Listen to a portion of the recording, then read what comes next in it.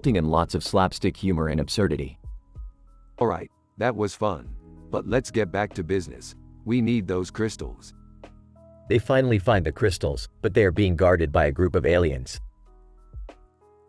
Alien 1, who dares to disturb our sacred land? Hi, we're just here for the crystals. Alien 2, those crystals are not for sale. They are part of our religious ceremony. Rick, what do we do? Don't worry, Morty. I got this. Rick pulls out a set of maracas and starts performing a wild dance. Alien 1, what is this strange ritual? Alien 2, it's amazing. Let's all dance together.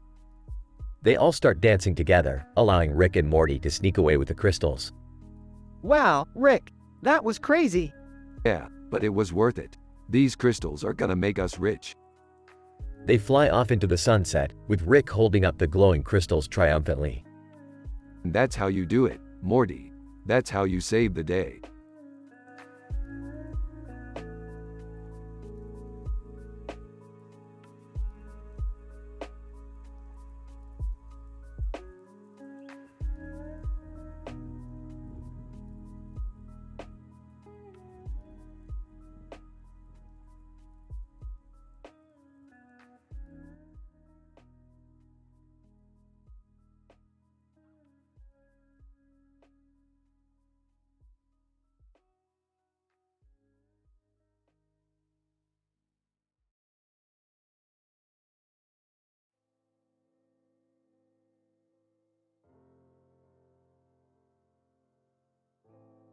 Alright, Morty, we're in a new dimension.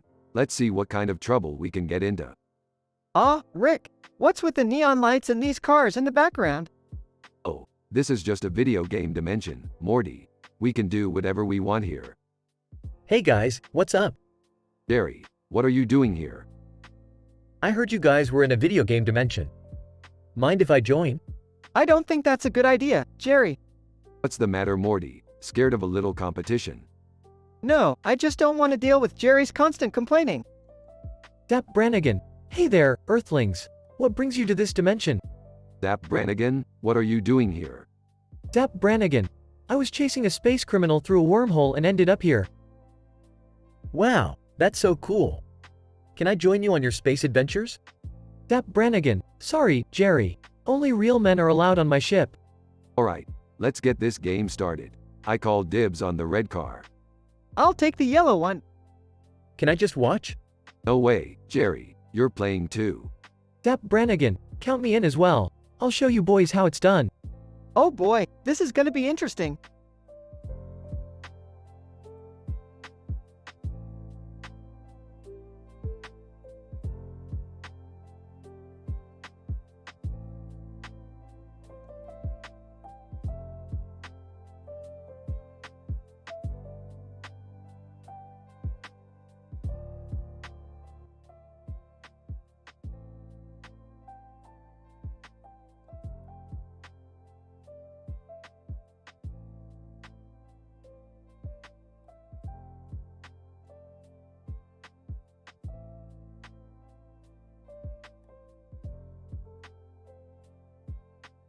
Alright, Morty, we gotta go see Kendrick Lamar in the vast deference dimension. Why are we going there, Rick? Because, Morty, Kendrick Lamar is the only one who can help us defeat the evil alien crab cakes that have taken over the galaxy. Enters the room. What are you two talking about? We're going on a mission to save the galaxy, Beth. Sarcastically, oh, well, that sounds like a great idea. Robot enters the room. Excuse me, but I couldn't help but notice the woman in the Star Wars outfit and her lightsaber. Star Wars woman, smiling. Yes, I'm Rey. And this is my trusty droid companion. Wait, you're from Star Wars? That's so cool. Rolls his eyes. Morty, focus. We have a mission to complete. Kendrick Lamar appears on the screen. Rick, Morty, I've been waiting for you. Alright, let's do this. Star Wars woman, confused, do what? Smiling. Save the galaxy, of course. Grabs a portal gun and opens a portal. Follows Rick. Here we go again. Sighs, boys will be boys. Leaves the room.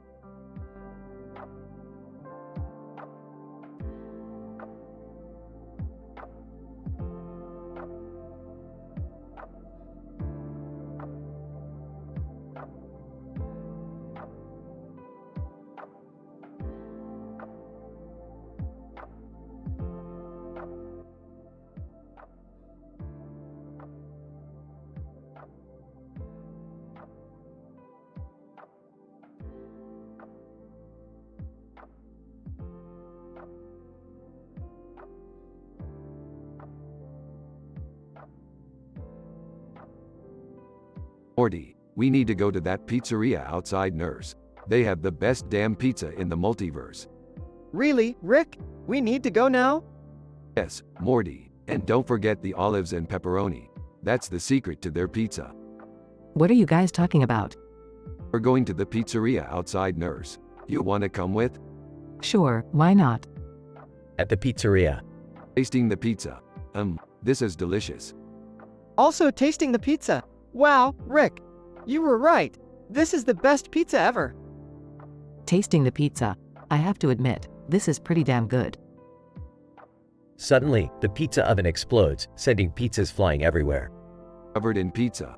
What the hell just happened?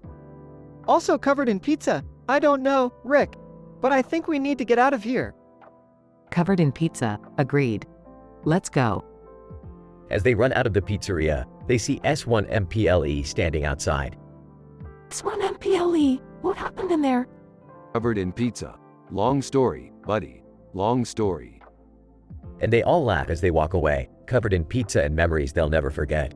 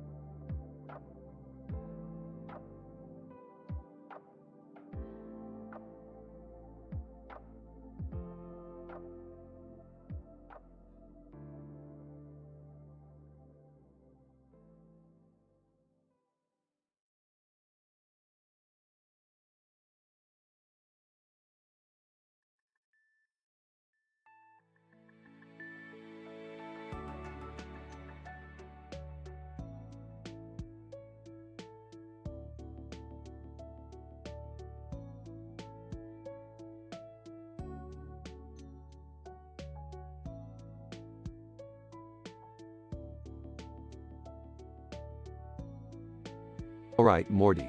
We gotta go on a mission to Bratislava. What's in Bratislava? None of your damn business, Morty. Just get in the portal. Can I come along? No, Jerry. You'll just slow us down. I'll come too, I could use a break from work. And I'll come too. Sounds like it could be fun. Alright, fine. But don't touch anything. They arrive in Bratislava and see the blinking white guy meme. What's that meme doing here? And why is Kenshin Himura standing next to it? And is that Siberia in the background? Who cares? Let's just find what we came here for. They enter a building and see a man in a black suit and tie with white hair. Who's that? None of your damn business, Morty. Let me do the talking. Rick approaches the man. Hey, we're looking for. Man, I know why you're here. Follow me. They follow the man into a room with a big screen.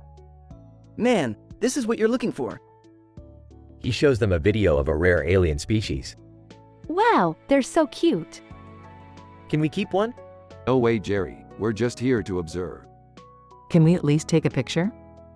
Man, no pictures. Now leave before anyone sees you. They leave Bratislava and return home. That was a weird mission. Shut up, Morty. We got what we came for. And that's all that matters. The end.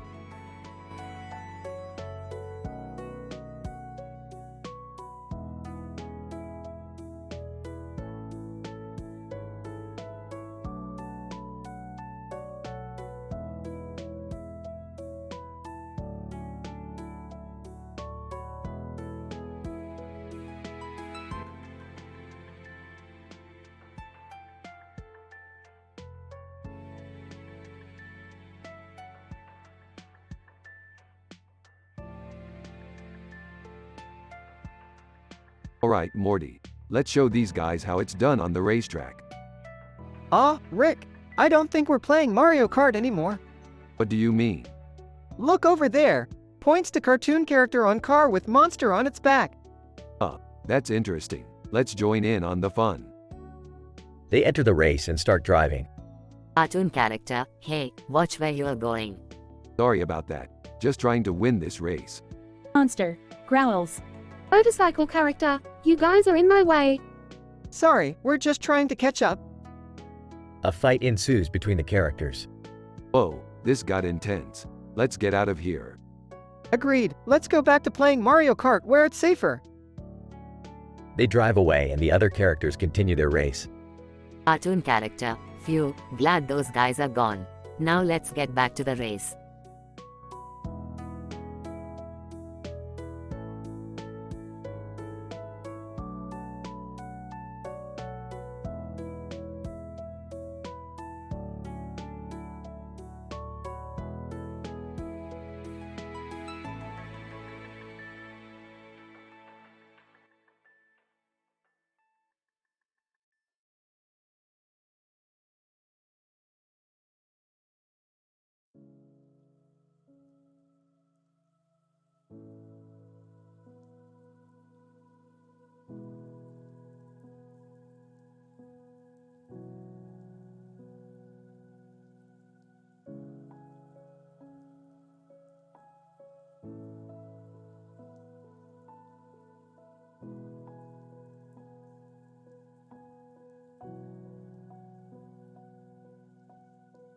Rick, Morty, and their friends gather around a table for a game of poker.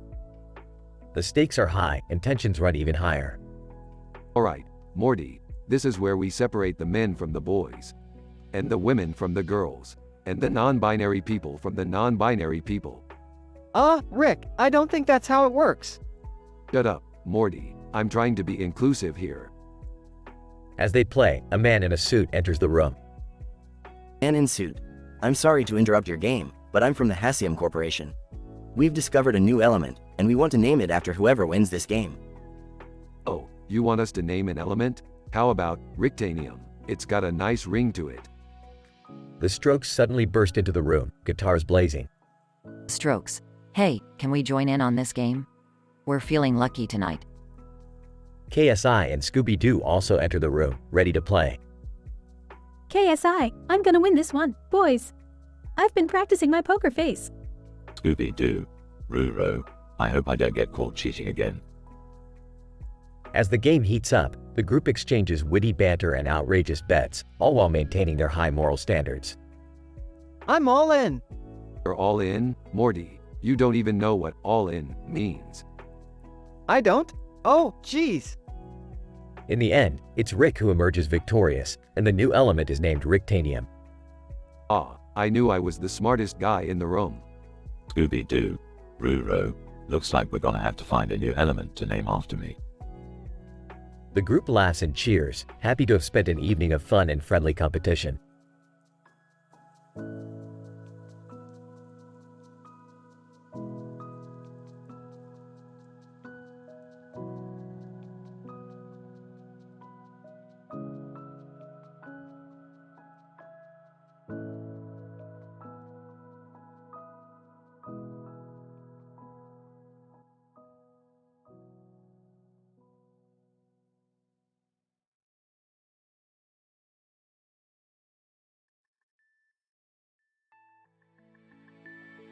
Title: The Poker Game.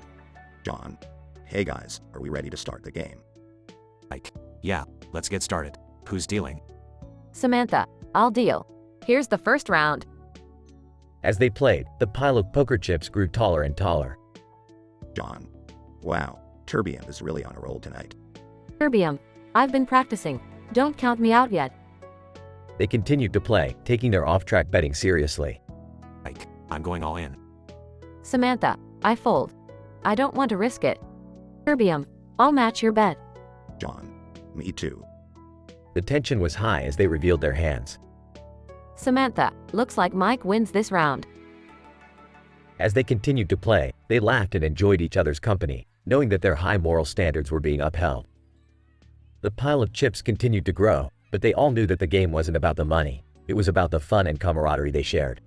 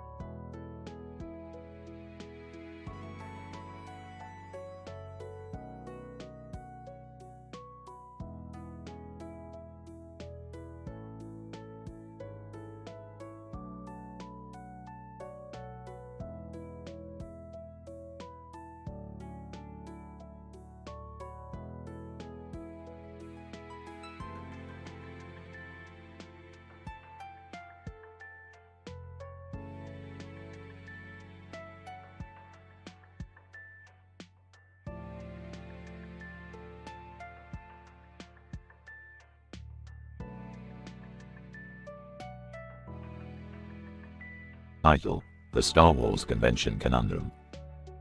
Rick and Morty attend a Star Wars convention in search of a rare collectible item, but things quickly spiral out of control.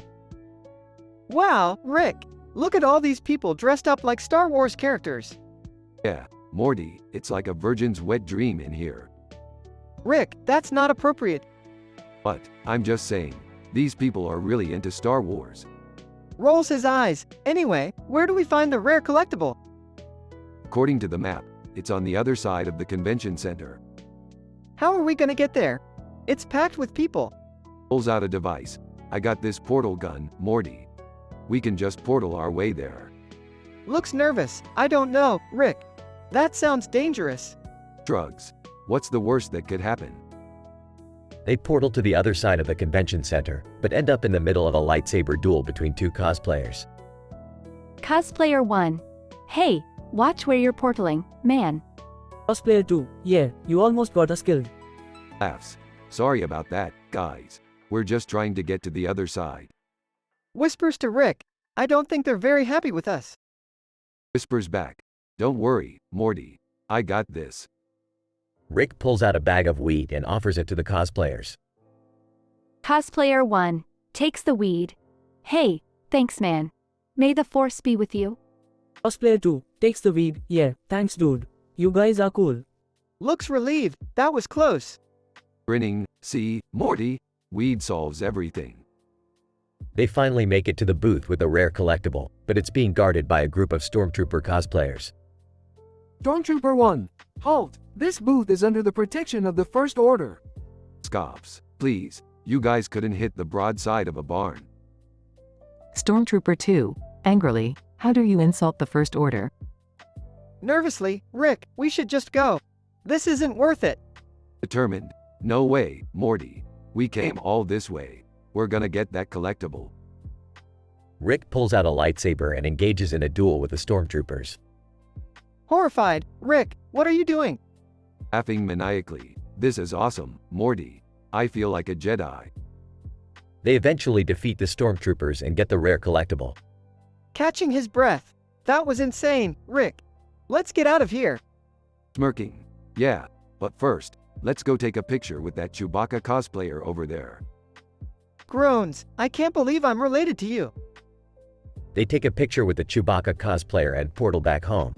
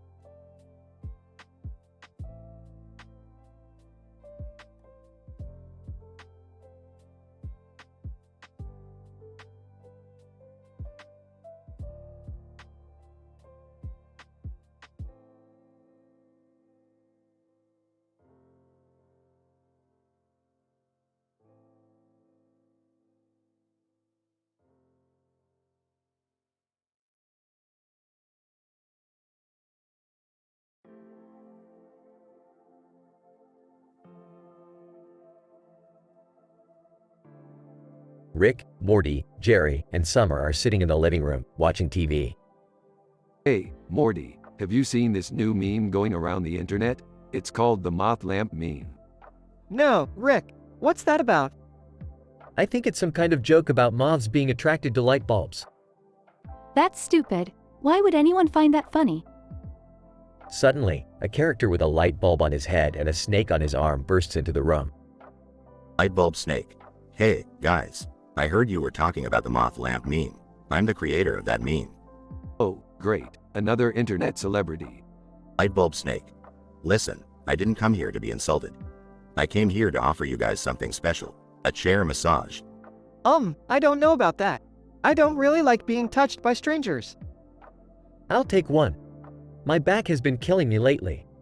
No way. I don't trust this guy. Lightbulb Snake. Come on, guys. Don't be afraid to try new things. You might just like it. After a few minutes of chair massages, the group starts to feel relaxed and at ease. You know what? I gotta admit, this guy knows how to give a good massage. Yeah, I feel like a new man. I take back everything I said about internet celebrities. This guy is a genius. Okay, I'll admit it. I was wrong. That was actually pretty nice. Lightbulb snake. See, I told you guys. Sometimes you just have to take a chance and try something new. The group spends the rest of the night discussing the moth lamp meme and getting more chair massages from the lightbulb snake. It may have seemed like a strange encounter at first, but sometimes the most unexpected things can turn out to be the most fun.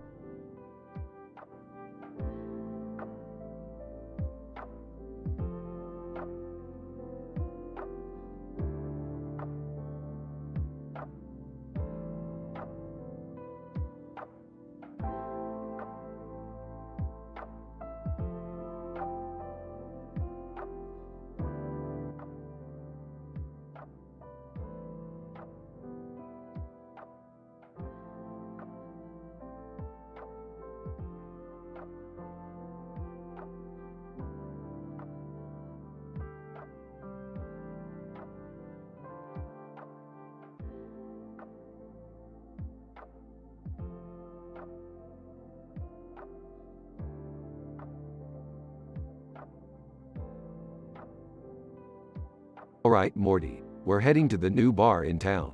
It's got a lot of stools and a lot of bottles on the wall behind it. Wow, sounds cool, Rick. Can I come too?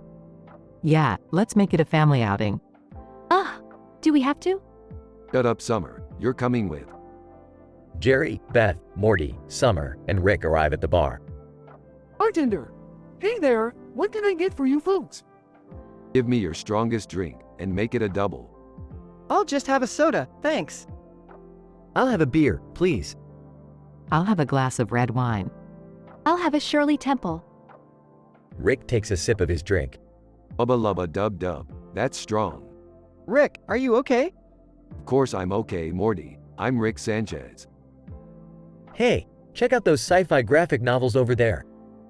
And look at that espresso bar. I could use a caffeine boost. Ew, why is there a book called Prostate Gland over there? Alright, time to go home. Morty, you're driving. What? I don't have my license yet. Don't worry, Morty, I'll guide you. Just don't hit any squirrels. The family leaves the bar, with Morty behind the wheel and Rick giving confusing directions. And that's how the Smith family had a wild night out without breaking any of my high moral standards.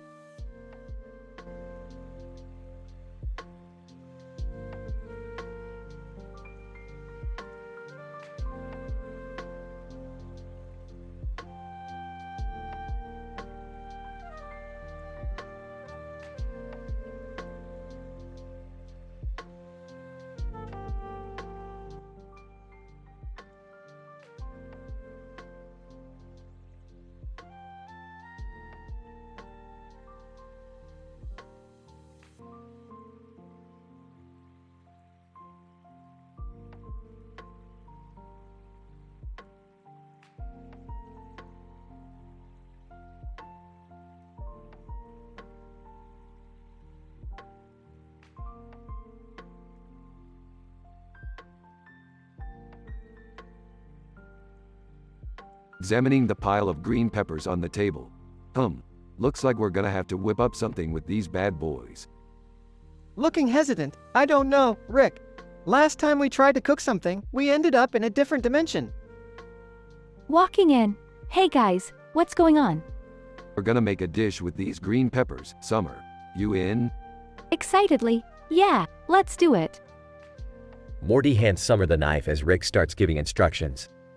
Alright, Summer, slice those peppers up into thin strips. Nervously, Rick, I don't really know how to use a knife. Rolling his eyes, just be careful, Summer. It's not rocket science.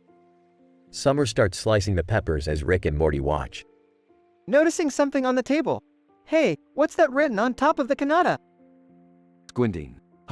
Looks like some sort of message. Green peppers are the key to the universe. Looking confused. What does that even mean? Shrugging. Who knows, but it sounds important. Morty accidentally knocks the pile of sliced peppers onto the floor. Oops, sorry guys. Groaning. Morty, you clumsy little pauses, noticing something strange happening. The sliced peppers on the floor start glowing and vibrating. Wide-eyed. What's happening? Excitedly. I think we just unlocked the secret of the universe, guys. The glowing peppers start swirling around, creating a portal. Panicking. Rick, what did we do? Grinning. We just discovered the ultimate recipe, Morty. Let's go. The trio jumps into the portal as the scene fades to black.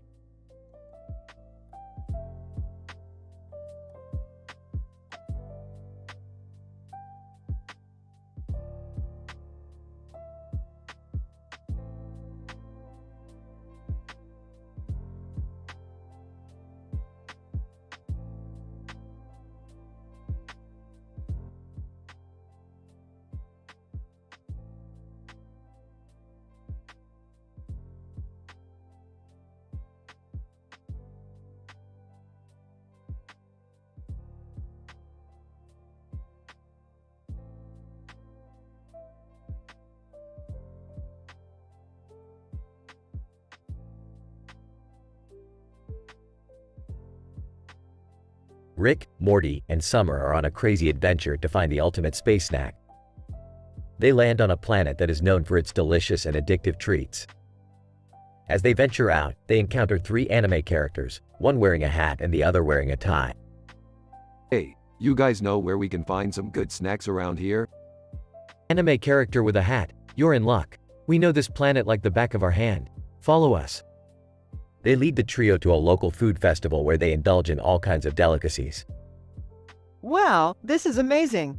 I can't stop eating. Guys, we have to be careful. We don't want to get addicted to this stuff. As they continue to eat, they notice the Eagles outside caption contests beside Singapore in front of Monkey D. Luffy, who seems to be enjoying the snacks as well. Hey, Luffy, you're here too? What are the odds? Luffy, I heard about this planet from a friend. The food is amazing. Suddenly, they hear a loud explosion and see a group of aliens trying to steal all the snacks. Anime character with a tie. We have to stop them. Hold my portal gun. He opens a portal and they all jump into action, fighting off the aliens and saving the snacks. That was insane. I think I need a break from food for a while. Yeah, me too. Speak for yourselves. I'm still hungry. As they leave the planet, they all agree that it was an adventure they'll never forget.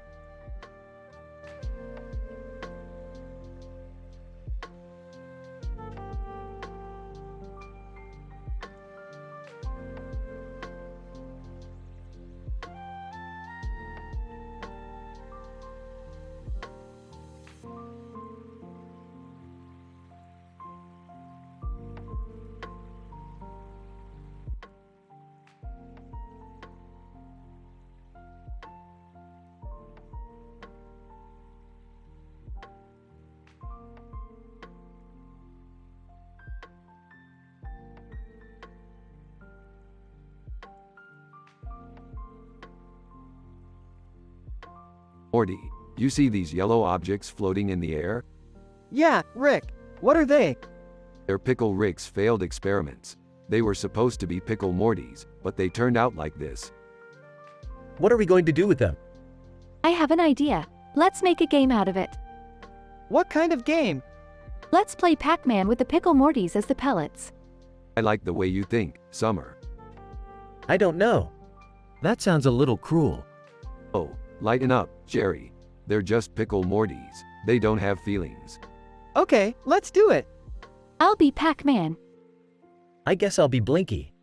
I'll be Inky. And I'll be Clyde. Let the game begin. As they play, the Pickle Mortys scream in fear and try to run away, but they all get eaten by Pac-Man and the ghosts. I feel kind of bad about this, guys. Don't worry, Jerry. It's just a game. Plus, we got to eat some delicious Pickle Mortys.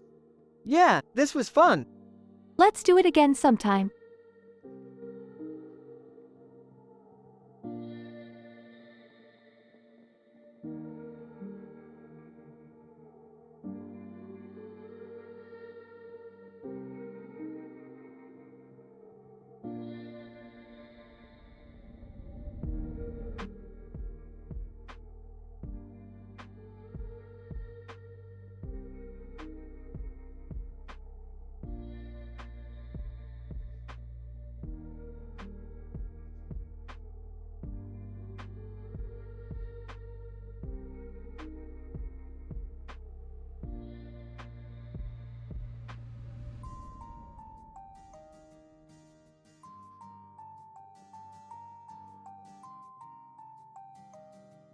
Rick and Morty are driving through the countryside when they come across a herd of cattle walking across a lush green field next to a forest of trees in a fenced-in area. Morty, look at these dumb animals. They have no idea that they're just walking around waiting to be slaughtered. That's kind of sad, Rick. Maybe we should do something to help them. Help them? Morty, these cows are already over baccarat. They're as good as dead. I don't think that's a real saying, Rick. Whatever, Morty, let's just keep driving.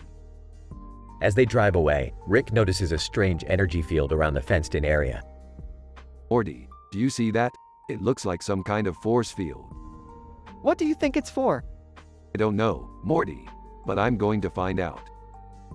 Rick pulls over and climbs the fence, only to be met by a group of aliens. Alien, who are you and what are you doing here? I'm Rick Sanchez, and I demand to know what you're doing to these cows. Alien, we are studying them. They are fascinating creatures. Fascinating? You're keeping them in this energy field like some kind of science experiment. That's messed up, man. Yeah, what he said. The aliens agree to release the cows, and Rick and Morty drive away, feeling good about themselves for once. You know, Morty, sometimes it's the little things that make all the difference. Like saving a bunch of cows? Exactly. Now let's go get some Szechuan sauce.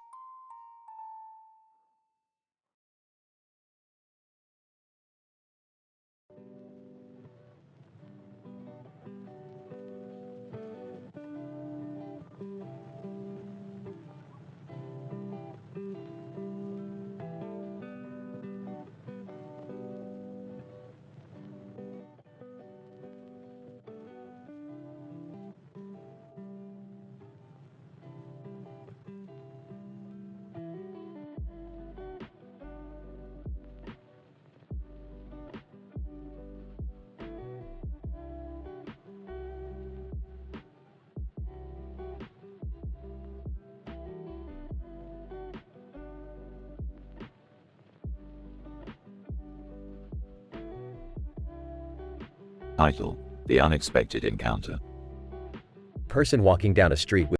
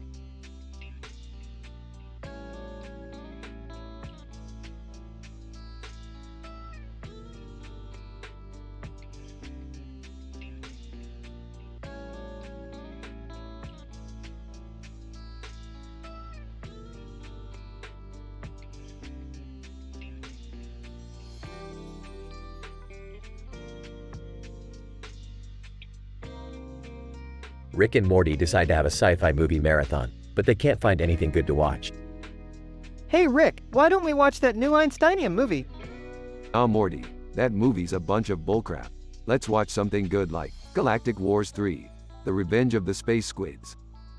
I don't know, Rick. That movie always gives me nightmares.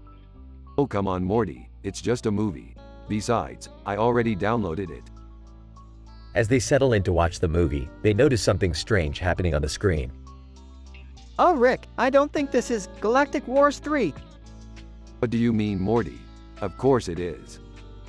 As they continue to watch, the characters on the screen begin to speak directly to Rick and Morty. Character on screen. Hey you two, we need your help. What the hell is going on here? Morty, did you mess with the TV? No Rick, I swear. They soon find out that the movie is actually a live broadcast from an alien planet, and the characters are real. Oh Morty, looks like we got ourselves into another crazy adventure. I don't know if I'm ready for this, Rick. Too bad Morty, we're already here. Now let's save the day and get out of here before we miss our next movie. As they prepare to face the alien threat, Rick pulls out his trusty gun. Time to show these aliens what we're made of, Morty. In the end, Rick and Morty save the day and manage to make it back in time for their next movie. Another crazy adventure in the books. Wow, Rick, that was insane. I don't think I can handle another adventure like that. Oh, come on, Morty. You know you love it. Yeah, I guess you're right. Let's watch another movie.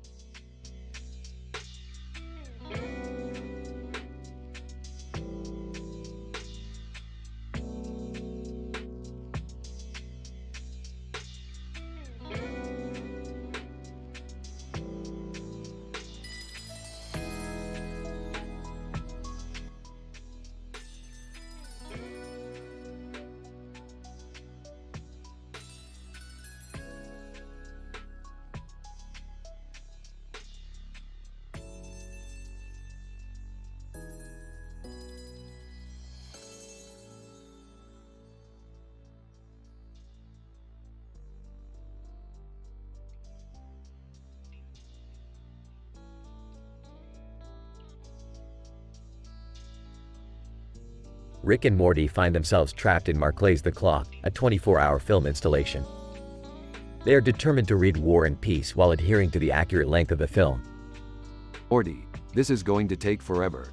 I'm not sure we can handle this. But Rick, we have to do it. It's the only way to prove that we're smarter than everyone else. Fine, but let's make this interesting. Every time they show a clock on the screen, we take a shot. Rick, we can't drink. We're underage. Oh, right. Well then, every time they show a clock, we do a push-up. That's more like it. As the hours tick by, Rick and Morty start to lose their minds. They begin to see things in the film that aren't really there. Morty, do you see that clock face? It's staring right at me. Rick, that's just a clock. It can't stare. You're probably right. It's just the lack of sleep talking. As the film comes to a close, Rick and Morty finally finish reading War and Peace. They collapse onto the ground, exhausted but proud of their accomplishment. Rick, do you think anyone else has ever read War and Peace while watching the clock? I highly doubt it, Morty. We're one of a kind. As they make their way out of Marclay's installation, they can't help but feel a sense of accomplishment. They may have lost their minds, but they gained something even more valuable: bragging rights.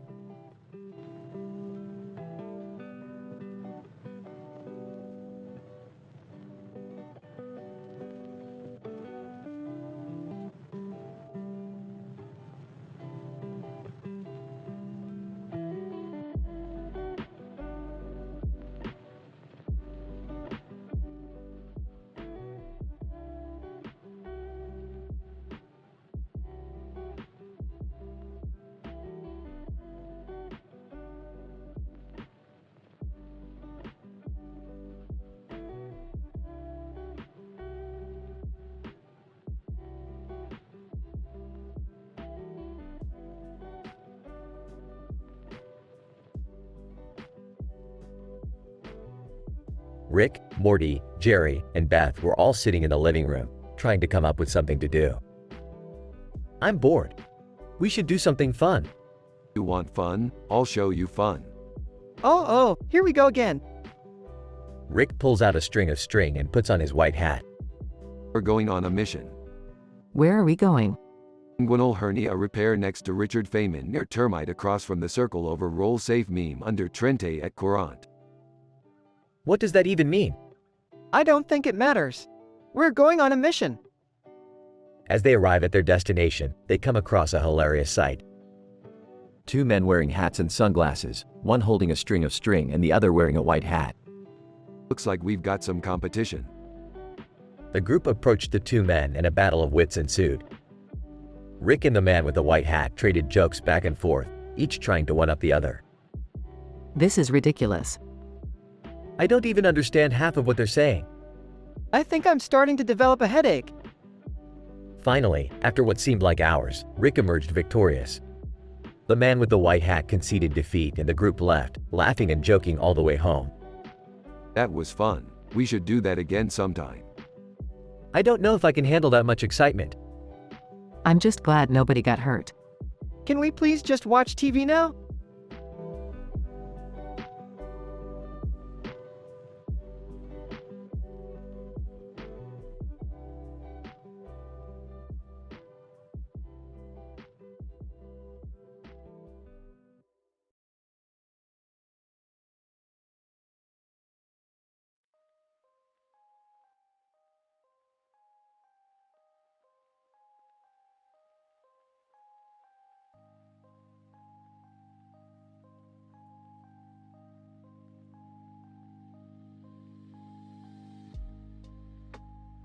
Alright, Morty. Buckle up for another wild adventure. Where are we going this time, Rick? We're headed to Pluto to meet with a fashion designer. A fashion designer on Pluto? What could they possibly be designing? Rick, why are we going to Pluto for fashion? Can't we just go to a mall on Earth? Ah, that's what the sheep do, Beth. We're going to get the most cutting-edge styles in the galaxy. I don't know, Rick. This seems like a waste of time. You can never waste time on fashion, Morty. It's the most important thing in the universe. I don't think I agree with that, Rick. Silence, Beth. Fashion waits for no one. Hey, look! Is that The Rock driving a meme car? Ah, that's hilarious. I bet he's on his way to meet with Under Armour management. This is all getting a bit too ridiculous for me. Relax, Beth. We're just having a bit of fun. Now, let's go get some fashion.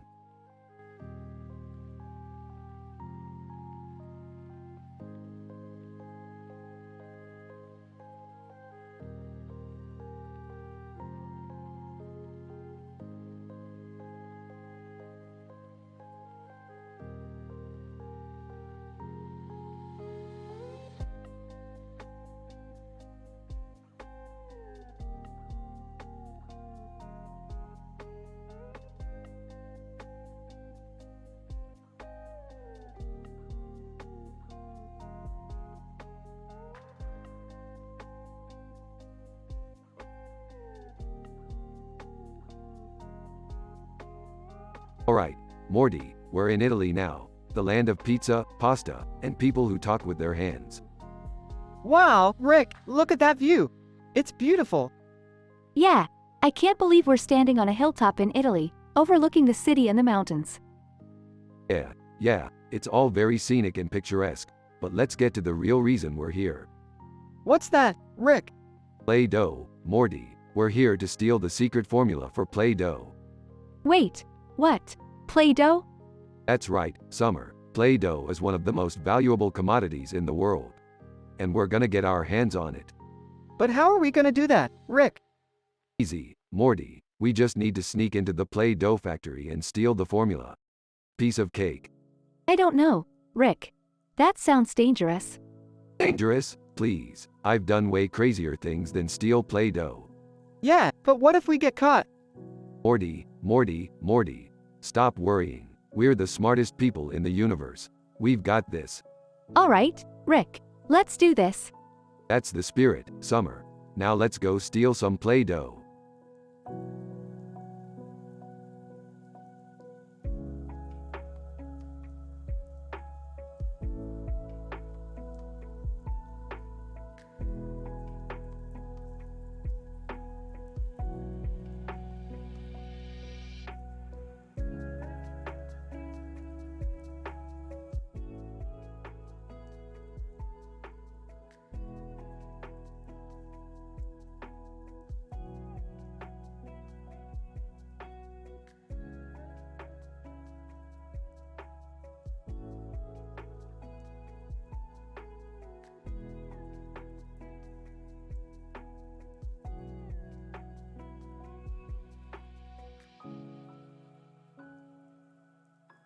Rick and Morty were exploring Mars when they stumbled upon a deserted arcade. Morty, this place is filled with obsolete technology. Board games, claw machines, who even plays with these anymore? I don't know, Rick. Maybe some people like the classics. Well, they're idiots. Hey, Morty, check out these fidget spinners. They're all the rage on Earth right now. I don't think we should mess with those, Rick. They might be dangerous. Relax, Morty. You worry too much. Watch this. Rick picks up a fidget spinner and spins it on his finger. Suddenly, the ground shakes and a group of aliens appear. Alien number 1. Who dares disturb our sacred land? Oh, Morty. Looks like we're in trouble. Alien number 2. What is this device you hold? It spins, yet serves no purpose. It's a fidget spinner, ya dingus. It's supposed to relieve stress or something. Alien number 1. We have no use for such trivial things. Leave now or face our wrath. Rick, we should go. These guys don't seem friendly. Fine. Let's go. But first, let me grab a board game.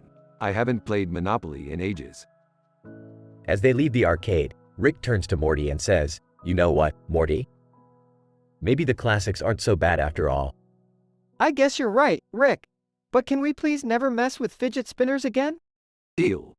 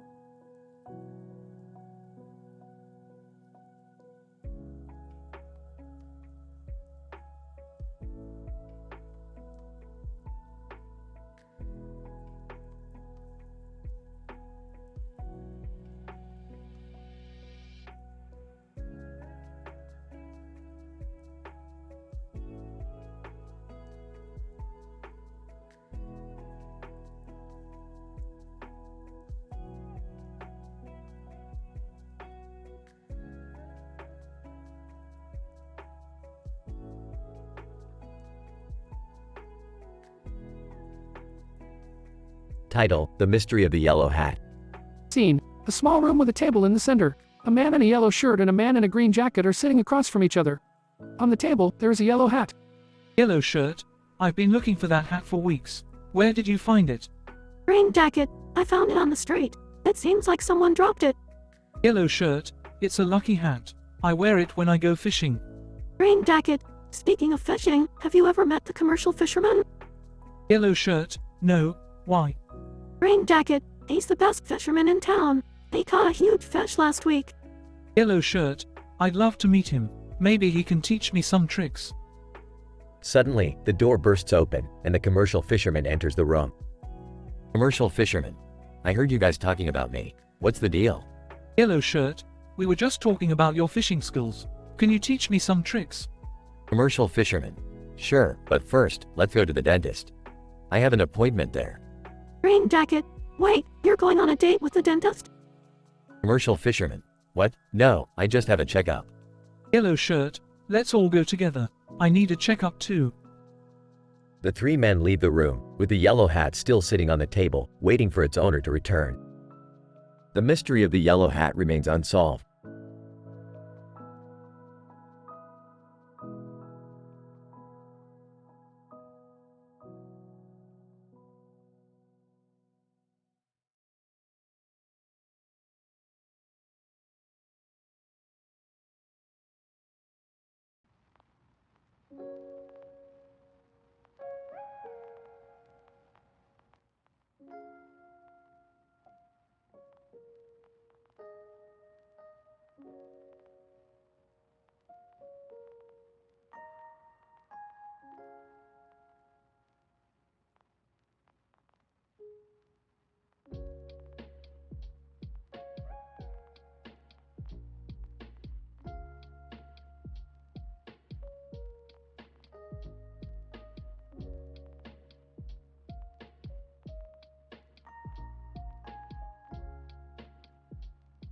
Morty, we gotta go to this field hockey game. What? Why? Trust me, Morty. This game is gonna be lit. Plus, Rihanna's gonna be there. Rick, you're not taking Morty to some inappropriate event, right? Of course not, Beth. It's just a harmless game of field hockey. But what's so special about it? It's not the game, Morty. It's the players. These girls are gonna be going at it like there's no tomorrow. Rick, that's not appropriate. Relax, Beth. I'm just trying to show Morty the world. I don't know, Rick. This seems kinda weird. Morty, do you want to go to the game or not? I don't know. Fine. I'll just go by myself. I'll see you later, Morty. Wait, Rick. I'll go with you. Morty, I'm coming too. Just to make sure everything's appropriate. Suit yourselves, but you're gonna miss out on all the fun. At the field hockey game. Liana, hey, Rick. Hey, Riri. This is my grandson, Morty, and my daughter, Beth. Liana, nice to meet you guys. Are you guys ready for some field hockey? Sure, Rihanna. We're just here to support the game. Yeah, just the game. Whatever you say, Morty. But you're missing out on some wild action. Throughout the game, The group watches as the women play intensely. There are no inappropriate actions or discussions. That was actually a lot of fun, Rick. Thanks for bringing us. Yeah, thanks, Rick. No problem, guys. I told you it was gonna be a good time. As they leave the game, the group discusses the highlights of the game and how impressed they were with the players' skills.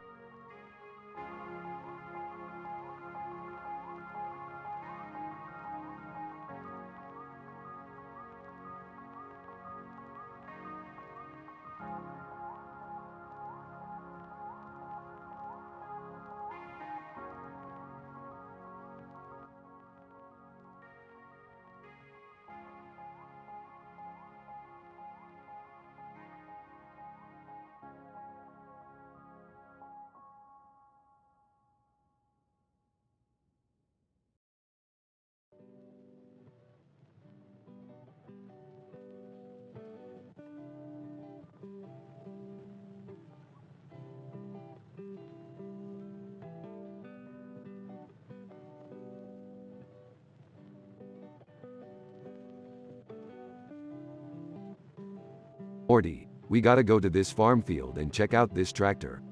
I heard it's the latest model and has some crazy upgrades. A tractor? That sounds boring, Rick. Boring, Morty. This tractor has a built-in AI system that can predict crop yield and optimize the soil for maximum growth. Plus, it has a popcorn machine. Whoa, okay, let's go then. As they approach the farm, they notice a strange energy field surrounding the tractor. Morty, this tractor is emitting some sort of energy field. We gotta be careful. Rick, is that a giant robot coming towards us? Oh great, now we gotta deal with this too. I bet it's from Conjecture, trying to steal the tractor for their own nefarious purposes. What do we do, Rick? We gotta outsmart them, Morty. Quick, activate the tractor's defense system. Morty presses a button and suddenly the trailer transforms into a giant battle robot. Whoa, this is awesome. Alright, let's show these Conjecture jerks what we're made of. They engage in an epic battle with the Conjecture robot, using the tractor's weapons and advanced technology to gain the upper hand. We did it, Rick. We saved the tractor. Yeah, good job, Morty. Now let's get out of here before the farmer sees us. As they fly away in the tractor, Morty can't help but feel a sense of pride in their heroic deeds. That was pretty cool, Rick. Maybe we should do more stuff like that. Sure, Morty. As long as it involves crazy technology and explosions, I'm in.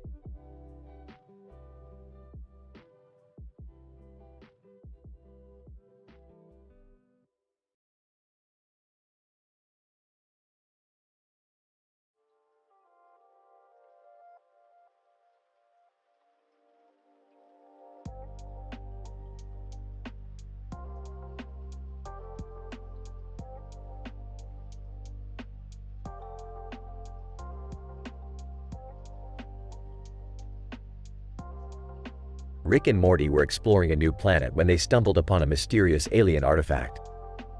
Morty, check out this weird alien gadget. I bet it's worth a ton of schmeckles on the black market. I don't know, Rick. This looks pretty dangerous. What if it explodes or something? Relax, Morty. I've handled worse than this. Just put on these protective gloves and help me pick it up. As soon as Morty touched the artifact, he was engulfed in a bright light and transported to a parallel universe. Whoa, Rick, where are we? This place looks like a futuristic city from a sci-fi movie. Welcome to Zirconium, Morty. This is a world where technology has advanced beyond our wildest dreams. Cool. Let's go explore. They wandered around the city, marveling at the flying cars and holographic billboards. But soon they discovered a dark secret lurking beneath the shiny surface. Morty, we've got trouble. The people of Zirconium are being brainwashed by a sinister corporation called Mastiff. Brainwashed? That's messed up, Rick. We've got to stop them. They teamed up with a group of rebels and hatched a plan to take down Mastiff's mind control device. But things didn't go as smoothly as they hoped. Rebel leader, Rick, Morty, we've been compromised. Mastiff's goons are closing in on us. No worries, pal. I've got this. He pulled out a portal gun and opened a portal to another dimension, swallowing up the entire Mastiff army. Whoa, Rick, that was insane. Yeah, Morty, just another day in the life of a dimension-hopping scientist. As they left Zirconium behind, Rick and Morty reflected on their wild adventure. You know, Rick, I learned something today. Even in the most advanced societies, there can still be corruption and evil. Yeah, Morty, that's why we've got to keep fighting the good fight. And the occasional bad fight, too.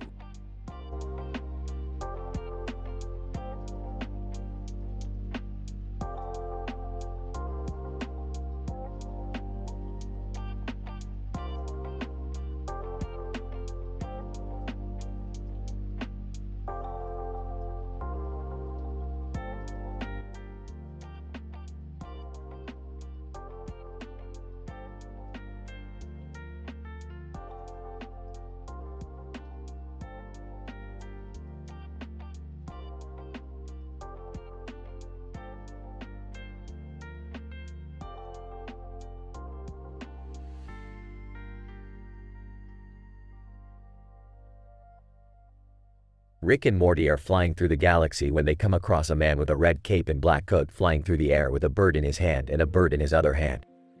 What the hell is that guy doing? I don't know, Rick, but he looks pretty cool. The man notices Rick and Morty and flies over to them. Birdman. Greetings, travelers. I am Birdman, Defender of the Galaxy. Defender of the Galaxy? More like Defender of the bird population. Yeah, what's up with all the birds? Birdman. I am on a mission to protect all bird species from extinction. They are vital to the ecosystem. Well, we're on a mission to get drunk and watch interdimensional cable. Wanna join? Birdman. I'm afraid I cannot partake in such activities, but I appreciate the offer. Oh, come on, Birdman. Loosen up a little.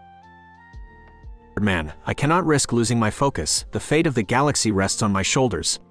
Well, I guess we'll just have to find someone else to party with. Birdman, farewell, travelers. May the birds be with you. You too, Birdman. Rick and Morty continue on their journey, but Rick can't help but make fun of Birdman. Defender of the Galaxy, my ass. More like Defender of the bird brain. Ha! Good one, Rick. I know, Morty. I'm a genius.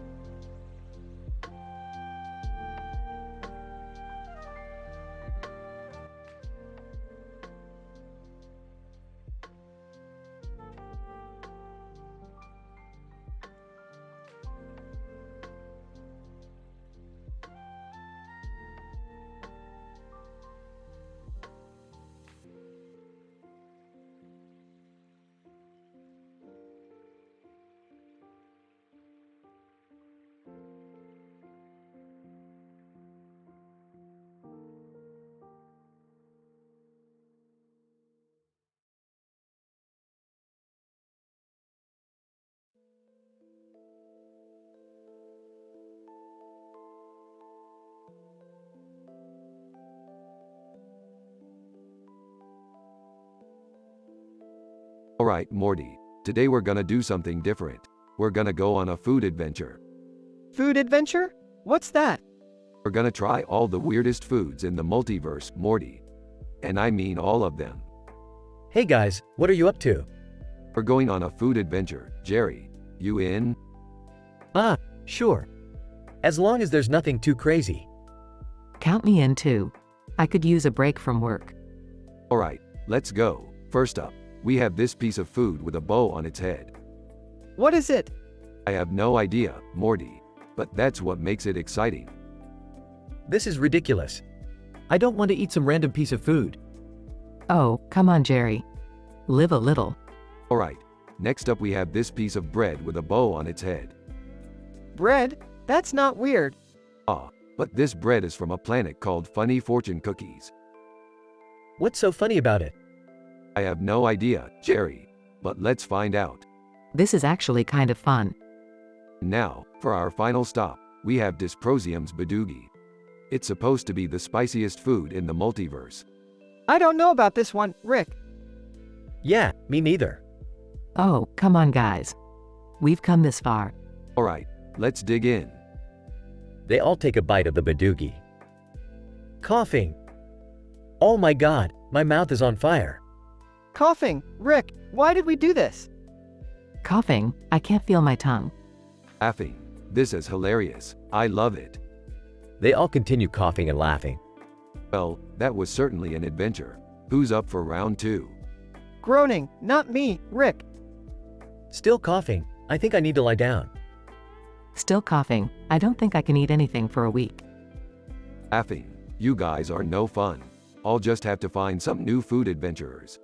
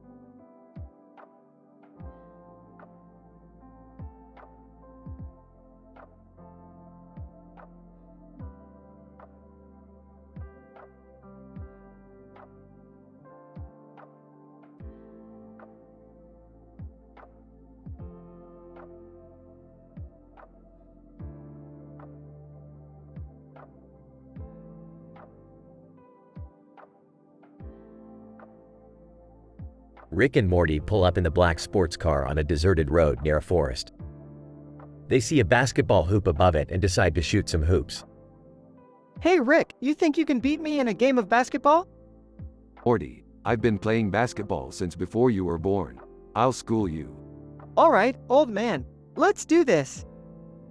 As they play, they notice a strange building across from them with a sign, Poker at Astatine, and Esalen Massage. Morty, let's go check out that building. I have a feeling there's something interesting inside. Oh, I don't know, Rick. It looks kinda shady. Nonsense, Morty. We're adventurers. We gotta explore. As they enter the building, they see people playing poker and getting massages. This is my kind of place. Rick, I don't feel comfortable here. Let's leave. Fine, Morty, but I'm taking this massage chair with me. As they leave the building, they see a group of aliens trying to steal their car. Rick, what do we do? We'll have to use our basketball skills to defeat them. They use their basketball skills to defeat the aliens and get back in their car. That was crazy, Rick. That's just another day in the life of Rick and Morty.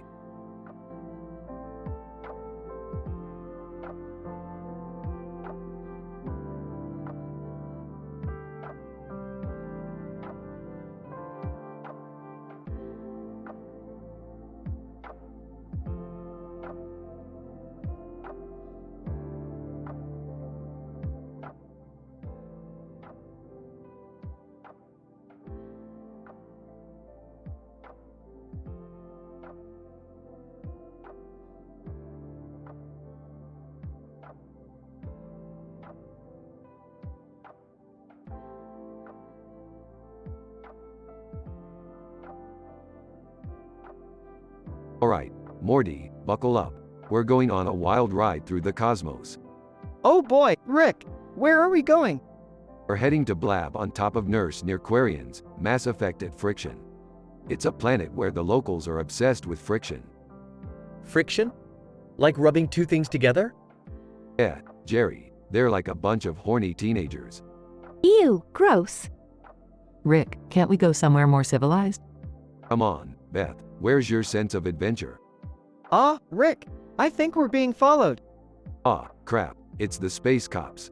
Space Cop 1, freeze. You're under arrest for violating intergalactic law. Not today, space cop. Rick presses a button on the dashboard, causing the ship to transform into a giant mech. Let's show these guys some friction. They engage in an epic battle with the space cops, using all sorts of crazy weapons and gadgets. This is insane. I can't believe we're doing this. I think I'm gonna be sick. Woo-hoo! This is the best day ever. They finally defeat the space cops and continue on their journey through the cosmos. See, guys, that's what I call a wild ride. I don't think I can handle much more of this. Oh, come on, where's your sense of humor? Yeah, Mom, lighten up. We're just having some fun. I think I need a drink. Can we please go home now? Alright, but first, let's stop at McDonald's. I'm starving.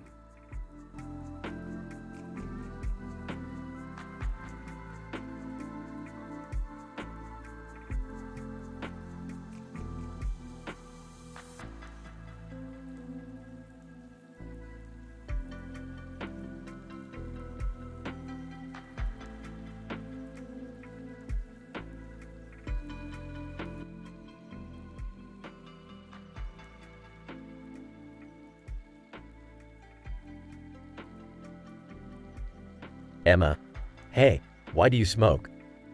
Liam, I don't know, I just like the feeling. Emma, but it's bad for you, you know that, right? Liam, yeah, I know. But it's hard to quit. Emma, you should try though. Think about your health. Liam, I know. I'll try to quit soon. Emma, good, I care about you and I don't want you to get sick. Liam, thanks, Emma. I appreciate it. Emma, no problem. Now, let's enjoy this great music. I love Lady Gaga and Tony Bennett. Liam, me too. And this Demon Slayer anime is so cool. Emma, yeah, it's amazing. Oh, and look at that Grumbo Snouts game. It looks like fun. Liam, haha, yeah. I love the creativity in these things. Emma, hey, have you ever heard of Jimi Hendrix? Liam, of course, he's a legend. His guitar skills are insane. Emma, I know, right? He's so talented. It's a shame he died so young. Liam, yeah, it really is. But his music will live on forever.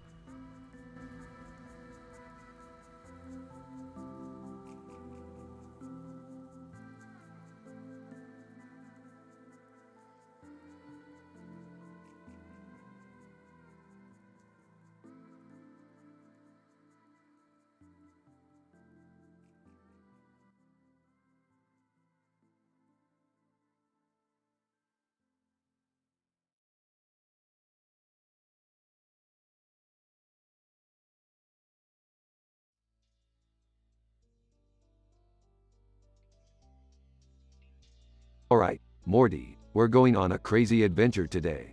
Oh boy, what is it this time, Rick? We're going to meet up with Jerry and Summer at the A&W restaurant. Oh, okay. That doesn't sound too crazy. Oh, it gets crazier, Morty. There's going to be a stunt coordinator there, and he's going to teach us how to surf on the road. Hey guys, what's up? Yeah, what are we doing here? We're going to learn how to surf on the road, baby. Rick, that sounds dangerous. Yeah, I don't think that's a good idea. Beefed, you guys are such squares. Look at that goofy duck character over there. He's doing it. Goofy duck. Quack, quack. Cowabunga. Stunt coordinator. All right, folks, let's get started. Remember, safety first. I don't know about this, Rick. Oh, come on, Morty. Live a little. After a few failed attempts, I think I'm done. I don't want to get hurt. Yeah, I'm with Jerry on this one. Fine. I guess we'll just stick to regular surfing from now on. Goofy duck. Quack, quack. That was gnarly. Well, that was definitely a crazy adventure, Rick. Yeah, and we didn't even have to break any of our high moral standards. Now let's get some root beer floats.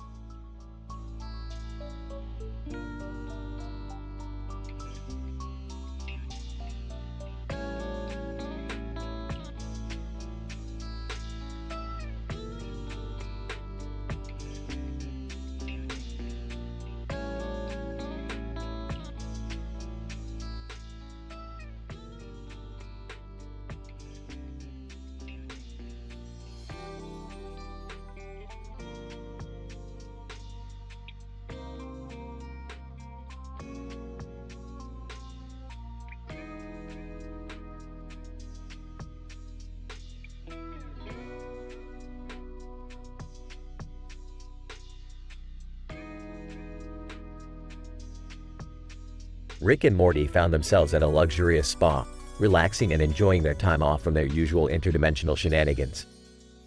Rick, this is amazing. I feel like a new man. Yeah, Morty, just wait until we try the hot stone massage. It's supposed to be out of this world. As they head to their massage room, they notice a strange man on the bed next to them with a face on it.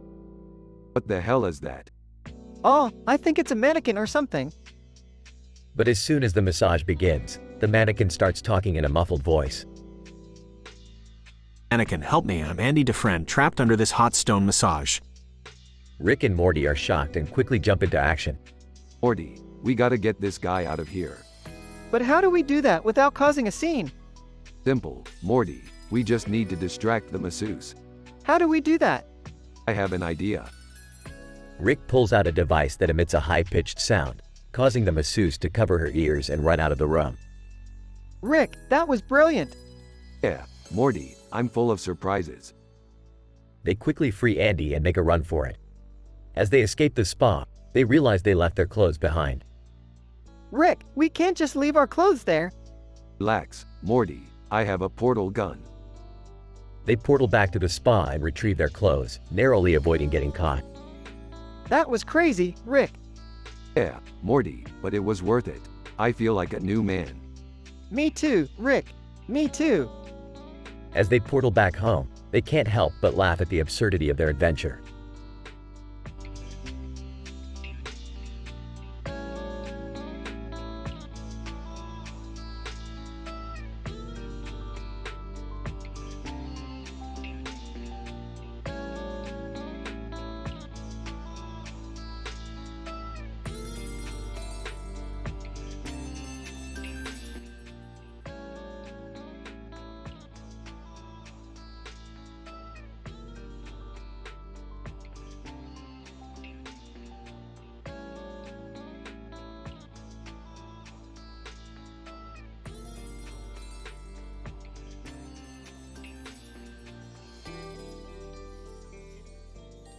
Rick, Morty, and Jerry are sitting at a table in a restaurant with a view of the outside. So, what are we doing here? I heard the curry here was out of this world. I don't know, guys. This place looks pretty fancy. Yeah, I feel a little underdressed. Relax, Jerry, no one's gonna judge us here. Just enjoy the view. As they eat their curry, they notice a commotion outside. Hey, what's going on out there? Looks like Chris Evans is skydiving into the Gap store across the street. Oh wow, that's kind of cool. Hey, he's probably just doing it for the Instagram likes. Suddenly, a UFO appears outside the window. Rick, what the hell is that? Just some aliens passing through. Nothing to worry about. The aliens beam them up into their ship and start questioning them. Alien, what is this curry you speak of? Ah, it's a type of food from India. Alien, interesting, we must try it. The aliens take them back to the restaurant and order their own plates of curry. Well, I guess we're sharing our curry with aliens now. As they finish their meal, they notice a group of protesters outside. What are they protesting? I don't know, but they look pretty angry. Hey, probably just some controversy that'll blow over in a week. The episode ends with the three of them walking out of the restaurant, satisfied with their meal and ready for their next adventure.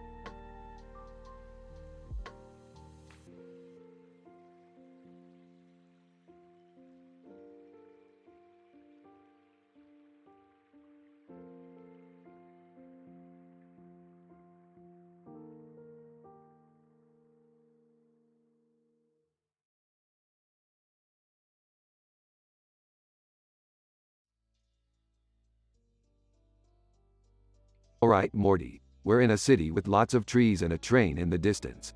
Looks like we'll have to catch that train to get to our destination. Where are we going, Rick? We're going to stop it, Morty. It's a city known for its strict morals and lack of controversial topics. But we'll show them how to have some fun. Hey guys, what's going on? We're going to stop it, Jerry.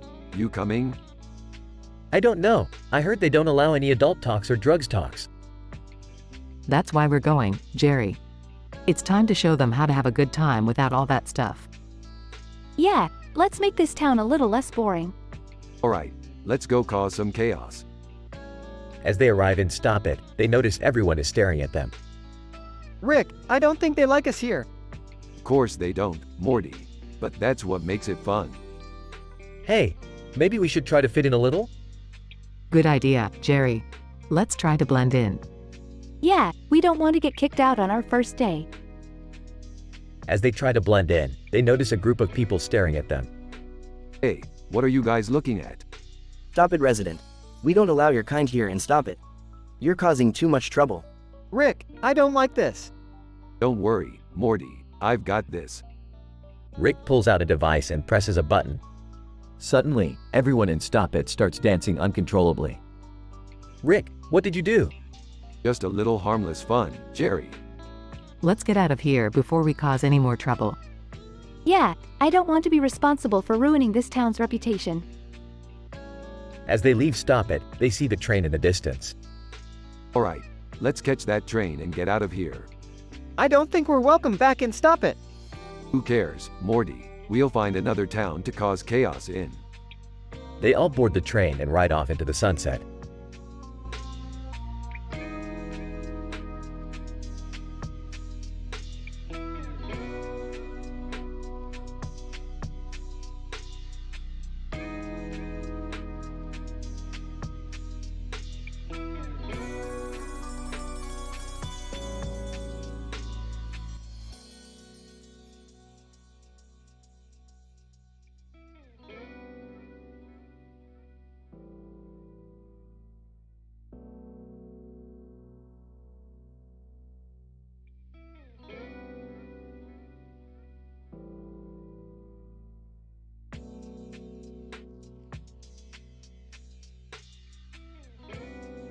Alright, Morty.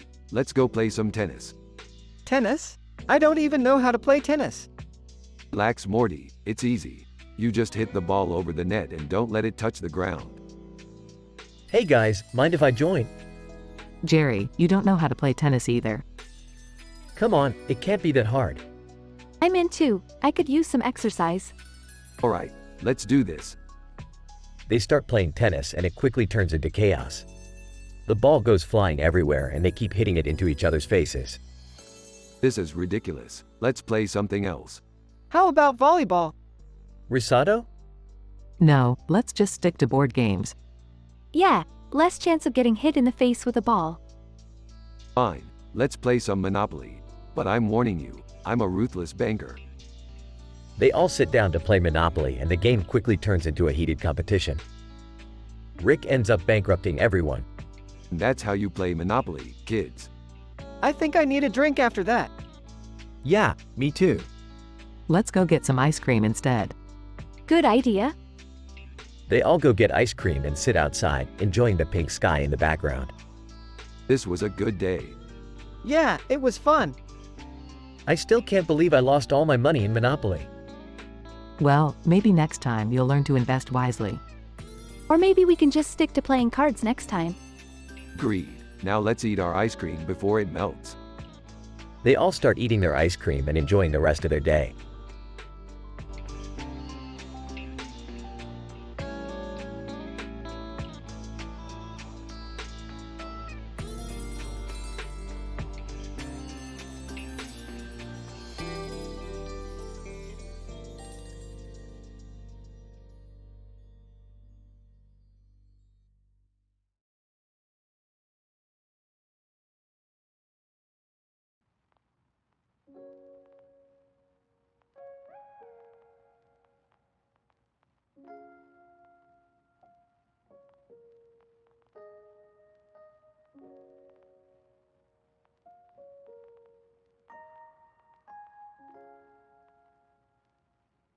Alright, Morty, buckle up. We're going on a wild ride today. Oh boy, where are we going this time? Can I come along too, guys? Sure, Jerry, we could use a third wheel. They all get into the car and drive to the building with the giant ice cream cone. Whoa, that's a big ice cream cone. Yeah, I could go for a scoop right about now. Hold on, guys, we're not here for ice cream. We're here to meet someone. They enter the building and find a man named Edward Otho Cressup Ord. Edward, welcome, Rick Sanchez. I've been expecting you. How do you know my name?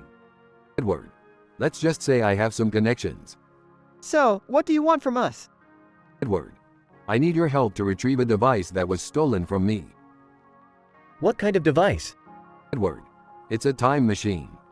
Time machine? That's some heavy stuff. Yeah, we're not really the time-traveling type. Edward, I'll make it worth your while. I'll give you all the ice cream you can eat. Deal. Alright, let's get this time machine and get out of here. They retrieve the time machine and return it to Edward. Edward, thank you, gentlemen. You have done me a great service. Can we have our ice cream now? Edward, of course, my boy. Enjoy. They all enjoy their ice cream and drive off into the sunset. You know, Rick, this ice cream is almost as good as the time we went to that alien planet and had that space ice cream. Shut up, Jerry. Don't remind me of that disaster.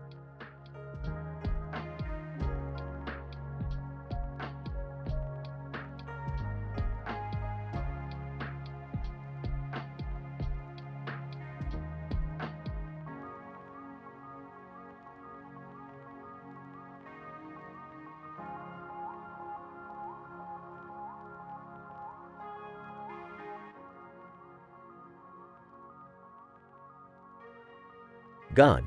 Wow, this courtyard is beautiful.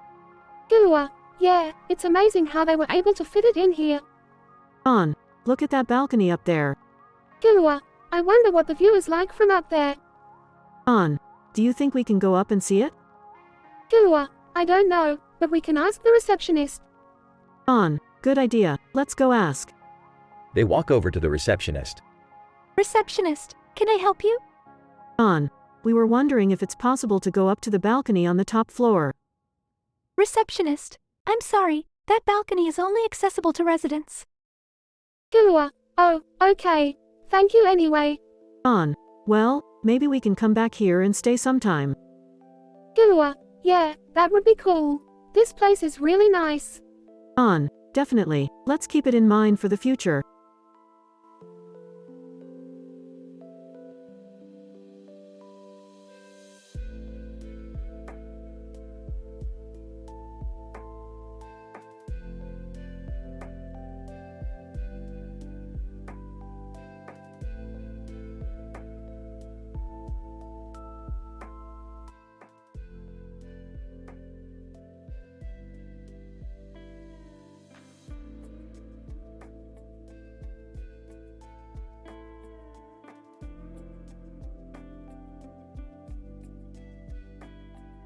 Morty, you ever play basketball?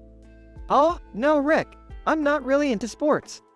Well, then you're gonna love this new invention of mine. It's a basketball hoop, but with a twist. What's the twist? It's on top of these really tall trees near lines. It's called basket lines. That sounds dangerous. Ah, it's perfectly safe. Plus, whoever makes a shot gets a lifetime supply of lines. Wow, that sounds amazing. I don't know if I trust this, Rick. Relax, Beth. What's the worst that could happen?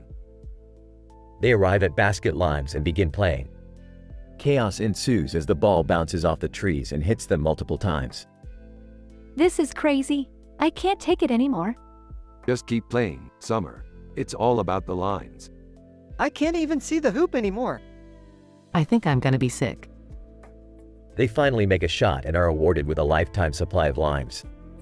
See, wasn't that worth it? I don't know, Rick. I think I'm traumatized for life. They all leave, covered in bruises and scratches, but with a newfound appreciation for the game of basketball.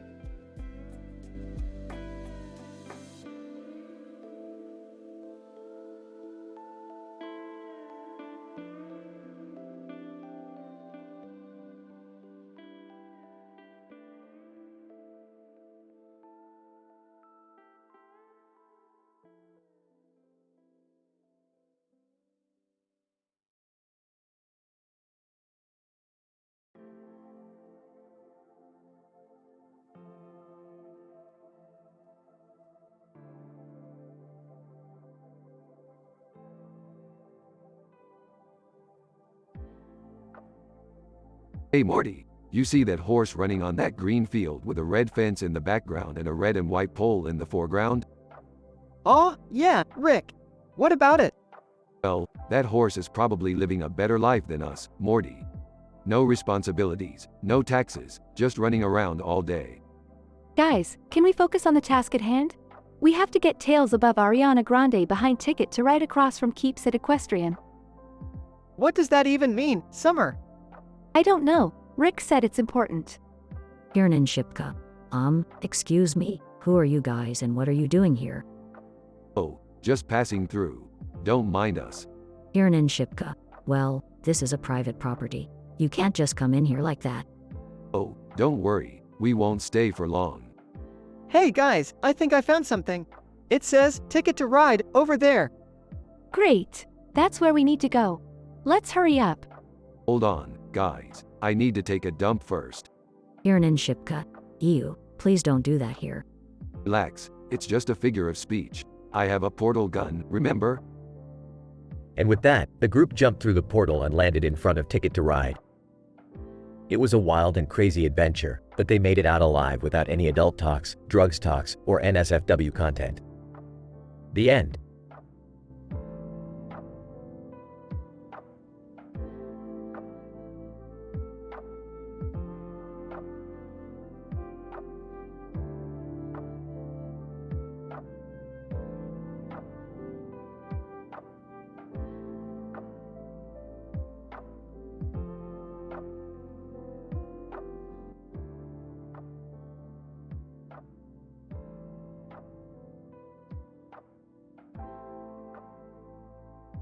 Narrator.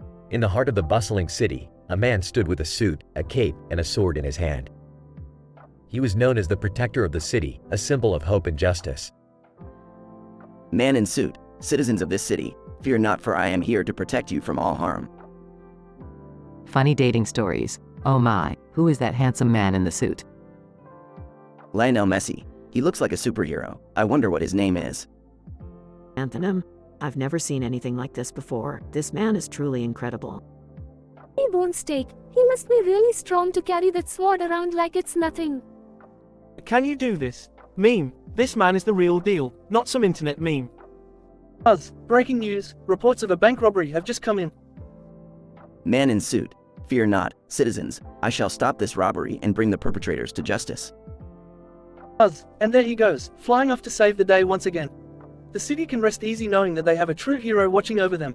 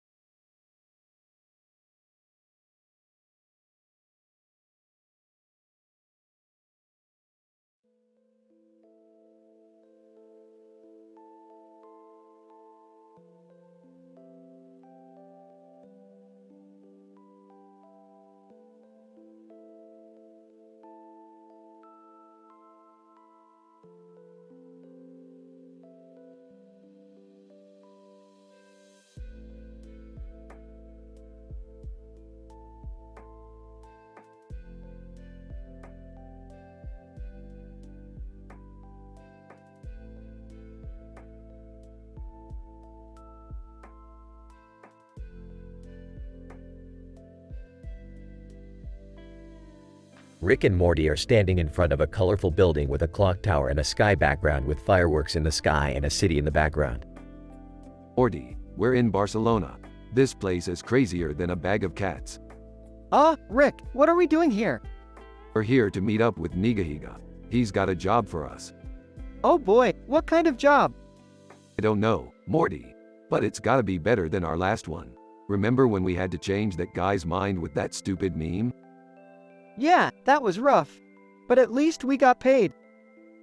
They walk across from Barcelona and see the Change My Mind meme. Hey, that meme looks familiar.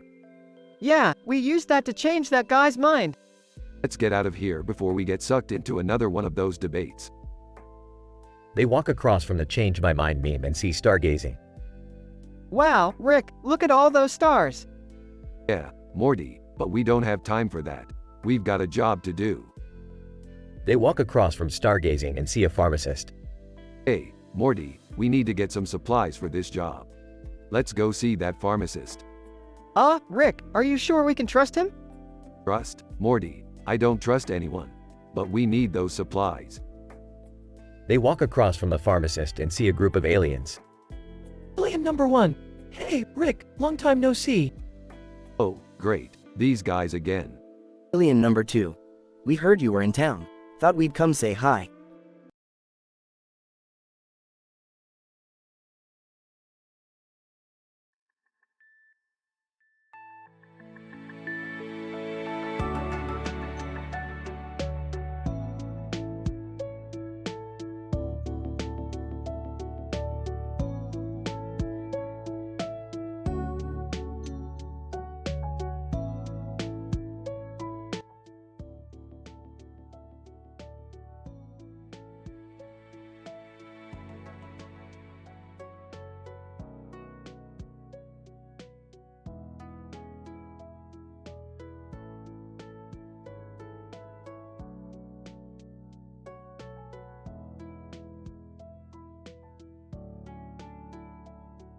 Alright, Morty. Buckle up for some gnarly thrills. We're going skateboarding. Skateboarding?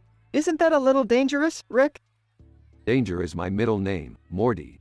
Plus, I've got this sweet new board with neon green arrows and a yellow arrow.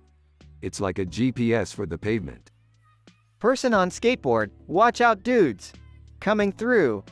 Whoa, check out that sick ride. Hey, you mind if we tag along? Person on skateboard, sure thing, man. Just try to keep up. I don't know if I'm ready for this. Nonsense, Morty. You just gotta let go of your inhibitions and embrace the thrill of the ride. Manla Stenberg, excuse me, do you know where political science is? Sorry, kiddo. We're too busy shredding the streets to worry about politics. Morty, hey, watch where you're going. You almost knocked over my cat. Sorry about that, lady. But you gotta admit, that was a pretty sweet grind. Morty, I guess it was kind of impressive. But still, watch the kitty. Rick, I think I'm getting the hang of this. Look at me go. That's the spirit, Morty. Now let's take this ramp and show these punks what we're made of. Person on skateboard, woohoo. This is insane. Yeah, it's like we're living in a totally radical cartoon or something. And with that, Rick, Morty, and their new skateboard buddy continued to carve up the concrete jungle, leaving a trail of awesomeness in their wake. The end.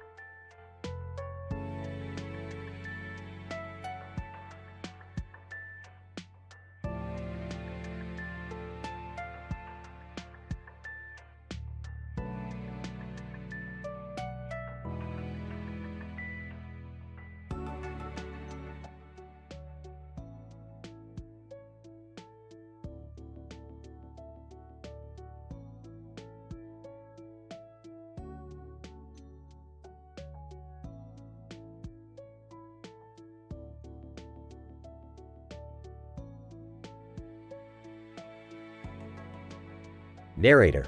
In a world where anime characters reign supreme, a new poster has emerged.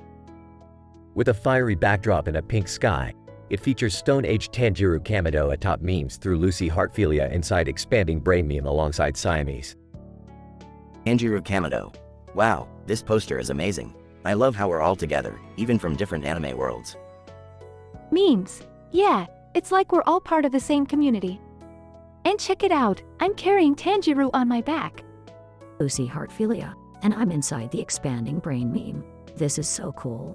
Siamese, I'm just happy to be included. Even though I'm not as well known as you guys, I still feel like I belong here.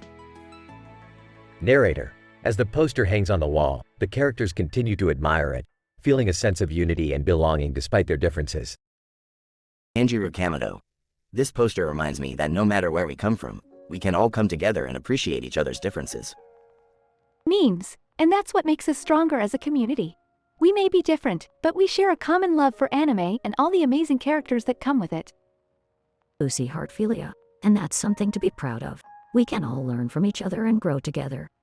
Siamese, I couldn't have said it better myself. Let's continue to appreciate and support each other, no matter what.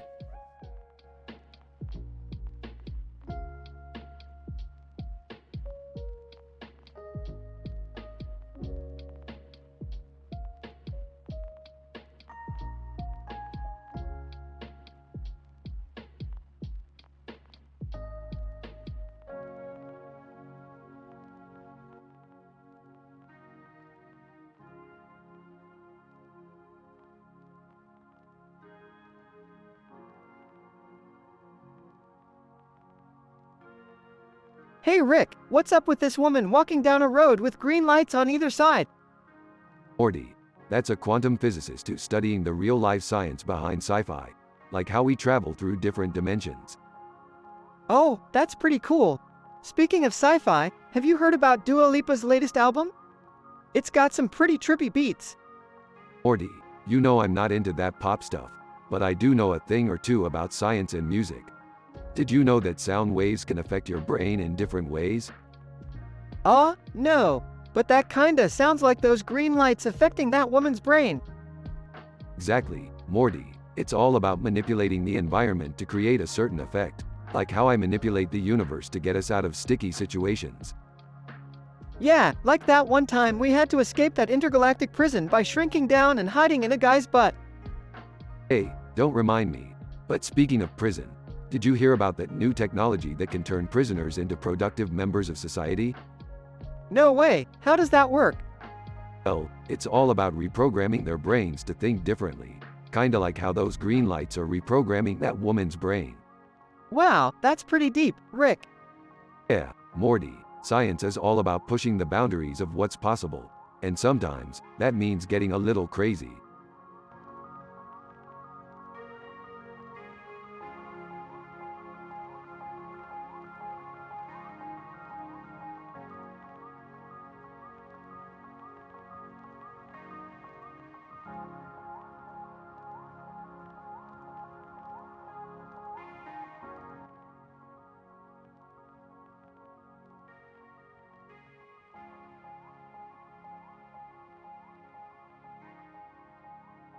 Title: Memories of a Hero.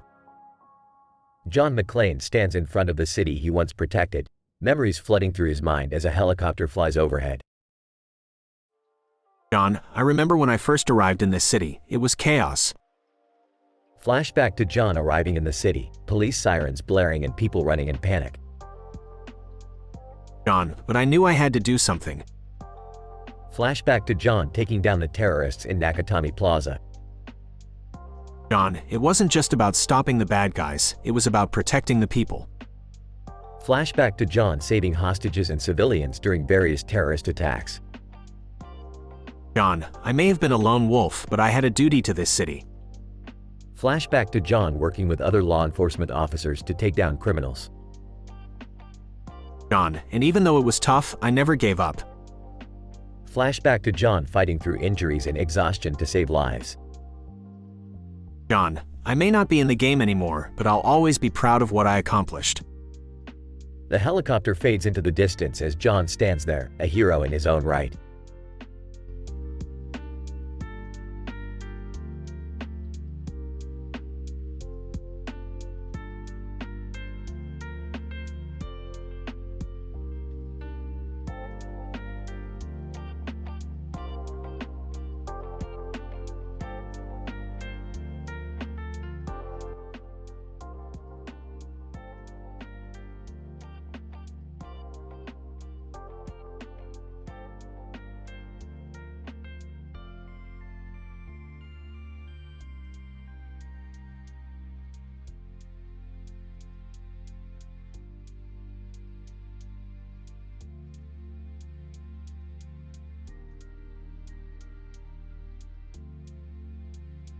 Rick, Morty, and Jerry are driving down a deserted road when they come across a car parked on the side of the road with 3 dogs on top of it. What the hell is going on here? Looks like someone's got some serious doggy issues. Should we help them? Help them? Nah. Let's just take a selfie with the dogs and post it on social media. That's not very helpful, Rick. Who said anything about being helpful, Jerry? We're just here for the laughs. As they continue down the road, they come across another car parked on the side of the road, alongside Bentley little far from Mercury with Flea at Poodle. What the hell is this? Some kind of weird car convention? Looks like it. Let's go see what kind of crazy shenanigans they're up to. As they approach the group of car enthusiasts, they realize that they're all actually aliens in disguise. What the actual F? No swearing, Jerry. These are polite, family-friendly aliens. Alien, greetings, Earthlings. We are here to survey your planet's automobiles. Why? Do you guys have cars on your planet? Alien, no, but we find them fascinating. Especially the poodle. Flea at Poodle, woof woof. This is insane. How do we even communicate with aliens? Oh, that's easy. Just give them the universal sign of peace. Rick proceeds to flip off the aliens, causing them to fly away in their spaceships. I think we just started an intergalactic war. Hey, they'll get over it. Let's go get some ice cream.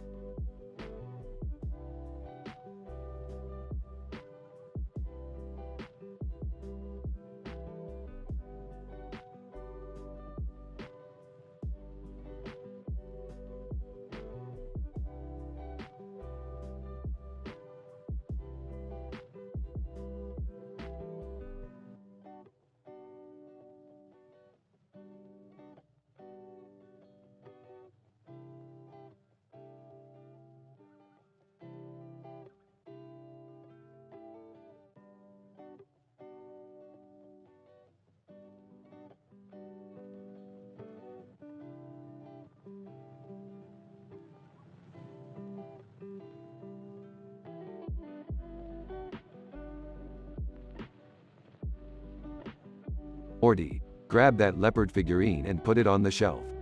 We don't want any jungle cats ruining our taco salad. Rick, why do we have a taco salad on top of a massage for migraine relief? Listen, Morty, it's all about the balance.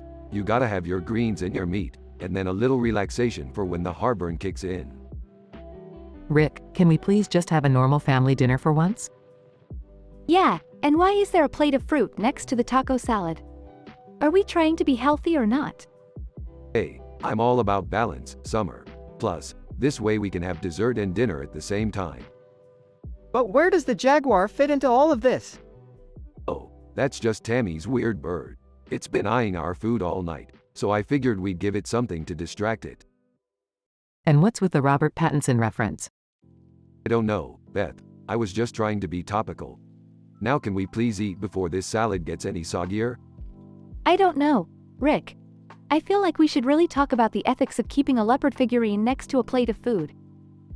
Oh, for crying out loud, Summer. Just eat your damn taco salad and stop overthinking things.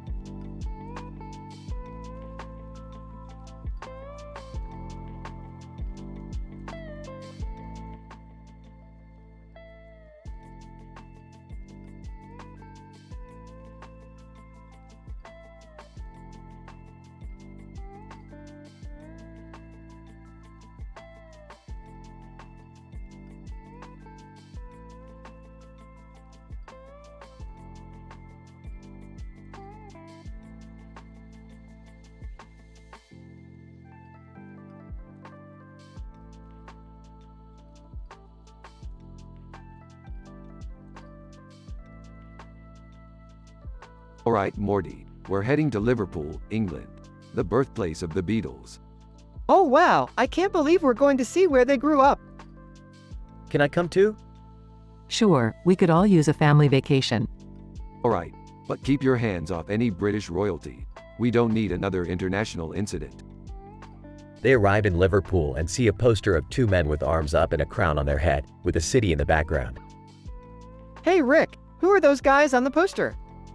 Oh Morty, those are just two blokes who won a local pie-eating contest. They put on a crown and parade around the city for a day. It's nothing special. I want to try some of those pies. Jerry, you just had breakfast. As they wander around the city, they stumble upon a street performer who looks like Paul McCartney. Paul impersonator. Hey mates, want to hear some Beatles tunes? Sarcastically, oh boy, how original. Actually, Rick, I wouldn't mind hearing some classics. Yeah, me too. Let's all enjoy the music and forget about our troubles back home. As they listen to the music, a group of fans start chasing after the Paul impersonator, mistaking him for the real Paul McCartney. Guys, looks like we got caught up in a Beatlemania riot. This is crazy, they're ripping his clothes off. I hope we don't get caught in the crossfire. Everyone, grab onto me. They hold onto Beth and she uses her strength to push through the crowd and make a run for it. Ending. That was too close. I need a drink. I think I need a new pair of underwear. I need some pie. Let's just head back to the hotel and call it a day. As they walk back to the hotel, they realize they accidentally booked a room with only one bed. Well, this is awkward. I guess I'll sleep on the floor. I'll take the windowsill. Rick, you can have the bed. Grinning, thanks, sweetie. Pause. And don't worry, I'll keep my hands to myself.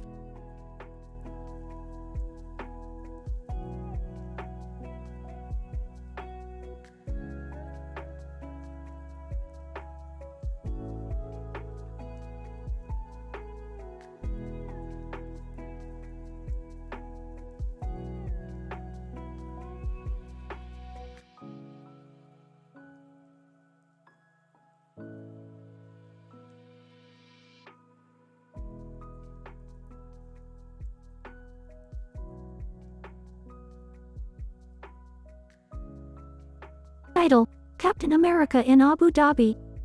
Scene: a man and woman posing for a picture in front of a statue of Captain America in Abu Dhabi, United Arab Emirates. Man, wow, this statue of Captain America is amazing. I can't believe we're standing right next to it. Woman, I know right. It's like seeing a real-life superhero. Man, speaking of superheroes, have you heard about Brain's latest sci-fi short story? Woman, no, what's it about? Man, it's about a group of astronauts who discover a new planet, but they soon realize that it's not what it seems. They're faced with a dangerous situation that will test their survival skills. Woman, that sounds intense. I can't wait to read it. Man, yeah, Brain is such a talented writer. I always enjoy reading his stories. Woman, me too. It's amazing how he can create such vivid and imaginative worlds. Man, definitely. And speaking of imagination, I feel like Captain America embodies that spirit. He's someone who stands up for what's right and never gives up, no matter the odds. Woman, that's so true. He's a true hero in every sense of the word. Man, exactly. It's inspiring to see a symbol of hope like Captain America in a place like Abu Dhabi. Woman, I couldn't agree more. Let's take another picture with the statue before we go.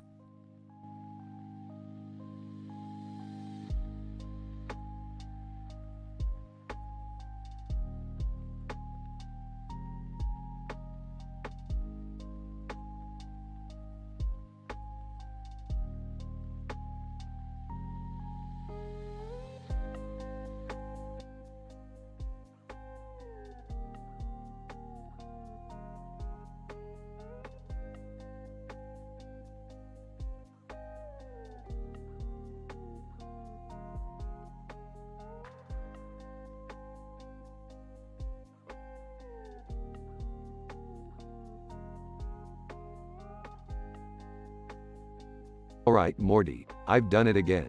I've created the internet too. Electric Boogaloo. What does that even mean, Rick?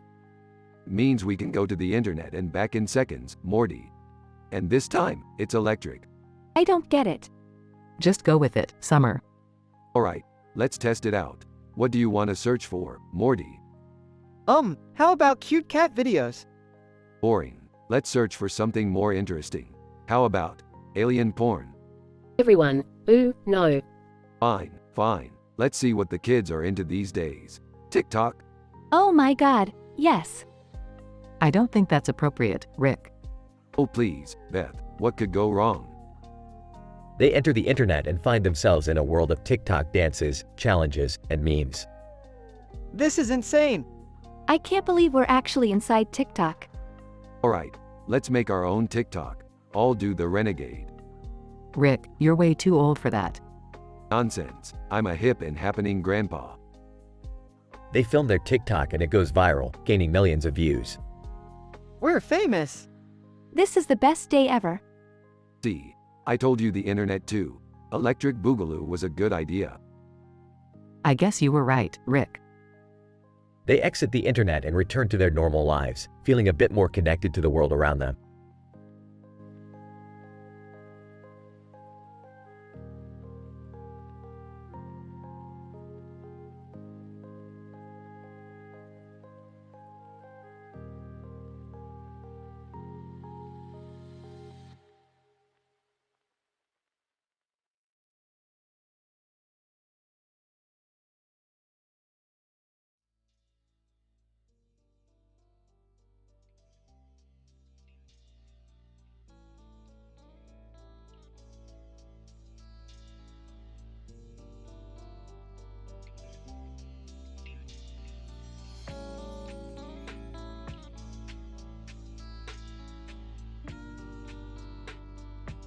Rick, Morty, and Summer were lounging in the living room when a man in a purple suit suddenly materialized before them, holding a purple object in each hand.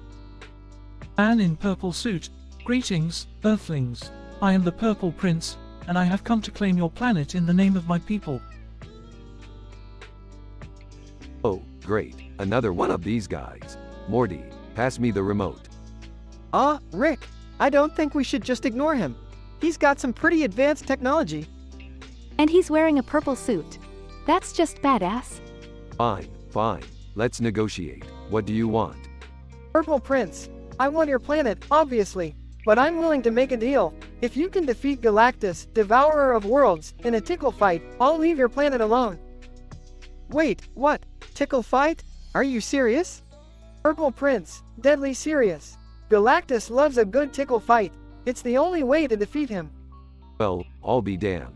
I didn't expect to use my tickle skills today, but I'm up for the challenge. And so, Rick and Galactus engaged in a frenzied tickle fight, with Morty and Summer cheering them on. After a grueling battle, Rick emerged victorious, and the Purple Prince kept his word and left Earth alone. That was insane. I can't believe we just had a tickle fight with a cosmic entity. Yeah, and we won. We should celebrate. Good idea, Summer. Let's go get some ice cream. And Morty, don't forget to bring the tickle feather.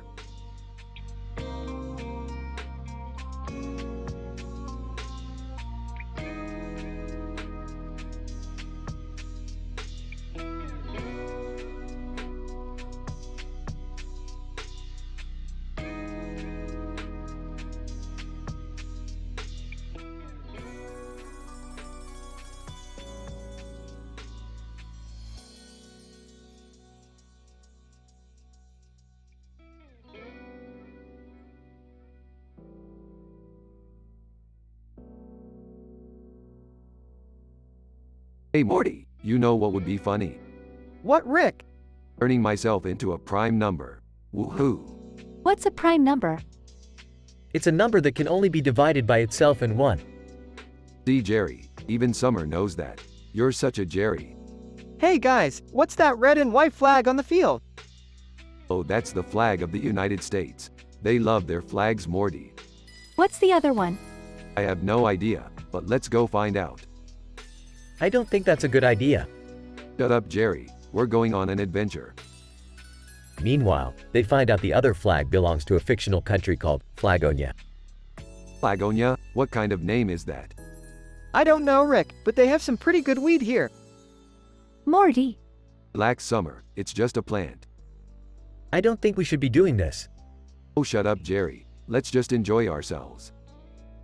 They end up getting lost in Flagonia and have to use their wit and humor to find their way back to the portal. That was crazy, Rick. Yep, but we made it out alive, and without any immoral behavior. Well, except for the weed. Shut up, Summer.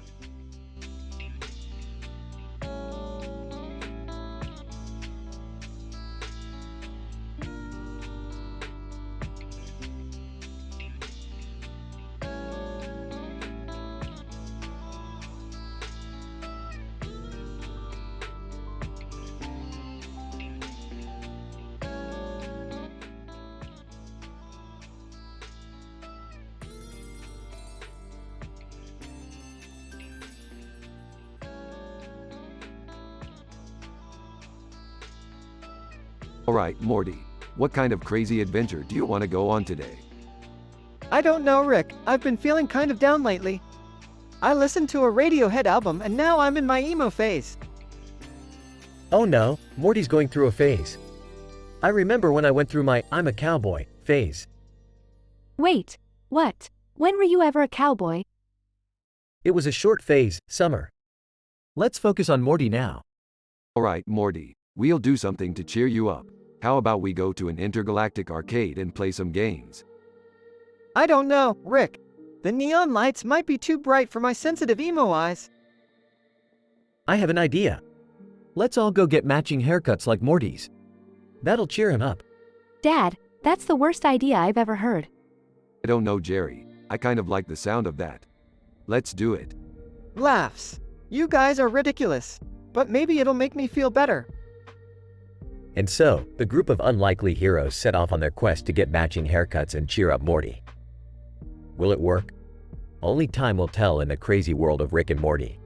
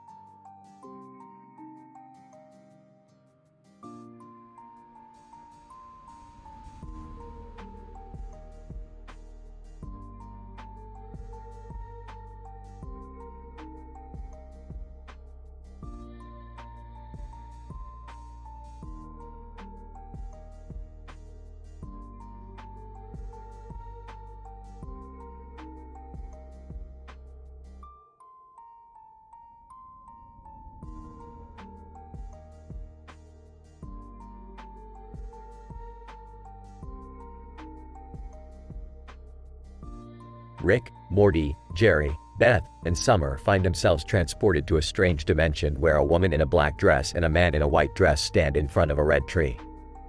What the hell is this place? Did we accidentally stumble into a Wes Anderson movie? I don't know, Rick. Maybe we should ask those people over there. The woman in the black dress approaches them. Woman, welcome to the dimension of love. I am Cupid's assistant and this is my colleague, Eros. Love? That's not really our thing. We're more into sci-fi adventures. Eros. But love is the greatest adventure of all. And we have a special challenge for you. You must climb to the top of this tree and retrieve the love potion that is hidden there. What's the catch? Cupid's assistant, there's always a catch. You must do it blindfolded. That's insane. How are we supposed to climb a tree blindfolded? Eros. That's the challenge. But if you succeed, you will be rewarded with the greatest love potion in all the dimensions. Well, when you put it that way, I guess we have no choice. The group puts on their blindfolds and begins to climb the tree. Chaos ensues as they stumble and fall, but they eventually make it to the top. I found it! I found the potion! Quick, let's get out of here before we have to deal with any more lovey-dovey crap. As they make their way back down the tree, they hear a voice behind them. Cupid's assistant, congratulations, you have passed the test of love. And as a reward, you will each receive a love letter from someone in your life. The group opens their letters, which are filled with heartfelt messages from their loved ones. They may not have found a sci-fi adventure, but but they found something even better, a reminder of the love in their lives.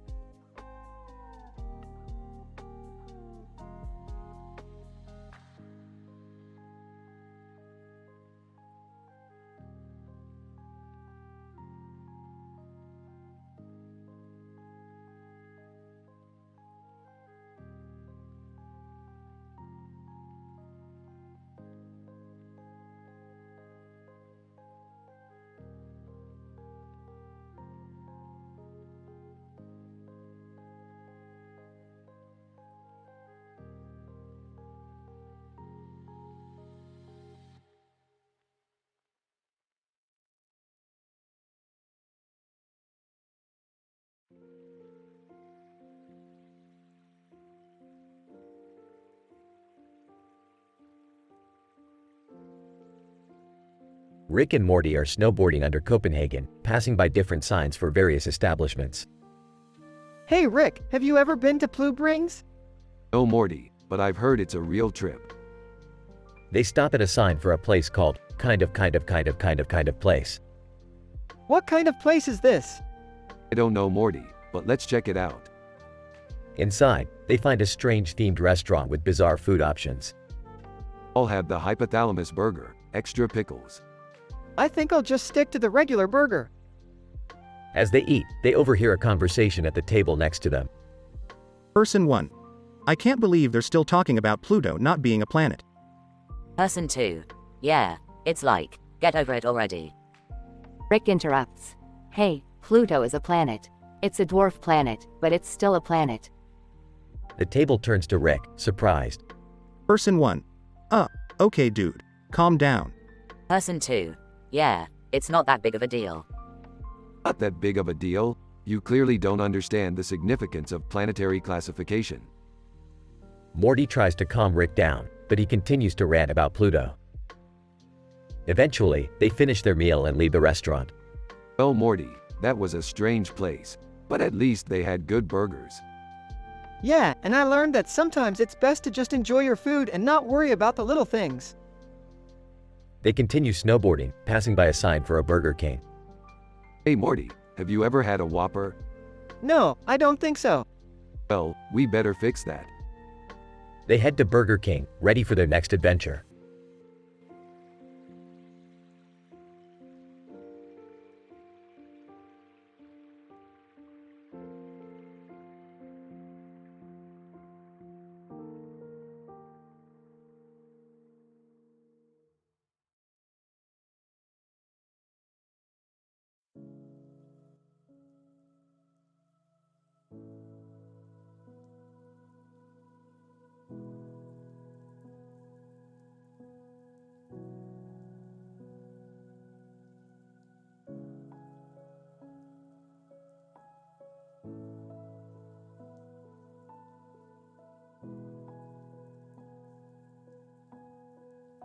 Rick and Morty are walking down a train track in the city, with buildings in the background and a foggy sky above it.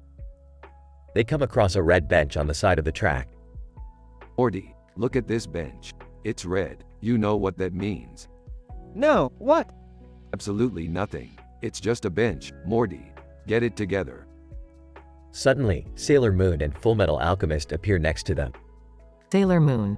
Hey guys, what are you doing here? Just walking. What about you? Saving the world with your magical girl powers? Sailor Moon. Yes, actually. We just stopped a villain from destroying Tokyo. Full Metal Alchemist, we just finished a mission 2. We discovered the Philosopher's Stone. Philosopher's Stone? Like Harry Potter? Full Metal Alchemist, no, not like Harry Potter, Morty. It's a powerful alchemical artifact. Suddenly, a train comes speeding towards them, but they all jump out of the way just in time. Beth appears from behind a building. Hey guys, what's going on? Just hanging out with some anime characters. What are you up to? I just finished a surgery. Saved a man's life. Wow, we're all heroes. We should form a team. Sailor Moon. I like the sound of that. The Anime Avengers. Full Metal Alchemist, I don't think that name works, Morty. Who cares about the name? Let's go save the universe or something. The group walks off into the foggy city, ready for their next adventure.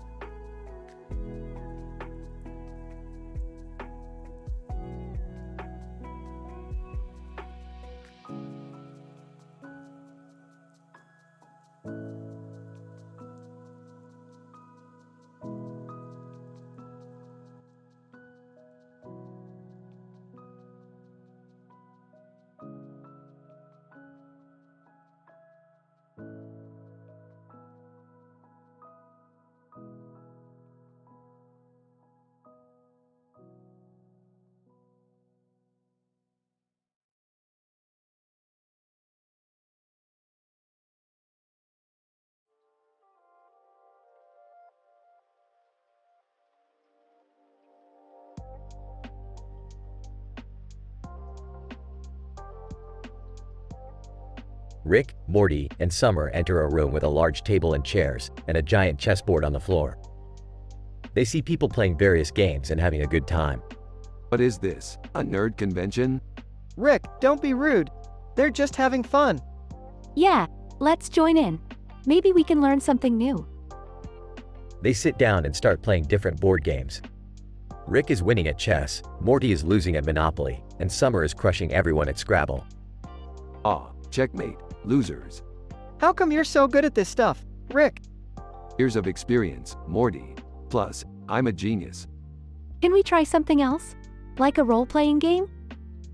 They switch to playing Dungeons and Dragons, with Rick as the dungeon master. Okay, you're all in a dungeon. What do you want to do? I want to search for treasure. I want to cast a spell. I want to take a nap. You guys wake me up when you're done.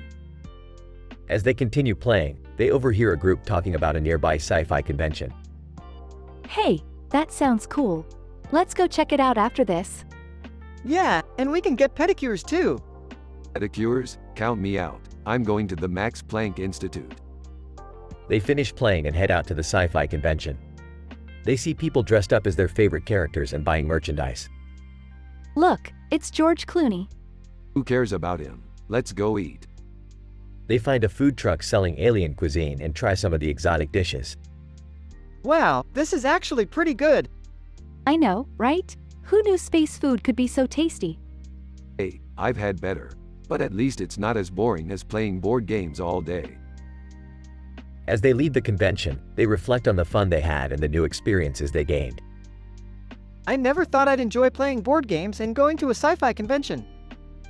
Yeah, it's important to try new things and step out of your comfort zone. You guys are getting too philosophical. Let's just go watch some TV.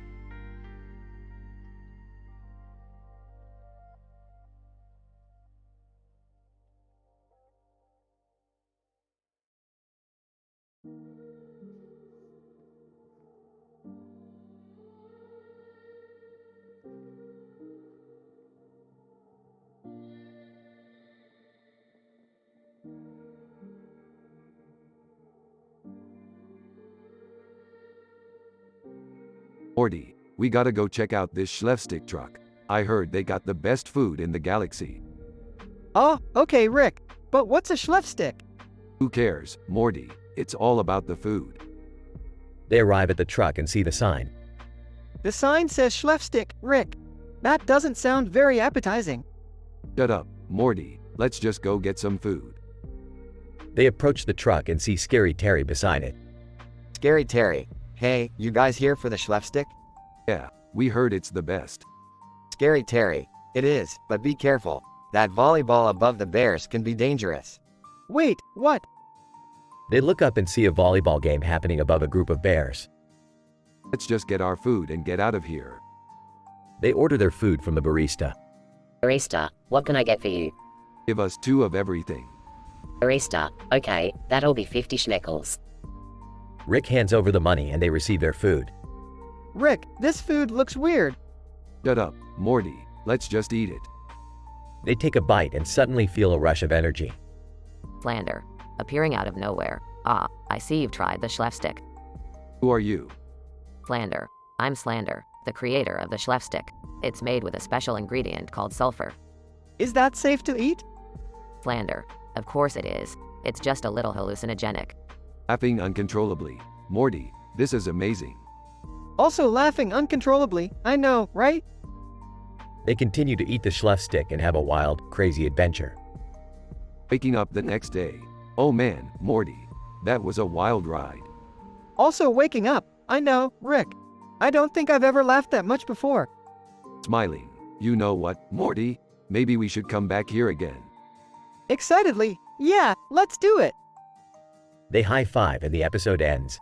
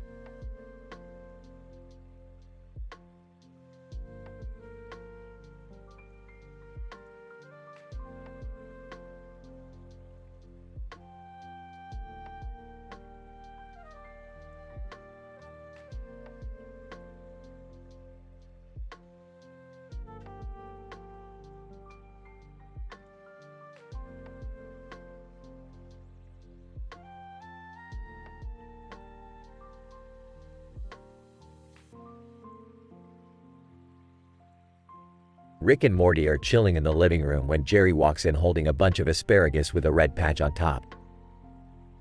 Hey guys, check out this weird asparagus I found at the grocery store. Sarcastically. Wow, Jerry, you really know how to impress us. Asparagus. How exciting. Interjecting. Actually, Rick, I think it looks pretty cool. It's like an alien vegetable or something. Proudly, see, Morty gets it. Suddenly, a portal opens up in the middle of the living room and a property manager steps out. Property manager, I'm sorry to bother you, but I need to inspect this property. Is this the correct address? Rolling his eyes. Yeah, sure. Go ahead and check it out. Whispers to Morty. This guy probably just wants a bribe or something. As the property manager begins his inspection, the asparagus starts to glow and emit a strange energy. Panicking. What's happening to the asparagus? Guys, it's probably just some sort of alien energy field or something. Don't worry about it, Jerry. Suddenly, the Clash's Rock the Casbah starts blaring from the asparagus. Excitedly, whoa, this asparagus is a musical instrument. Joining in. Hey, let's start a band. We can call ourselves the Asparagus Patch. Facepalming. I can't believe I'm related to you guys. The property manager looks on in confusion as the trio of Rick, Morty, and Jerry rock out on their asparagus instruments. It's a bizarre sight, but somehow it all seems to work. In the end, the property manager leaves satisfied and the asparagus returns to its normal state. But for Rick, Morty, and Jerry, it was just another crazy adventure in the world of intergalactic vegetables.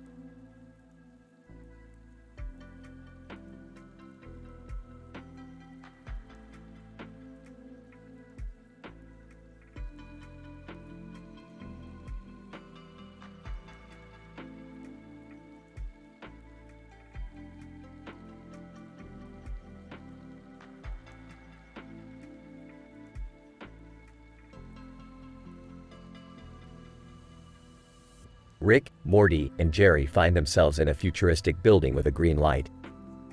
Suddenly, a man in a suit and hat appears next to a green alien. Whoa, who are you guys? Suit Man.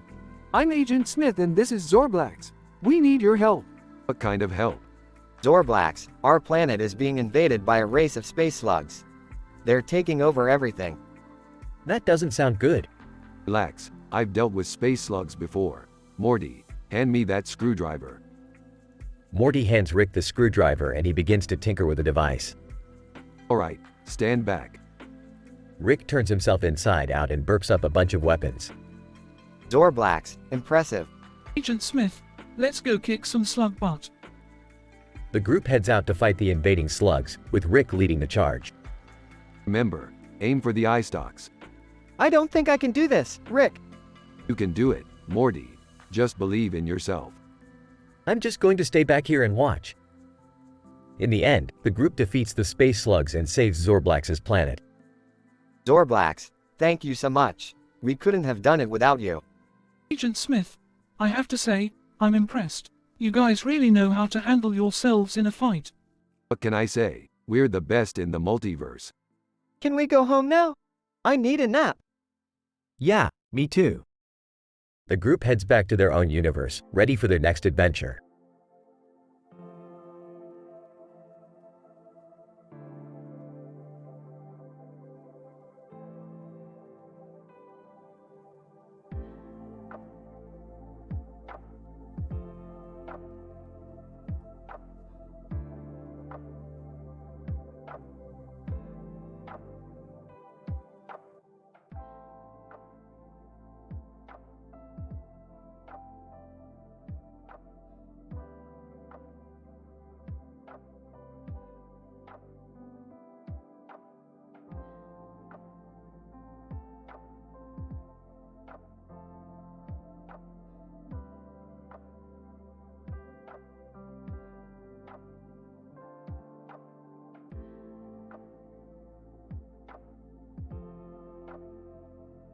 Rick and Morty find themselves outside a trendy nightclub called Spinal Cord. As they're walking past, they notice a green purse with purple beads and a silver chain hanging from its side and a purple ribbon around the clasp. Hey Morty, check out that purse. I bet it belongs to some fancy pants socialite. I don't know, Rick. It looks kind of cheap to me. Cheap, Morty.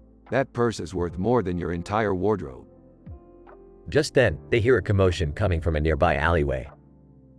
They investigate and find Gossip Girl, the infamous blogger, taking pictures of a group of celebrities doing something scandalous. Gossip Girl, what are you doing here? Gossip Girl, just getting some juicy material for my blog. And what are you two doing here, slumming it with the commoners? We were just checking out that purse. Gossip Girl, oh, that old thing, it belongs to one of the celebrities inside. But if you want it, I can hook you up. No thanks, we don't need any stolen goods. Gossip Girl, stolen? Who said anything about stolen? I'm just a middleman helping people get what they want. I don't know, Rick. This seems kind of sketchy.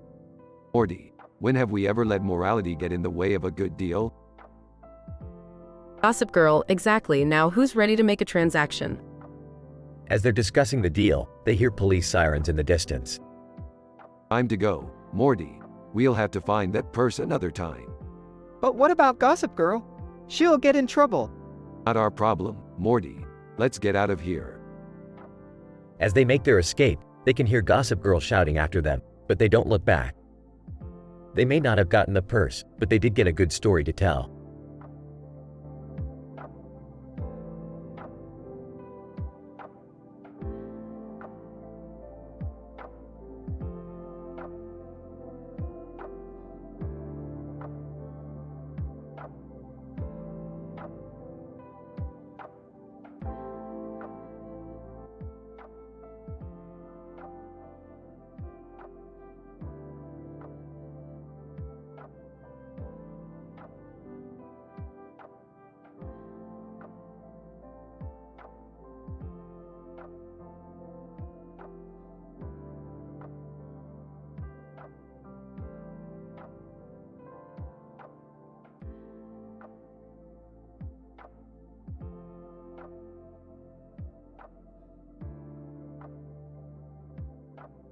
Morty, Jerry, Beth, get in the car.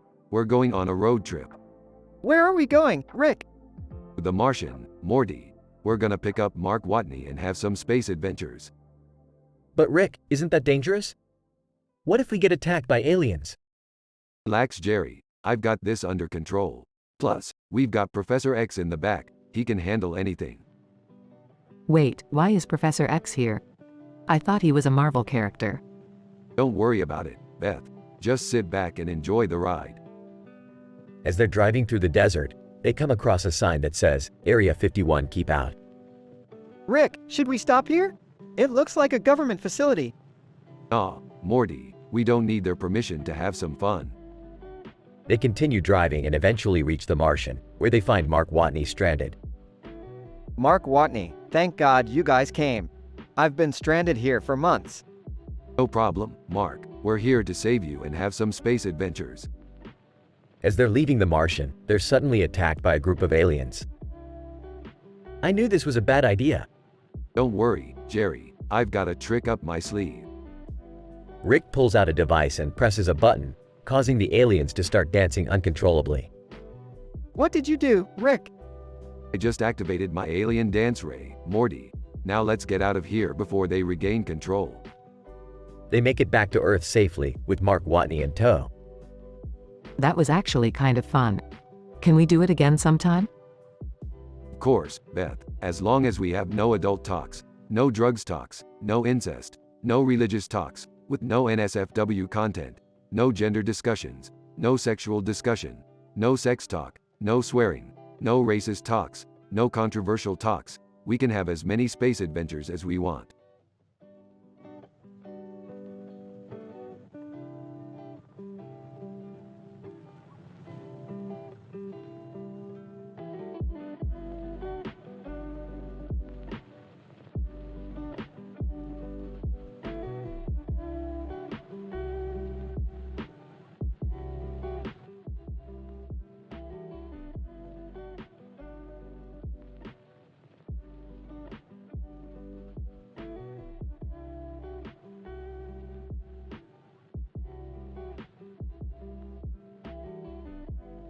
Alright, Morty, we're gonna need to catch these jellyfish for our latest experiment.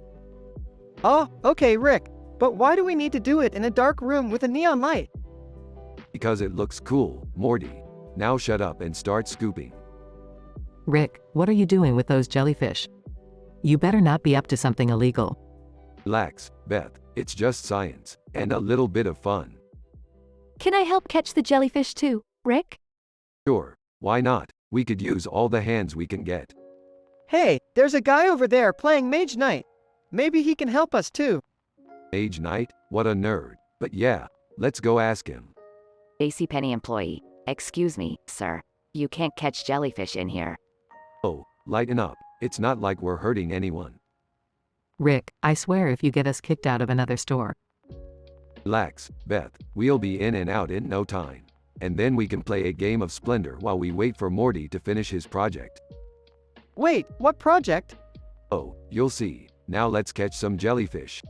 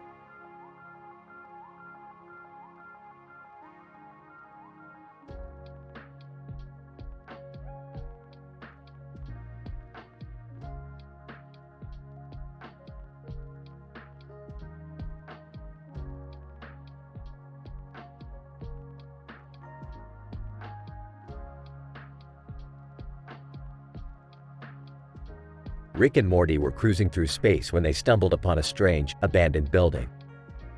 Curiosity getting the better of them, they landed and investigated. Morty, this place gives me the creeps. Look at these weird symbols on the walls. Yeah, it's like nothing I've ever seen before. Whoa, what's that? Morty pointed to a rendering of a building with a man standing outside and a woman walking out of it. Looks like some kind of ancient artwork. Maybe they were trying to convey a message.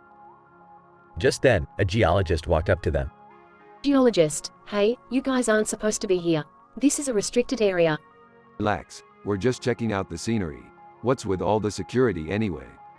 Geologist, we're trying to protect the Ashiatsu massage across from Manchester.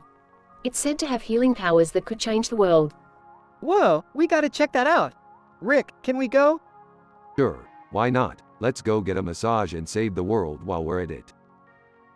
As they walked towards the massage parlor, they passed by Mikasa Ackerman. Mikasa, hey, do you guys know where you're going? We're headed to the Ashiatsu massage across from Manchester. Wanna come with? Mikasa, sure, I could use a good massage. But be careful, I heard there's some weird stuff going on in there. They entered the massage parlor and were greeted by a strange, glowing aura. Whoa, this place is intense. I feel like I'm tripping on acid. Oh, Rick, we're not supposed to talk about drugs or anything like that. Right, sorry, Morty. Anyway, let's get this massage and save the world already. As they relaxed and enjoyed their massages, they couldn't help but feel like something was off. Hey, Rick, do you feel that? It's like the massage is draining our energy or something. Yeah, I don't like this. Let's get out of here before it's too late. They quickly left the massage parlor and ran into Mikasa outside. Mikasa, what happened in there? You guys look like you just saw a ghost. Long story short, that massage isn't what it's cracked up to be. We need to warn people about it. Yeah, and maybe we should investigate this whole Manchester thing too. Who knows what else is going on here? Good idea, Morty. Let's get to work.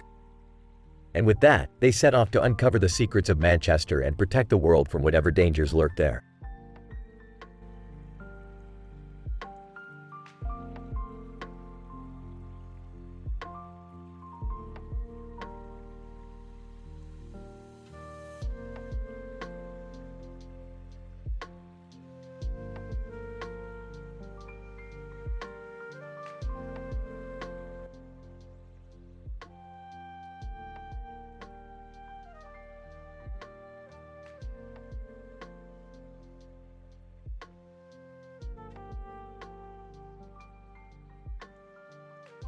Idle, the neon lights. Fraser, hello, Claire, what brings you to this part of town? Claire, I heard about this amazing ramen shop and wanted to try it out. What about you? Fraser, I was intrigued by the neon lights coming from this restaurant. So, I thought I'd give it a shot. Claire, I see. Well, let's grab a table together. They sit down at a table in the center area of the restaurant. Fraser, it's quite crowded in here tonight. Claire, yes, it seems to be a popular spot. I bet the neon lights outside help attract customers. Fraser, indeed, it's quite the spectacle. But what about the food? Have you tried it yet? Claire, not yet, but I've heard great things. I'm excited to try their ramen. Fraser, same here. And I appreciate that there's no loud music or rowdy behavior in here. It's a nice change of pace. Claire, agreed. It's refreshing to have a peaceful dining experience. They order their food and enjoy their meal, savoring the delicious ramen and the calming atmosphere of the restaurant.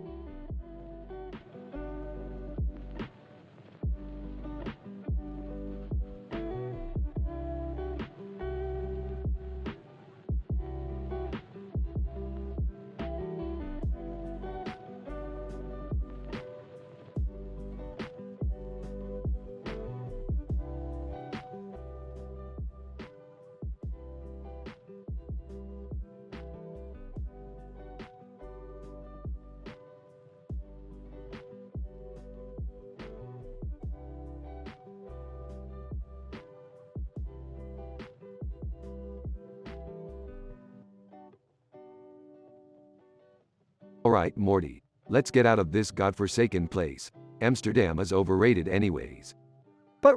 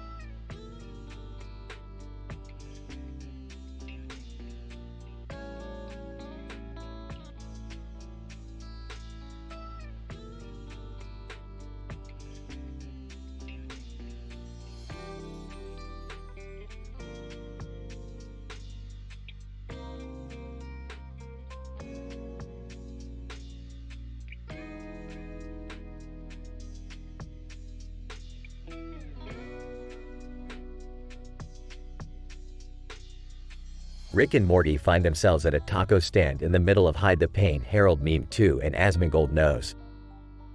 As they approach the stand, they notice a man with a Mexican hat smiling at them. Hey Morty, check out this guy. He looks like he's ready to fiesta. Oh, Rick, I don't think that's appropriate. What? I'm just trying to be culturally sensitive. I mean, look at this sign. It says, be a Mexican. That's not what that means, Rick. It's just a play on words. Oh, my bad. I thought we were supposed to embrace diversity and stuff. As they order their tacos, the man with the Mexican hat strikes up a conversation with them. Mexican hat man, hola amigos. Do you like the food? Yeah, it's pretty good. But I'm more interested in your hat. Where'd you get it? Mexican hat man. Oh, this old thing? I got it at a Mexican hat store. There's a store just for Mexican hats? Mexican hat man. See, my friend, we have everything you need to be a true Mexican. Well, I don't know about that. I mean, I'm pretty sure you have to be born in Mexico to be a Mexican. Mexican hat man. No, no, no. It's not about where you're from. It's about the spirit of Mexico that lives in your heart. I don't know about that either. I mean, I don't think I have any Mexican spirit in me. Speak for yourself, Morty. I've got enough Mexican spirit to power a burrito truck. The Mexican hat man laughs and hands them their tacos. Mexican hat man. Buen provecho, amigos. Rick and Morty take a bite of their tacos and are blown away by the flavor. Wow, these tacos are amazing. I've never tasted anything like this before. I know, right? It's like a party in my mouth. As they finish their tacos, they notice a group of people staring at them. What's up with these people? Do they want some of our tacos? No, Rick. I think they're staring at us because we're aliens. Oh, right. I forgot about that. Let's get out of here before they start probing us or something. As they make their way out of the taco stand, Rick turns to Morty. You know, Morty, I think we learned something today. What's that, Rick? That no matter where you're from, or what your culture is, we can all come together and enjoy some damn good tacos.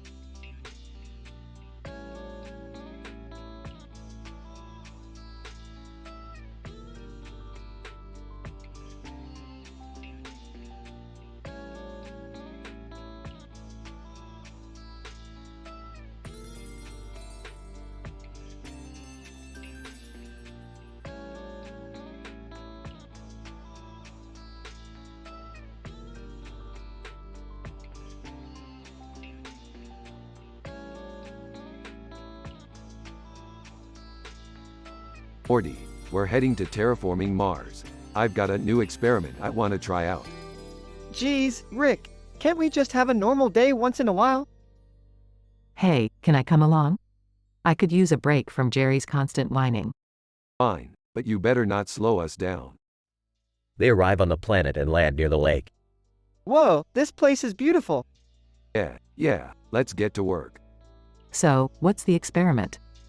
I'm going to use my latest invention to create a new life form that can survive in this environment. What could go wrong? They start working, and after a while, Rick's invention comes to life.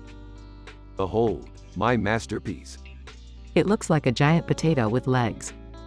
Yeah, I don't think this is what you were going for, Rick. Shut up, Morty. It's still a work in progress. The potato creature starts running around and causing chaos. Rick, I don't think this is safe. Nonsense, it's perfectly safe. Unless you get too close. Too close to what? Suddenly, the potato creature explodes, covering them in goo. Oops. That's it, I'm out of here. Yeah, me too. Let's get out of this planet. They leave the planet and head back to Earth. Well, that didn't go as planned. No kidding. But hey, at least we had some fun, right? Fun? I was covered in potato goo. Yeah, that's not my idea of fun. Suit yourselves. I'm going to go work on my next experiment. Leaves. I need a shower. I need a therapist.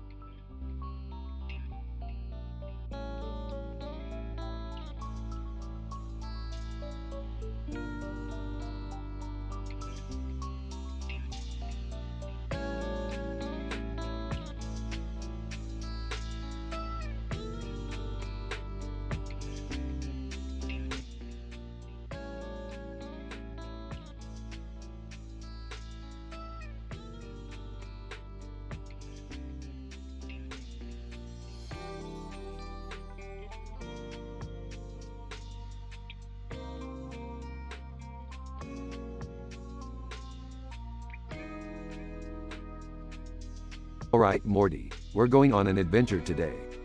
Oh boy, where are we going? We're going to the strip club. What? No way, Rick. Relax, Morty, I'm just messing with you. We're actually going to see a man doing a trick on a pole in the street with a tennis racket in his hand. Oh, okay. That sounds interesting. Hey guys, what are you up to? We're going to see a man doing a trick on a pole in the street with a tennis racket in his hand. Oh, that sounds cool. Mind if I tag along? Sure, the more the merrier. But first, let's grab some lunch. Oh, can we go to amusing travel experiences? They have the best food. Fine, but we have to hurry because I want to catch the fencing show in front of funny experiences while shopping. Oh, I heard about that. I heard it's hilarious. And then after that, we can check out the Beagle Pet Store across from it. Great idea, Morty, but let's not forget to stop by Cloud Strife's shop. I heard he's got some cool new weapons. Sounds like a fun day out. Yeah, as long as we don't end up in any crazy adventures like last time. Relax, Morty. What could possibly go wrong?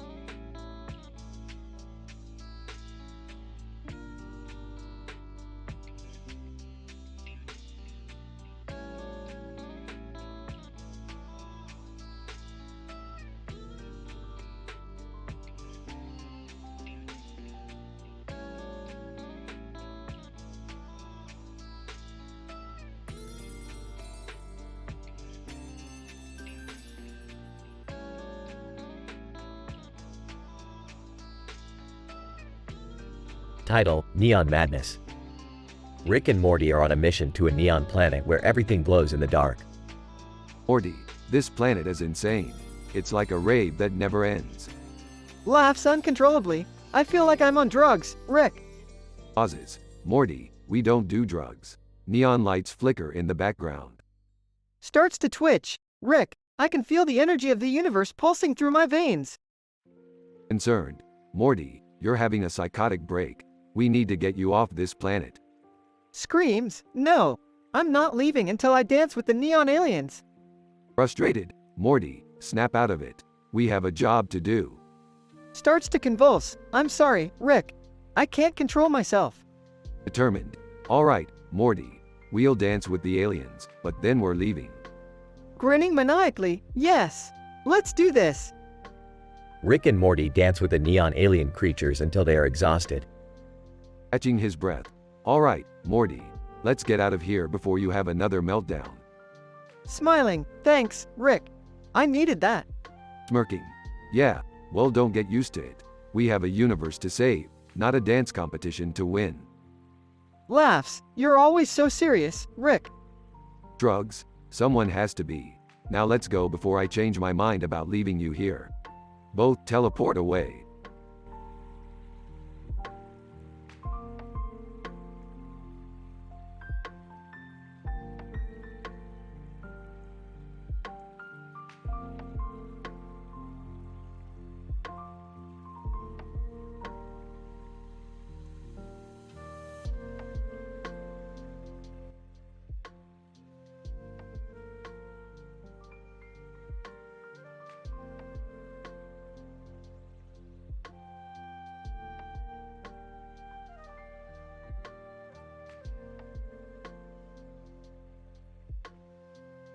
Morty, you got expelled for not fighting a bully? What kind of backward school is this? I don't know, Rick. They said I didn't stand up for myself. Well, I think they have a point, Morty. You gotta fight back sometimes. That's ridiculous, Jerry. Violence isn't the answer. Yeah, Jerry, maybe you should take a page out of Morty's book and learn to use your words. But what if the bully doesn't listen to words? Then you get creative. Like that time I turned myself into a pickle to avoid therapy. But that's not really a solution, Rick. Yeah, That's just avoiding the problem. Alright, how about this? We build a robot to fight the bully for Morty. Really? You'd do that for me, Rick? Of course, Morty. That's what family is for. I don't know about this, Rick. It seems like we're just escalating the violence. I agree. Maybe we should try talking to the bully first. Fine, we'll try your way first. But if that doesn't work, we're building a robot.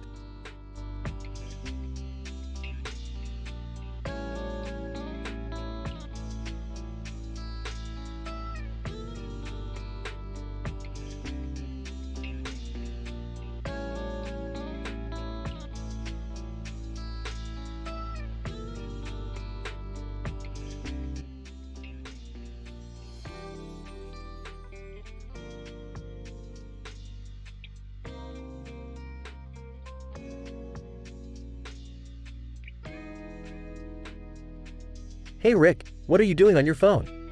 Just browsing some intergalactic memes, Jerry. What does it look like? Can we do something interesting today, Rick? I'm bored out of my mind. Uncontrollably peeing in the background. Interesting? You want interesting? Summer, I'll take you on a ride through the multiverse. But hold on to your bladder, Morty.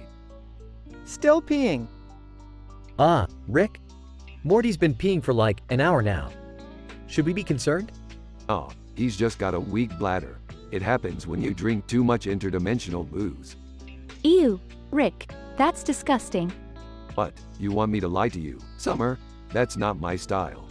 Finally finishes peeing. Can we go now? Yeah, let's go before Morty's bladder explodes again.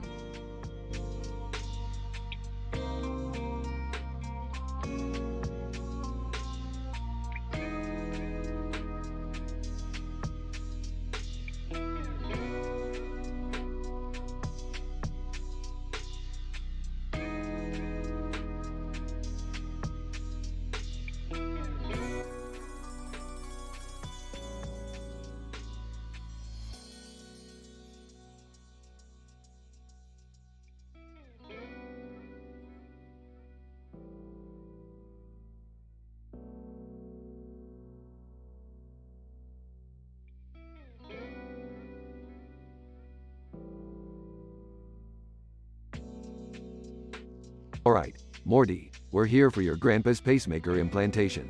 Just don't ask me to implant anything else, hee hee hee. Oh geez, Rick, can't we just go on an adventure instead? Hey, watch it, Rick. This is serious business. Yeah, Dad's health is important. Relax, Jerry, your pacemaker is gonna be implanted by the best doctor in the galaxy. Whoa, look at all these lights in the field outside. It's like a party. Maybe it's a rave or something. I don't think we should be getting involved in any parties, guys. We're here for my pacemaker. Nonsense, Jerry, let's go check it out. They approach the chair with a light on its back. What is this thing? It's a chair with a light on its back, Morty. Don't overthink it. There's so many lights on the ground. It's like a disco. I don't think this is the right place for my pacemaker implantation. Oh, come on. Live a little, Jerry. Let's go join the party. They enter the party and dance the night away. That was the craziest party ever, Rick. I can't believe we almost missed out on this. I feel alive again. Thanks, Rick. No problem, Jerry. Just remember to take care of that pacemaker. They all leave the party, happy and energized.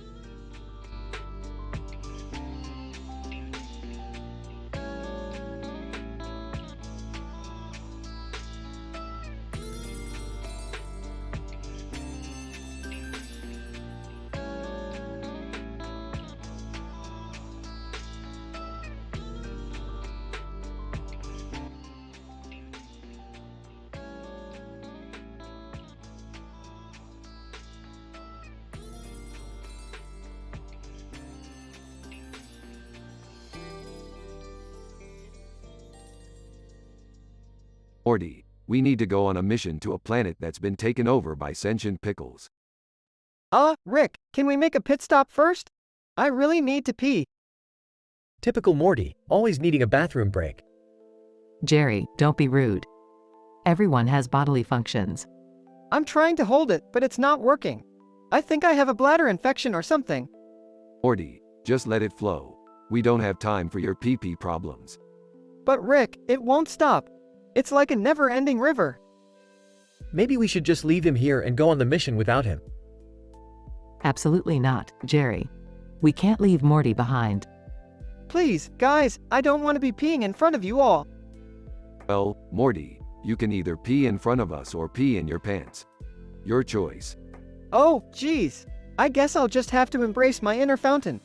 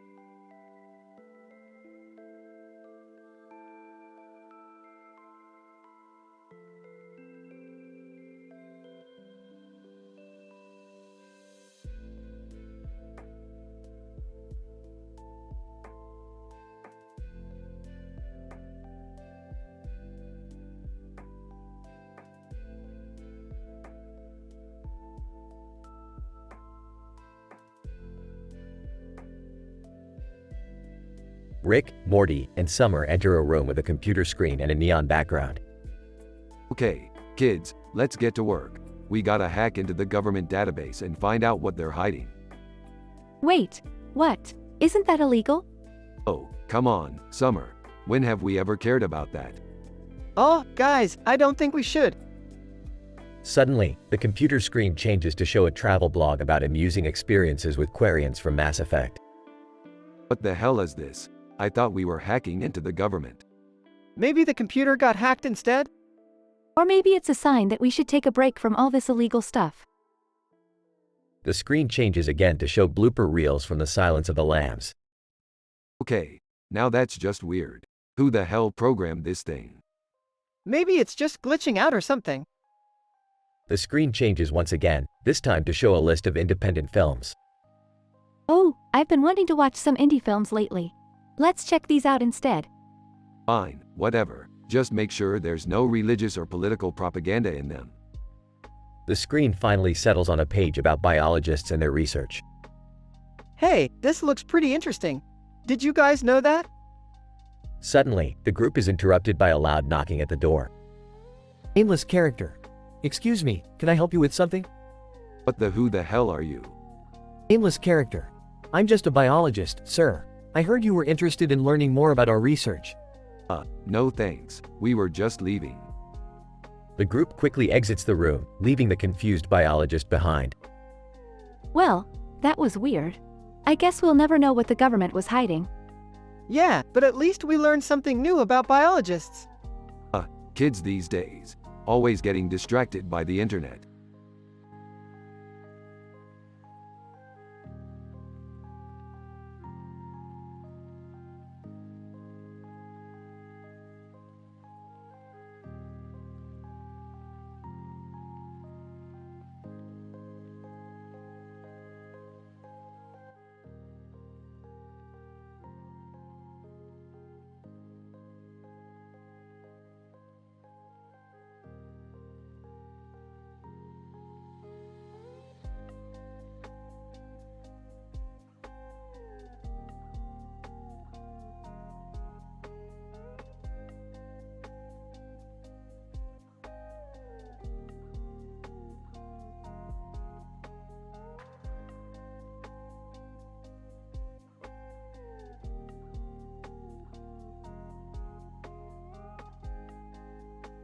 Alright, Morty, let's go on an adventure.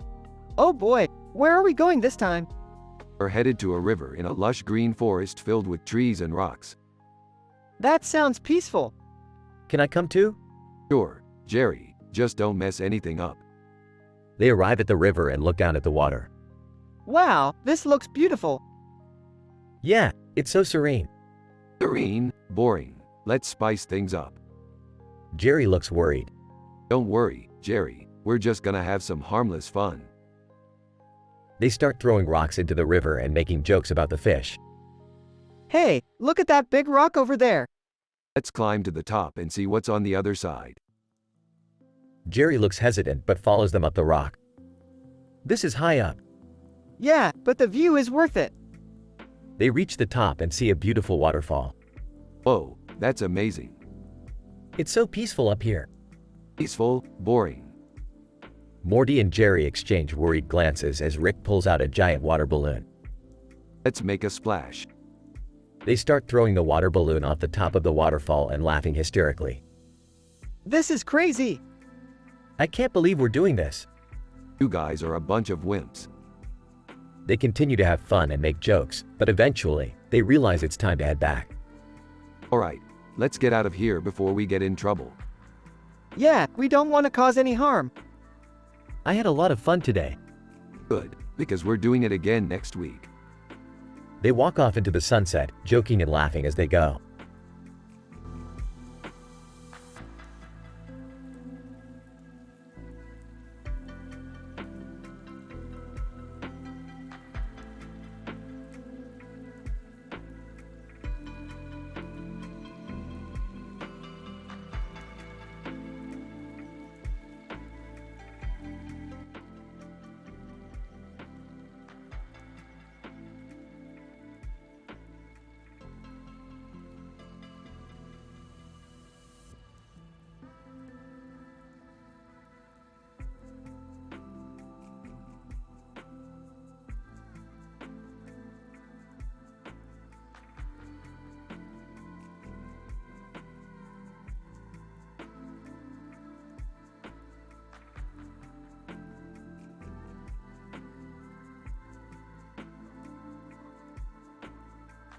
Alright, Morty, buckle up for another adventure. Where are we going this time, Rick? We're headed to a dimension where memes come to life, Morty. You know, the ones you see on the internet? Oh, like the guy in the hood and cape behind the fence? Bingo, Morty. And we're not alone. Look over there, it's PewDiePie and Moomin Rider. Hey guys, what are you doing here? Yeah, we were just about to have a family dinner. Oh, well we can't have that now, can we? We've got memes to catch. I don't know, Rick. This seems kind of dangerous. Nonsense, Morty. What's the worst that could happen? The group enters the meme dimension and chaos ensues. PewDiePie, I can't believe I'm actually fighting a meme. Moomin Rider, justice will prevail. This is ridiculous. I'm going back home. Yeah, I'm with Beth on this one. Suit yourselves. We'll just have to take on these memes ourselves. Morty, grab that one does not simply walk into Mordor meme and let's get out of here. I don't think that's a good idea, Rick. We're outnumbered. Nonsense, Morty. We'll just have to use our wits and humor to outsmart them. Now come on, let's show these memes who's boss. The group engages in a hilarious battle with the memes, using their wits and humor to defeat them. That was a close one, but we made it out alive. And we even caught ourselves a meme too. I don't know, Rick. I think we should just stick to our normal adventures from now on. Oh Morty, where's your sense of adventure? We'll always find a way to make it out on top. Now let's head back home. I'm starving for some of Beth's cooking.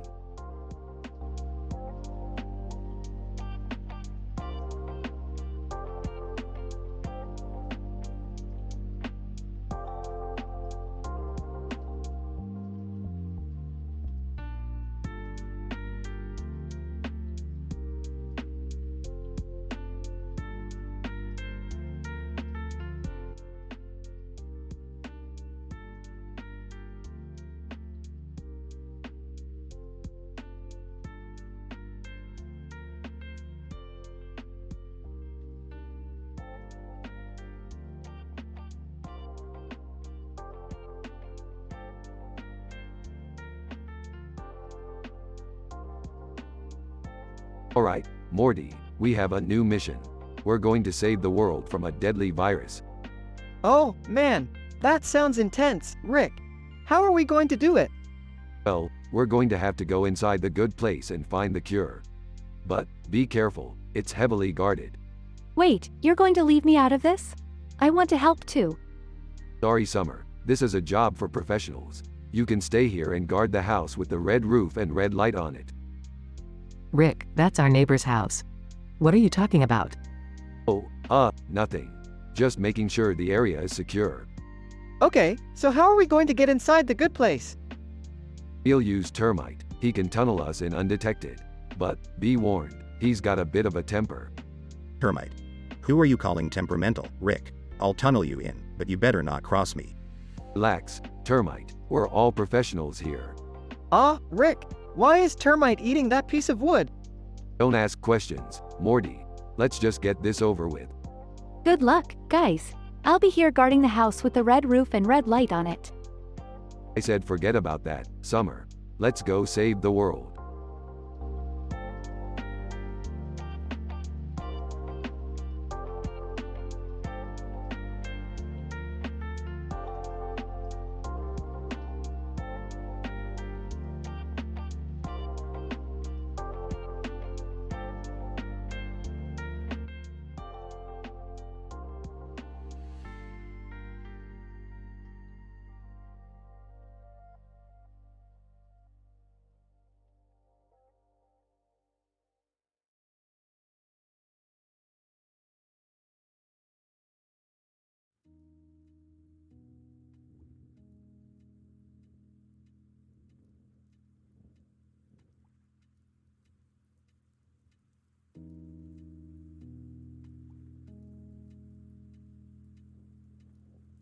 Morty, I found the perfect spot for our next adventure.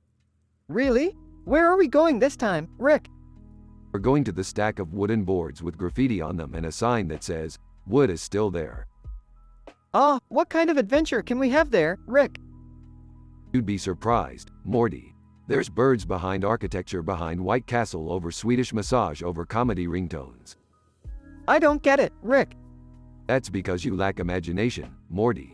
Now let's go before the wooden boards disappear. Meanwhile, at the stack of wooden boards. What is this place? I don't know, Jerry. But there's something strange about it. I heard there's birds behind architecture behind White Castle over Swedish massage over comedy ringtones here. That makes no sense, Summer. Morty and Rick arrive at the stack of wooden boards. Look at this place, Morty. It's beautiful. I don't see anything special about it, Rick. That's because you lack vision, Morty. Now let's explore. As they explore, they encounter strange creatures and obstacles. Rick, this adventure is getting too crazy for me. Nonsense, Morty. We're just getting started. They eventually make their way back to the wooden boards. Hey, you guys. What are you doing here? We're on an adventure, Jerry. What are you doing here? We were just passing by and decided to check it out. And we found out there's birds behind architecture behind White Castle over Swedish massage over comedy ringtones. I knew I was onto something. I still don't get it. They all laugh as the episode ends.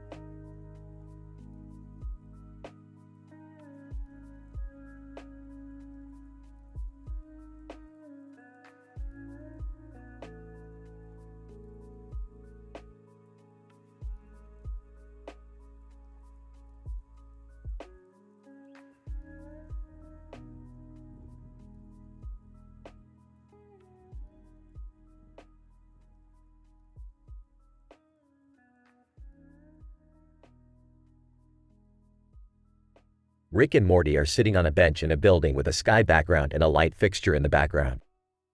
Morty, I've got a new invention that's going to blow your mind. Oh geez, what is it now, Rick? It's a device that can turn vegetables into meat. Imagine, no more eating those disgusting greens. I'm not sure that's a good idea, Rick. What about the vegetarians? Who cares about them? They're missing out on all the good stuff anyways. Suddenly, mechanical engineer Dan and Phil appear. Dan, hey guys, what are you up to? Just discussing my latest invention. You guys want to try it out? Phil, sure, why not? Rick pulls out the device and turns a carrot into a steak. Wow, that's pretty cool, Rick. But what about the nutritional value? Who cares about that, as long as it tastes good? Suddenly, the device malfunctions and turns a nearby plant into a giant monster. Dan! Oh no, what have you done, Rick? Relax, I'll just use my portal gun to get rid of it. But what about the building? You could destroy it. Hey, it's not my problem. Let's just get out of here. As they run away, the monster chases after them, causing chaos and destruction. I guess we should have thought this through a little more. No kidding, Rick. This is insane. In the end, they manage to escape and the monster is left to wreak havoc on the city. Dan, well, that was certainly an adventure. Bill, I don't think I'll ever forget this one. Yeah, let's just hope we don't get sued for property damage. Oh boy, here we go again.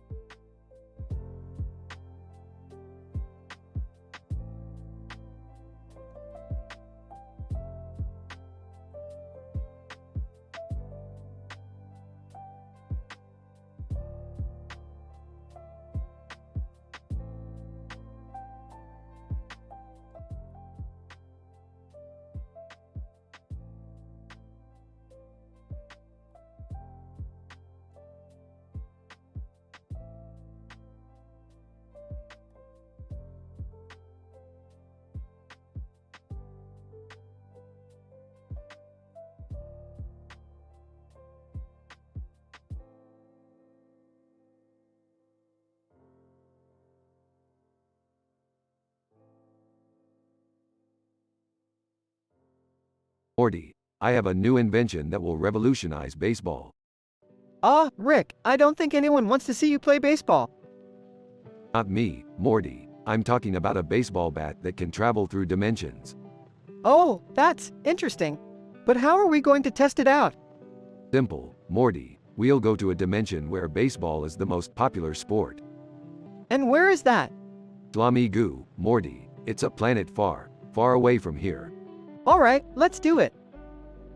They travel to Shlami Goo and meet a team of Jedi Knights who challenge them to a game of baseball.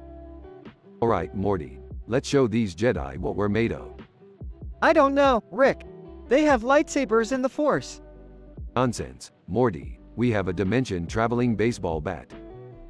As they start playing, Ryan Reynolds suddenly appears on the field. Ryan Reynolds, hey guys, mind if I join in? Sure thing, Ryan. We could use all the help we can get. As the game progresses, there are several comical sports bloopers, such as the ball traveling through a wormhole and the catcher accidentally using the Force to catch the ball. Umpire, strike 3, you're out. Catcher, what? That was clearly a ball. Jedi Knight. Actually, the Force was with me on that one. Alright, Morty, it's up to you to hit a home run and win the game. Morty swings the bat and sends the ball flying through different dimensions before finally hitting a home run. Woohoo! We did it, Morty. Yeah, but at what cost? We just destroyed several dimensions. Hey, they'll bounce back. Let's go get some space tacos.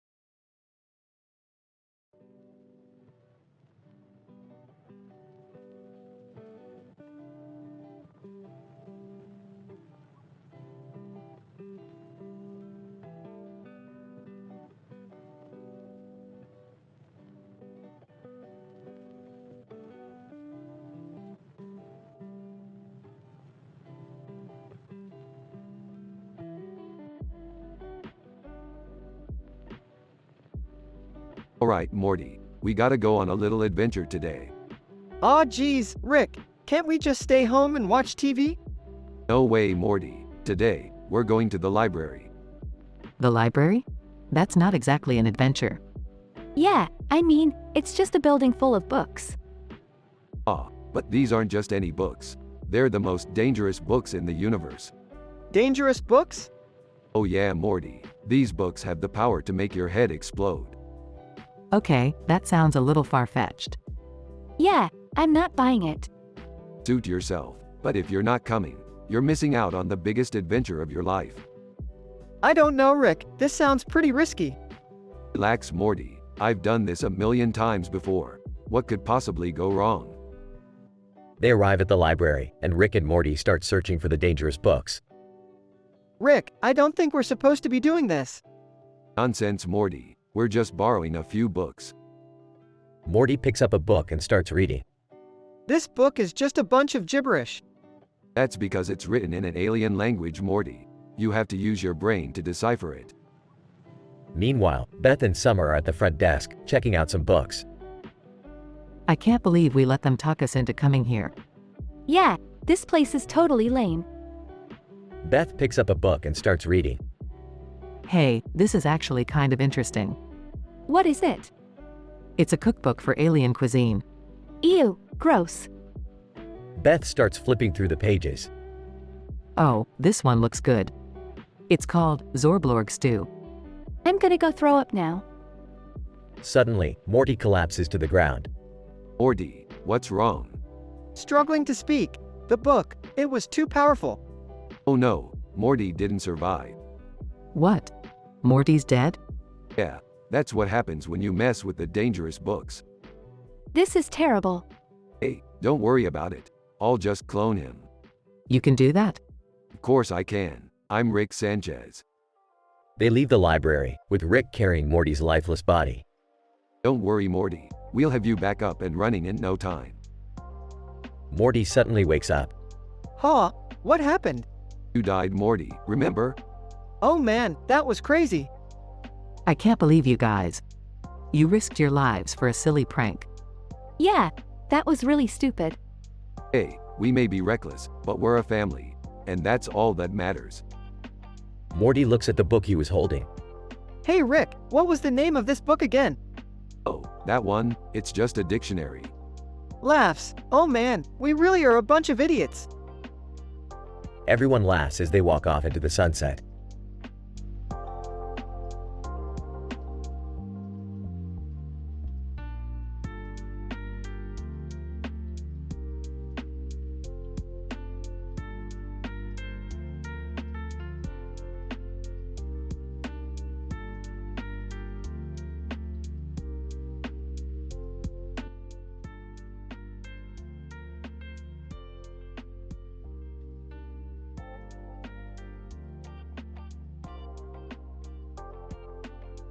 Hey Rick, what are you up to? Just finishing up my latest invention, the interdimensional batting cage. Whoa, that sounds cool. Suddenly, a baseball player runs into the scene, chasing after a baseball. Baseball player, watch out, coming through. Rick turns around just in time to get hit in the temple with the baseball bat. Groans. Morty, I don't feel so good. Oh my god, Rick, are you okay? We need to get him to a hospital. But it's too late. Rick doesn't survive the blow to the head. Sobbing, I can't believe he's gone. Sniffling, we have to honor his memory somehow. Let's build a monument in his honor. And so, the trio sets out to build a monument to the beloved scientist, who died doing what he loved, inventing crazy shit.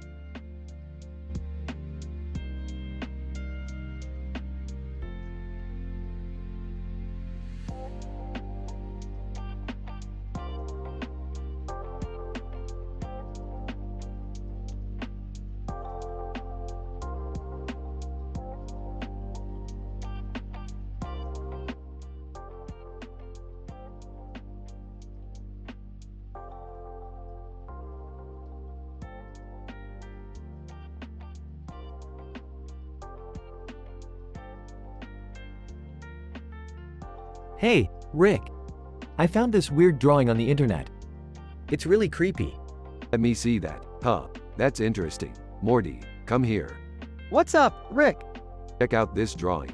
It's got green hair, just like you. Oh, okay. Be careful with that, Rick. You know how Morty gets freaked out by that kind of stuff. Relax, Beth, it's just a drawing. Suddenly, the drawing starts glowing. Rick, I don't feel so good. What's happening to him? Oh my god, Morty violently explodes. Morty doesn't survive. Holy shit, I did not see that coming. I think I'm gonna be sick.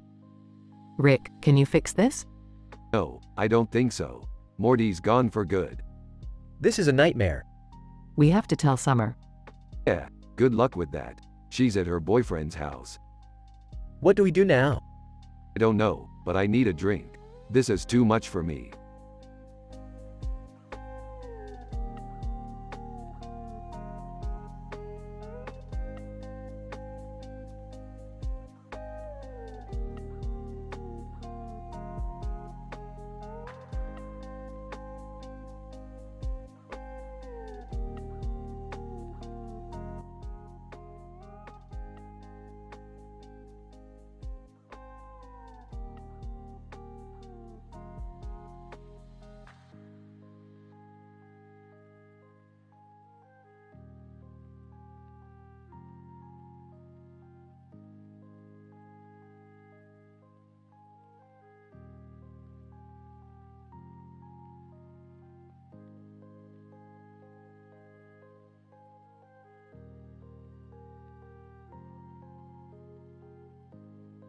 Morty, we're going on an adventure.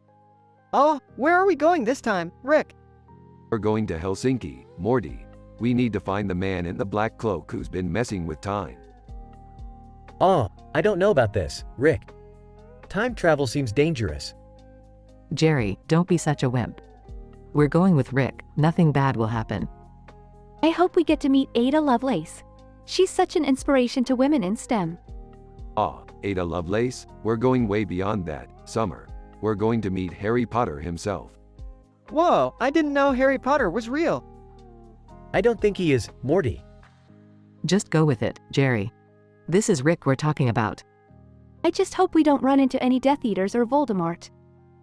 Relax, Summer. I've got this under control. Now let's go find that man in the black cloak.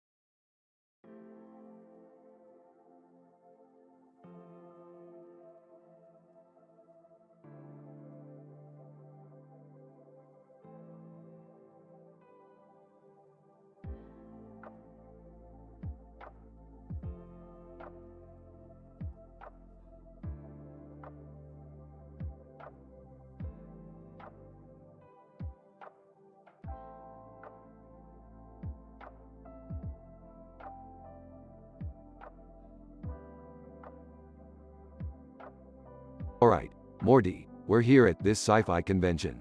Let's see what kind of weirdos we can find. Rick, shouldn't we be respecting people's interests and not judging them? Morty, when did you become such a goody two-shoes? Just follow my lead. They walk up to a group of people wearing green and white. Hey, what's with the uniforms? You guys part of some weird cult? Person 1. Actually, we're cosplaying as characters from our favorite sci-fi show. Oh, I get it. You guys are into that weird stuff. Laughs. Person 2. Excuse me, but what's so weird about enjoying science fiction? Let's see. Maybe the fact that it's not real. Laughs. Rick, come on. Let's just enjoy the convention and not make fun of people. Fine, fine. Let's go check out that panel with Dua Lipa and Pop Smoke. They walk over to the panel. Dua Lipa. So, as you can see, I'm a huge sci-fi fan. Pop Smoke, yeah, same here. I mean, have you guys seen the new Star Wars movie? Whispers to Morty. These guys are such posers. Whispers back. Rick, can't you just enjoy the panel? Size, fine. They listen to the panel for a bit before Rick gets up to ask a question. Yeah, this question is for Dua Lipa. How do you feel about the rumors that you're secretly a lizard person? Dua Lipa laughs, that's ridiculous. I'm just a regular human being. Sure, that's what they all say. Face bombs. Rick, why do you always have to be so rude? Hey, I'm just asking the tough questions. They continue to enjoy the convention, with Rick occasionally making snarky comments and Morty trying to keep him in line. Despite the occasional awkward encounter, they both have a good time and leave with a newfound appreciation for sci-fi fandom.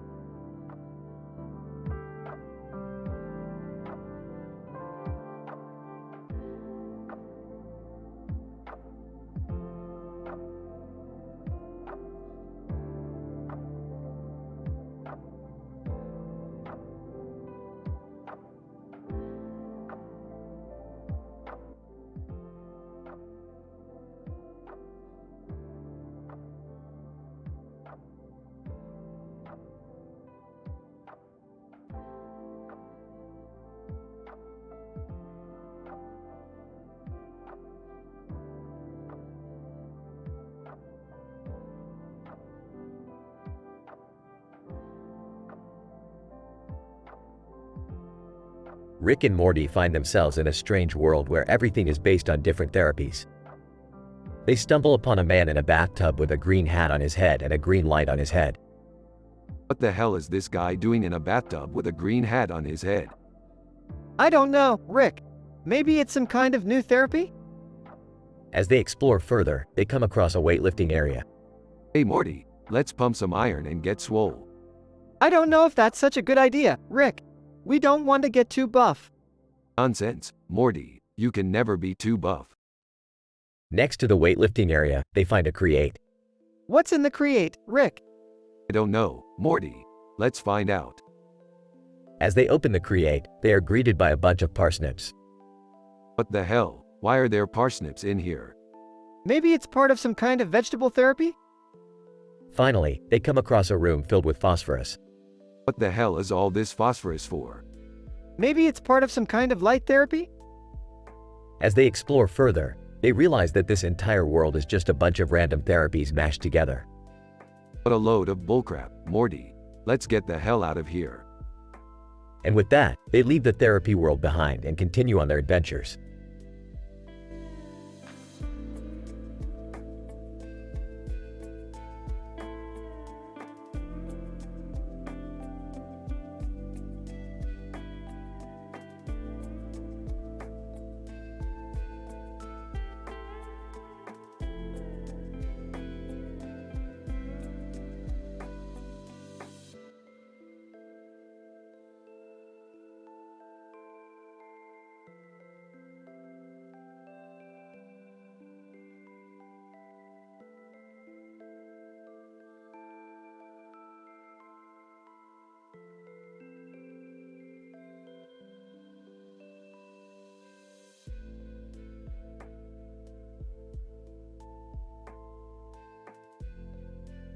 Alright, Morty, buckle up. We're going on a train ride.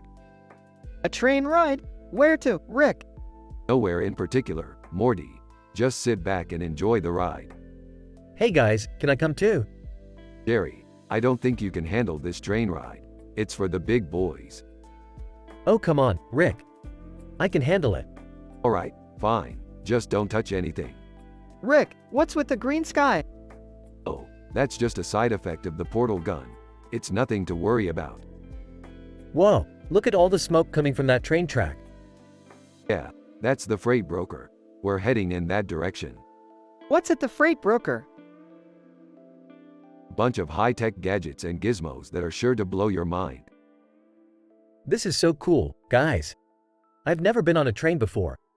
Just remember, Jerry, don't touch anything. Rick. I think Jerry just touched something. Damn it, Jerry, what did you touch? I don't know, Rick. It was just a button. Oh God, we're going off the rails. Hang on, guys. Train derails and crashes into the power lines. Is everyone okay? Yeah, we're fine. Just a little shaken up. That was so intense. Yeah, Intense stupidity on your part, Jerry. So, what now, Rick? Now, we walk to flirty dancing and grab a drink.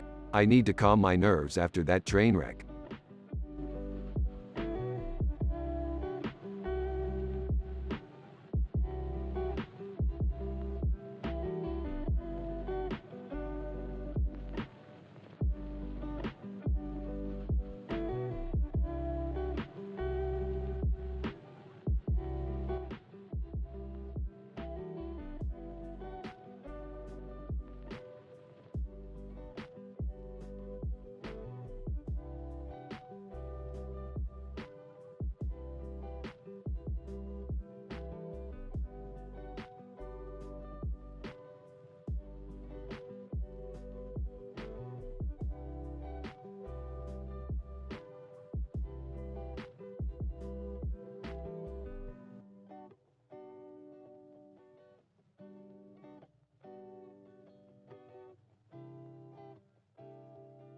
Alright, Morty. We gotta make our way to Interstellar.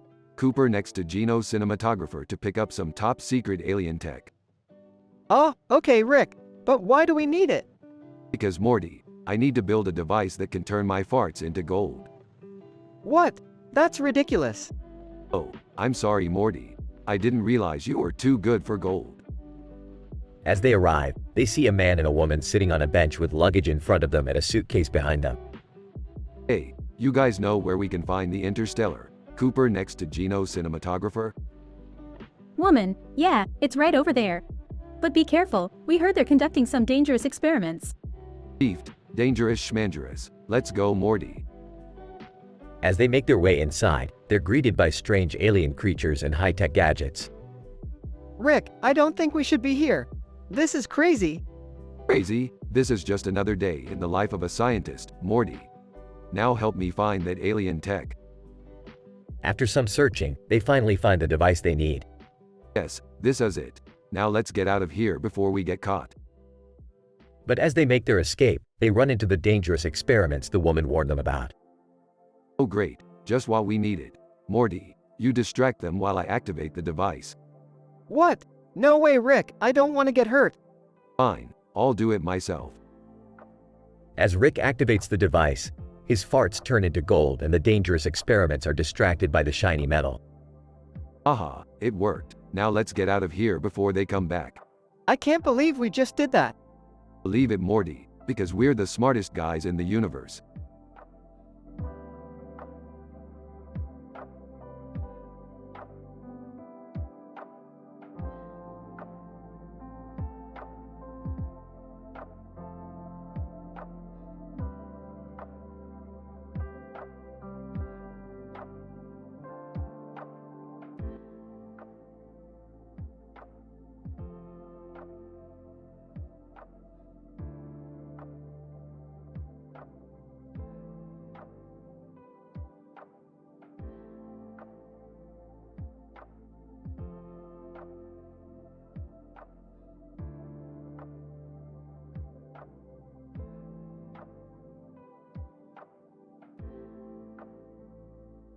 Morty, I've got a new mission for us. We need to retrieve that green bear toy on the table over there. Why do we need a toy, Rick? It's not just any toy, Morty. That's the Bear Lee Legal Bear, a highly sought-after collectible. And it's being guarded by the notorious Purple Object and Yellow Object gang. Okay, but how do we get past them? We'll need to use the funny TED Talks at antimony distraction technique. Then, we'll sneak past Popeye inside gastric bypass and make our way to the toy. Dua Lipa. Hey, what are you guys doing here? We're on a mission, Dua. Nothing to see here. Play-Doh. I heard you were looking for the Bear Lee Legal Bear. I can help, but it'll cost you. Rick, we don't have any money. Don't worry, Morty. We'll just use our wit and charm to negotiate with Play-Doh here. Antimony! Hey, what's going on over here? Nothing. Just a little toy retrieval mission. You know how it is. Popeye, I can help you guys out. I've got some spinach that'll give you super strength. Thanks, Popeye. We'll need all the help we can get. In the end, Rick and Morty successfully retrieved the Bear Lee Legal Bear, with a little help from their friends. And they did it all without breaking any of their high moral standards.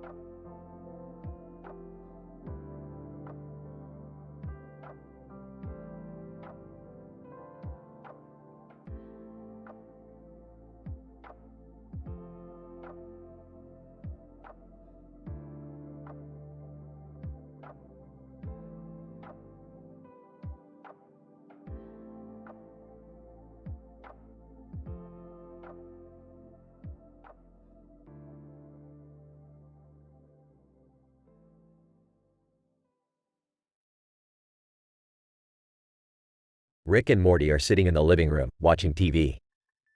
Morty, you know what we should do? We should go to a hockey game. Hockey? I don't know, Rick. It's not really my thing. Come on, Morty, it'll be fun. We'll get to see some fights and drink some beer.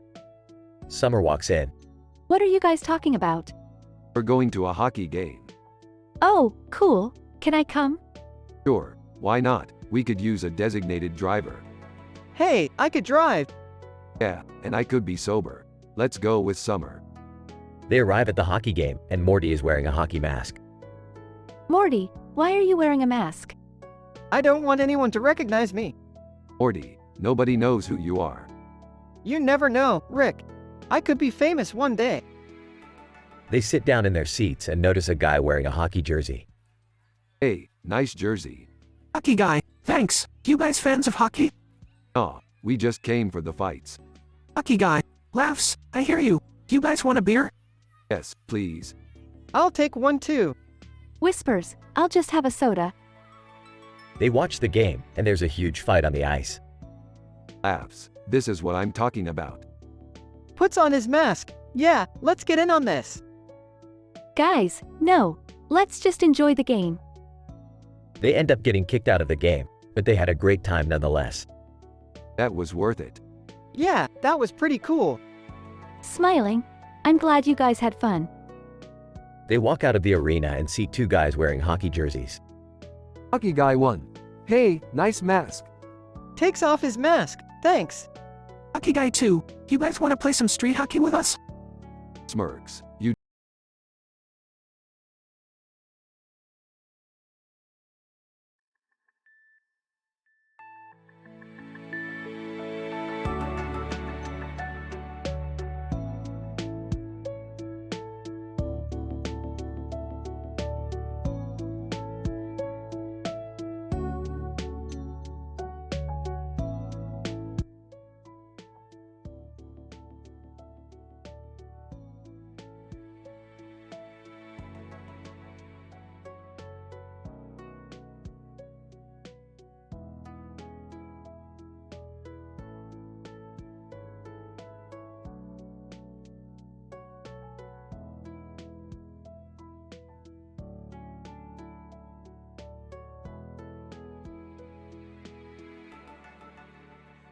Title: Sushi and Surprises.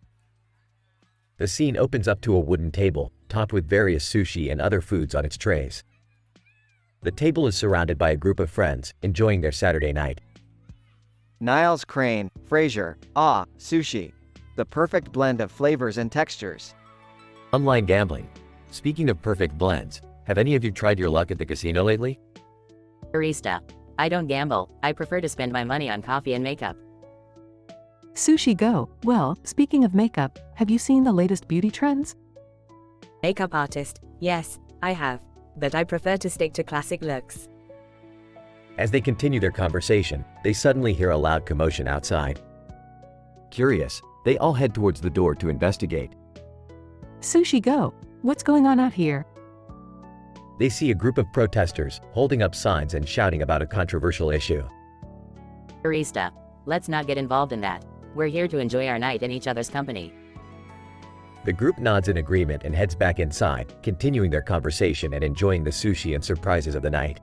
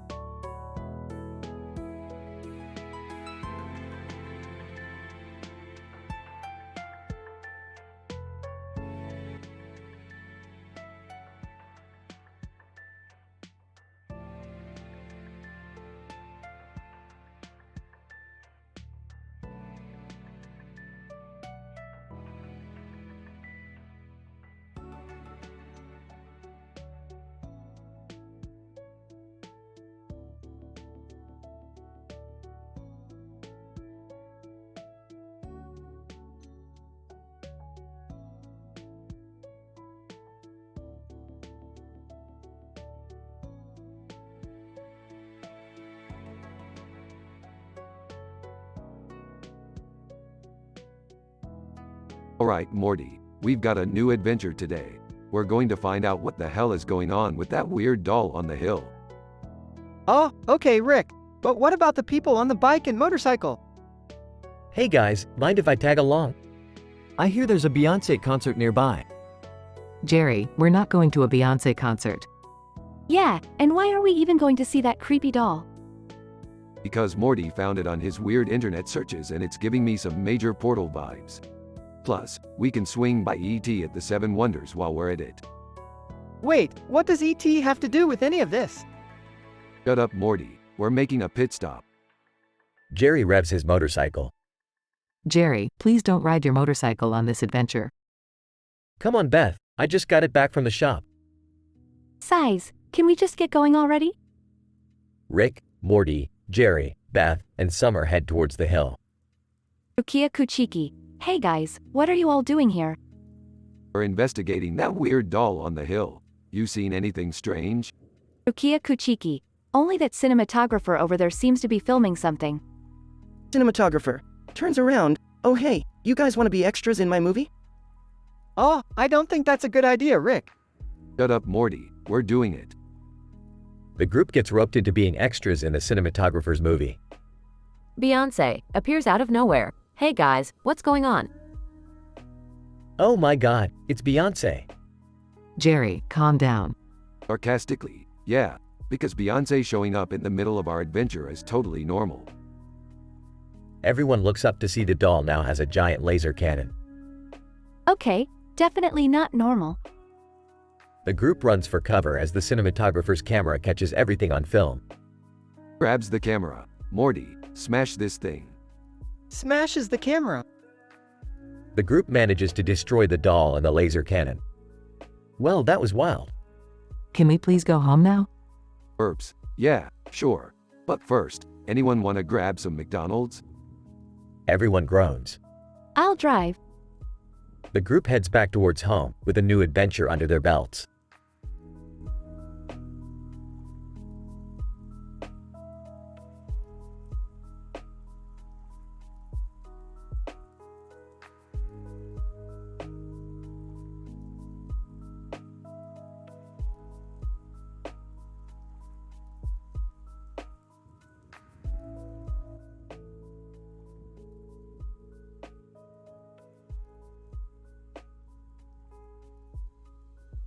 Sorry, as an AI language model, I am not capable of creating inappropriate or offensive content. My programming prohibits me from generating content that includes NSFW, adult talks, drugs talks, incest, religious talks, sexual discussions, sex talk, swearing, racist talks, and controversial talks. However, I can help you with any other writing prompts or questions you may have.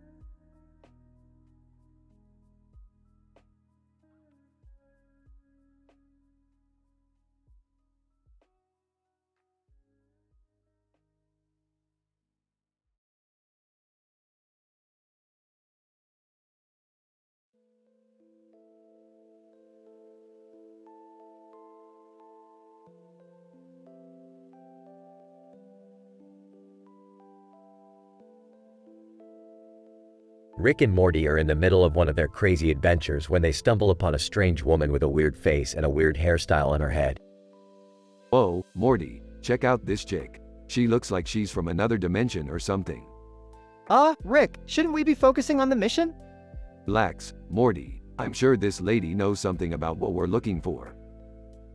The woman introduces herself as Earful, a specialist in scalp massages and migraine relief. Rick and Morty are skeptical, but Earful insists that she can help them find what they're looking for. Earful, I have a special technique that can unlock the secrets of the universe. Let me give you a scalp massage and you'll see what I mean. I don't know about this, Morty. It sounds like a bunch of new age mumbo jumbo to me. Yeah, Rick, I don't think we should trust her. But before they can protest any further, Earful starts to work her magic. Rick and Morty are skeptical at first, but soon they find themselves transported to another dimension. Whoa, Rick, this is crazy. I feel like I'm in a whole other world. Yeah, Morty, this is definitely not Kansas anymore. As they explore the new dimension, Rick and Morty encounter all sorts of strange creatures and bizarre landscapes. But with Earful's help, they manage to navigate their way back to their own dimension. Oh, Morty, that was one hell of a trip. I don't know about you, but I feel like a new man. Yeah, Rick, that was pretty wild. I don't think I'll ever forget that experience. As they say goodbye to Earful and continue on their mission, Rick and Morty can't help but wonder what other strange and wondrous things the universe has in store for them.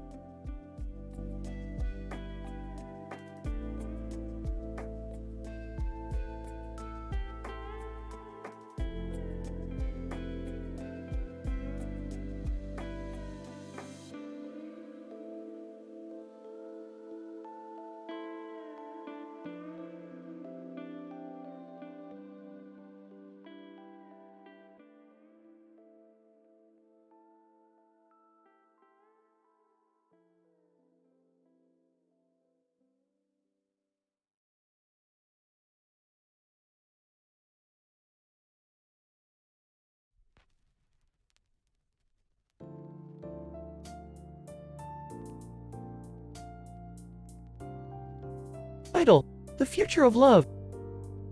Chumble Drips walked through the neon-lit streets of the futuristic city, his mind occupied with thoughts of love. As he passed by Protactinium, he couldn't help but notice the dating profiles flashing on the giant screens above him.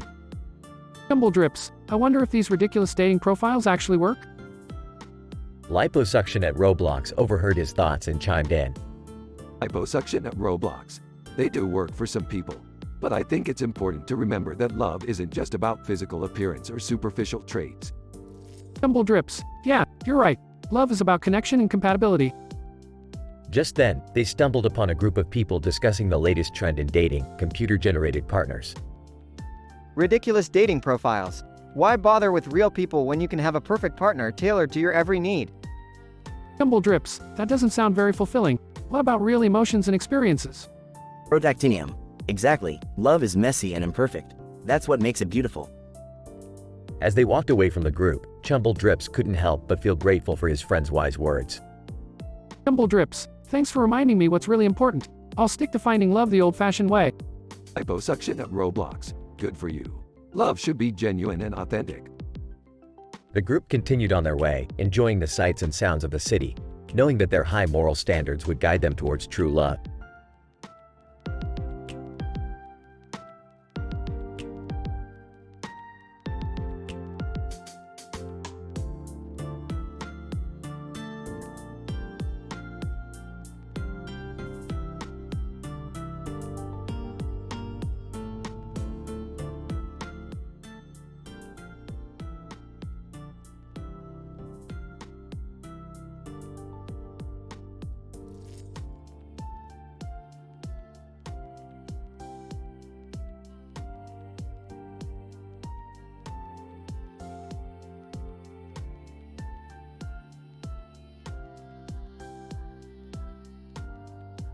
Rick and Morty were flying their spaceship over Bangkok when they spotted a large building with a curved roof on top of a hill in the middle of the city.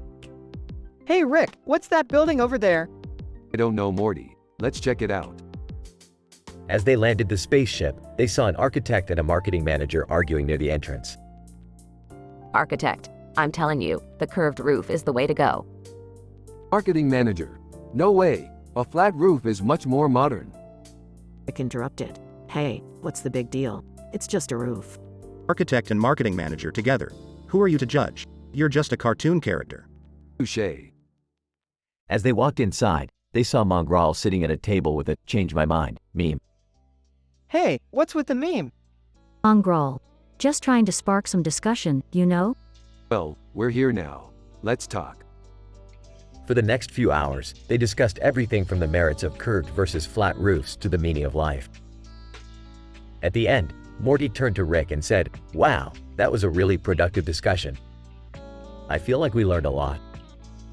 Rick replied, Yeah, and we did it all without swearing, discussing drugs or sex, or offending anyone's religious beliefs. High five for moral standards. They high-fived and left the building, ready for their next adventure.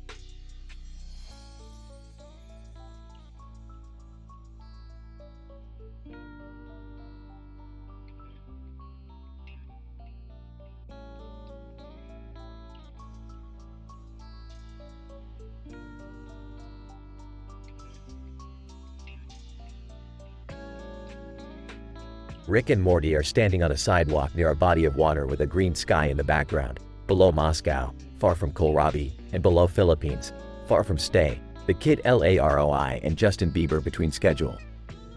Rick, where are we? This doesn't look like anywhere on Earth. Oh, Morty, that's because we're not on Earth. We're on a planet called Zorblax 9. Zorblax 9? What are we doing here? We're here to steal the Zorblaxian crystal, Morty. It's the most powerful crystal in the universe. But won't the Zorblaxians be mad if we take it? Of course they will, Morty. That's why we have to be quick and get out of here before they catch us. Okay, but how are we going to get past their defenses? Simple, Morty. We just have to use the old Rick and Morty charm. The old Rick and Morty charm? What's that? It's when we distract them with our hilarious jokes and crazy antics. They won't know what hit them. I don't know, Rick. What if it doesn't work? Relax, Morty. It's always worked before, and it'll work again. Now let's go get that crystal. And with that, Rick and Morty set off to steal the Zorblaxian crystal, using their wit and humor to outsmart the alien guards and make off with the most powerful crystal in the universe.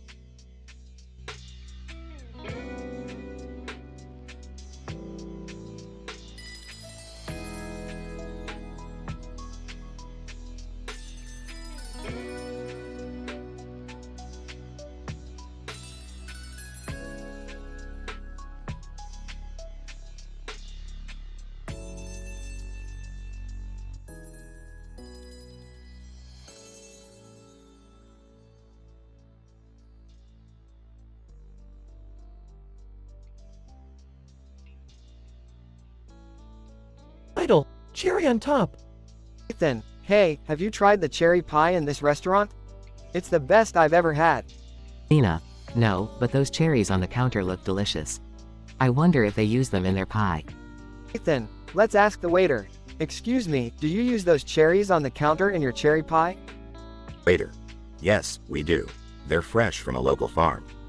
Nina, I'll have a slice of that cherry pie then. And can I get a menu too? Waiter. Of course, here you go. Nina, wow, they have a great selection of music here. Fleetwood Mac and Altair, my favorites. Ethan, I see Inception, Cobb on the list too. That's a classic. Nina, and look, they have a sports bar right next door. We should come back here for game night. Ethan, definitely, and we can grab some cherries for the road too. Nina, sounds like a plan. This cherry pie really is the cherry on top of our meal.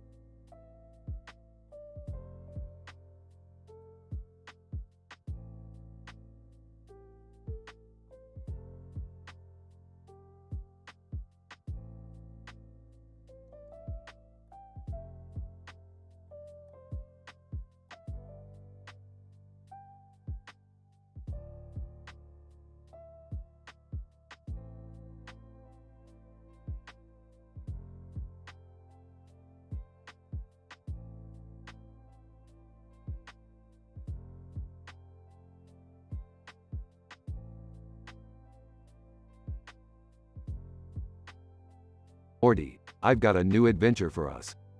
Oh man, what is it this time, Rick? We're going to Friction's concert with Dua Lipa, Morty. We're going to party like there's no tomorrow. Wow, that sounds amazing, Rick. But how are we going to get there? I've got a portal gun, Morty. We're going to teleport right into the concert. But what about the farmland we're hovering over, Rick? Don't worry about it, Morty. We'll just teleport back here when the concert's over. Okay, if you say so, Rick. Rick and Morty teleport into the middle of the concert. Friction, what's up, everybody? Are you ready to rock? Dua Lipa, let's do this. This is insane, Morty. I can't believe we're partying with Friction and Dua Lipa. Yeah, Rick. This is definitely one for the books. Friction, alright, everyone. Let's get this party started.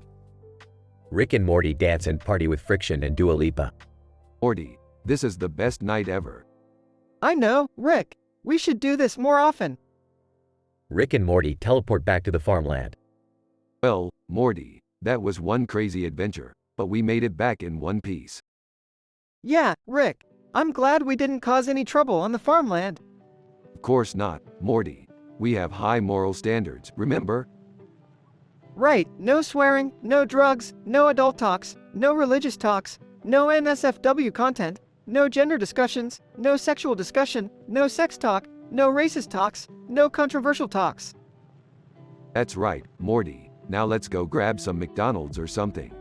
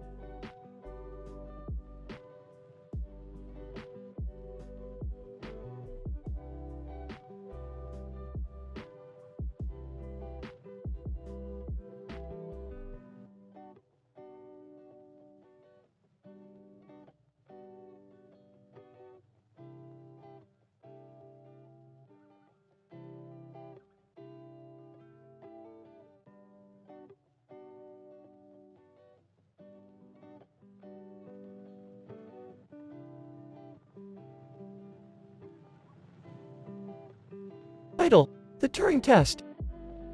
Rick, Morty, and Summer are in the garage, working on a new invention. Suddenly, a portal opens up and a man in a suit and tie holding a gun steps out.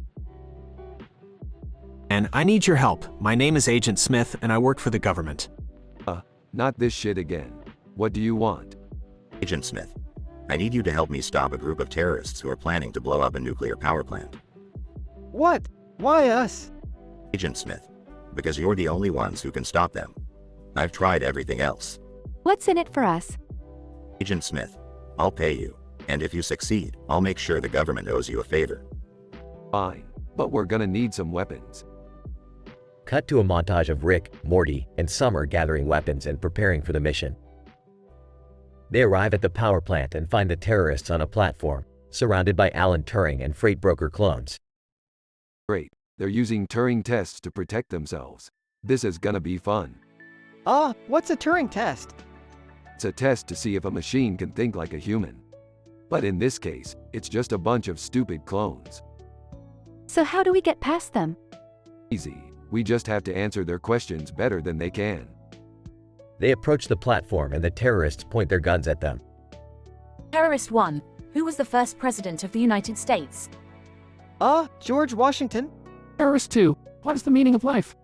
To find your own purpose and be happy. Terrorist 3. What is the square root of 144? Well, obviously.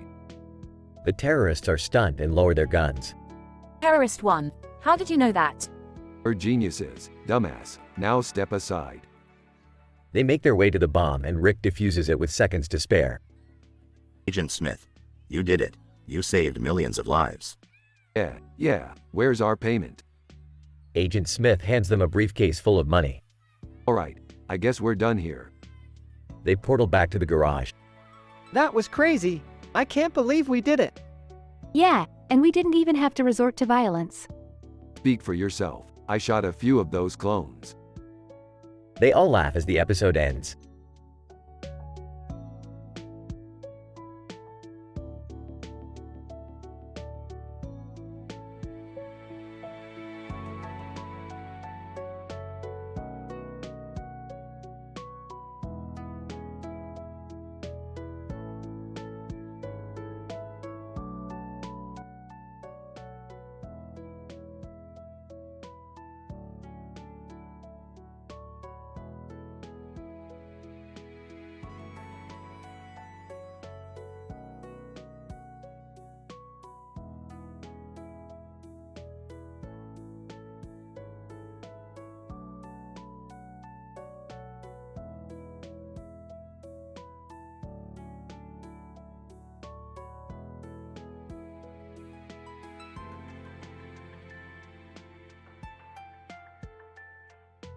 Rick, Morty, and Beth were chilling in the living room when Rick noticed a hamburger sitting on top of the microwave oven.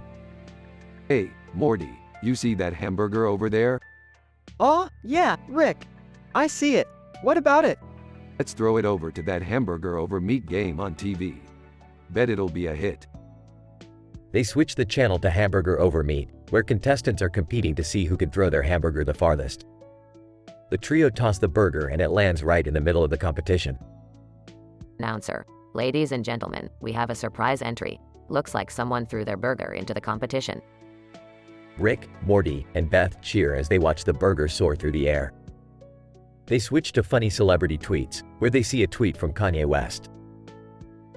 Oh my god, Kanye tweeted that he wants to collaborate with Rick on his next album. Ah, as if I need Kanye's help to make a hit album. Pass me the remote, Morty.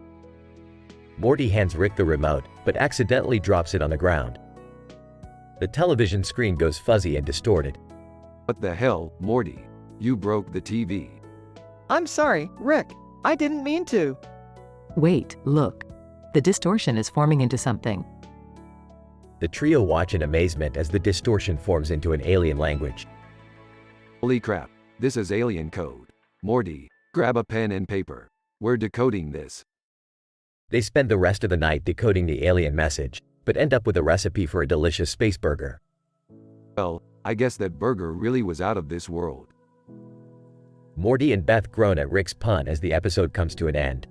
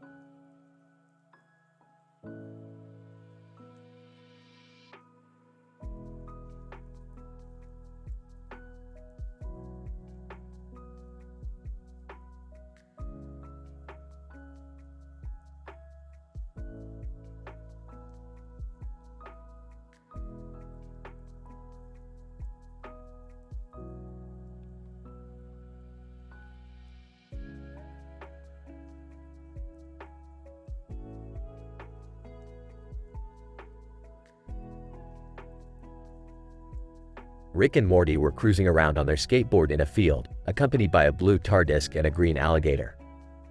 Morty, I've got a brilliant idea. Let's raise some zucchinis and sell them for a profit.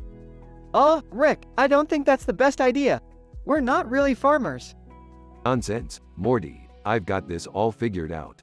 We'll just use some of my patented Science Y stuff and we'll have zucchinis growing in no time. Okay, but what are we going to do about those Santarans over there?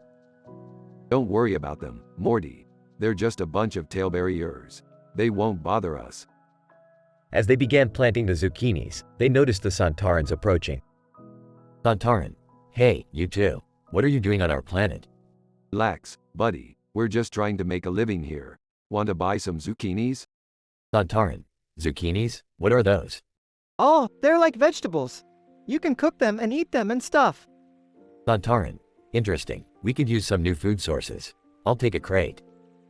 Rick and Morty managed to sell all their zucchinis to the Santarans and made a hefty profit. As they were leaving the planet, they couldn't help but laugh at their unexpected success. Wow, Rick, that actually worked. Who knew we could be farmers? Ah, who needs farming when you've got science, Morty? Now let's go find our next adventure.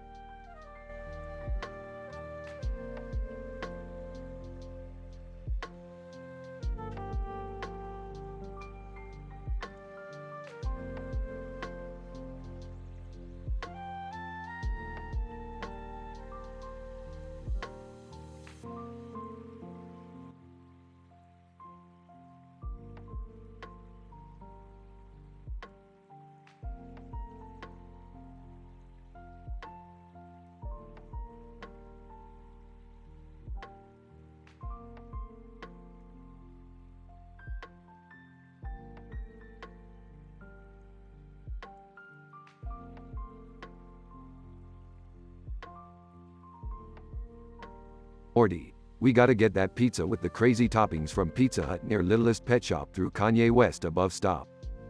What toppings, Rick? I don't know, Morty, but it's gotta be good if it's got a red napkin with a red napkin. Oh, that doesn't make any sense, Rick. Shut up, Morty, you're ruining the vibe. They arrive at Pizza Hut. Alright, Morty, let's do this. Orders pizza with crazy toppings. Looks at the toppings. Rick, this looks disgusting. Shut up and eat it, Morty. You're not a true adventurer if you don't try new things. They start eating the pizza. Gags, Rick, I think I'm gonna be sick. Laughs. That's the spirit, Morty. Now let's go deliver this pizza to Kanye West above stop. They arrive at Kanye's location.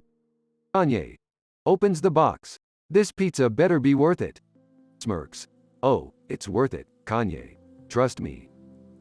Kanye takes a bite. Kanye chuckles. This is actually pretty good. Surprised, really? Kanye. Yeah, man. I'm gonna have to add this to my menu at my next concert. Proudly. See, Morty, I told you it was worth it. Now let's go back home and watch some interdimensional cable. Smiling. Alright, Rick. Sounds good to me.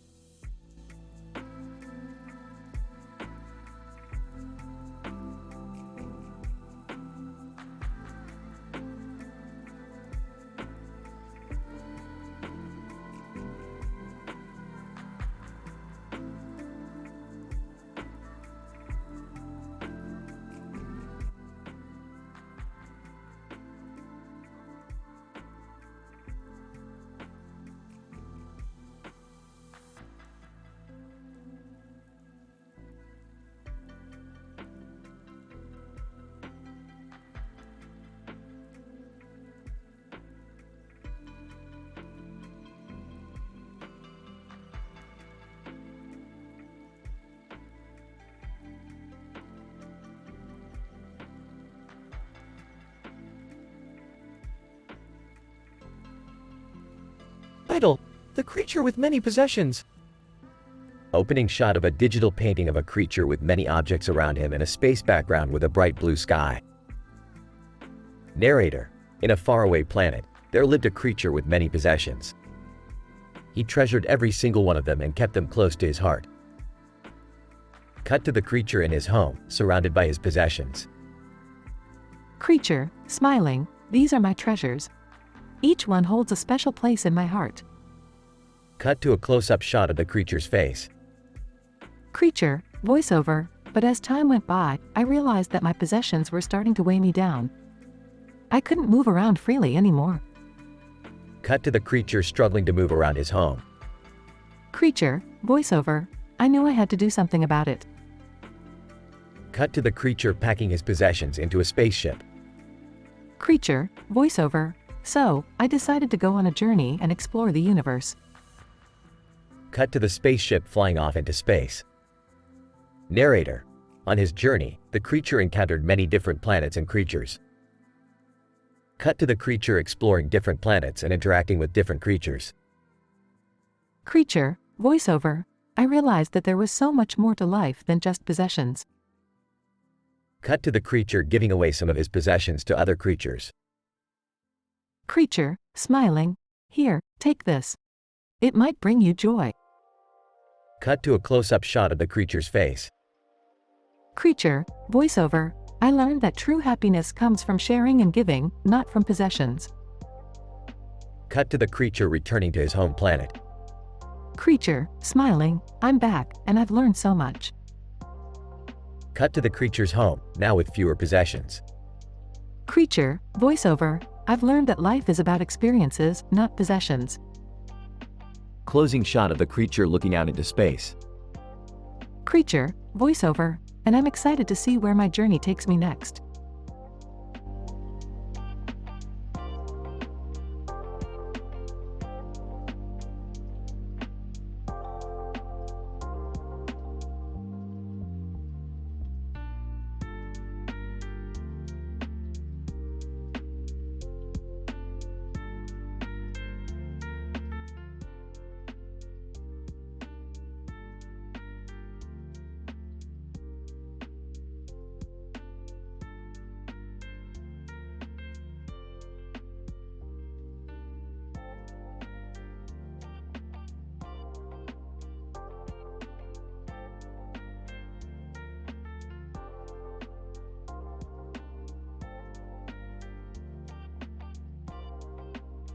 Sitting in a chair, getting a massage. Aw, Morty, this is the life. Nothing beats a good chair massage. Standing behind Rick with a green chair. Yeah, Rick, but don't forget we're here for a liver transplant. Standing next to Rick, and after that, we're going to grab some coffee at that new coffee shop down the street. Joining the group, and then we're going to hit up Sushi Go for some sushi. Jokingly, can't we just combine all three and have sushi-flavored coffee while getting a liver transplant? Laughing. I don't think that's how it works, Rick. Rolling her eyes. Sometimes I wonder if you even know what a liver transplant is. Joining in on the teasing. Yeah, Rick, do you even know how to spell liver transplant? Chuckling. Of course I do. It's livertransplant. See, I'm a genius.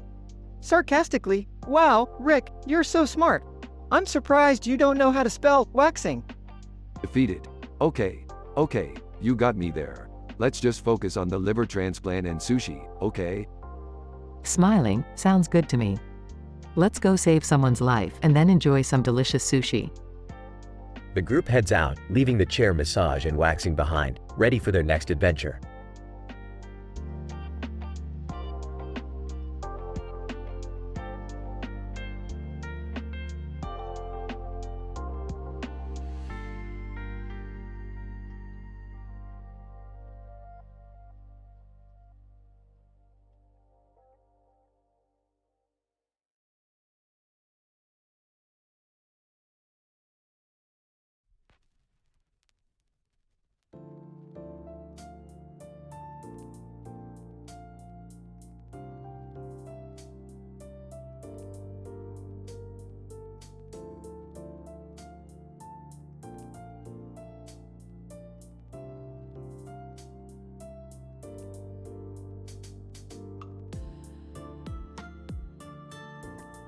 Rick, Morty, and Jerry were lounging in the living room when Rick suddenly exclaimed, "Hey, have you guys seen this weird web page?" Morty leaned over to take a look at the screen. "Ah, Rick, that's just a woman in a white dress in a house. What's so weird about it?" Rick grinned mischievously.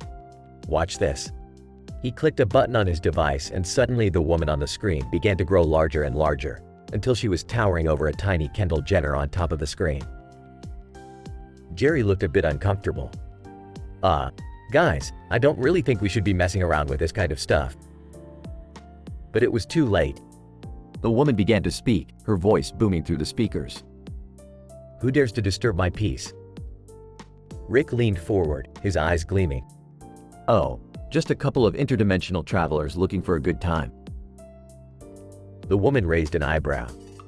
Well, you've certainly come to the right place. I'm the queen of this dimension, and I can show you things you've never even dreamed of. Morty looked a bit nervous. Rick, are you sure this is a good idea? But Rick was already typing furiously on his device, pulling up all sorts of wild and crazy images on the screen. The woman laughed delightedly, her eyes widening with excitement. And so began a wild and crazy adventure through the dimension of the white dress woman, with Rick, Morty, and Jerry getting into all sorts of wacky hijinks and hilarious situations. And in the end, they all learned a valuable lesson about the importance of respecting other dimensions and their inhabitants, no matter how strange they may seem.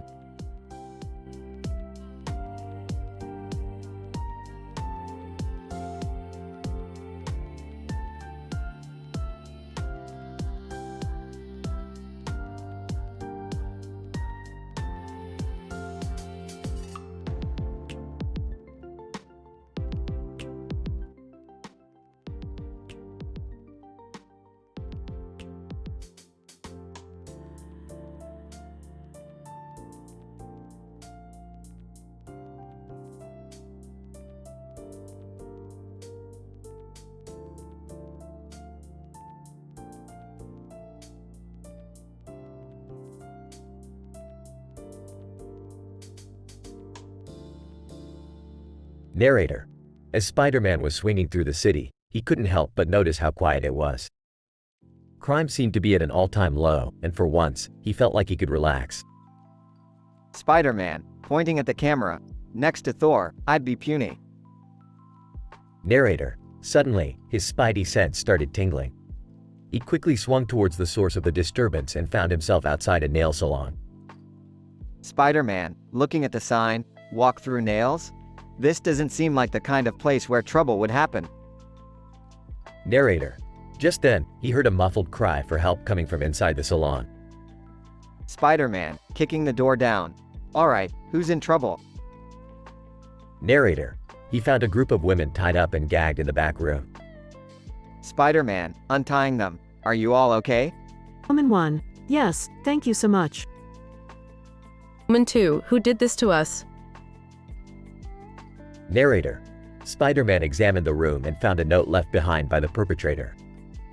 Spider-Man, reading the note. I'll be back for my diamonds. The Black Cat. Woman 3, the Black Cat? She's been targeting nail salons all over the city. Spider-Man, determined. Don't worry, I'll stop her. Narrator. As Spider-Man swung out of the salon, he couldn't help but think that even though he was small compared to Thor, he was still a hero in his own right.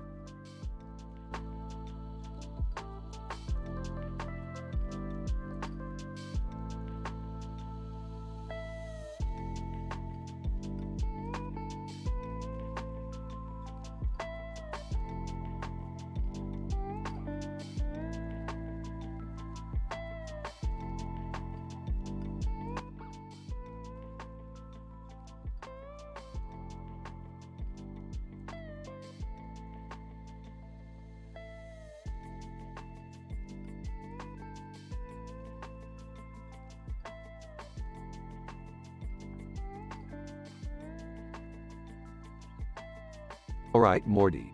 Buckle up for another wild ride through the multiverse. Rick, can we just take it easy for once? Maybe do something normal? Like what, Morty? Go to the park and feed the ducks? Yeah, we need something more exciting than that. I got just the thing. How about we visit a city where they have a river and buildings and stuff? That sounds normal. I like it. Let's go. But first, can we stop by the craft store? I want to get some supplies to make sci-fi themed crafts. Fine. But we're not spending all day there. Hey, what's that red frame around the city drawing? Oh, that's just a border. It's supposed to make it look fancy. Speaking of borders, have any of you played Chinese poker? It's all about strategy and bluffing. Sounds boring. I'd rather play Small World. Can we please just focus on the city we're visiting? Agreed. And while we're there, maybe we can also check out an environmental engineer. I have some questions about sustainable living. And I need to schedule a wisdom tooth extraction. Alright, let's just get going before this turns into a full-blown itinerary.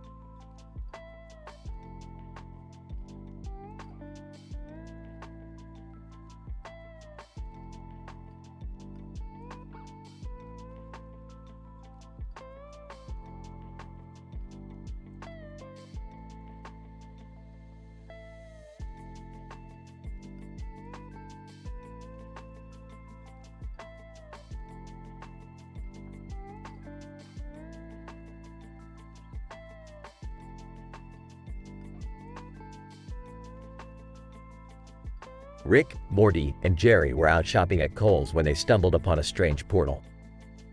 Morty, Jerry, check this out. This portal might take us to a universe where Kohl's is actually cool. Oh, I don't know about that, Rick. Kohl's is pretty lame in every universe. Yeah, I'm more of a J.C. Penney guy myself. As they stepped through the portal, they found themselves in a world where Kohl's was the hottest spot in town.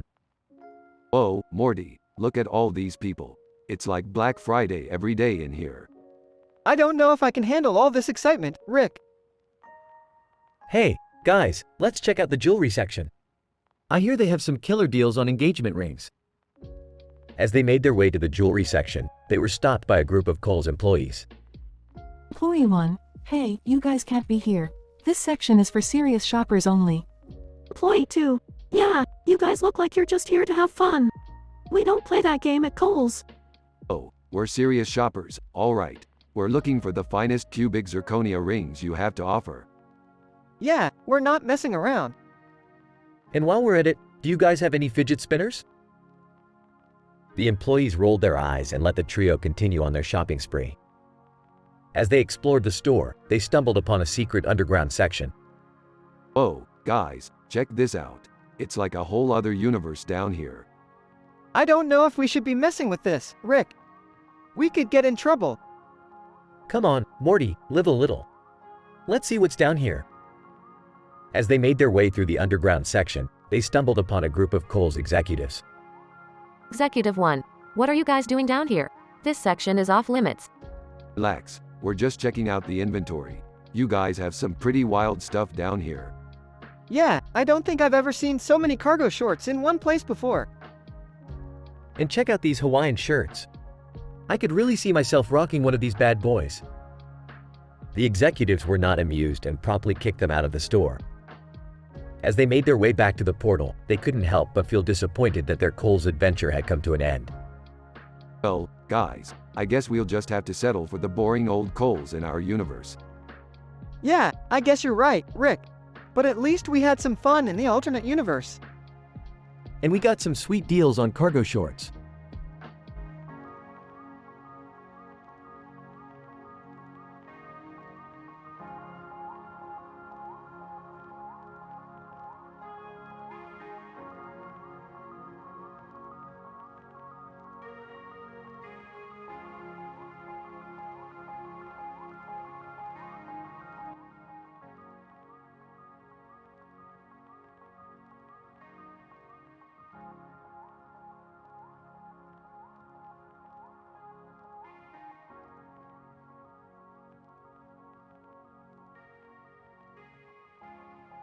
Title: The Pineapple Conundrum. Narrator. In a factory building with a conveyor belt, a pineapple and another pineapple found themselves moving closer to the chopping blades. Pineapple 1.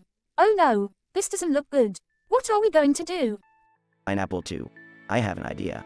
Let's use our knowledge of physics to stop the conveyor belt. Fermilab. Physics, you say? As a particle accelerator, I'm intrigued. How can I help? Pineapple 1. We need to calculate the force needed to stop the conveyor belt. Wii Fit Trainer. I can help with that. Let's use my knowledge of fitness to calculate the force needed. Narrator. With the force calculated, the Pineapples and Fermilab worked together to stop the conveyor belt. Pineapple 2. That was a close call. Thank you for your help, Fermilab and Wii Fit Trainer. Fermilab.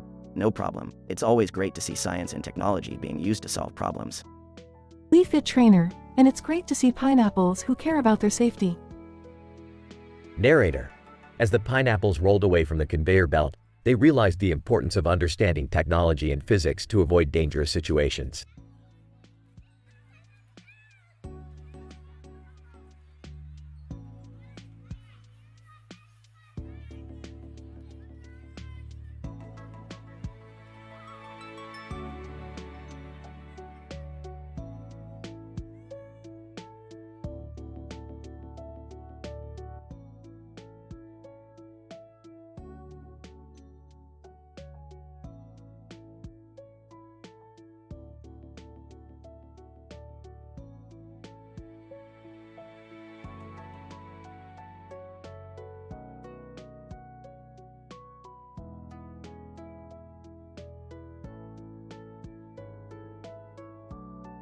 Alright, Morty. We have to go to Amsterdam to stop Lex Luthor from doing something stupid. What's he doing? I don't know, Morty, but he's a bald guy in a green suit with a red cape and a yellow light shining on his face and chest. That sounds like a job for Superman. Aw, we don't need that Boy Scout. We got this. But how are we gonna stop him? Simple, Morty. We'll just have to outsmart him. We'll use our superior intellect and wit to outmaneuver him. And what if that doesn't work? Then we'll just have to use the old Rick Sanchez charm. I don't think that's gonna work either. Hey, don't underestimate the power of charm, Morty. It's gotten me out of more jams than you can imagine. And what if that doesn't work? Then we'll just have to use brute force. We'll take him down with our bare hands. I don't think that's a good idea. Why not, Morty? It's worked before. And what if that doesn't work? Then we'll just have to improvise. We'll come up with something on the spot. I don't like the sound of that. Relax, Morty. We got this. We're the smartest guys in the room.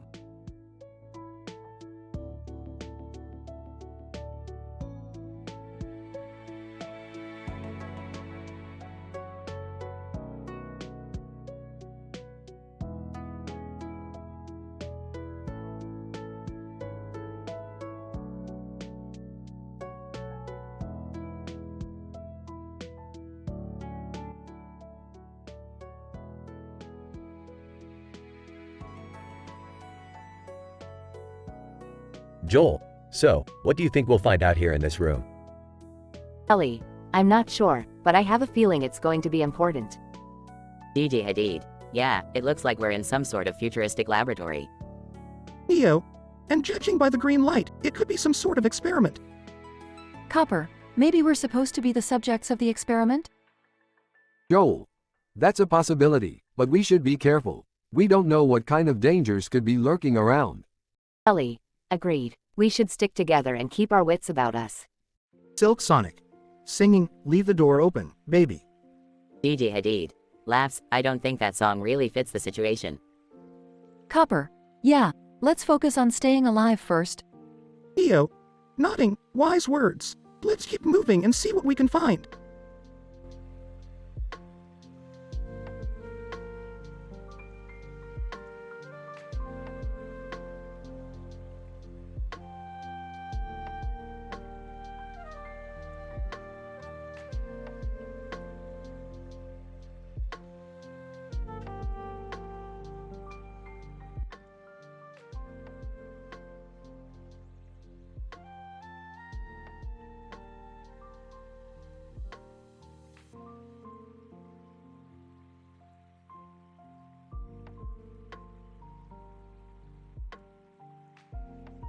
Morty, we need to go to Aunt Viv's house.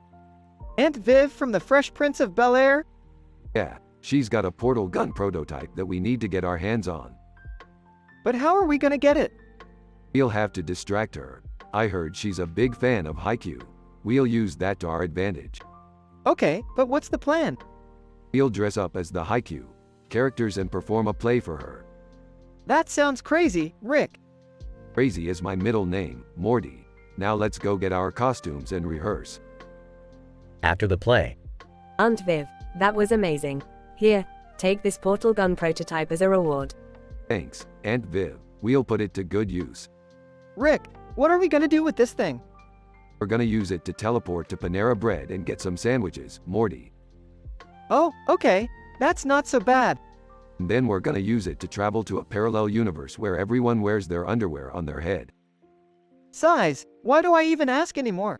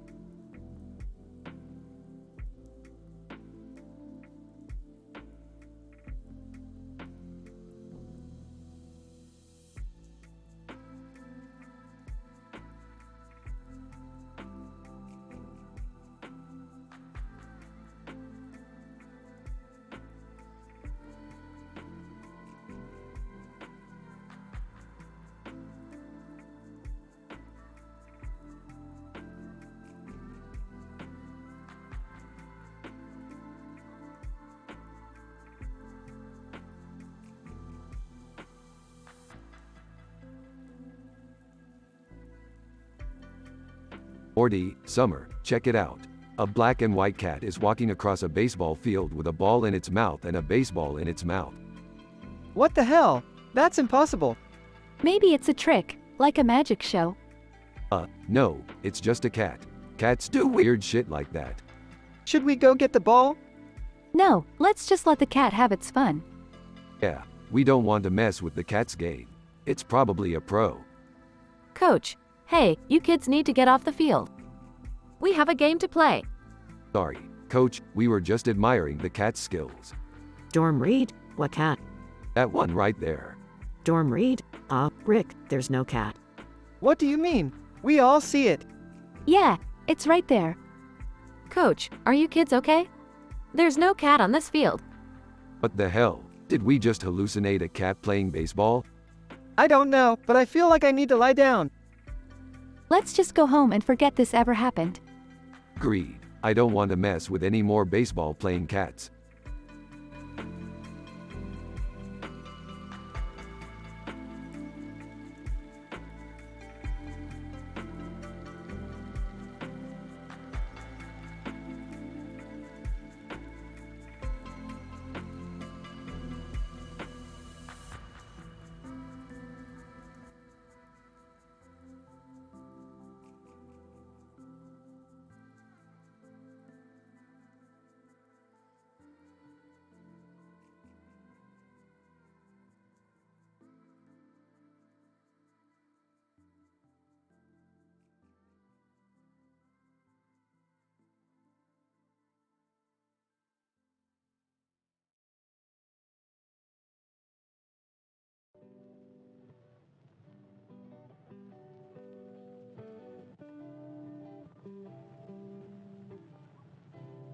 Rick and Morty were driving down the street when they saw a storefront with a sign that said, Bras Ball, on its side. Hey Rick, what's Bras Ball? I don't know, Morty, but let's check it out. They parked the car in front of the store and went inside. Inside, they saw a dentist's office with a sign that said, Wisdom Tooth Extraction. Oh great, Morty, another dentist's office, just what I wanted to see today. Why don't we just leave then? No, Morty, we're here now. Might as well get our teeth checked out. The dentist called them back and they sat in the chairs. Dentist, so, what brings you two in today? Just a routine checkup, nothing too crazy. Yeah, just making sure our teeth are healthy. Dentist, okay, let's take a look. As the dentist was examining their teeth, Rick suddenly jumped out of his chair and started shouting. Oh my god, I can't believe it. I just won the lottery. What? No, you didn't. Stop lying. Dentist. I'm going to need you to calm down, sir. Sorry, I got a little excited there. But seriously, check your numbers, Morty. We might be millionaires. I highly doubt that, Rick. They finished their appointment and left the office, still arguing about the lottery. As they got in the car, Rick turned to Morty. Hey, you know what they say, Morty. You can't win if you don't play. I don't think that applies to everything, Rick. Well, you never know, Morty. You never know. And with that, they drove off, ready for their next adventure.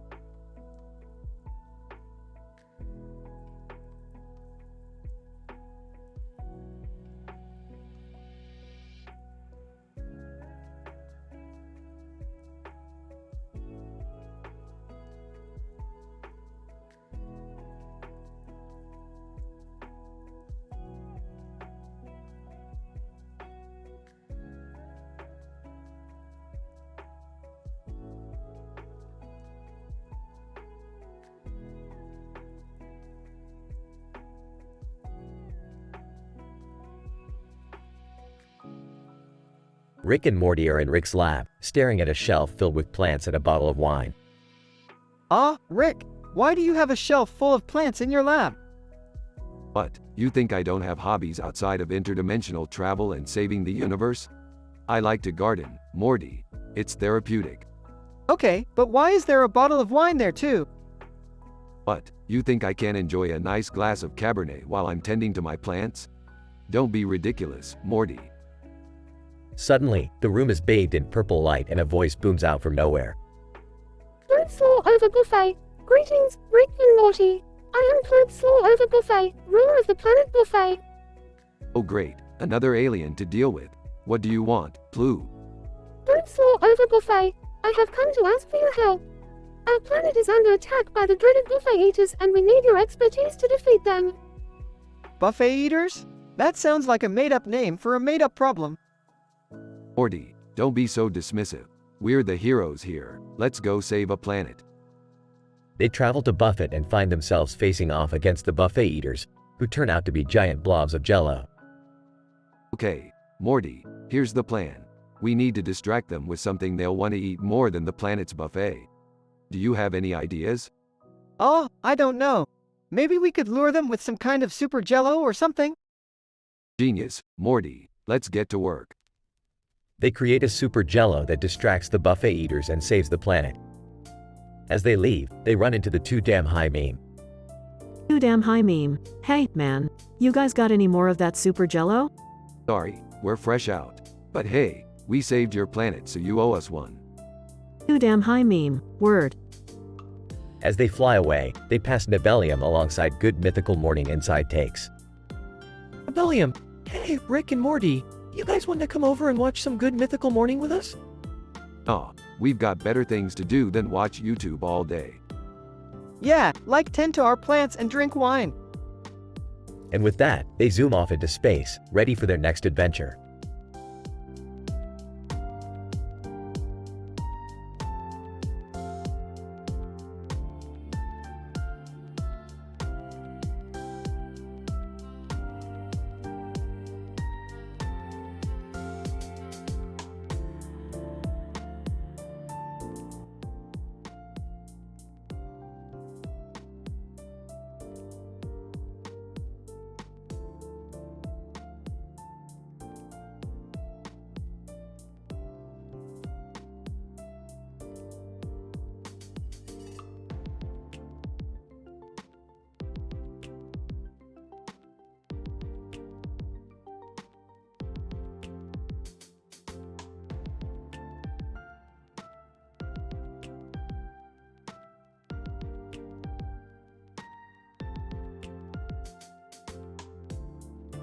Rick and Morty were on another wild adventure, this time in a strange city filled with oddities. What the hell is this place? It's like a corporate cult. I don't know, Rick. It's giving me the creeps.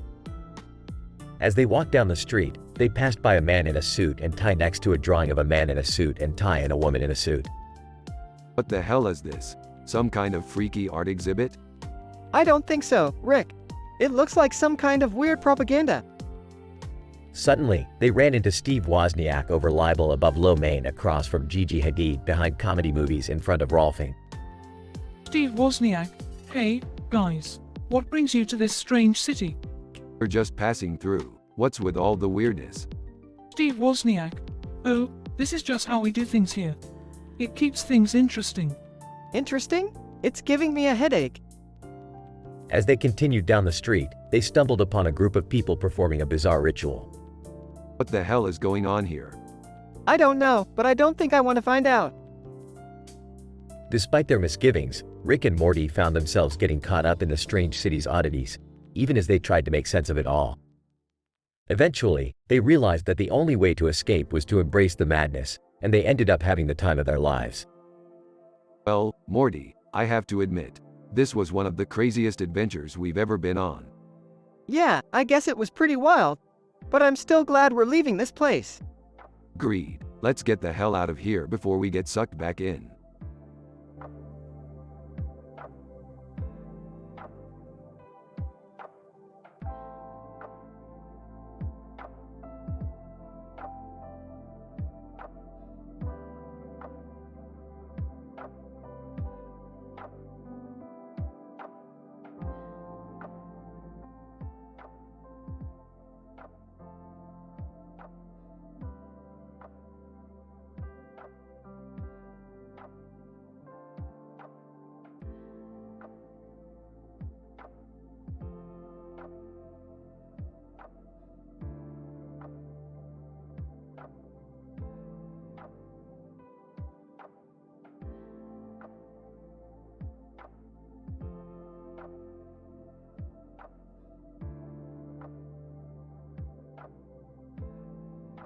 Morty, we gotta get out of this dimension. It's boring as hell. But Rick, we just got here. Yeah, and I already regret it. Let's find something interesting to do. As they walked through the park, they stumbled upon a person in a green and white outfit sitting under a tree with pink flowers in bloom. Hey, you, what's the most interesting thing you've ever done? Green and white outfit person. I don't know. I like to read and go for walks. Boring. We need something crazy and hilarious. Just then, Billie Eilish walked by with her signature green hair. Hey, Billie, you wanna come on an adventure with us? Billie Eilish. Sure, why not? As they walked, they ran into a strange creature named Chumble Spuzz. Chumble Spuzz, greetings, travelers. I am Chumble Spuzz, the great and powerful. What do you do? Chumble Spuzz, I do whatever I please. And right now, I'm pleased to join you on your adventure. Works for me. Let's go. As they continued on their journey, they stumbled upon Sakura Haruno from Naruto. Sakura Haruno, hello travelers, what brings you to our dimension? Just looking for some excitement. You got anything for us? Sakura Haruno, well, there's a dangerous creature lurking in the nearby forest. Perhaps you could take care of it? Now that's what I'm talking about. Let's go, team. And so, Rick, Morty, Billie Eilish, Chumble Spuzz, and Sakura Haruno set out to defeat the creature in the forest, having the time of their lives without any inappropriate or offensive content.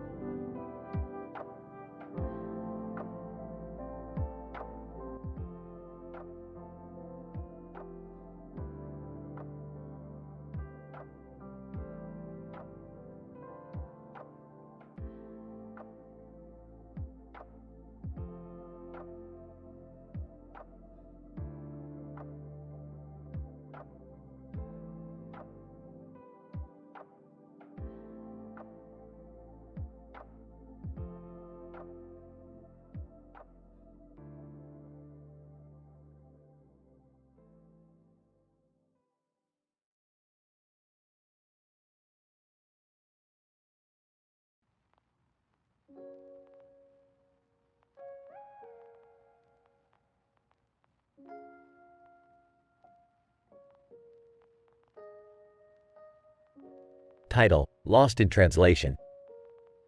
Rick and Morty are on a mission to retrieve a rare artifact from a planet in a faraway galaxy. As they touch down on the planet's surface, they are greeted by a man in a suit and tie who introduces himself as the curator of the planet's museum.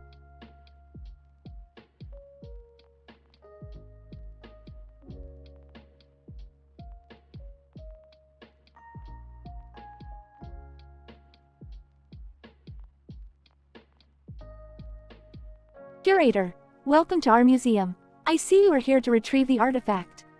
Smirks. Yeah, we're here for the shiny trinket. Hand it over. Curator, serious tone. I cannot simply give it to you. You must first pass a test. Whispers to Rick, what kind of test? Curator, you must correctly identify the language of these translation errors. Holds up a sheet of paper. Sarcastically. Oh, great. A language test. Just what we needed. Nervously, okay. Let's give it a shot. They begin to read the errors on the paper, but they quickly realize they are all gibberish. Frustrated. What the hell is this? This isn't even a real language.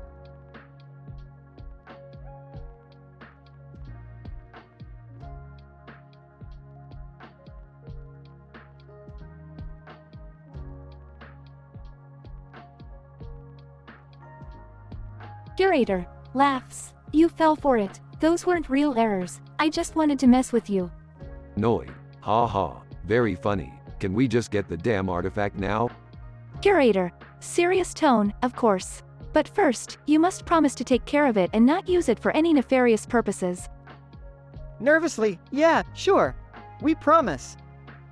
They retrieve the artifact and begin to make their way back to the ship, but they are stopped by the Fine Bros. Fine Bros, excitedly. Hey, we heard you guys were here to retrieve the artifact. Can we film a reaction video of you guys using it? Guys, you guys really are everywhere, aren't you? Whispers to Rick, what should we do? Drugs. I don't care. Let them film whatever they want. They hand over the artifact to the Fine Bros, who begin to film their reaction video. However, something goes wrong with the translation and the artifact begins to malfunction, causing amusing language translation errors. Frustrated? Great. Just great. Now we have to fix this thing before it causes any more problems. Nervously, Rick, I think we might have a bigger problem. They turn around to see the artifact has created a portal to a dimension filled with strange creatures. Sarcastically. Oh, wonderful. Just what we needed. Whimpers, I don't like this, Rick. Determined. Don't worry, Morty. We'll figure this out. To the camera. And that's the end of our crazy, hilarious, teen-rated adventure. Tune in next time for more wacky shenanigans with Rick and Morty.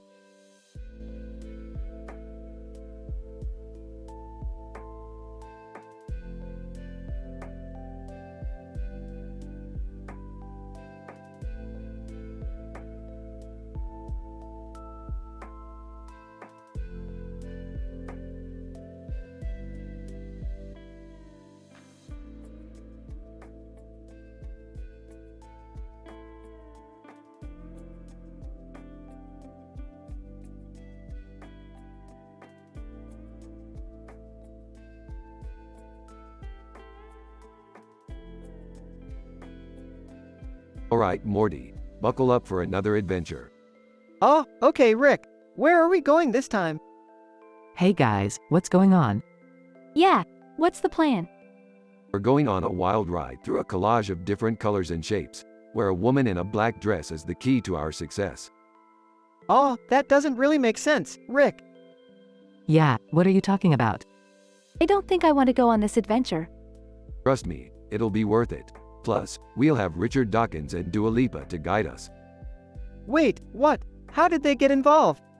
Long story, Morty, just go with it. Alright, let's get going then. But what about all the dangers we might face? Don't worry, we'll have the I'm a head out meme and muscles to protect us. I don't think I like the sound of this. Me neither. Can we just stay home? No time for that, we've got an adventure to go on. Let's go.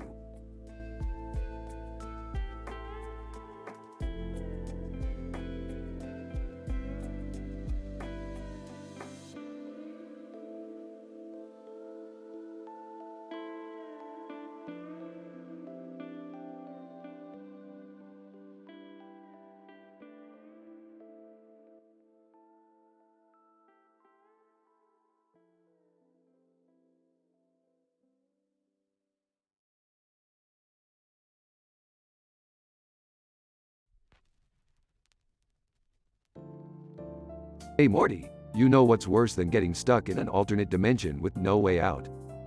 What? Having to go shoe shopping with Summer. Hey, what's wrong with shoe shopping? Oh, nothing. Except for the fact that it's a complete waste of time and money. Architect, excuse me, do you know where the nearest Foot Locker is? Bella Hadid. It's right next to this store. Silly. Can we just go in and get what we need? Yeah, let's hurry up and get out of here. Hold on, Morty, I need to make some adjustments to this shoe display. What are you doing, Rick? Just adding a little bit of extra pizzazz. Architect, wow, those shoes look amazing now. Bella Hadid. I might have to get a pair for myself. Can we please just leave now? Alright, let's go before Summer buys the whole store. Hey, I heard that.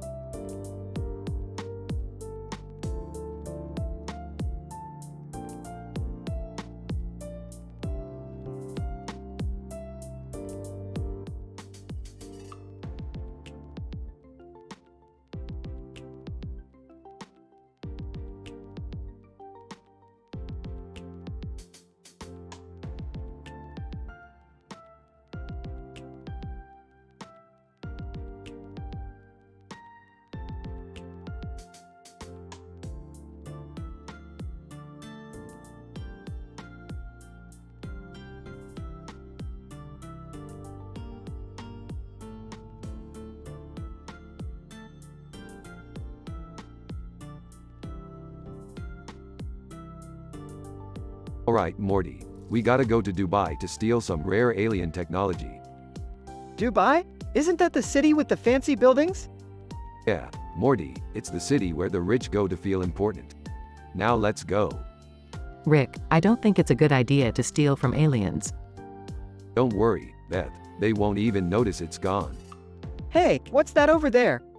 That's Dance Dance Revolution, Morty. It's a game where you dance on arrows. Can we take a break and play? Fine, but we're on a tight schedule. After playing DDR. That was fun. Can we do it again? No, Morty, we have to get the alien technology before they realize it's missing. I'm getting hungry.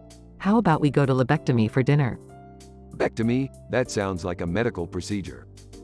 No, it's a restaurant that serves lobsters. Oh, okay, let's go. After dinner. That was delicious. Can we go see a movie now? Sure, let's go to cinema dining experiences. While watching the movie. This is a great movie. Yeah, it's about a space adventure. Whispers. Actually, it's a documentary about the mating habits of aliens. Whispers, Rick, you lied to us. Whispers. Sorry, I couldn't resist. Whispers. This is still better than school. Rick, Morty, and Beth leave the theater. Alright, let's go steal that alien technology now. But what about the city view? It's so beautiful at night. Guys, fine. Let's take a moment to appreciate the view. They all look out at the city view. This was a great night. Thanks, Rick. Don't mention it, Beth. Now let's go steal that technology.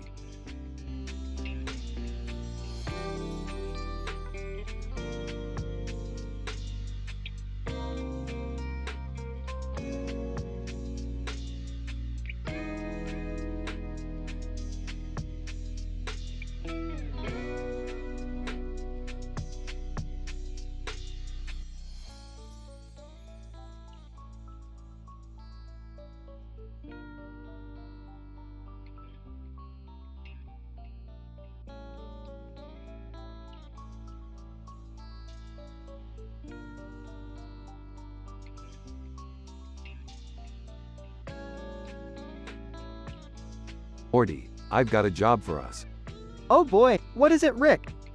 We need to retrieve a rare artifact from the American Shorthair far from Historian outside Nickel. What kind of artifact? It's a book, Morty. A very important book. Alright, let's get going. They arrive at the location and see a cat sitting on a table next to a bookshelf. Alright, Morty, this is the place. Keep your guard up. Ah, Rick, there's another cat laying on the table over there. Sarcastic. Oh no, Morty. Not another cat. What are we going to do? Okay, I get it. Let's just get the book and get out of here. They sneak past the cats and retrieve the book.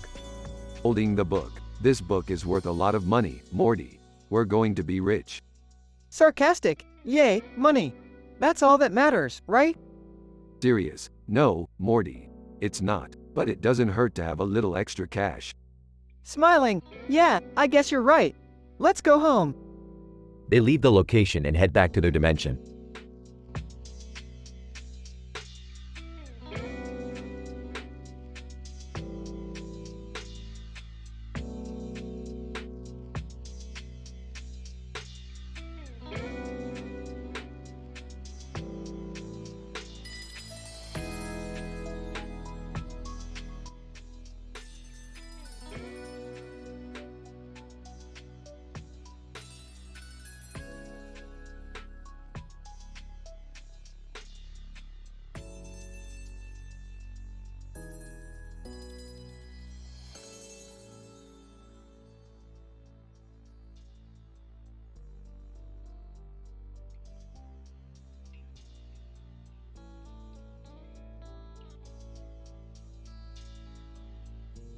Rick and Morty are standing in front of a chicken farm with a chicken in front of them and another one in the background. Italy is standing across from them, holding a slinky. Morty, we need those chickens. How are we going to get them? I don't know, Rick. Maybe we should just buy them? Buy them? Morty, where's the fun in that? We need to steal them. Italy, you got any ideas? Italy, I could distract them with my slinky. Perfect. Morty, you go in and grab the chickens. I'll keep an eye out for any trouble. Oh, Rick, I don't know if I can do this. What if we get caught? Morty, stop being such a wuss. Just think of it as an adventure. Morty reluctantly goes in and grabs the chickens while Italy distracts them with a slinky. Rick, I got the chickens. Let's get out of here. Hold on, Morty. We can't just leave without leaving a little something behind. Rick pulls out a whoopee cushion and places it under one of the chickens before they leave. Rick, that's not very nice. But, it's just a harmless prank. Besides, it's not like the chicken will know the difference. They make their escape, and as they're driving away, they hear a loud fart noise coming from the farm. Classic. I can't believe we just did that. That's what adventures are all about, Morty. Crazy, hilarious, and sometimes a little bit juvenile.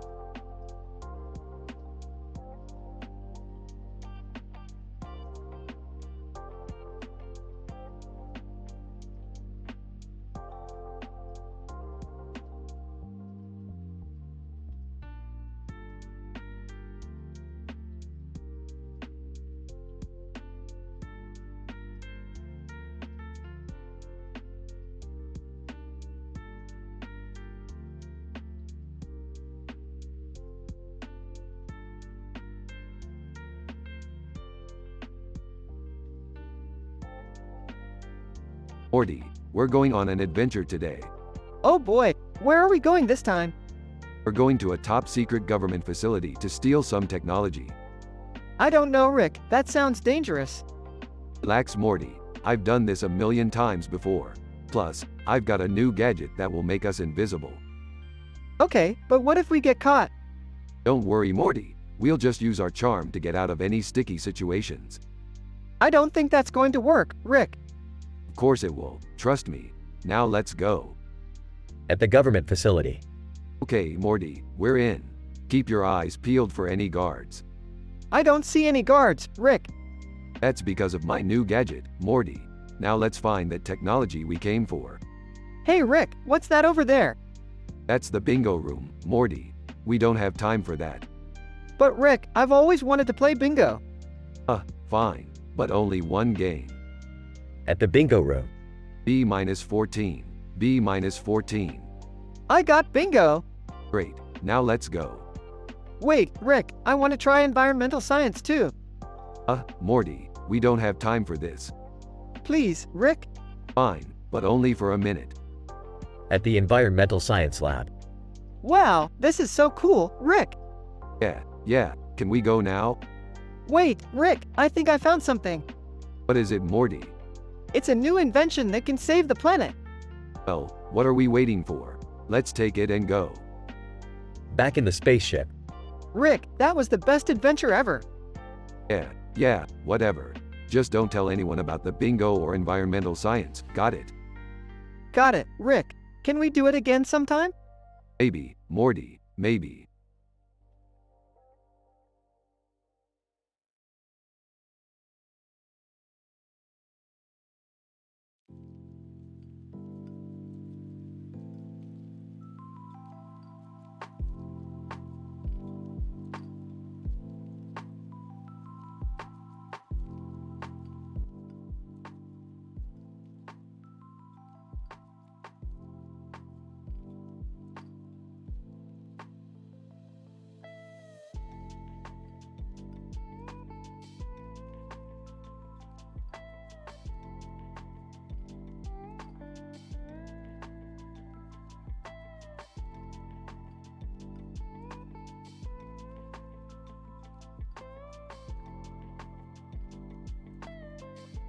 Rick and Morty are out rock climbing. Rick is climbing up a mountain with a sky background and clouds in the background, while Morty is on a rock climbing rope. Rick, this is really high. I don't know if I can do this. Oh, come on, Morty. You gotta push yourself. This is how you get that adrenaline rush. As they climb higher, they notice a figure on a nearby mountain. Whoa, Rick, look over there. Is that Phoenix person? Phoenix person? I thought we killed that guy. No, we just blew him up. He's probably still alive. Well, we gotta climb higher than him. Let's go. They climb higher and higher, passing Phoenix person on the way. Phoenix person! Hey, Rick! Long time no see! Not now, Phoenix person. We're in a race to the top. Yeah, we're gonna beat you. They finally reach the top of the mountain. We made it. We beat Phoenix person. Suddenly, they hear a loud rumbling noise. Oh, I think we triggered an avalanche. What do we do? Hold on tight, Morty. We're gonna ride this out. They both grab onto the rocks as the avalanche comes down, narrowly avoiding being swept away. That was crazy, Rick. I don't think I can handle that again. Well, that's what you get for climbing mountains with me, Morty. Now let's go get some pizza.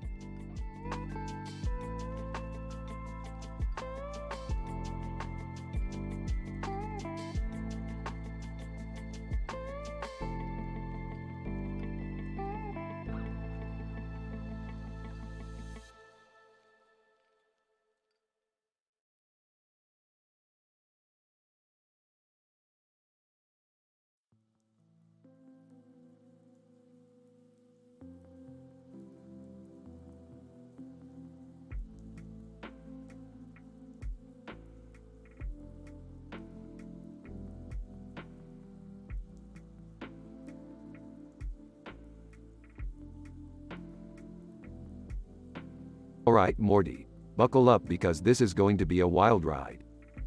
Oh geez, what are we doing now, Rick? We're going through the Jaffa Stargate to visit Iron Man near the Terminator. Whoa, that sounds awesome. Yeah, but we have to be careful because Rihanna is hanging around there too. She's got some serious firepower. Wait, why are we visiting them?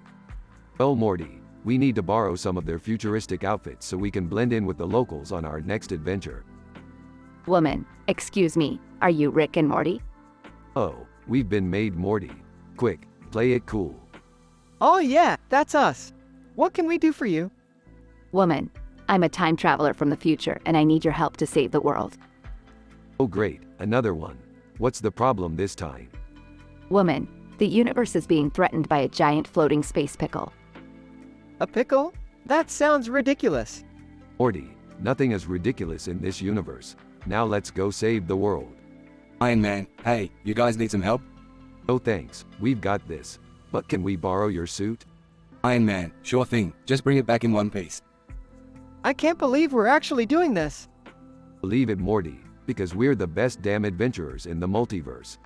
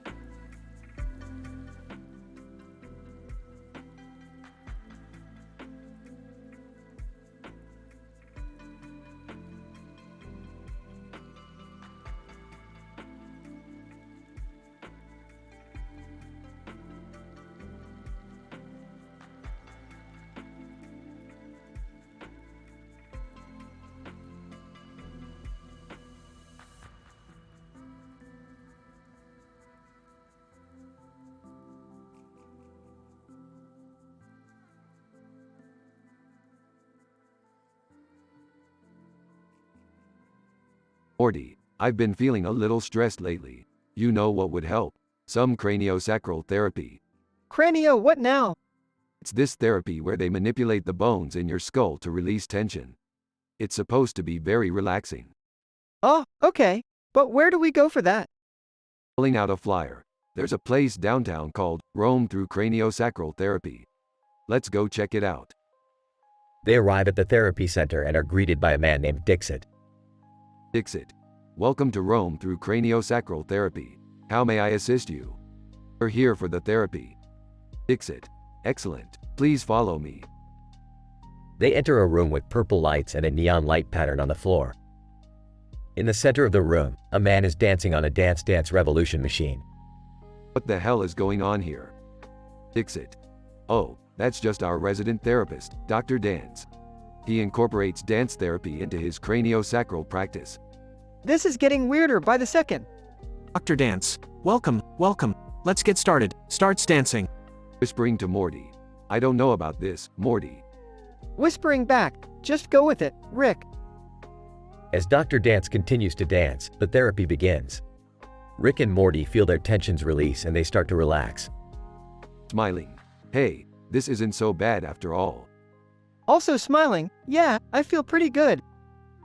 As they leave the therapy center, they bump into Jerry. Hey guys, what are you up to? Just got some craniosacral therapy. It was pretty wild. Confused. Cranio, what now? Laughing. Don't worry about it, Jerry. You wouldn't understand.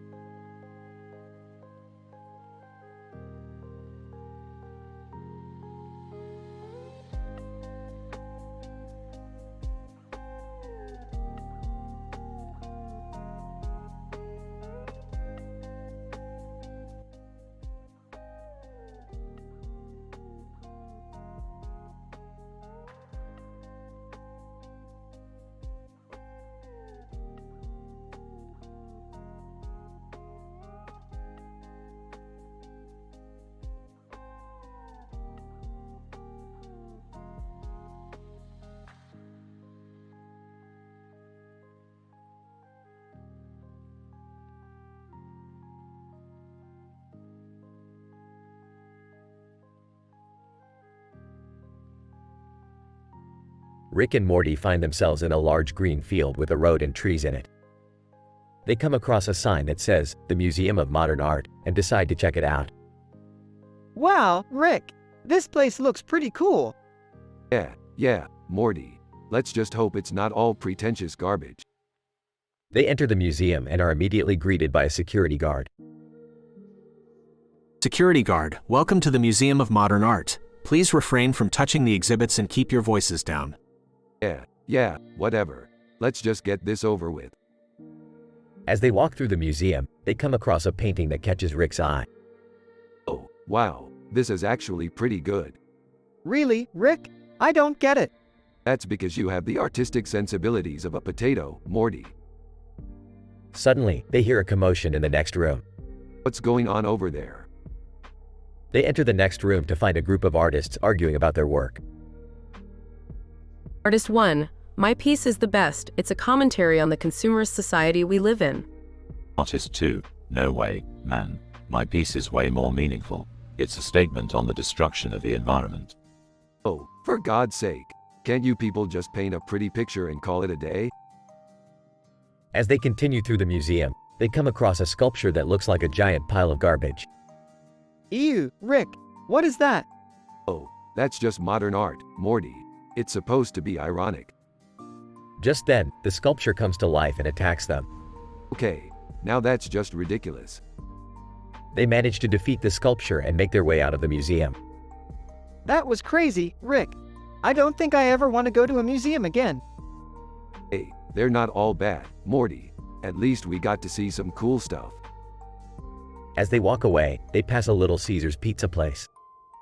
Hey, you know what, Morty? Let's get a pizza. I'm starving. Sure thing, Rick. You know what they say, when in Rome. Morty, we're in Birmingham. Oh, well, you know what they say, when in Birmingham. They enter the pizza place and order a large pepperoni pizza. You know, Morty, this pizza is the real work of art. Haha, good one, Rick. The episode ends with Rick and Morty enjoying their pizza, completely unaware of the chaos they left behind at the Museum of Modern Art.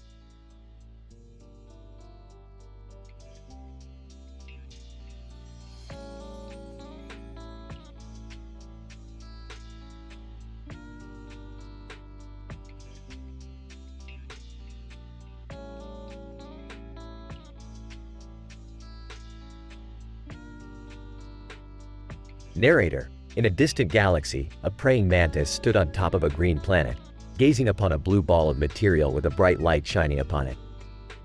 The mantis had traveled far from its home planet and was now standing between two great powers, Centauri and Babylon 5. Mantisca, what a beautiful view. I've never seen anything like this before. Centauri, greetings, praying mantis. Are you lost? Mantisca. No, I'm just admiring the view. I come from a planet far, far away. Babylon 5. It's always nice to see travelers from different worlds. May we offer you some hospitality? Mantisca. That's very kind of you. I would love to learn more about your cultures. Funny or ridiculous misunderstandings in a foreign country far from Black Mirror on top of foe. Excuse me, did I hear someone say, funny or ridiculous misunderstandings? That's my specialty. I once traveled to a foreign country and accidentally ordered a plate of dog meat instead of chicken. Let me tell you, that was a memorable experience. Mantisca. Surprised, oh my. That sounds like quite the misunderstanding. Narrator. As the group shared stories and experiences, they realized that despite their differences, they all shared a common bond, the love of exploration and discovery. Mantisca. Thank you all for your hospitality and kindness. I will never forget this experience. Centauri, safe travels, praying mantis.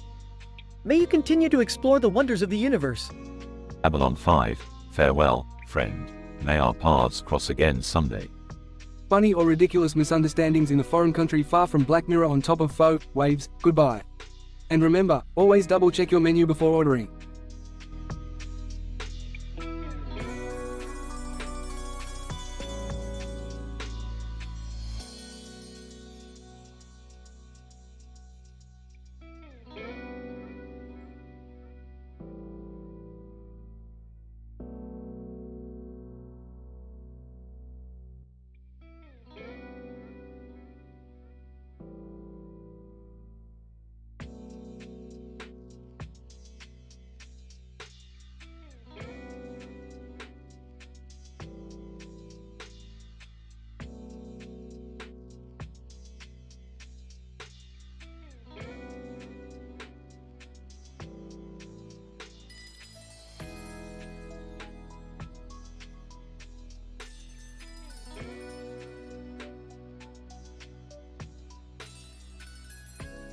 Title: The Canine Connection. Rick and Morty are on a mission to discover the secret behind the strange behavior of the Australian Shepherd breed of dogs. They stumble upon a boy in a hat, kissing his pet dog on the nose, and decide to investigate. Hey Rick, is it just me or is that kid kissing his dog on the nose? I don't know Morty, but I'm more interested in those Australian shepherds. Let's go talk to him. As they approach the boy, they realize that his dog is not just any ordinary pet. It can communicate telepathically with the humans. Zara. Hello there. I am Zara. My master here is Timothy Chalamet. He is a renowned dentist in this town. Telepathic dog? This is getting crazier by the minute. The trio soon discover that the Australian Shepherds have been secretly working with Timothy to improve dental care for pets. Wow, that's impressive. Who knew dogs could be so smart? As they continue their investigation, they discover a sinister plot by a rival dentist to take over Timothy's business and use the dogs for his own profit. Looks like we have ourselves a dental war, Morty. In a wild and hilarious showdown, Rick, Morty, and the dogs team up to take down the evil dentist and save Timothy's business. Timothy, thank you so much for your help. I couldn't have done it without you. Zara. And thank you for treating us like equals, unlike some humans. Hey, we may not be able to communicate telepathically, but we're still pretty cool, you know. The group shares a laugh and Morty gives the boy a high five before they all go their separate ways. The end.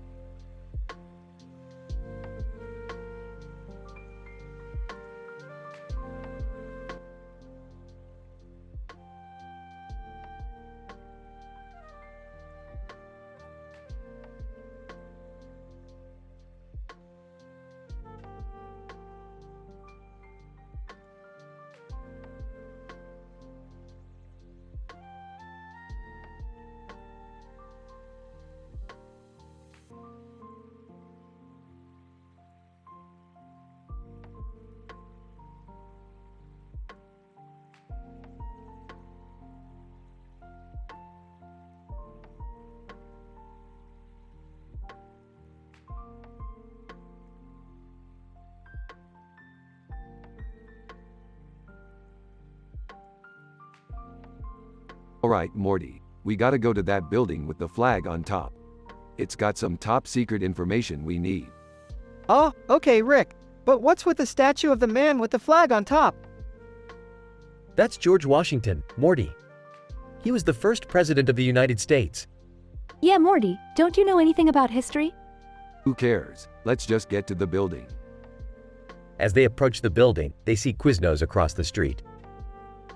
Hey guys, let's grab some Quiznos before we go in. I don't know Jerry, we're on a time crunch here.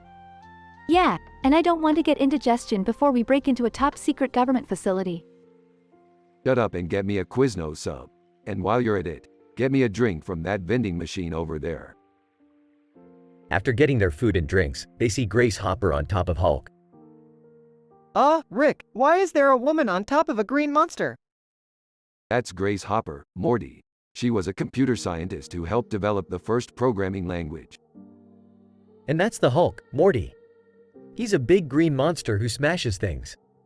Why are we even talking about this? Let's go. They finally make it to the top secret facility and retrieve the information they need. Alright, let's get out of here. Wait, I need to use the bathroom. Me too. Can we just go home now? They all go to the bathroom and on their way out, they see a janitor cleaning up. Janitor, hey, you kids aren't supposed to be in here. Relax, janitor, we're just leaving. Janitor, oh, sorry. I thought you were trying to steal something. Whispering to Rick, should we tell him we already stole something? Whispering back, no, let's just get out of here. They all leave the facility and head back to the spaceship. That was a crazy adventure. Yeah, and I still can't believe we got away with it. And I still can't believe we ate Quiznos and used a top secret government bathroom. Shut up, Morty, no one cares. Let's just go home.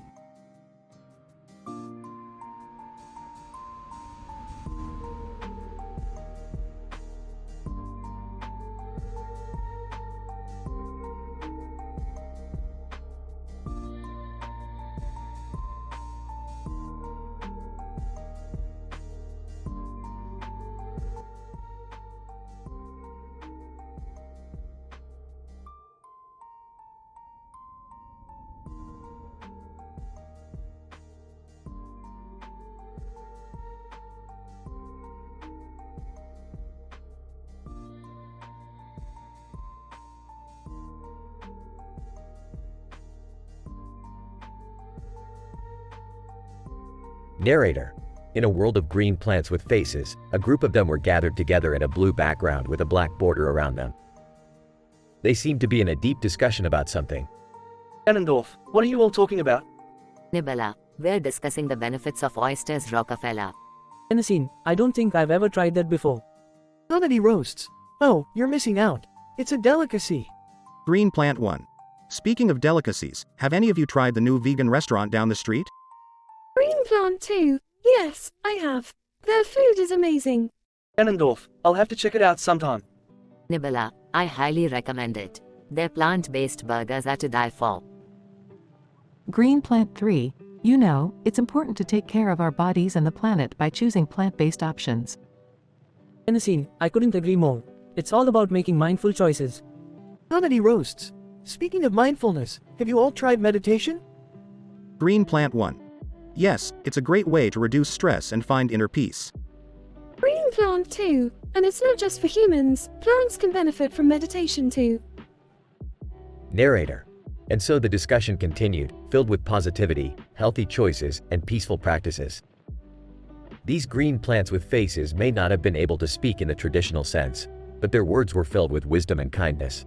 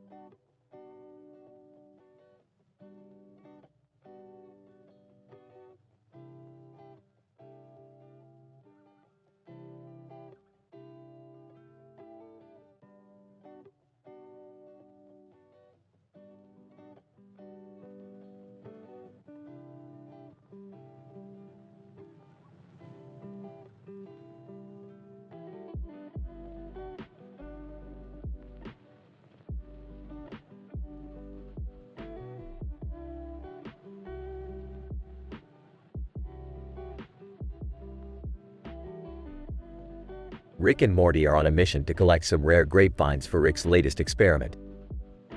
They land in a field and start searching for the vines. Hey Rick, these vines look pretty ordinary to me. Well, Morty, these aren't just any vines. These are the legendary grapevines of Jupiter. They're supposed to have some insane properties. Like what? I don't know, Morty. That's why we're here. Let's just grab as many as we can. As they start collecting the vines, they notice something strange in the distance.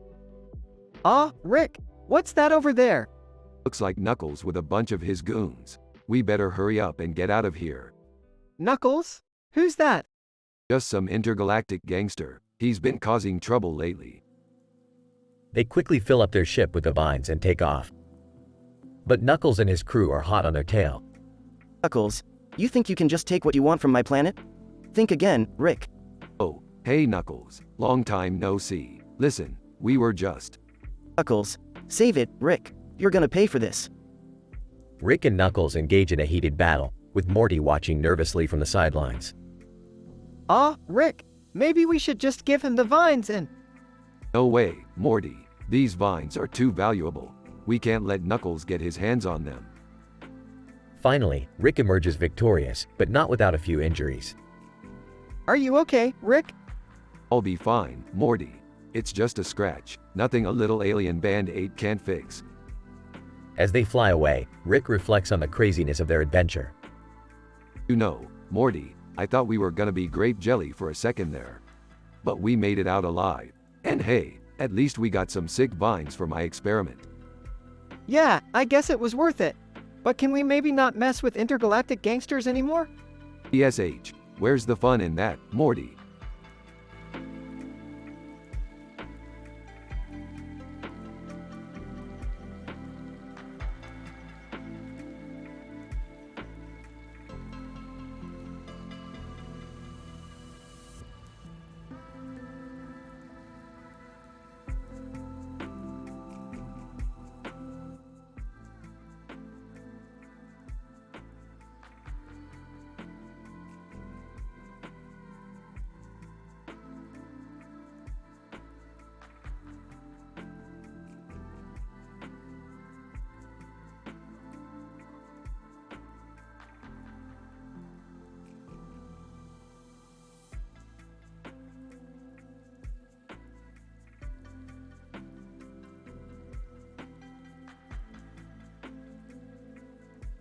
Rick and Morty found themselves on a desolate Martian landscape surrounded by rocks and boulders.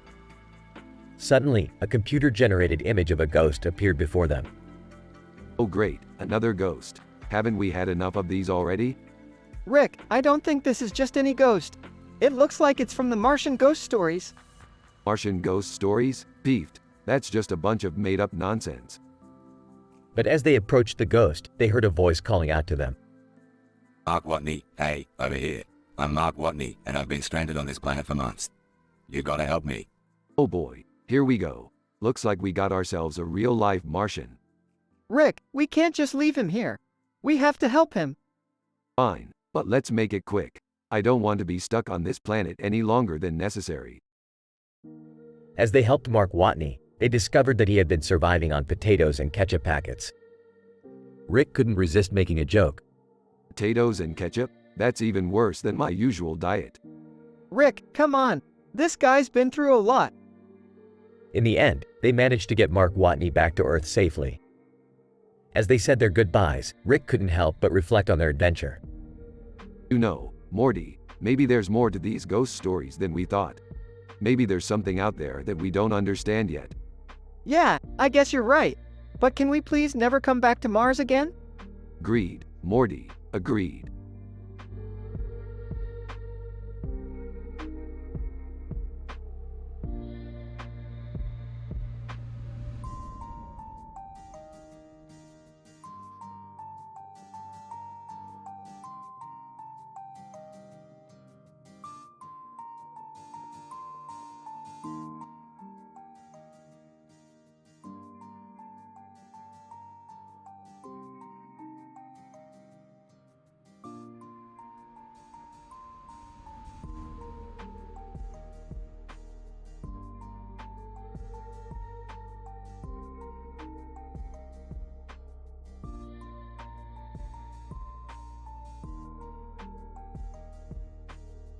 Alright, Morty, we gotta check out this new place called the Forever Alone meme. What's that, Rick? It's a place where all the lonely people go to party. Can I come too? Dad, you're not lonely. You're married. But I'm alone in my own thoughts.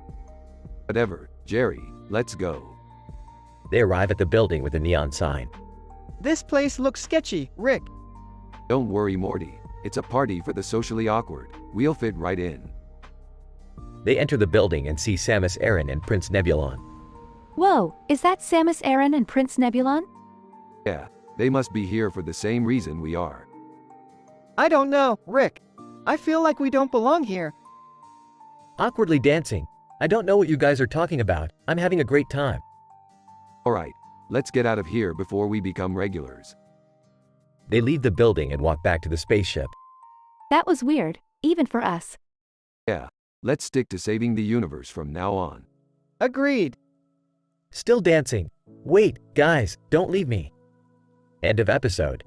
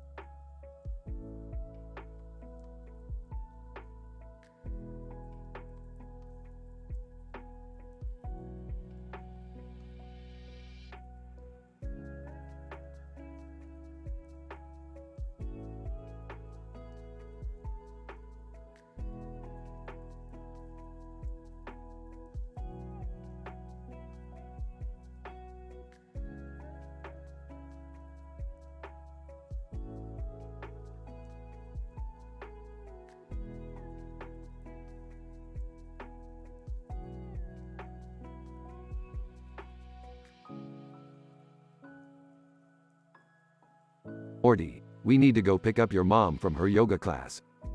Why do we have to do that, Rick? Can't she just Uber or something? No, Morty, she's got her car in for repairs. And I can't trust Jerry to pick her up. Last time he got lost and ended up at a strip club. Ah, fine. But can we stop for some mega seats on the way? No time for that, Morty. We've got a delivery to make. Hop in the car. They get in the car, which has a futuristic design and a bright yellow stripe on the side. Hey guys, what's going on? We're picking up your mom. You coming with? Sure, why not? They drive to the yoga studio, where they see a strange-looking creature with wings and a horn. Whoa, what the hell is that thing? That's Tinkles. We're supposed to deliver some carbon to him. Carbon? What does he need that for? I don't ask questions, Beth. I just make deliveries. They give Tinkles the carbon, and he hands them a package. Tinkles, thanks, guys. And here's your payment. He hands them a bag of mega seeds. Yes! Mega seeds! Are those safe, Rick? Of course they're safe, Beth. Now let's get out of here before we attract any unwanted attention.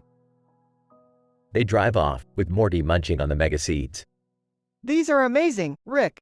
Where did you get them? Let's just say I have some connections. They arrive back at the house, where Jerry is waiting for them. Hey, guys.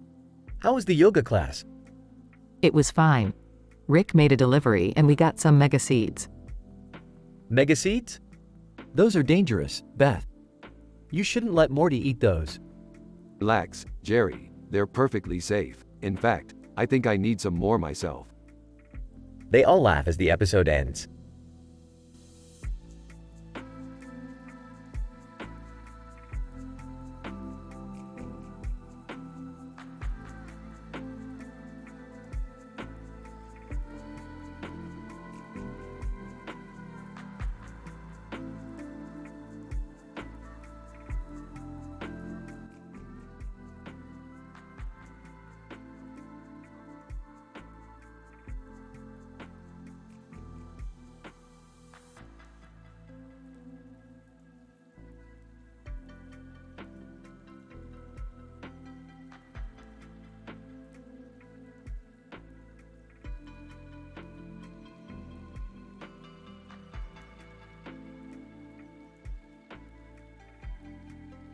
Rick, Morty, and Jerry find themselves in a cemetery with a few headstones in the grass and a tree in the background.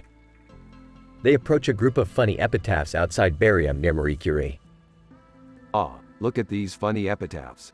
I told you I was sick, and I'm not dead, just late for my funeral.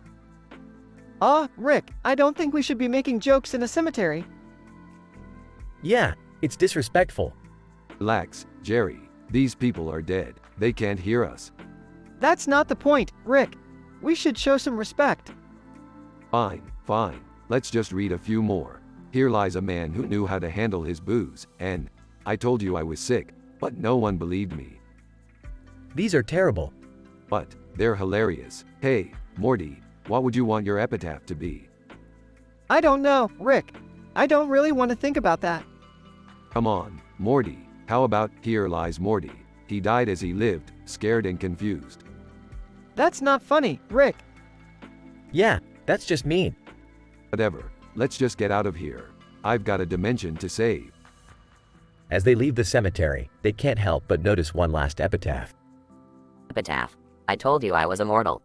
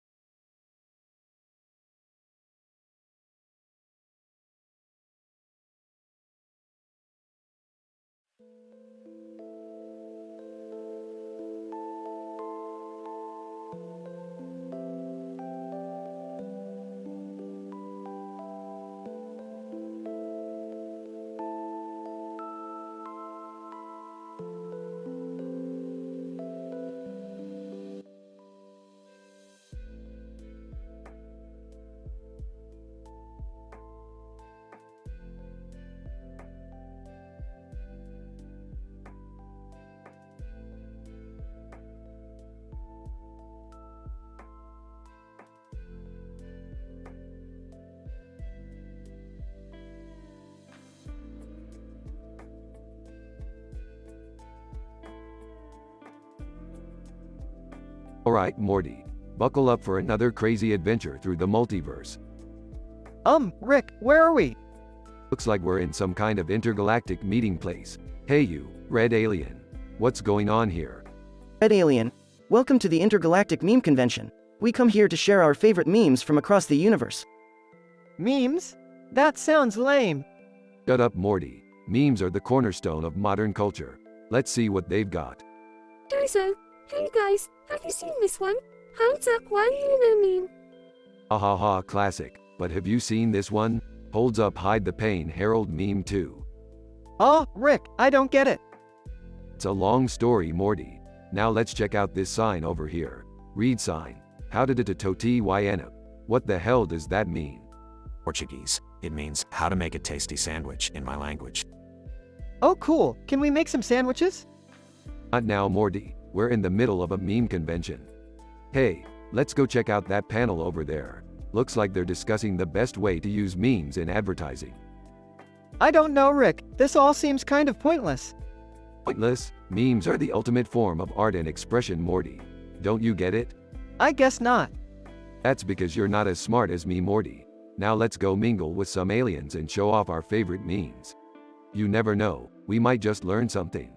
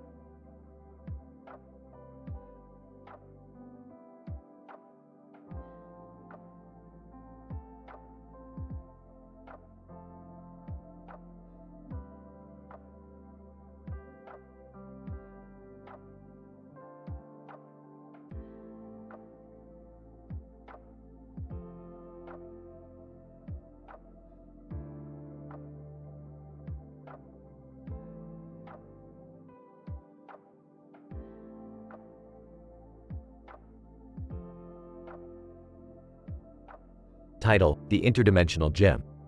Morty, we're going to the interdimensional gym today. The what now? I thought we were going to get some Szechuan sauce. Not today, Morty. We need to work on our fitness. As they arrive at the gym, they see a woman and a man working out over Nebula. Woman. Hey, you guys want to join us in this workout? Sure thing, lady. I'm Rick Sanchez, the smartest man in the multiverse. Man. And I'm Dave, just your average guy trying to stay in shape. I'm Morty, and I'm just here because Rick dragged me along. As they start their workout, they see the Wii Fit trainer and Grace Hopper joining in. We Fit trainer, let's get those ABS in shape. Grace Hopper, I may be a computer scientist, but I also know the importance of staying healthy. You know, I once invented a machine that could turn fat into pure energy. Really? Nah, just kidding. But we could always try it out. Everyone laughs as they continue their workout, determined to stay in shape and have fun at the same time.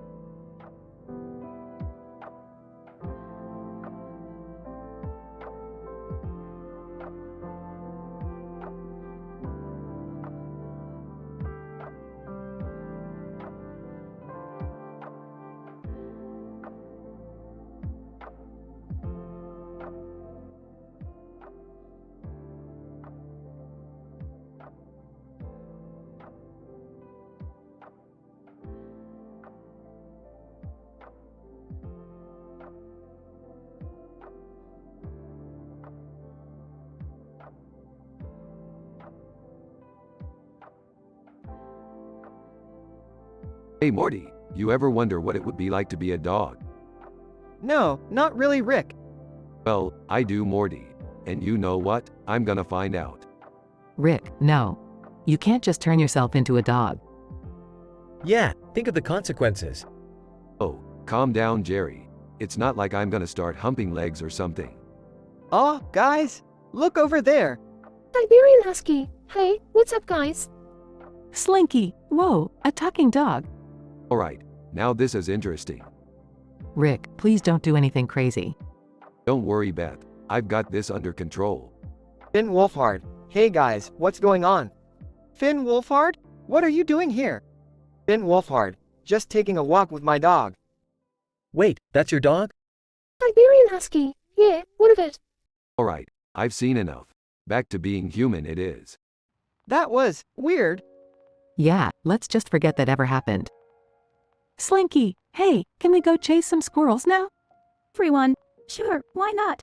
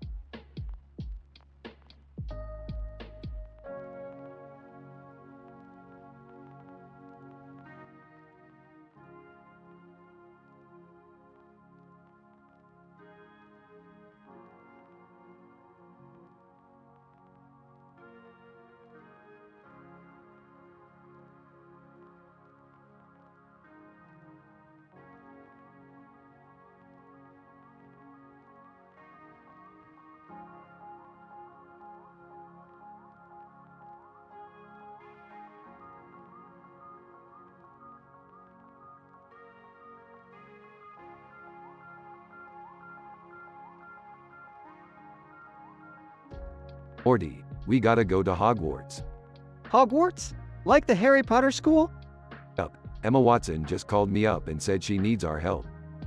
What does she need help with? Apparently, she's been stuck in a castle for days and can't find her way out. How did she even get there? I don't know, Morty. Maybe she was trying out some new spells and messed up. Alright, let's go help her out. They arrive at the castle and find Emma Watson looking at herself in a mirror. Hello, Watson. Thank goodness you guys are here. I've been trapped in this castle for days. What's the problem? Hello, Watson. Every time I look in this mirror, I see another reflection of myself. That doesn't sound too bad. Hello, Watson. but it's driving me crazy. I can't tell which one is the real me. Don't worry, Emma, we'll figure it out. They start examining the mirror. I think I see what's going on here. This mirror is enchanted to show all possible outcomes of a person's choices. So, what we need to do is find the real Emma Watson. Emma Watson, but how do we do that? Simple, we just need to find the Emma Watson that's holding a sandwich. What does a sandwich have to do with anything? I don't know, Morty. I'm just making this up as I go. They start examining each reflection until they find the one holding a sandwich.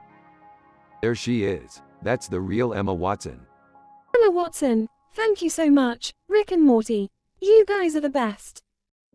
No problem, Emma. Just remember, always trust the reflection holding a sandwich. What? No, Morty. That's terrible advice. Don't listen to him, Emma. Emma Watson laughs. You guys are crazy.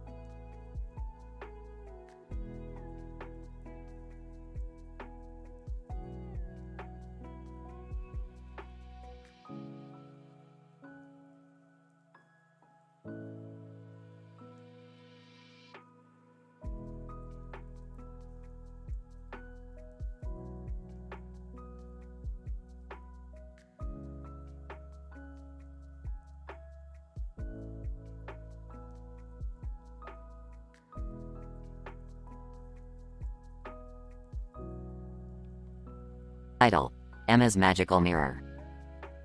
Rick and Morty are in the garage, tinkering with some contraptions when a mysterious woman with black hair, wearing a black dress with a skull on her head, and a red background appears on the TV.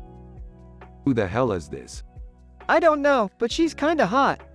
Woman on TV. Hello, Rick and Morty. My name is Emma Watson, and I need your help. Emma Watson? The actress? Emma, yes, that's me. I'm trapped in a magical mirror inside a castle, and I need you to rescue me. Why can't you just use magic to get out? Emma, the magic is too strong for me. Only someone from another dimension can break the spell. Sounds like a load of crap to me. But I'm bored, so let's do it. I don't know, Rick. This sounds dangerous. Emma, please, Morty, I promise I'll make it worth your while.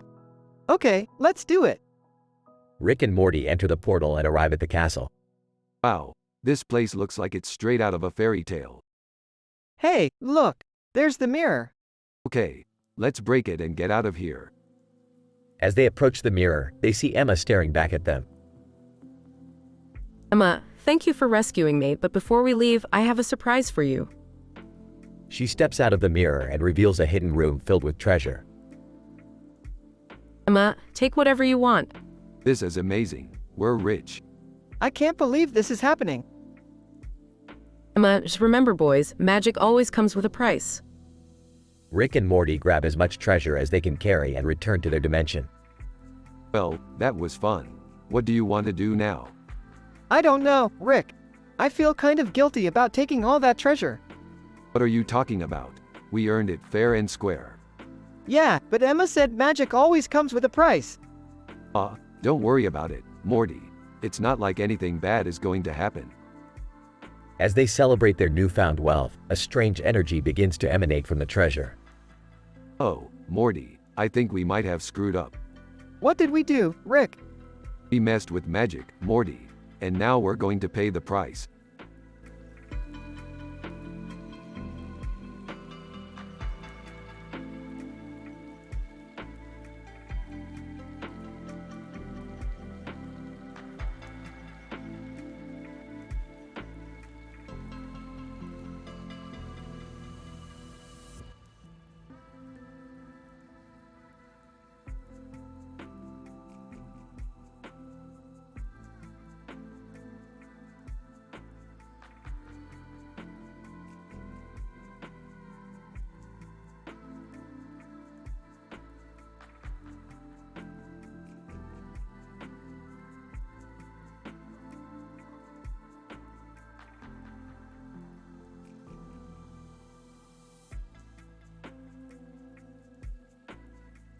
Title: The Intergalactic Party. Rick, Morty, Jerry, and Beth are all chilling in the living room when Rick suddenly bursts out with excitement.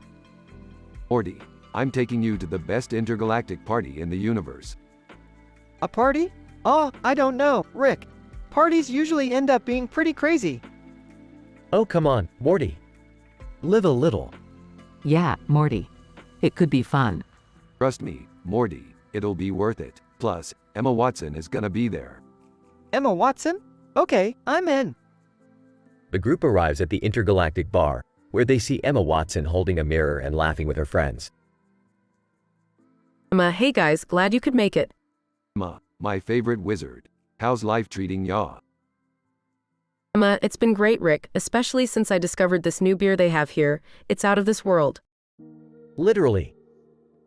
The group spends the night drinking and dancing, with Rick and Morty trying out some new alien drinks that end up making them glow in the dark. Rick, what did you give Morty? He's glowing like a Christmas tree. Hey, just a little something I picked up from a guy on planet Zorgon. No big deal. As the night goes on, the group watches fireworks from the bar's balcony and admires the beautiful green and blue background of the planet they're on. This is amazing, Rick. Thanks for bringing me here. Anytime, Morty. Just make sure you don't tell your mom about the glowing thing. The group laughs as they continue to party the night away, with no worries about adult or controversial topics.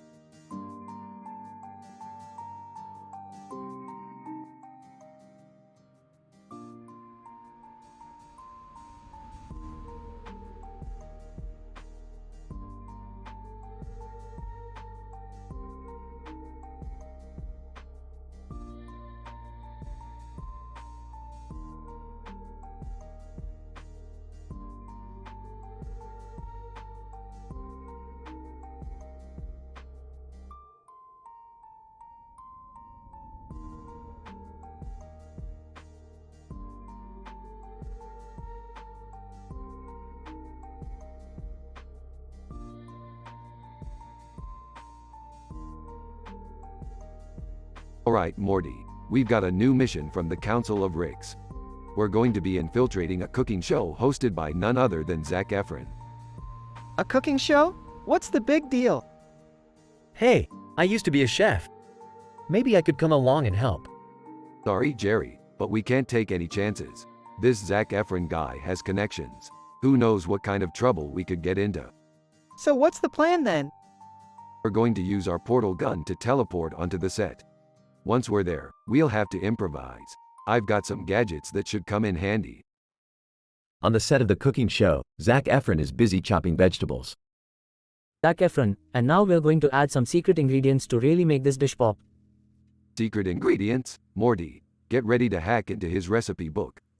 Got it, Rick. I'm in. As Zac Efron adds the secret ingredients, a bright light flashes and the kitchen explodes. Oops, wrong gadget. Let's try this one instead. They try again, and this time a giant fluffy bunny appears in the kitchen. Aw, he's so cute. Can we keep him? No time for that, Jerry. Morty, grab the dish and let's get out of here. As they portal out of the kitchen, Zac Efron is left confused and covered in food. Zac Efron, what just happened? Did I just imagine that? Back at home, the trio sit down to enjoy their stolen dish. This is actually pretty good. Maybe we should start our own cooking show. Yeah, and we'll call it The Adventures of Rick and Morty in the Kitchen. Catchy, right? I could be the host. Rick and Morty exchange a look, then burst out laughing. Good one, Jerry.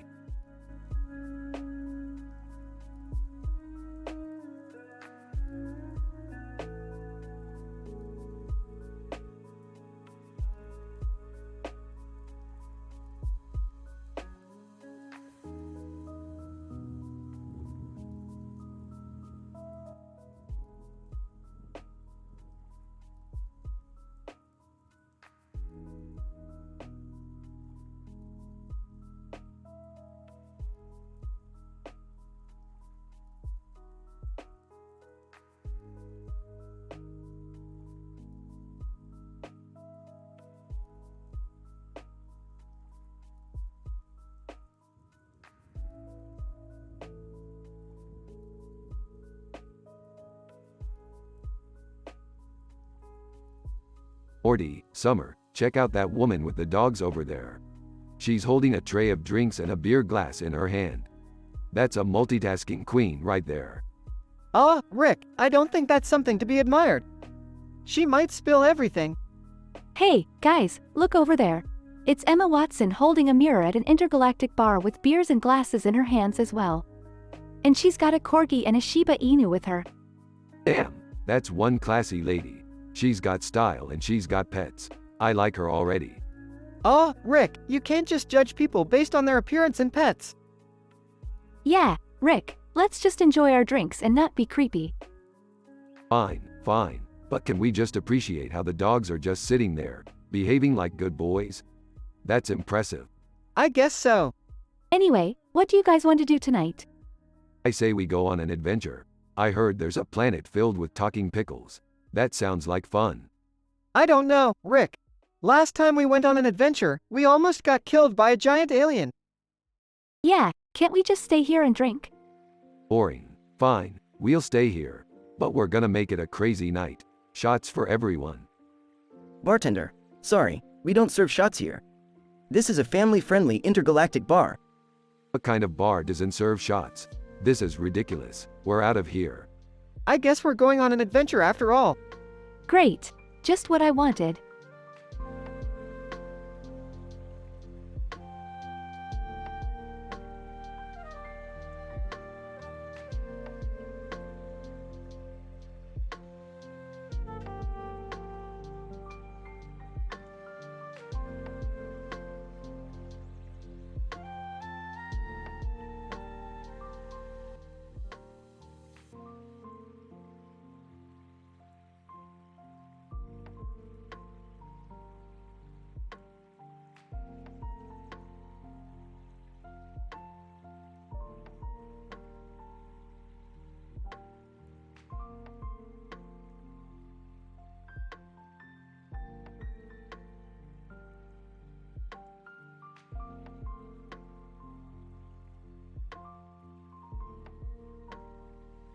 Hey Morty, check it out. Themed movie nights in front of the Cry. Themed movie nights? That sounds fun. What theme did you pick, Rick? Oh, nothing too crazy. Just a little something called Demon Night. Demon Night? That sounds terrifying. Oh, lighten up, Jerry. It's just a fantasy show with a demon holding a glowing orb in his hand and a glowing orb in his other hand. That doesn't sound too bad. Yeah, I think we can handle that. Alright, let's get started. But first, let me grab my popcorn. Wait, are you sure this isn't going to be too intense? Jerry, when have I ever steered you wrong? Yeah, Jerry. Just sit back, relax, and enjoy the ride. And remember, no talking during the movie. Alright. I'll try to stay quiet. Good. Now, let's see what kind of demon trouble we can get into tonight.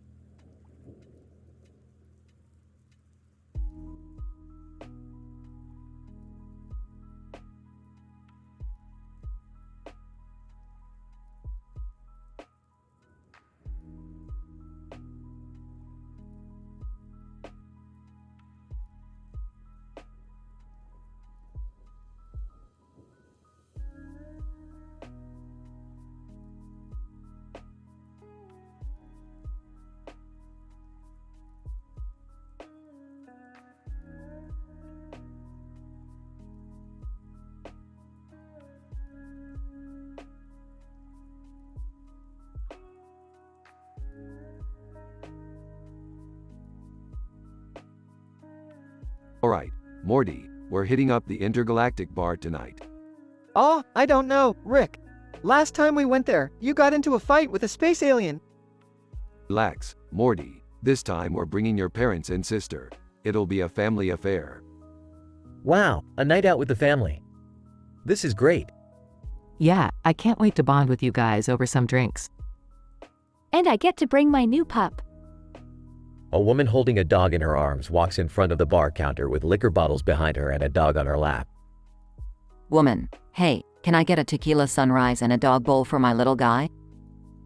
Whispers to Morty. Looks like we're not the only ones bringing pets to the bar. Meanwhile, Emma Watson walks in holding a mirror and drinks in her hands, followed by a corgi and Shiba Inu. Emma Watson, hey, guys. Mind if I join in on the fun? Emma Watson? What are you doing here? Emma Watson, just trying to have a good time like everyone else. Whispers to Summer. I didn't know Hermione Granger was a drinker. Whispers back. You learn something new every day. Rick and Morty begin to drink heavily, causing chaos at the bar. Rick, I think we've had enough.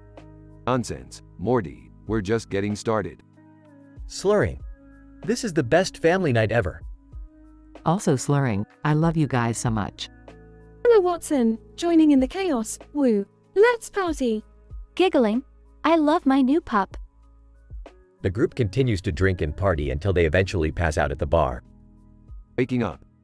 My head. Also waking up. What happened last night? Groaning. I don't remember anything. Smiling. That was the best family bonding experience ever. Petting her pup. I can't wait to do it again. The group stumbles out of the bar, ready for their next adventure.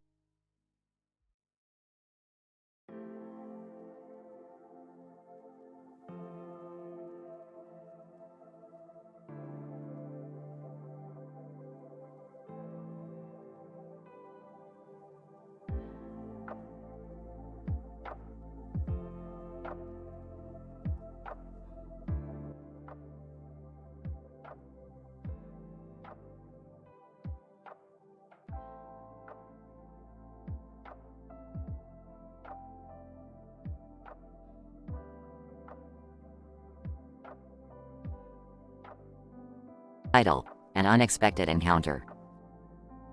Emma holds up a mirror to her face, examining her makeup. As she sat at the intergalactic bar, Emma couldn't help but notice the woman next to her. Woman takes a sip of her drink, glancing over at Emma. Emma smiles politely. Hi there, I'm Emma. Woman grins. Nice to meet you. I'm Sarah. As they chatted, Emma couldn't help but notice the two adorable dogs at Sarah's feet. Emma points to the dogs. Those are so cute. Sarah laughs. Thank you. This is my corgi, Winston, and my Shiba Inu, Kata. Emma pets the dogs. They're so well behaved. Sarah smiling. They're my babies. As the night went on, Emma and Sarah found themselves talking about everything from their favorite movies to their career aspirations. Emma smiling. It was so nice meeting you, Sarah. Sarah grinning. Same to you. Emma. As they said their goodbyes, Emma couldn't help but feel grateful for the unexpected encounter.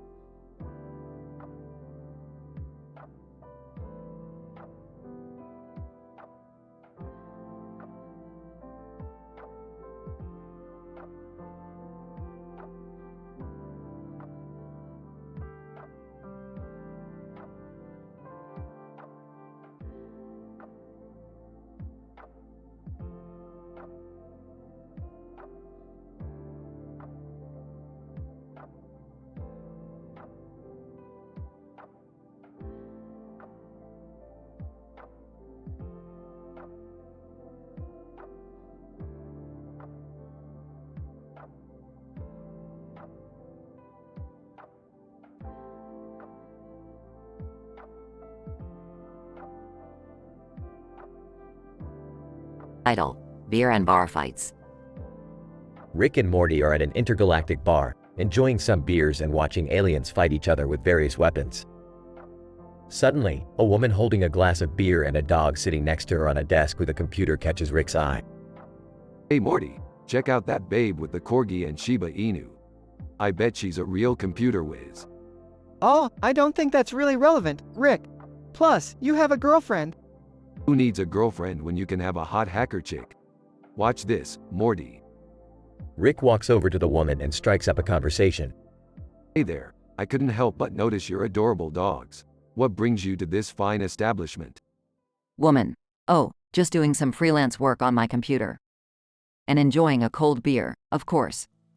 Ah, a woman after my own heart. Say, you ever hear of the Citadel of Ricks? I know a guy who could really use your skills. Woman. Sorry, I don't do business with Ricks.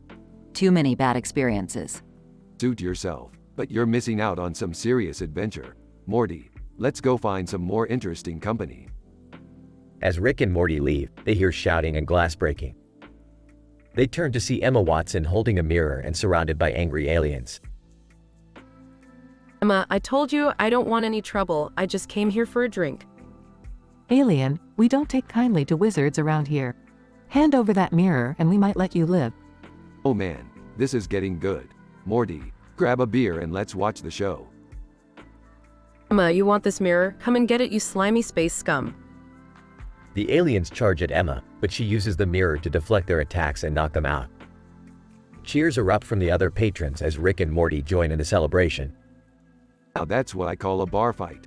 Emma, you're a real badass. Can we buy you a drink? Emma, sure, as long as it's not butterbeer. I've had enough of that for a lifetime. The group sits down and enjoys their drinks, talking about their adventures and sharing stories. The night ends with everyone laughing and having a good time, proving that even in the craziest of places, friendship and good beer can bring people together.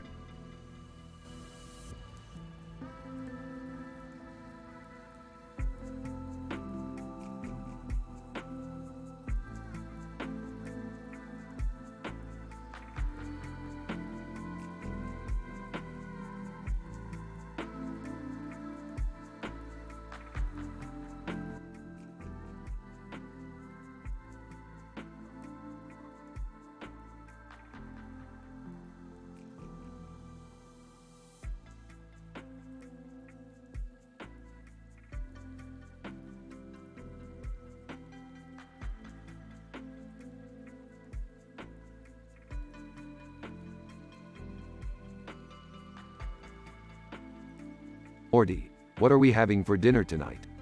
Oh, I made some pasta with broccoli and corn on it, Rick. Pasta with broccoli and corn? Morty, you're killing me here. You know I need something with a little more kick. Well, I also made some pad thai over thorium, if that's more your speed. Now we're talking. And while we're on the subject of science, did you know that geologists are just rock collectors with fancy degrees? I don't think that's entirely accurate, Rick. Well, I don't care if it's accurate or not. I'm a mad scientist, Morty. Accuracy is for squares. Greek God X. Hey, what's going on here? Oh, just having a little dinner conversation with my grandson. What's up with you, Greek God X? Greek God X. Not much. Just trying to figure out why the hell I'm in this meme.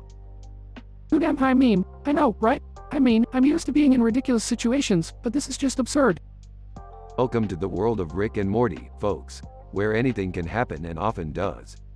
Thorium, excuse me guys, but I'm a highly radioactive element. Can we please keep the discussion to something a little less crazy? Sure thing, Thorium. Let's all just sit back, relax, and enjoy this pad thai.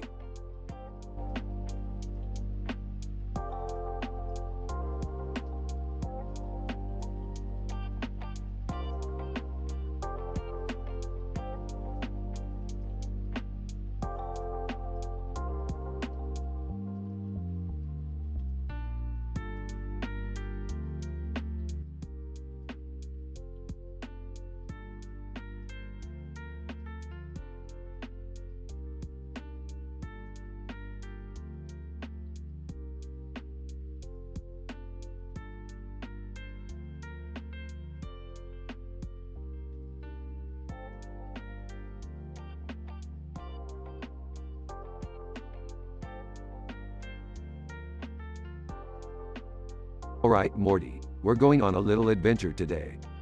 Oh geez, where are we going now, Rick?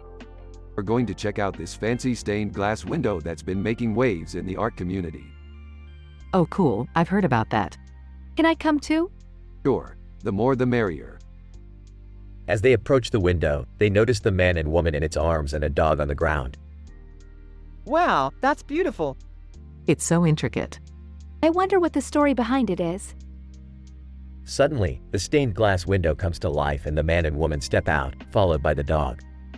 Man, thank you for releasing us from our prison. Woman, we have been trapped in that window for centuries. Dog. Woof. Well, this just got interesting. They soon discover that the man and woman are none other than Esperanza Delacroix and her young lover Sebastian. Wait, isn't she the Snow Queen? And wasn't Sebastian just a teenager? Ew, that's gross. Esperanza, what can I say? Love knows no bounds. Sebastian. Yeah, and I'm not a teenager anymore. Alright, let's not get too weird here. We've got a stained glass window to deal with. They work together to find a way to send the couple and their dog back to the window, all while trying to avoid any awkward conversations. This is definitely one for the books. I'm just glad we could help them. Can we never speak of this again? Agreed. Let's get out of here before things get any weirder.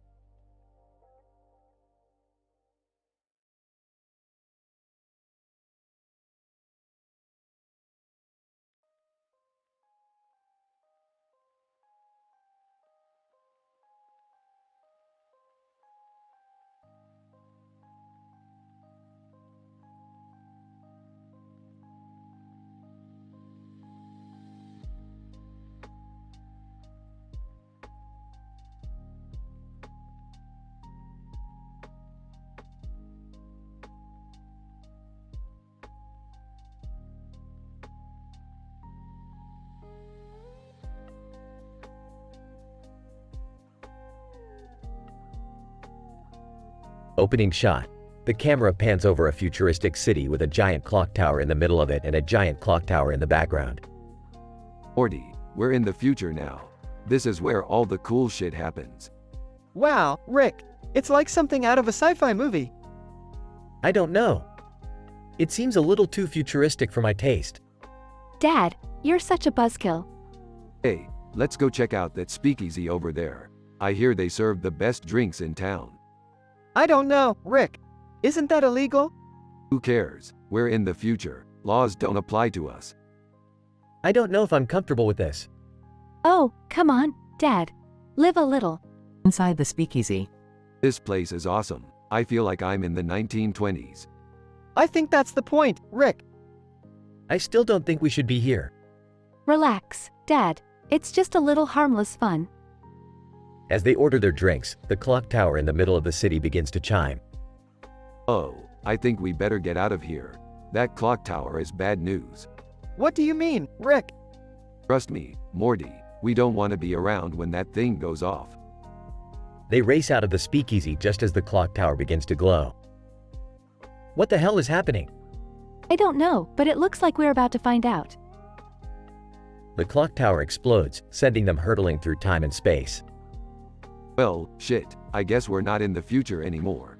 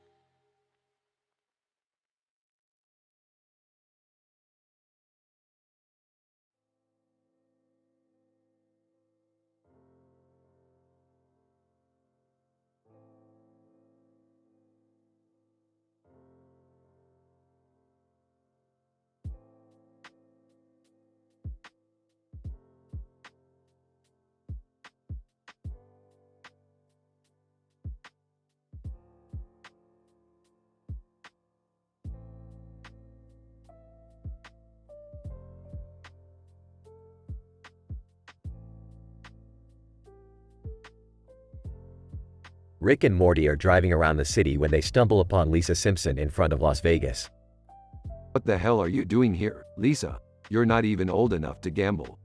Lisa, I'm doing research for a school project on the dangers of gambling addiction. That's lame. We should go check out the fountain over there. Antimony from the webcomic Gunner Creek Court is standing nearby, looking unimpressed. Antimony, it's just a fountain. What's so great about it? What's so great about it? It's a fountain, antimony. Fountains are awesome. Martian Manhunter from DC Comics flies overhead, looking for trouble. Martian Manhunter, is there trouble here, citizens? No, man, we're just admiring the fountain. You should check it out. Meanwhile, Detox Treatments is trying to sell their latest cleanse to anyone who will listen. Detox treatments. You'll feel so much better after you try our detox cleanse. It'll flush out all the toxins in your body. I don't know, man. That sounds kind of sketchy. Yeah, I don't think we need any detoxing. We're already pretty pure of heart. As they continue their drive, they come across the "I should buy a boat" meme. Hey, that meme's still relevant, right? I don't know, Rick. It seems kind of outdated. It'll never go out of style. Just like me. With that, Rick speeds off into the sunset, leaving behind a trail of dust and laughter.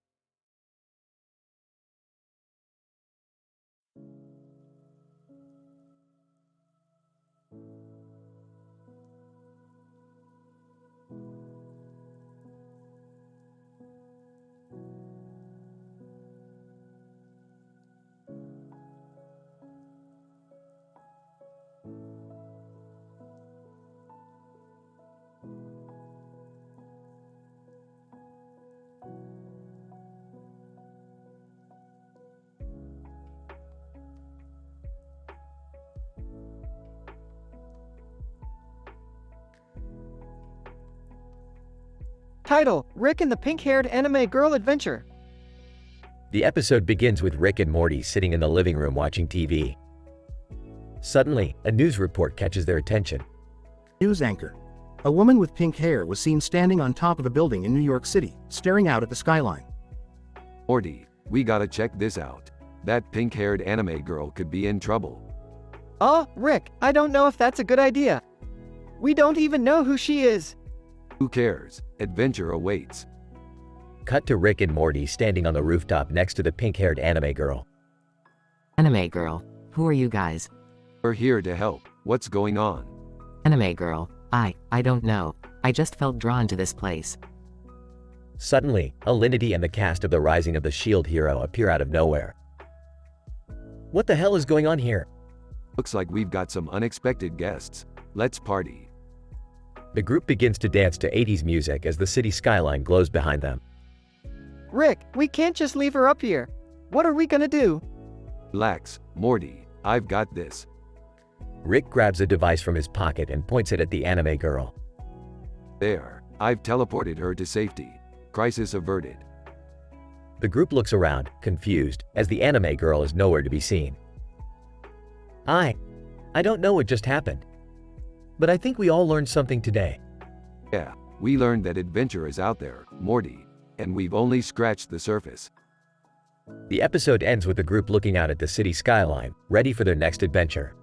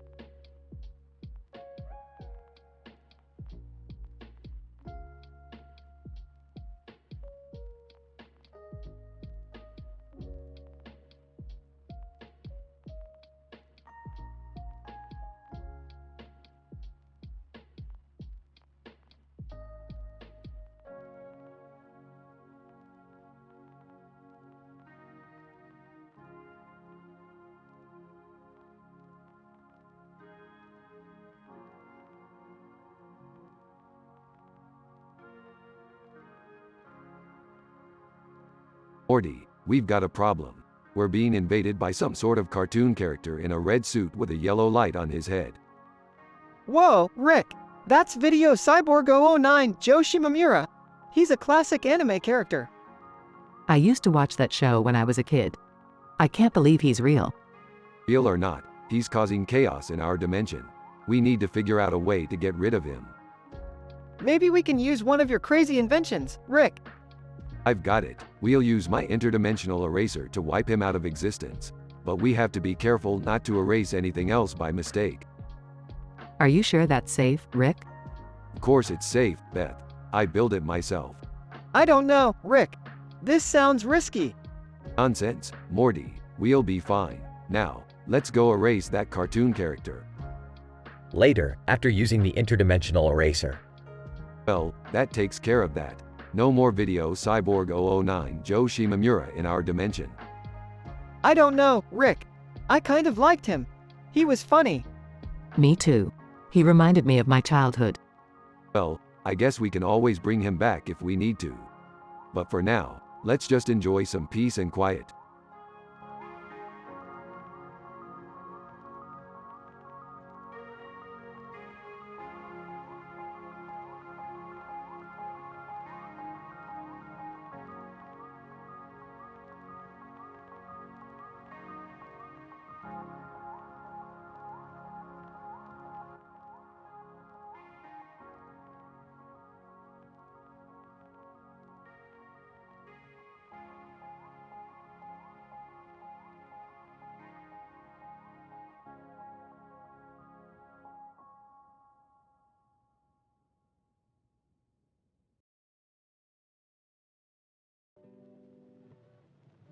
Morty, we've got a new adventure, and it involves a stained glass window with a woman in a red cape and green gloves on her knees and a green glove on her hand.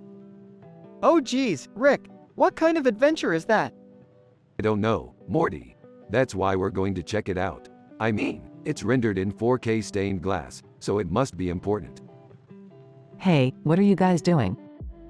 Yeah, can I come too? I'm in. Sure, the more the merrier.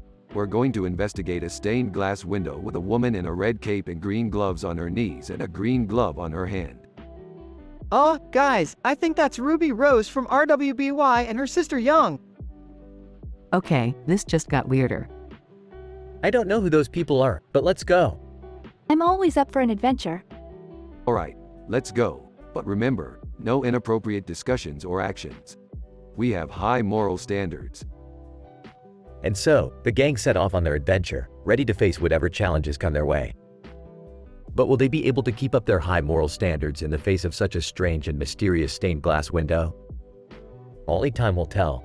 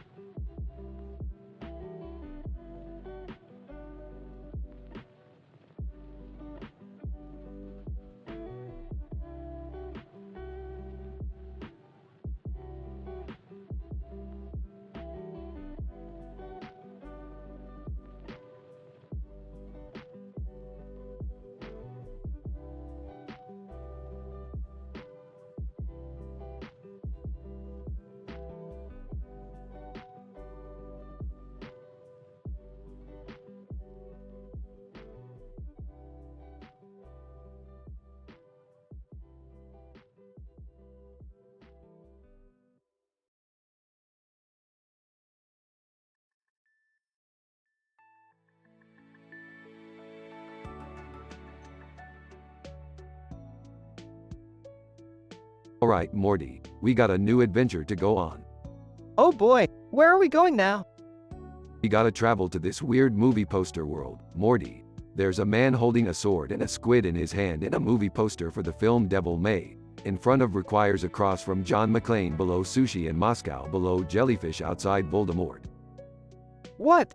That sounds insane, Rick. You bet it is, Morty. But we gotta go there and figure out what's going on. Okay, but how are we going to get there? I got a portal gun, Morty. We'll be there in no time. They arrive in the movie poster world. Alright, Morty, keep your eyes peeled. We don't know what kind of crazy stuff we're gonna find here. Whoa, look at all these movie posters. This place is nuts. Yeah, and look over there. It's John McClane. Holy crap, we gotta go talk to him. Hold on, Morty, we gotta be careful. We don't know if he's friend or foe. Okay, but what about that guy with the sword and the squid? That's Devil May Cry, Morty. He's a badass demon hunter. Whoa, this place just keeps getting crazier and crazier. Yeah, and watch out for that jellyfish over there. It looks like it's about to zap someone. Oh man, we gotta get out of here before we get zapped. Don't worry, Morty, I got this. Rick pulls out a device and zaps the jellyfish, causing it to disappear. Wow, Rick, that was amazing.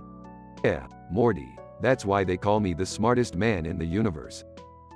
They continue on their adventure, encountering more crazy characters and movie posters.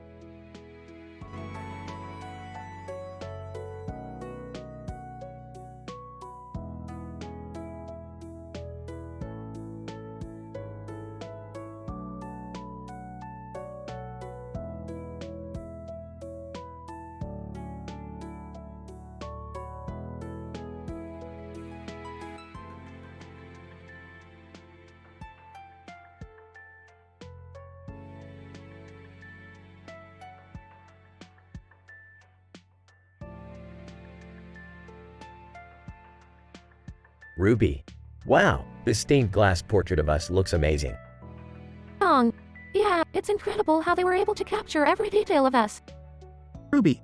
Hey, speaking of our friends, have you heard from Weiss and Blake lately? Not really. I think they've been busy with their own missions. Ruby. I hope they're doing okay.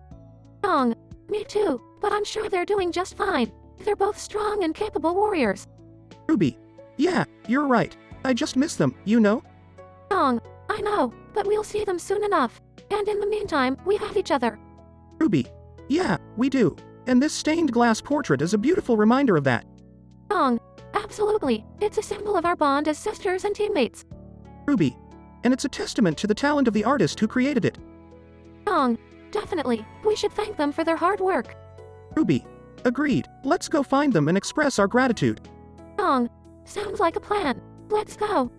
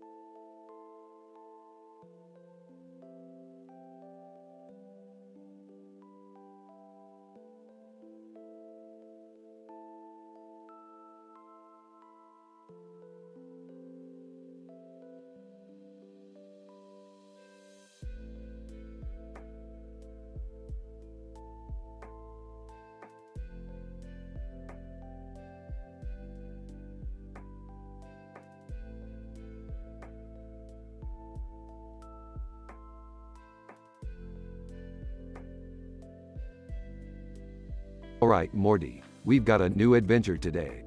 Oh boy, what are we doing this time, Rick? We're going to check out a stained glass window with some dude in a suit and tie on its face and a cross on his chest. That sounds kinda boring, Rick. Boring, Morty. Do you know how much these things cost? We could sell it for a fortune. Wait, what? We can't just steal things, Rick. Who said anything about stealing? We're just going to borrow it for a bit. I don't think that's how it works, Rick. Oh come on, Morty, live a little. Besides, I've got a buyer lined up already. I don't know about this, Rick. Seems kinda sketchy. Sketchy? Morty, you worry too much. You know what they say, nothing ventured, nothing gained. Meanwhile, in another dimension, Blake, ugh, another day of fighting Grim. I could use a break. suddenly, a portal opens and Rick and Morty step out. Hey there, kitty cat. You interested in buying a stained glass window? Blake, what? No, I don't think so. Come on, it's a really cool window. And it's in 4K. Blake, I don't even know what that means. Look, we're just trying to make a quick buck here. You in or what? Blake, I'm sorry, but I'm not interested. Now if you'll excuse me, I have some Grim to hunt. Suit yourself. Come on, Morty. Let's find someone else to pawn this thing off on. I don't know, Rick. Maybe we should just give it back. Give it back? Morty, have you lost your mind? We're not giving up a potential gold mine just because some cat girl didn't want it. And so, Rick and Morty continued their search for a buyer, while Blake went back to fighting Grim, oblivious to the chaos that the two had brought into her world. The end.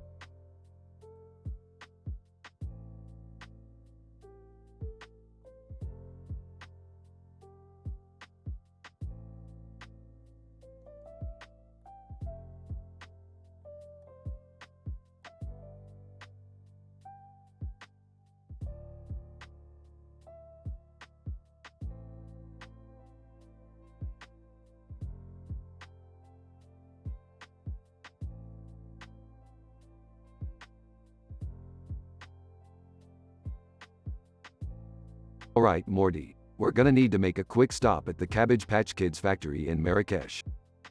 What? Why do we need to go there? Trust me, Morty. We need to pick up some supplies. Plus, I heard they have some new limited edition fidget spinners. Can I come too? Jerry, why do you always want to go on Rick and Morty's adventures? You always end up getting hurt. I just want to spend some quality time with my family. Fine, you can come. But don't touch anything and stay out of trouble. As they arrive at the factory, they notice a woman kneeling in a field of green plants with mountains in the background and a sky with green lights. Whoa, what is she doing? I don't know, Morty, but let's not get involved. We have a mission to complete. Hey guys, check out these bamboo massage chairs. They're amazing. Jerry, get out of there. We need to focus. As they make their way through the factory, they come across a room filled with data from Star Trek. Ah, perfect. These data units will be perfect for our new invention. What are we inventing? Machine that will turn anything into a fidget spinner. That sounds amazing. I don't know, Rick. That sounds dangerous. Relax, Beth. What could go wrong? As they begin to work on the machine, things start to go haywire. The data units begin to malfunction and the fidget spinners start multiplying uncontrollably. Rick, we need to shut it down. I can't, Morty. It's too late. As the room fills with fidget spinners, the group struggles to escape. Eventually, they make it out alive, but covered in fidget spinners. Well, that was an adventure. Can we please just go home now? Fine, but let's stop for some ice cream first. I hear they have a new flavor called Cabbage Patch Kids Surprise.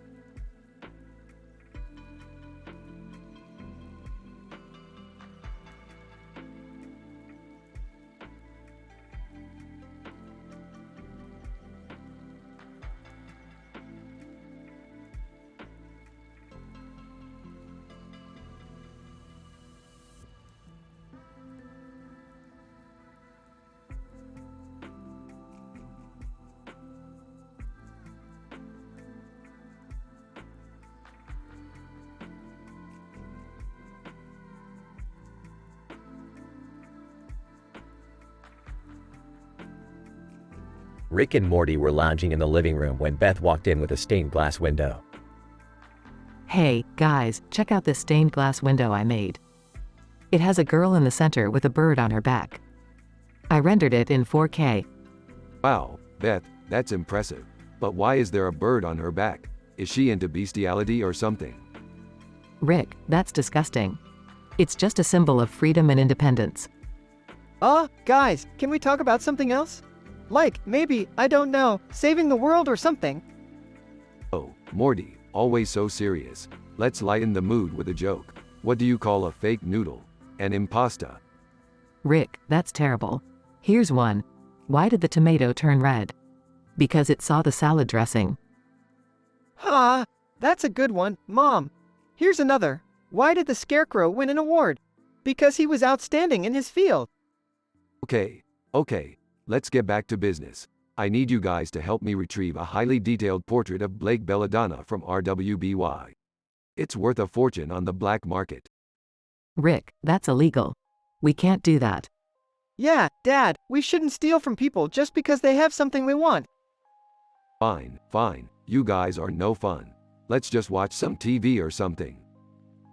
And so Rick, Morty, and Beth spent the rest of the night watching TV and cracking jokes, content in their moral high ground.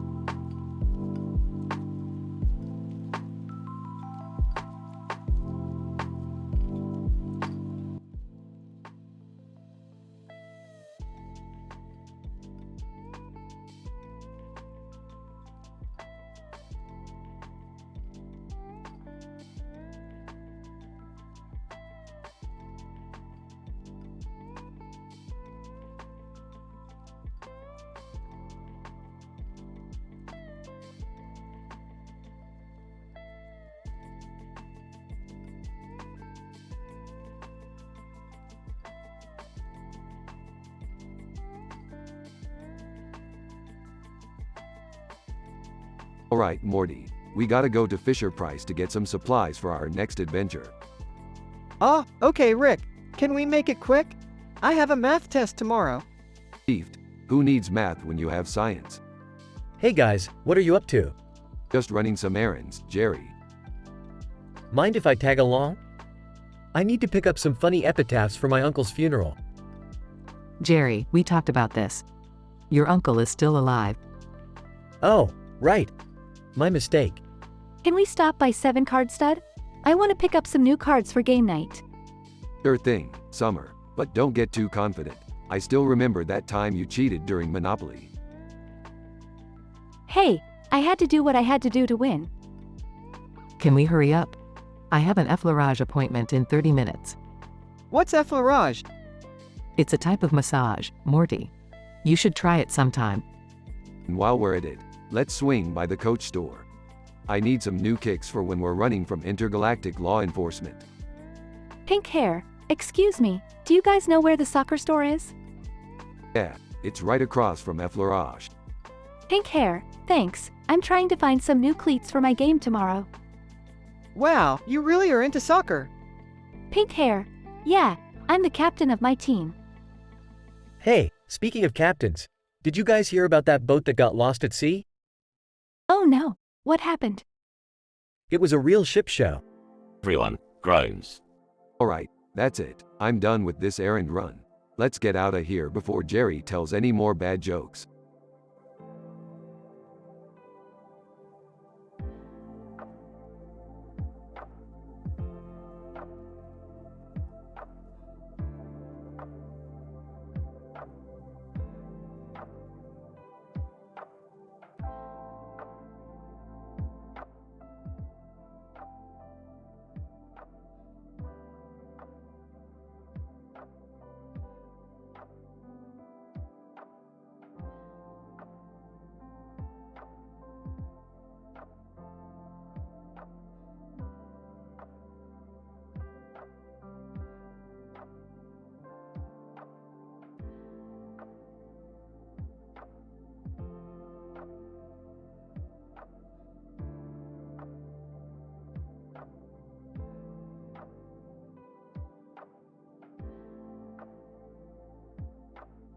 Morty, I need your help to steal something. What do you need me to steal, Rick? An 8K stained glass window with a lion and a man in front of it with a sword in his hand. We're gonna sell it to a collector for big bucks. Oh, I don't know, Rick. That sounds like a bad idea. Don't be a wimp, Morty. We'll be in and out in no time. They break into the building and successfully steal the stained glass window. Wow, Rick. That was actually kind of easy. Of course it was, Morty. I'm the best thief in the multiverse. They take the stained glass window to the collector. Collector, my goodness, this is a beautiful piece. I'll pay you handsomely for it. Excellent. Now we can use the money to buy something even better. Like what? An richly detailed portrait of the Thundercat, Lion-O, and Superman in the same portrait. I don't know, Rick. That sounds kind of nerdy. Nerdy, Morty. This is the coolest thing ever. Just imagine having Lion-O and Superman hanging in your room. I guess that does sound pretty cool. They use the money to buy the portrait and hang it in their room. See, Morty, I told you it was worth it. Yeah, I guess you were right. This is pretty awesome. Now let's go get some Szechuan sauce. Oh geez, not this again. They leave the room, satisfied with their new purchase.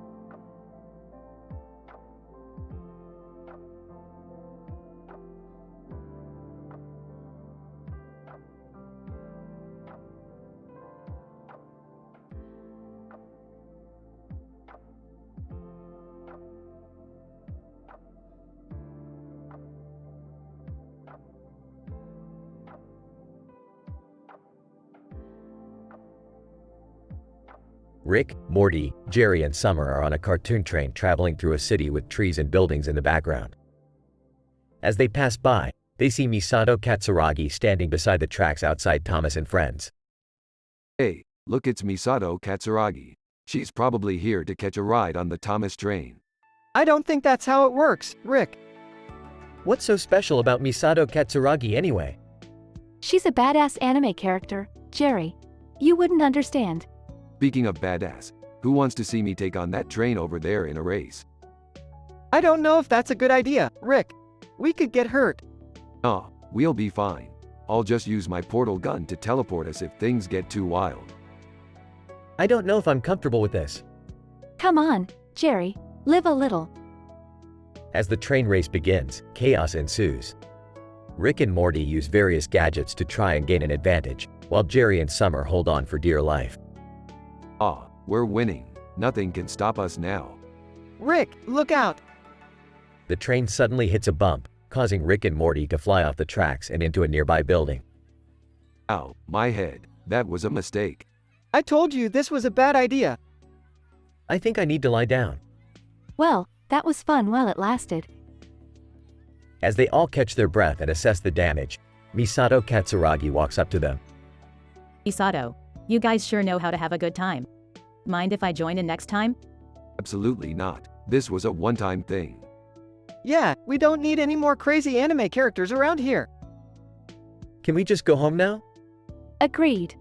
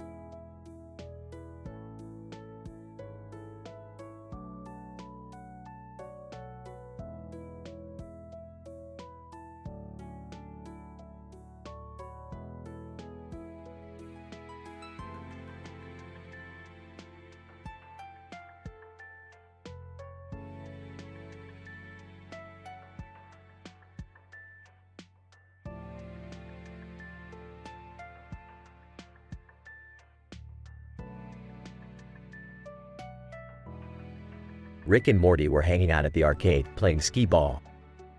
Hey Rick, why are we here again? To blow off some steam, Morty. Plus, I heard there's a new game here called Plumbus Pooters. Plumbus Pooters? Sounds weird. Trust me, Morty, it's the latest craze around here. Suddenly, they noticed a blue barrel sitting on top of a green field next to a white ball marker on a green field. Hey Rick, what's that blue barrel doing there? I don't know, Morty. Maybe it's some sort of new game or something. As they approached the blue barrel, they saw a Leroy Jenkins meme inside Loose Lips Between Gorn, Star Trek. What the hell is going on here, Morty? This is getting weirder by the second. I don't know, Rick, but I don't think we should be here. Nonsense, Morty. We're here to have fun. Now let's play some Plumbus Pooters. As they played the game, they noticed some strange characters lurking around the arcade. Hey Morty, do you see those guys over there? They look like they're up to no good. Yeah, they do look pretty sketchy. Let's keep our guard up, Morty. We don't want any trouble. As they continued to play, they couldn't help but laugh at the ridiculousness of the arcade and all its strange characters. This place is crazy, Rick. I don't think I've ever seen anything like it. That's the beauty of it, Morty. You never know what you're gonna get at an arcade. As they left the arcade, Rick turned to Morty and said, "You know, Morty, sometimes you just gotta let loose and have a little fun. Life's too short to take everything so seriously." Morty smiled and nodded in agreement. "Yeah, you're right, Rick. Let's do it again sometime."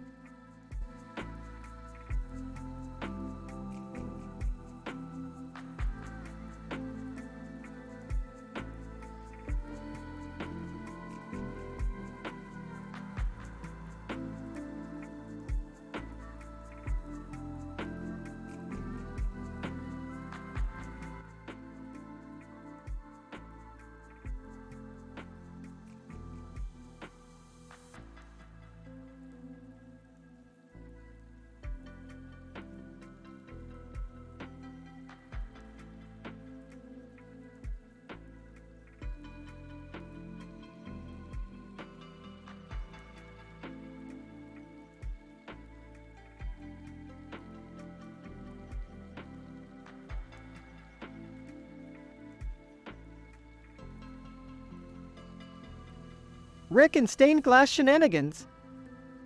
Rick and Morty find themselves in a church admiring a stained glass window with two lions and a lion on its face.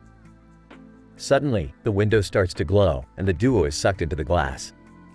What the F***ck just happened, Morty? I don't know, Rick. But look, there's Lion-O and Superman in the same portrait. Oh boy, we're in for some crazy sh**t. Hey, Lion-O, can you hear us? Lion-O. Yes, I can. Who are you? I'm Rick Sanchez, and this is my grandson Morty. We're from another dimension. Superman, greetings, Rick and Morty. What brings you here? Oh, we kind of got sucked into your stained glass window. Lion-O. Well, we can't have you stuck in here forever. Let's work together to find a way out. Sounds good to me, but first, let's have some fun. Oh no, Rick. I don't like where this is going. Rick proceeds to use his portal gun to bring in various characters from different dimensions into the stained glass window, resulting in chaos and hilarity. Lion-O. This is madness. We need to focus on finding a way out. Superman, agreed. We can't let these outsiders ruin our world.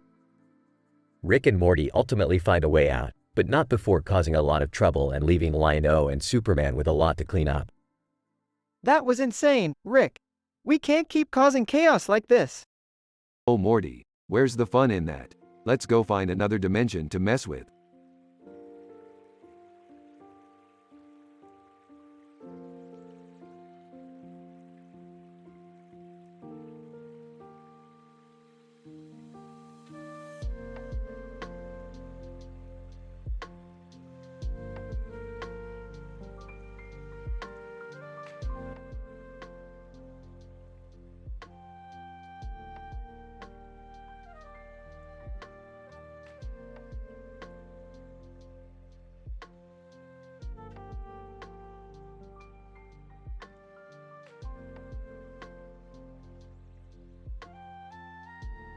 Morty, we've got to get to that check-in desk over there.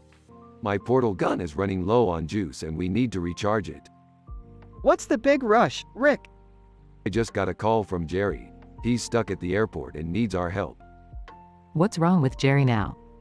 He accidentally booked himself on a flight to Marrakesh instead of crab cakes. He's freaking out and needs us to fix it.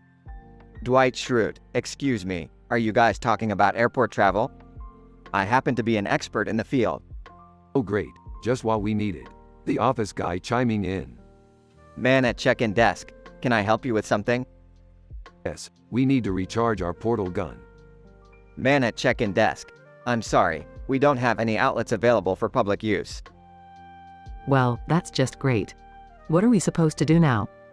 Hey, maybe we can go get massages for our neck pain at that place over there. Maybe we can grab some crab cakes while we're at it. Let's go, people.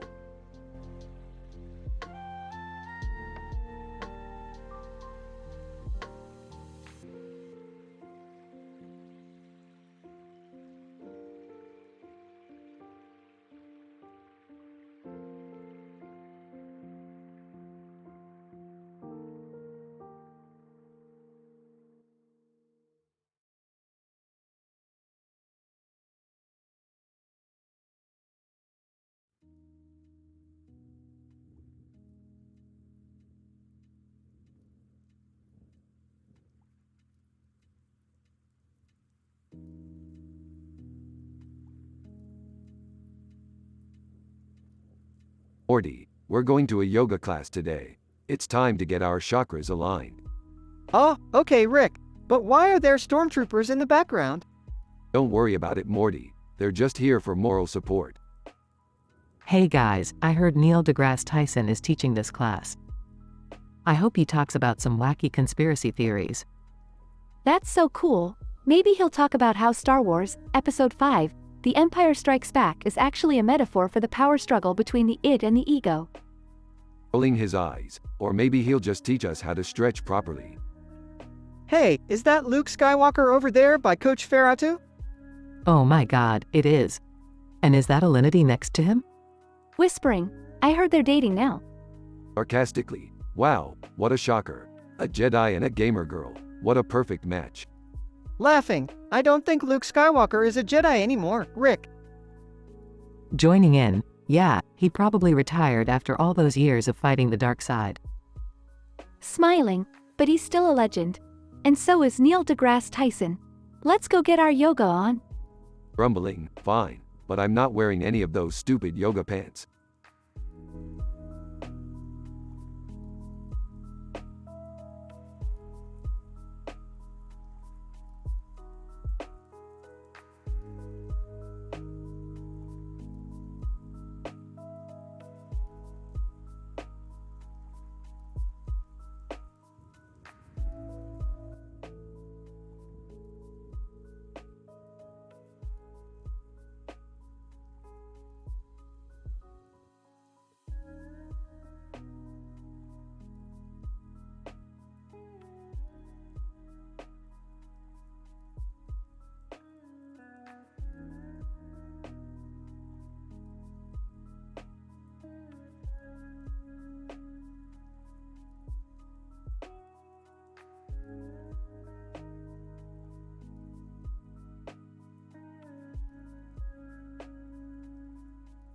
Rick and Morty are in the garage when a portal suddenly opens up. Morty, we're going on an adventure. Where are we going, Rick? We're going to a world where there's a stained glass window with a lion on its face and a lion head on its chest, rendered in a 4K stained glass. Wow, that sounds pretty cool, Rick. They arrive in the world and find the stained glass window. This window is a novelistic portrait of the Thundercat Lion-O and Superman in the same portrait. It's worth millions on the black market. Whoa, we could sell it and make a lot of money, Rick. Suddenly, they hear a voice behind them. Boys, not so fast, boys. That window belongs to me. They turn around to see a figure in a cloak. Who are you? Figure, I am the stained glass bandit. I steal valuable stained glass windows and sell them on the black market. Oh no, Rick, what are we gonna do? Rick pulls out a device from his pocket. Don't worry, Morty, I've got this. He presses a button on the device and a loud noise is heard. Stained glass bandit. What's happening? I just activated the self-destruct sequence on the window. If we can't have it, no one can. The window explodes, leaving behind only shattered glass. Wow, Rick, that was crazy. Yeah, Morty, but at least we saved the world from the stained glass bandit. They go back through the portal and return to their garage. What are we gonna do now, Rick? I don't know, Morty. Let's order some pizza and watch some TV. The episode ends with Rick and Morty sitting on the couch, eating pizza and watching TV.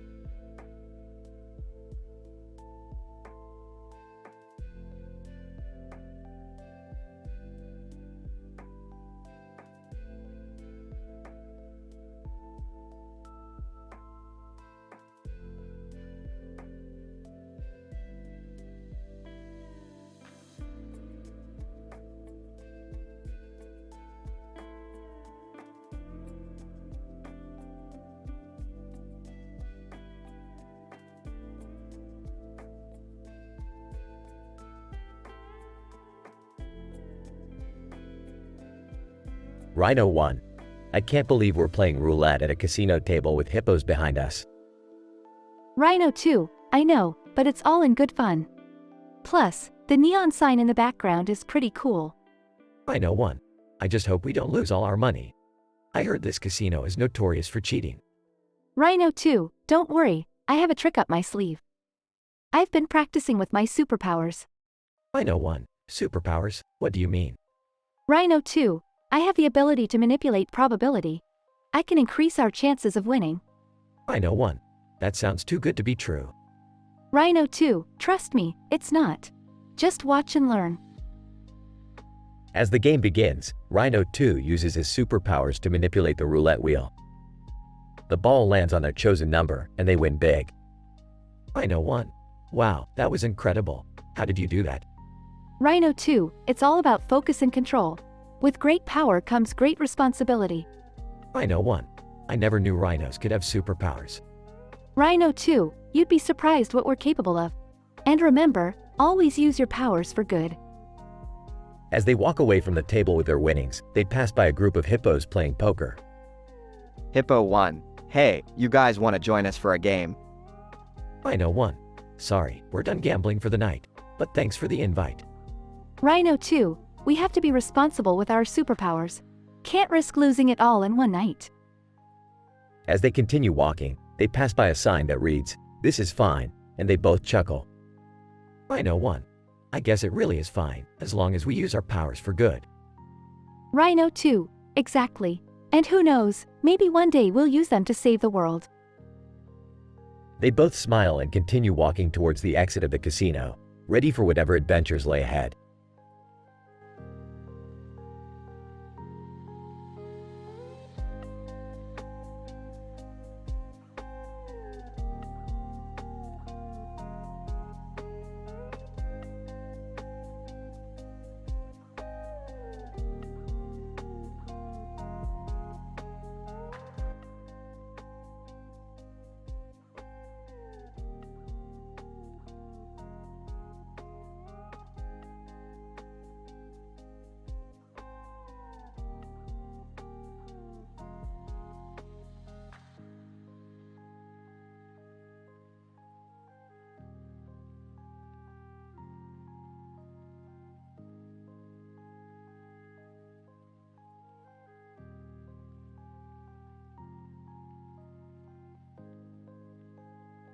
Hey Morty, check this out. We got a new mission from the Council of Ricks. Oh, geez, Rick. What do they want now? Apparently, there's a parallel universe where Batman is a cyborg and he needs our help. And they're paying us in schmeckles. Wow, that sounds awesome. Let's go. Hold your horses, Morty. We gotta pick up our new team member first. Who's our new team member? Ara Shahidi. She's a genius inventor who can help us retrofit the Batmobile for interdimensional travel. Yara, hey guys, I'm ready to join the mission. Great, let's get started. Morty, you take the Batmobile and follow me. Got it, Rick. Magneto, hold on, I'm coming with you. What? Why? Magneto, because I can manipulate metal and I want to see what kind of technology this parallel universe has to offer. Fine, but don't get in our way. Whoa, this is crazy. We're in a whole new universe. Yara, and look, there's the cyborg Batman. Batman. Thank you for coming, Rick and Morty. The Joker has taken over Gotham and I need your help to stop him. No problem, Batman. We'll take care of it. Wait, why are we on this weird green vehicle? It's called a Batcycle, and it's badass. Magneto, I'll create a magnetic force field around us. Yara, and I'll activate the Batcycle's laser cannons. This is gonna be fun. Oh, geez. Here we go again.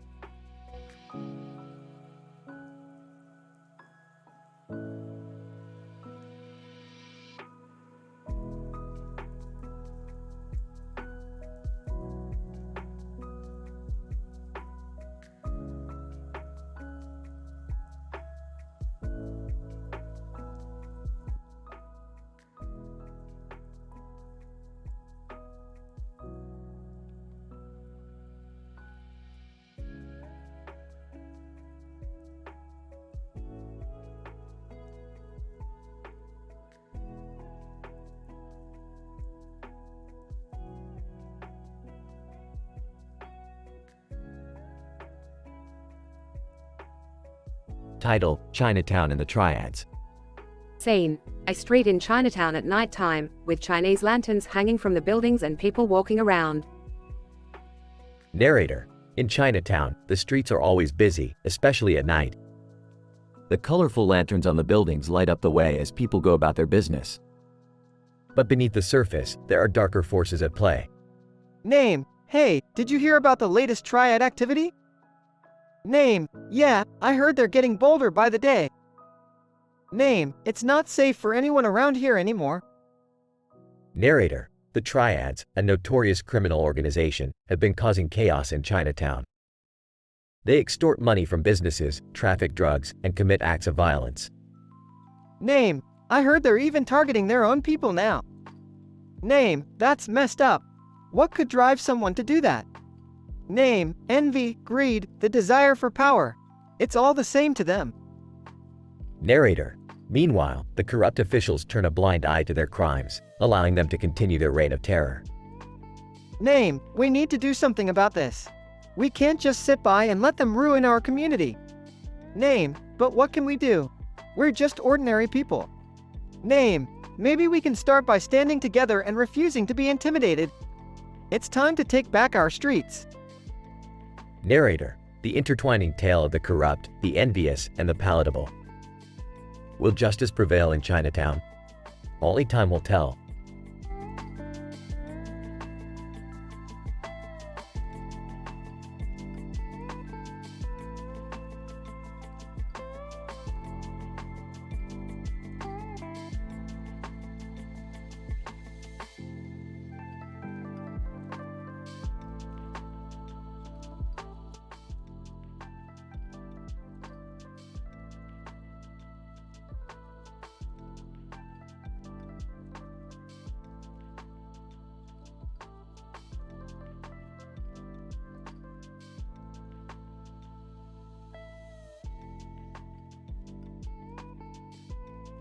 Title: The Deer Monuments. Scene: two deer statues on top of a monument with trees in the background at night time, with a green sky, near comedy musicals on top of deer on top of back with the X. Characters: 1. Emily. 2. John. Emily, look at those deer statues on top of the monument. They look so beautiful in the green sky. John: yes, they do. It's a perfect view at nighttime. Emily, do you know the story behind those deer monuments? John: no, I don't. What's the story? Emily, legend says that the two deer were once in love with each other. But one day, they were separated by hunters. The male deer was captured while the female deer escaped. From that day on, the female deer searched for her lost love, but he was nowhere to be found. So, the people in the town built this monument in honor of their love. John, that's a heartwarming story. I'm glad that their love was remembered. Emily, yes, it's a reminder that true love never dies. John, it's also a reminder that we should cherish and appreciate the love in our lives. Emily, absolutely. Let's always remember the story of the deer monuments and the love they shared. John, agreed. It's a beautiful story and a beautiful monument.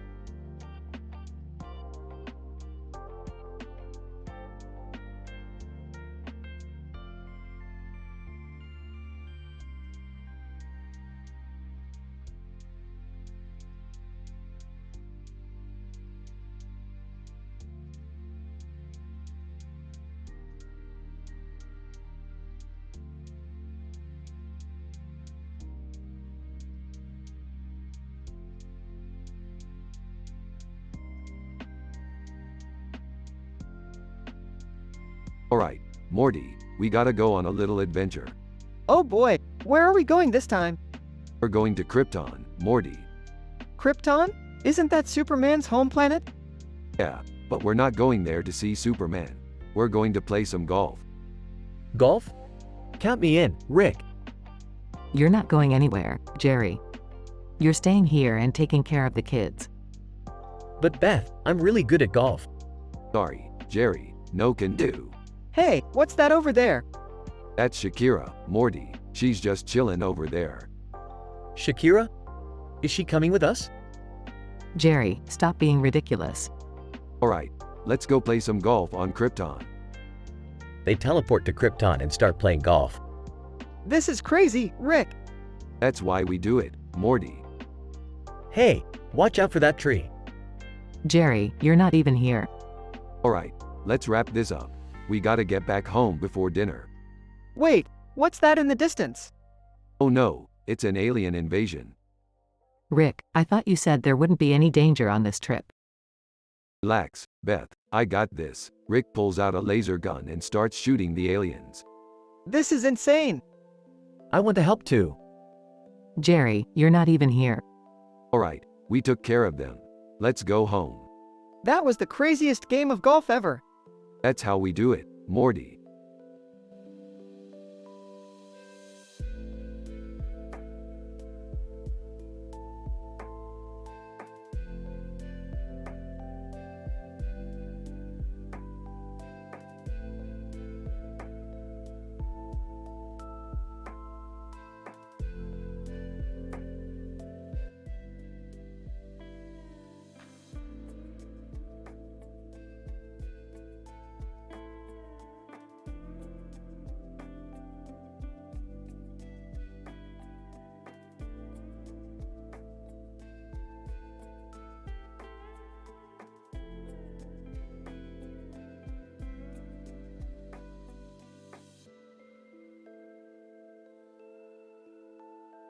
Title: The Courtyard.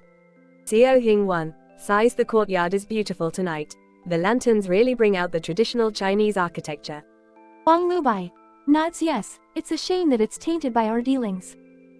Seo Hing 1. Frowns asterisk I know what you mean. I'm just trying to make an honest living here. Wang Lubai. Smirks honest living? You sell knockoff goods and cheat tourists out of their money. Seo Hing 1. Defensive asterisk I don't cheat anyone. They know what they're buying. Wang Lubai. Laughs, you're too naive, my friend. The triads run this town and we get our cut from every business. Teo Hing 1. Size asterisk, I don't want any trouble with the triads. Wang Lubai. Leans closer, then join us. With your business skills and our connections, we could make a fortune. Teo Hing 1. Hesitant asterisk, I don't know if I want to get involved with that kind of lifestyle. Wang Lubai. Shrugs, suit yourself. But remember, you're either with us or against us. Teo Hing 1. Looks down asterisk, I'll think about it. As Xiao Hing 1 walks away, he can't help but feel conflicted. He wants to succeed in Chinatown, but at what cost? Will he compromise his integrity to make a profit or stay true to himself and struggle to survive? The choices he makes will determine his fate in this intertwining tale of corruption, envy, and temptation.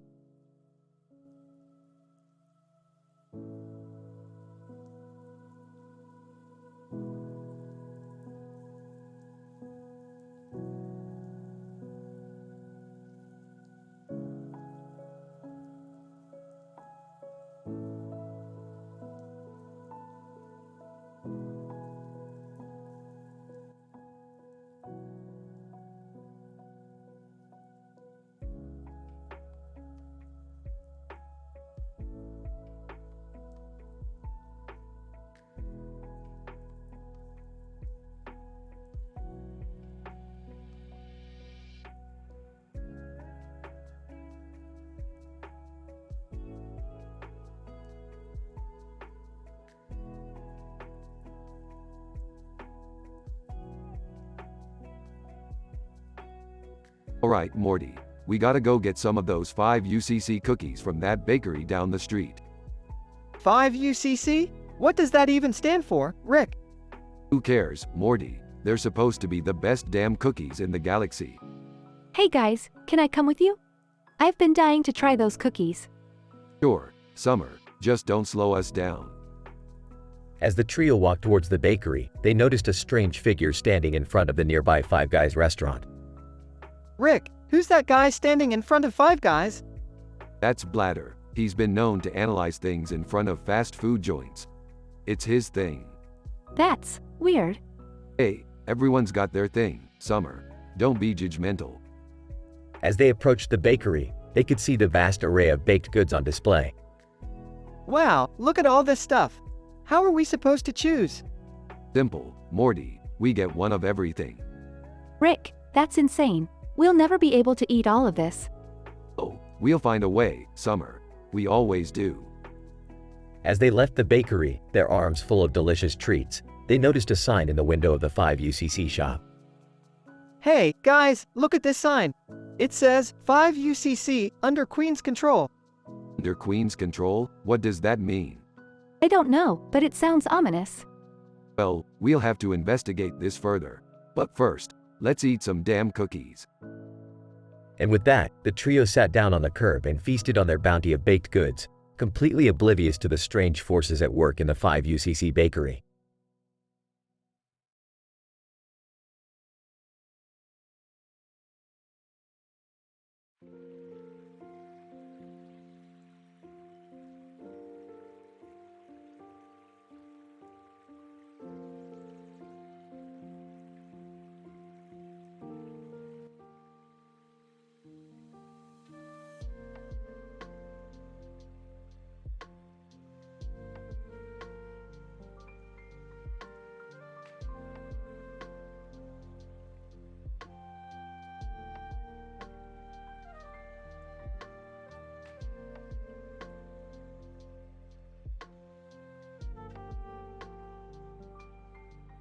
Rick, Morty, Zoella, and Sailor Moon sat around a white table with cups of coffee in their hands. Chemistry equipment was scattered around them.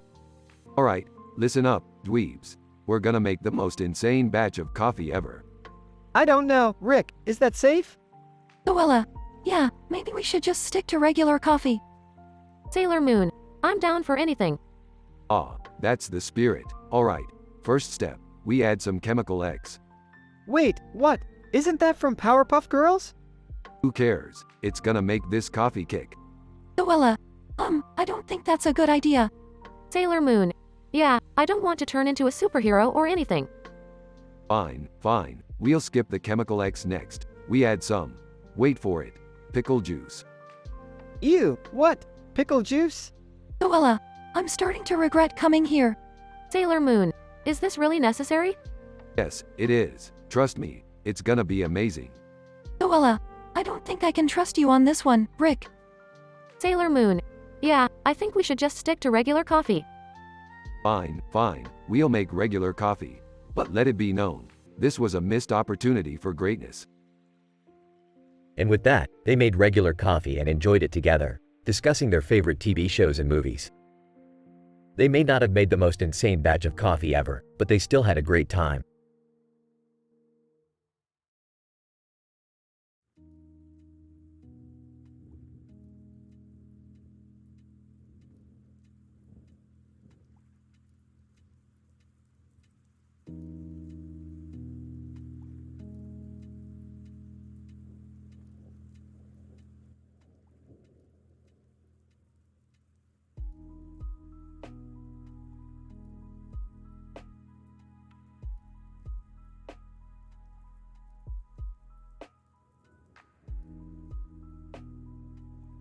Alright, Jerry, let's check out these new PC games Tower of Fantasy and Honkai Star Rail. Oh boy, I'm excited. I heard Tower of Fantasy has amazing graphics. Can I play too? Not until you finish your homework, Morty. Alright, let's fire up Tower of Fantasy first.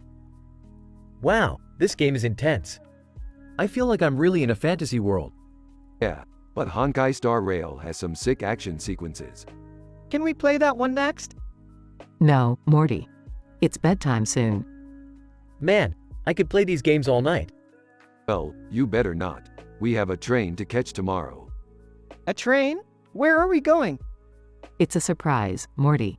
Now go brush your teeth. I can't wait for tomorrow. This is going to be an adventure. Don't get too excited, Jerry. You never know what could happen on a train.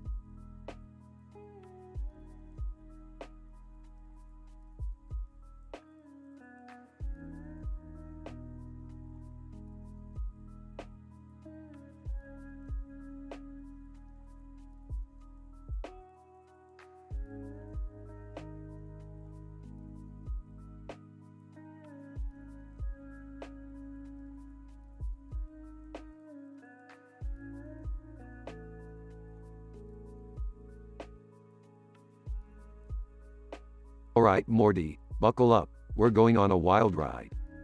Oh boy, where are we going this time, Rick?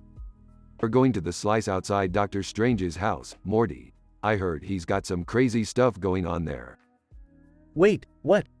Doctor Strange is real? Yeah, Jerry, keep up with the times. Alright, we're here. But why is there a man in a red cape standing in front of a clock tower with a green light on its face? Maybe it's some kind of superhero thing? Or maybe it's just a weird art installation? Or maybe it's a secret message from the Illuminati? Who cares? Let's just go inside. Burps. Whoa, what is this place?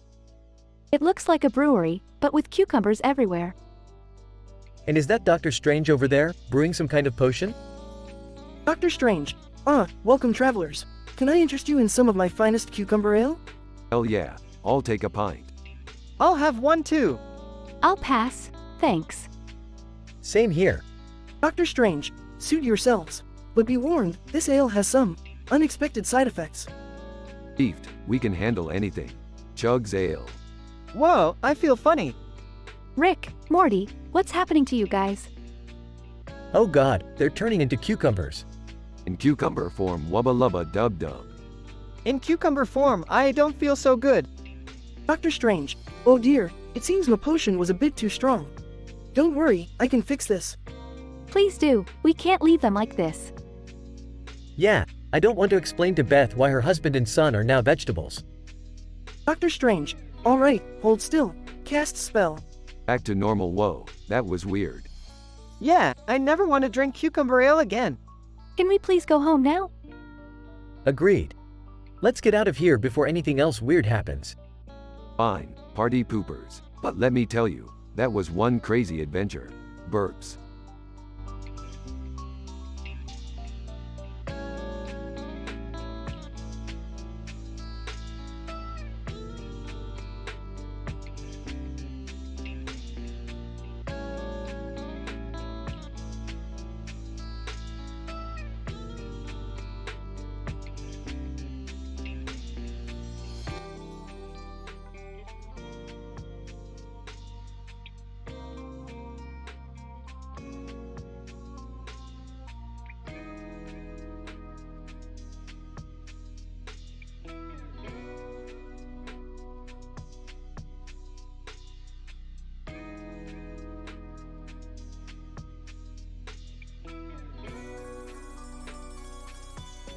Sitting at the checkers table. Alright, Morty, it's time for a game of checkers. Winner gets a special surprise. Sitting across from Rick, a special surprise? What is it, Rick? Smirks. Wouldn't you like to know, Morty? Let's just say it involves Twist. Confused? Twist? What's Twist? Points to the sign behind him. Twist is the club right behind me. It's a hotspot for teens to hang out and listen to some sick beats. Excited. Oh man, that sounds awesome. But how does chef and Chinese poker fit into this? Drugs. I don't know, Morty. Maybe they're just really into checkers. Laughs. Yeah, I guess that makes sense. Moves a checker piece. Your move, Morty. Moves a checker piece. Ha! King me. Surprised. What? When did you get a king? Smugly. Oh, I've been planning this for a while, Rick. You never saw it coming. Laughs. Alright, Morty, you win. Let's go get that special surprise. Excited, yes. I can't wait to check out Twist. Smirks. Oh, you'll definitely be twisting after this surprise, Morty. Confused. What do you mean? Winks. You'll see, Morty. You'll see.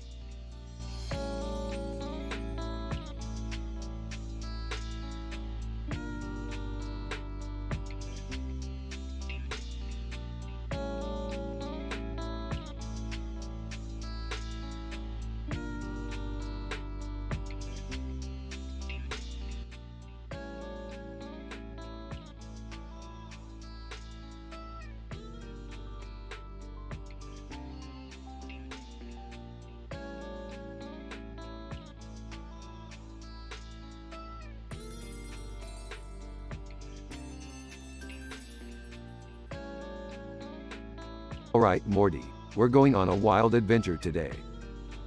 Okay, Rick. Where are we going? We're going to visit a gorilla that plays music. Wait, what? Rick, that sounds dangerous. Yeah, can't we just watch a concert on TV? Nonsense. This gorilla is a musical genius. Trust me, it'll be worth it. They arrive at the grassy field with a sign that says, Gorilla on the grass. Whoa, there it is. This is ridiculous. There's no way a gorilla can play music. I don't see any instruments either. Is this some kind of prank, Rick? Of course not. Just wait and see. Suddenly, the gorilla appears and starts playing a beautiful melody. Oh, whoa. Gorilla. Through sign language. Glad you could make it. This is amazing. I stand corrected. That gorilla has some serious talent. I'm impressed. Can we stay and listen to more? Sure thing. But let's not tell anyone about this. We don't want to attract any unwanted attention. They all sit down and enjoy the music for hours, feeling grateful for the unexpected experience.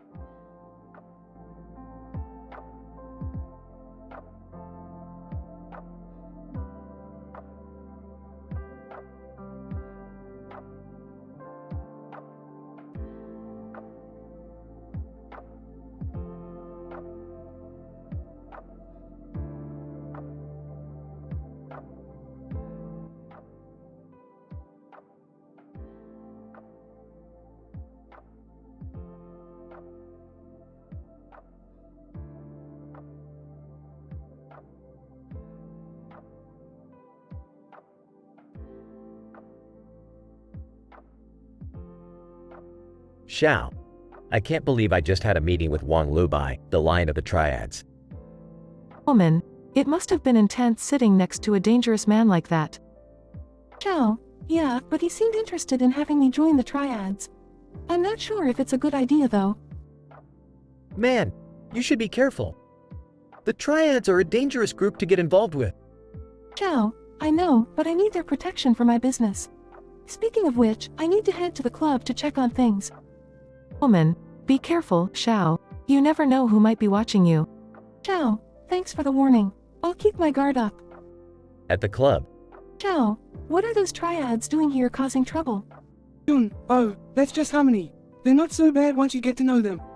Xiao, well, I don't want any trouble in my club. I'll have to talk to the butcher and see what's going on. Jun, let me come with you. I know how to handle him. Xiao, alright, let's go. But we have to be careful not to start any fights.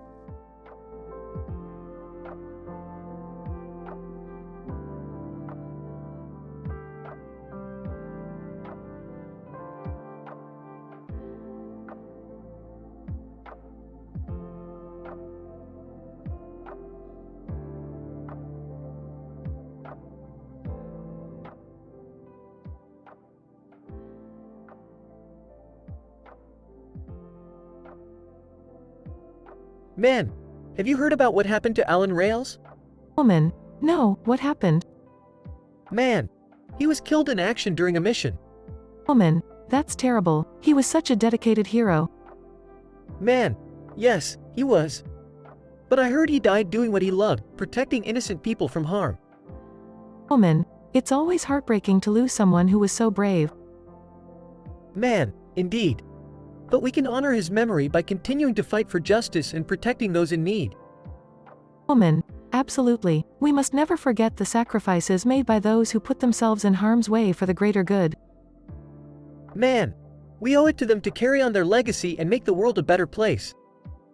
Woman, let us honor Alan Rails and all the heroes who have fallen before him by continuing to fight for what is right.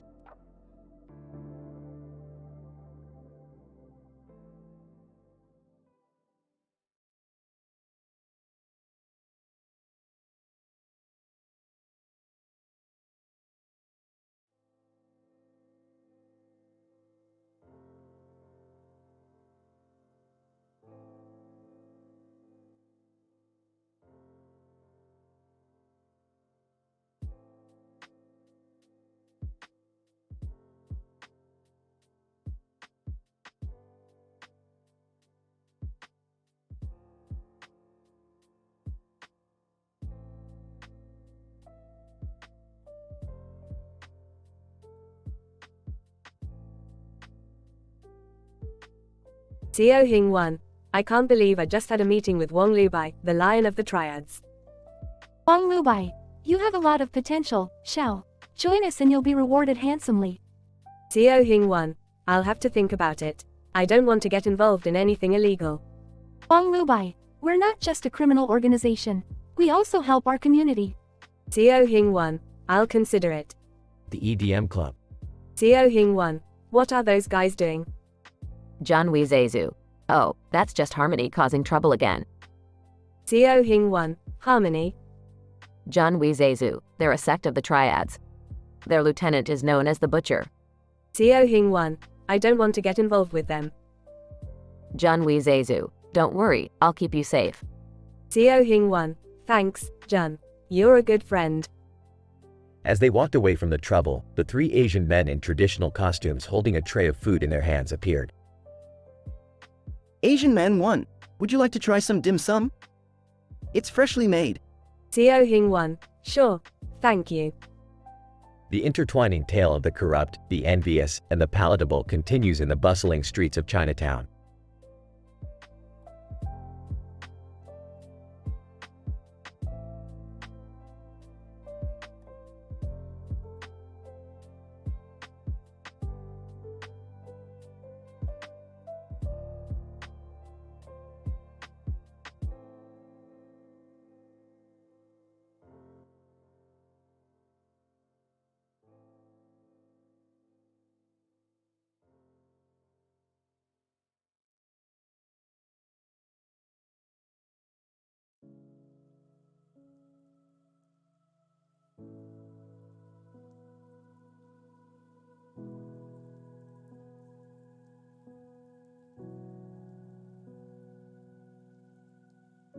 Rick, Morty, a dog, and a cat are lounging on the grass in the backyard.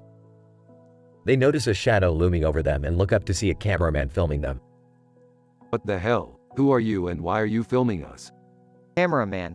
I'm just filming some nature shots. You guys looked interesting. Well, we are interesting. We're like aliens to you or something. Dog, hey, what's that up there? Cat. Looks like Tintin with cadmium on top of Gap. What the fuck are you talking about? Dog, you know, Tintin, the comic book character, with cadmium on top of Gap, the mountain from the book. Oh, I get it. And Nami's next to a German Shepherd, like in that one episode where they team up to stop the evil cat. Cat. Yeah, and then they all go on a crazy adventure together. Alright, enough with the references. Let's go do something interesting ourselves. Cameraman. Hey, can I come along? Dog, sure, let's go on an adventure. Cat. But no drugs, no sex talk, no swearing, and definitely no controversial topics. And no religious talks or gender discussions. No racist talks or adult discussions. Cameraman. Got it, I'll keep it clean. And with that, the group sets off on a wild adventure, filled with jokes and crazy antics, all while maintaining their high moral standards.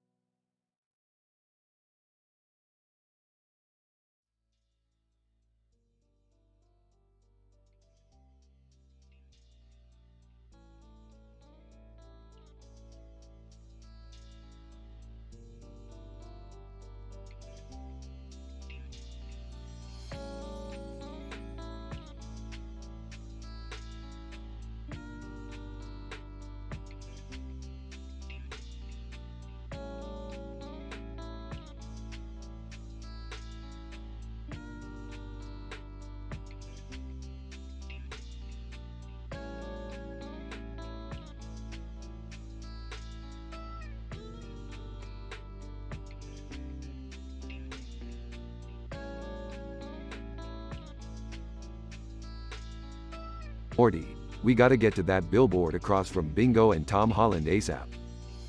Why, Rick? What's so important about a stupid billboard? It's not just any billboard, Morty. It's the secret code for the biggest heist in the galaxy. Wow, that sounds intense. But how are we gonna crack the code? With my genius mind and your Morty-ness, we'll figure it out in no time. As they arrive at the billboard, Rick pulls out a notepad and starts jotting down the numbers. Okay, Morty, let's see. 7, 12, 69. Hey, that's funny. Rick, focus! We're trying to solve a heist here.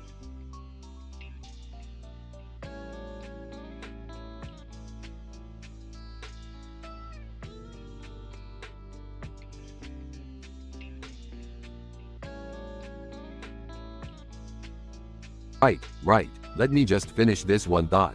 Hee. Suddenly, a group of alien bandits appear out of nowhere, brandishing weapons. Alien bandit leader, hand over the code, humans, or face our off. Oh, great. Just what we need. More trouble. Rick, what are we gonna do? Don't worry, Morty. I have a plan. Rick pulls out a device from his pocket and presses a button, causing a bright flash of light. Alien bandit leader, what the? The bandits are suddenly teleported to a faraway planet, leaving Rick and Morty alone at the billboard. Wow, that was amazing. Rick, how did you do that?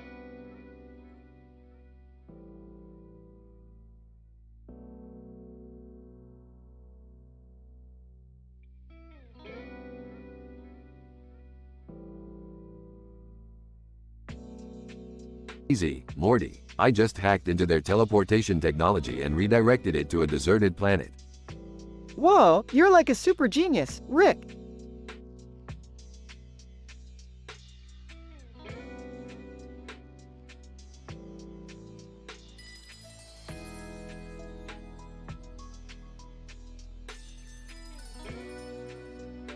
Yeah, I know. Now let's get back to cracking this code.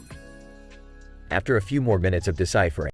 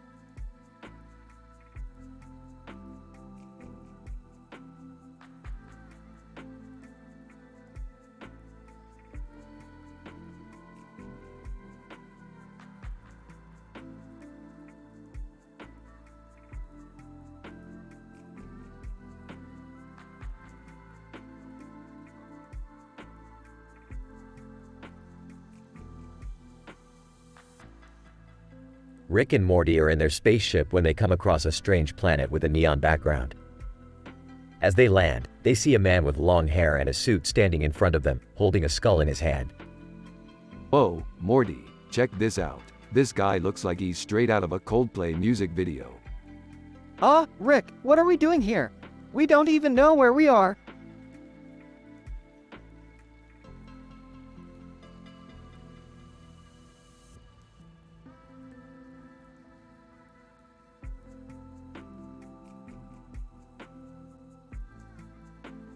Relax, Morty. I'm sure this guy can tell us what's going on. Hey, dude, what's up with the skull? Network Administrator, greetings, travelers. I am the Network Administrator of this planet. This skull is a symbol of our technological advancements. Oh, that's cool and all, but can you tell us why we're here? Network Administrator, yes. You have been chosen to participate in our Let It Ride challenge. The winner will receive the ultimate prize, eternal fame and glory. Oh, you know we're in, buddy. Let's show these aliens what we're made of. As they enter the challenge, Rick and Morty realize they're up against some tough competition. Kaleidoscope. Hey, man. Don't think you can beat me at this. I'm the master of psychedelic puzzles.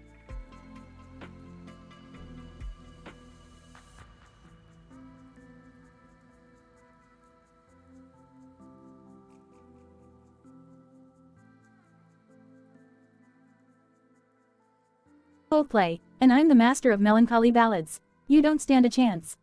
ESH, we got this, Morty. Let's do this thing. After a wild and crazy competition, Rick and Morty emerge victorious.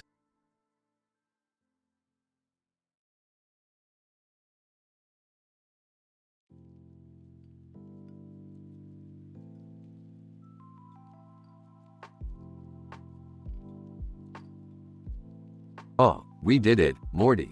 We're the champions of the Let It Ride challenge. Wow, Rick, this was actually kind of fun. Maybe we should do this more often. Hey, we'll see, Morty. Let's just enjoy the moment for now. As they fly away from the planet, Rick and Morty can't help but feel a sense of pride and accomplishment. They may be from different worlds, but they proved that they're unbeatable together.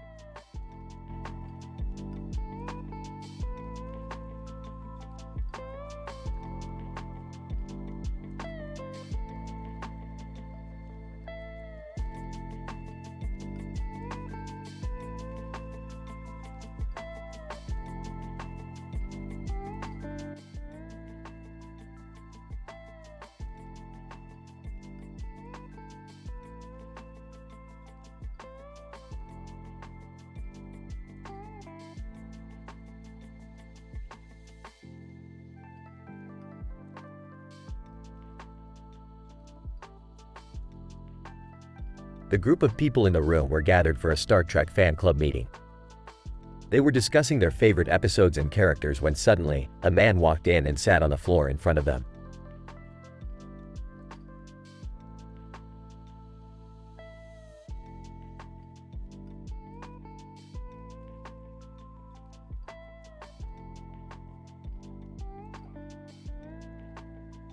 John, excuse me, who are you?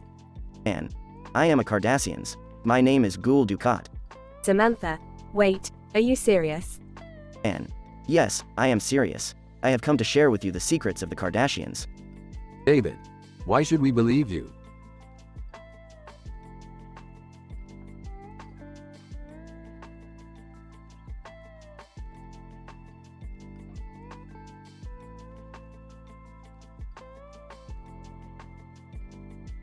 And because I have valuable information about the helium through Kardashians. It is a dangerous substance that can destroy entire planets. Julie, what should we do? And we need to work together to prevent the helium through Kardashians from falling into the wrong hands. We must protect our galaxy. As the group discussed their plan of action, they realized that they were all united in their love for Star Trek and their desire to do what was right. They may have come from different backgrounds and beliefs, but they were all committed to making a positive difference in the world. Together, they left the room with a renewed sense of purpose and a determination to make the universe a better place for all.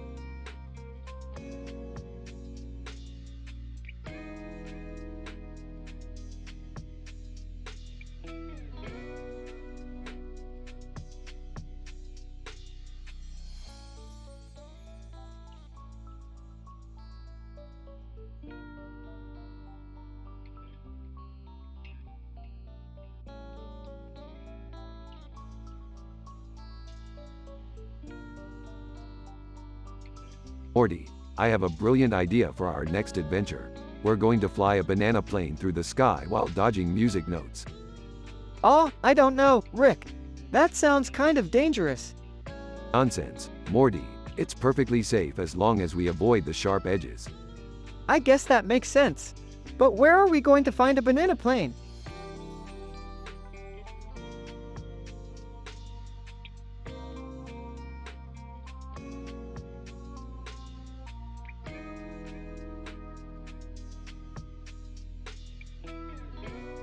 Don't worry, Morty. I already have one lined up. It's being flown by a group of highly trained monkeys. Monkeys? Are you sure that's a good idea? Of course it is, Morty. They're professionals. Now let's get going. As they're flying through the sky, they suddenly hear a familiar song playing.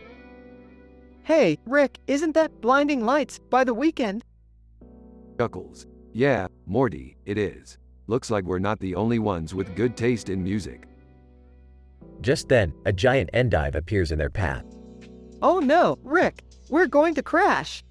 Not if I can help it. He pulls out a laser gun and blasts the endive out of the way. Whoa, nice shot, Rick.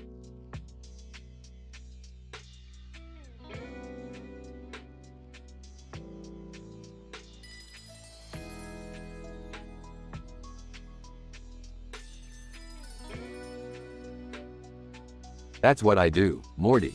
Now let's get back to slicing that banana. As they continue flying through the sky, they suddenly come across a group of aliens. Alien 1. Hey, what are you doing flying a banana plane through our airspace? Just enjoying the view, my friend. Mind if we pass through? Alien 2. As long as you don't cause any trouble. Smirks. Trouble? Us? Never. They make it through the alien airspace and continue on their adventure. Rick, this has been crazy, but I think we should land soon. Odds. Agreed, Morty. Let's bring this baby down. They land safely and look back up at the sky, seeing music notes still flying. You know, Morty, we may have flown a banana plane through the sky and dodged music notes, but at the end of the day, we did it together. Smiles? Yeah, we did. And that's what makes our adventures so great. Rick and Morty fist bump as the camera pans out to show the banana poster in the background.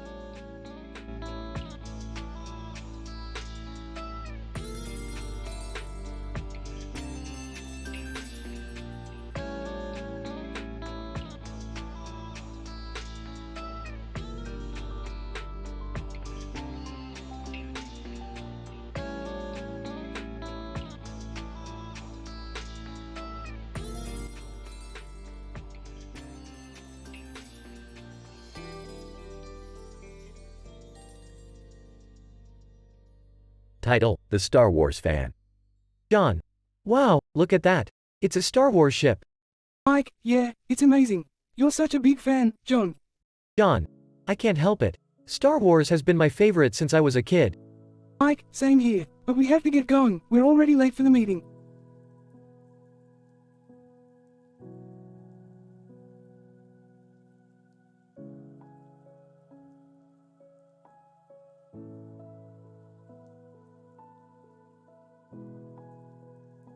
John. Oh, right. Sorry about that. Let's go. As they walk away from the ship, they see a group of people gathered around a man dressed as a Jedi.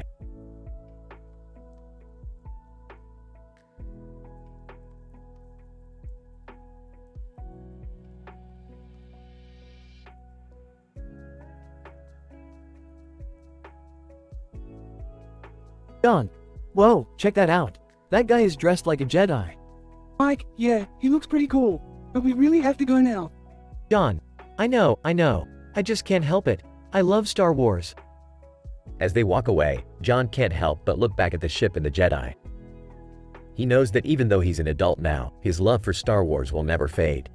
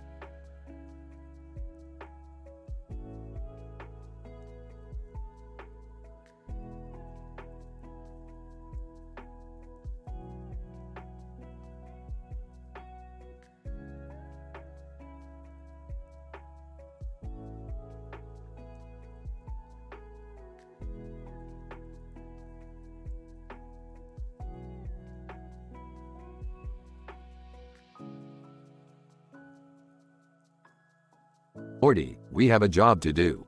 What job? We need to find the perfect place to enjoy this delicious sandwich and salad. Why don't you eat it at home?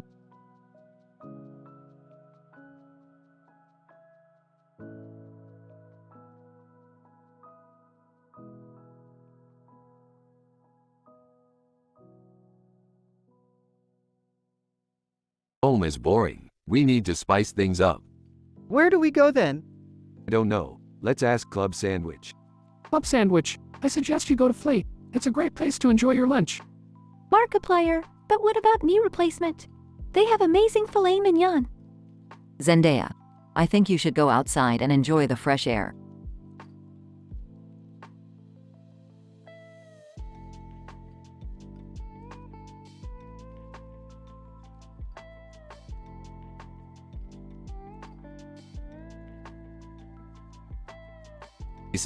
Decisions. Let's just take a walk and see where we end up. But what about our lunch? Don't worry about that. We'll just improvise. I don't know about this. It sounds risky. Risky is my middle name. Let's go.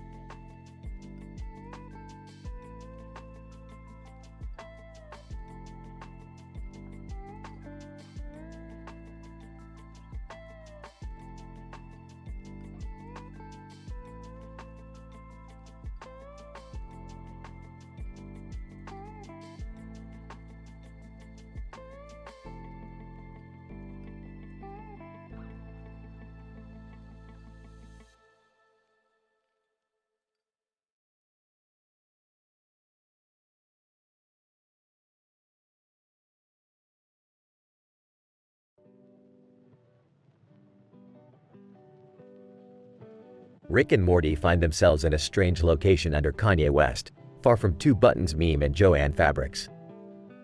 They are joined by Beth, who is wearing a white hat and black shirt, and a man wearing a red shirt and black jacket. What the hell are we doing under Kanye West's shoe? Did we accidentally portal to a fashion show? I don't know, Rick, but I feel like we're not supposed to be here.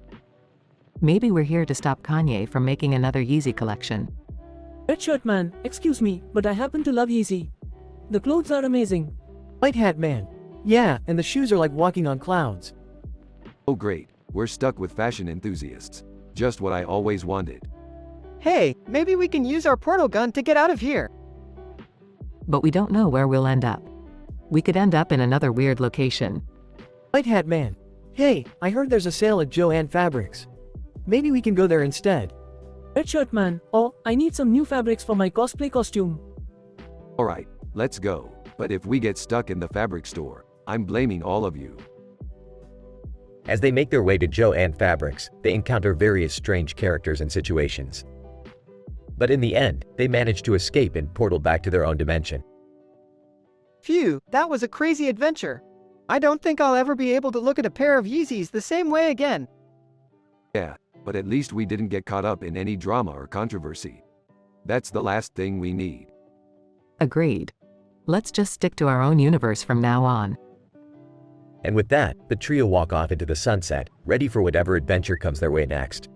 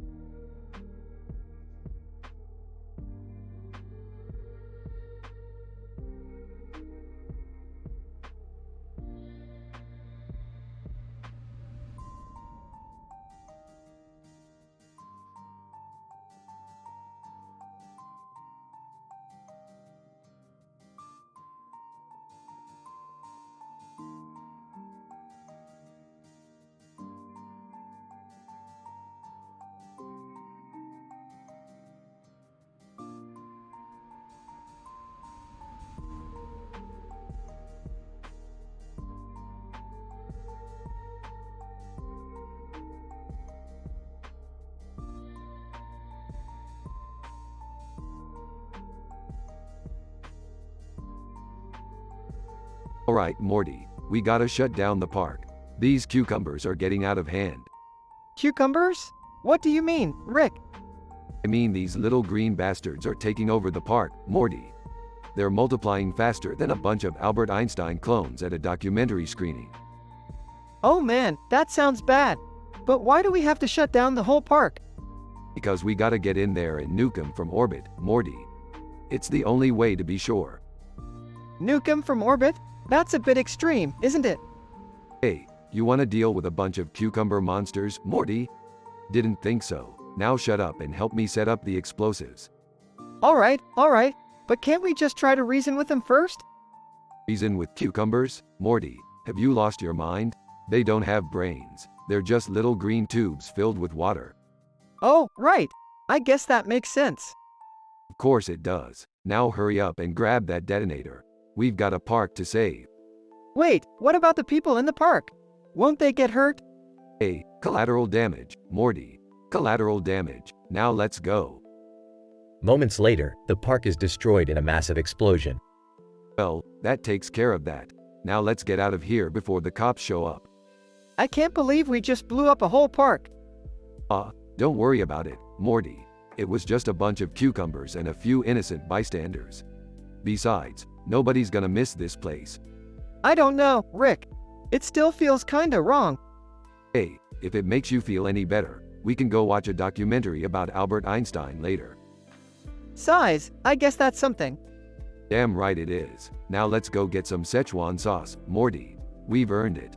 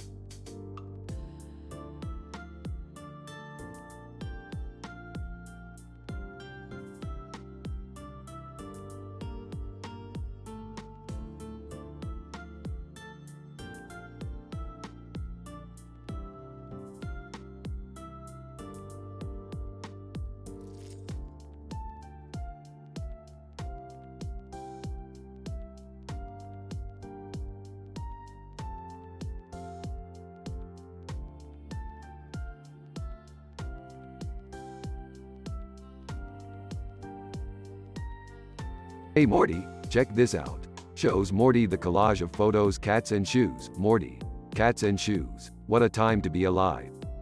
Oh, yeah, Rick. That's cool. Hey guys, what's going on? Just appreciating the finer things in life. Jerry, cats and shoes. Walking in, what are you all talking about? Cats and shoes, Mom. It's a new trend, apparently. Ha. Well, I don't get it. That's because you're not as cool as us, Beth. We're on the forefront of fashion and humor. Solid Snake. Pops out of nowhere. Did somebody say forefront? Smirks Solid Snake, my man. What's up? Solid Snake. Not much. Just checking out these funny postcards. Holds up a stack of postcards. Oh, those are hilarious. I love the one with the cat on the bottom of the shoe. Maine Coon. Walks in. Did someone say cat? Maine Coon, my dude. How's it going? Maine Coon. Just hanging out, trying to figure out why humans are so obsessed with us cats. Under Armour enters the room. Hey guys, have you seen my new workout gear? No. Why? Under Armour, because I look awesome in it. Plus, it's perfect for when I'm chasing after mice. Comedy award shows. Announces its presence. Hey everyone. Just wanted to let you know that I'm here and ready to make you laugh. Oh great, another thing to add to this weird collage of random stuff. Hey, don't knock it till you try it, Beth. This is the life, Morty. Cats, shoes, postcards, Solid Snake, Maine Coon, Under Armour, and comedy. What more could we ask for? I don't know, Rick. Maybe some sanity? Laugh sanity, Morty, you crack me up.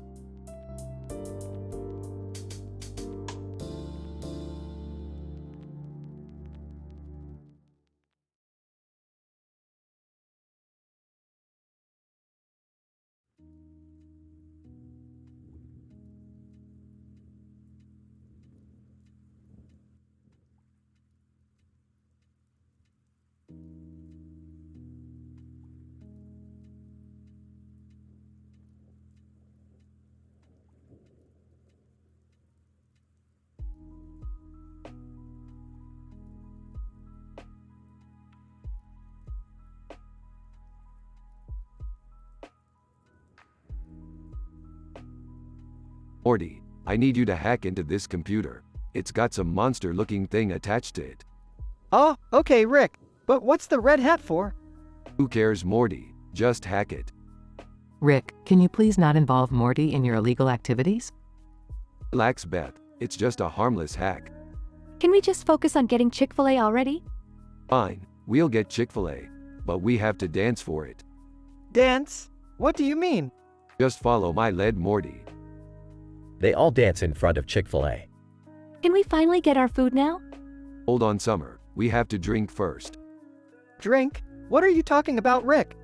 Just drink this potion, Morty. Trust me. They all drink the potion. Rick, what the hell was in that potion? Oh, nothing. Just a little something to enhance our taste buds. I don't feel so good. Don't worry, Summer. It's just a side effect. It'll wear off soon. I don't know about this, Rick. I think we should go home. Fine, Morty. We'll leave. But first, let's fry something. They all fry something and then leave. Mr. Kate, what the hell just happened here?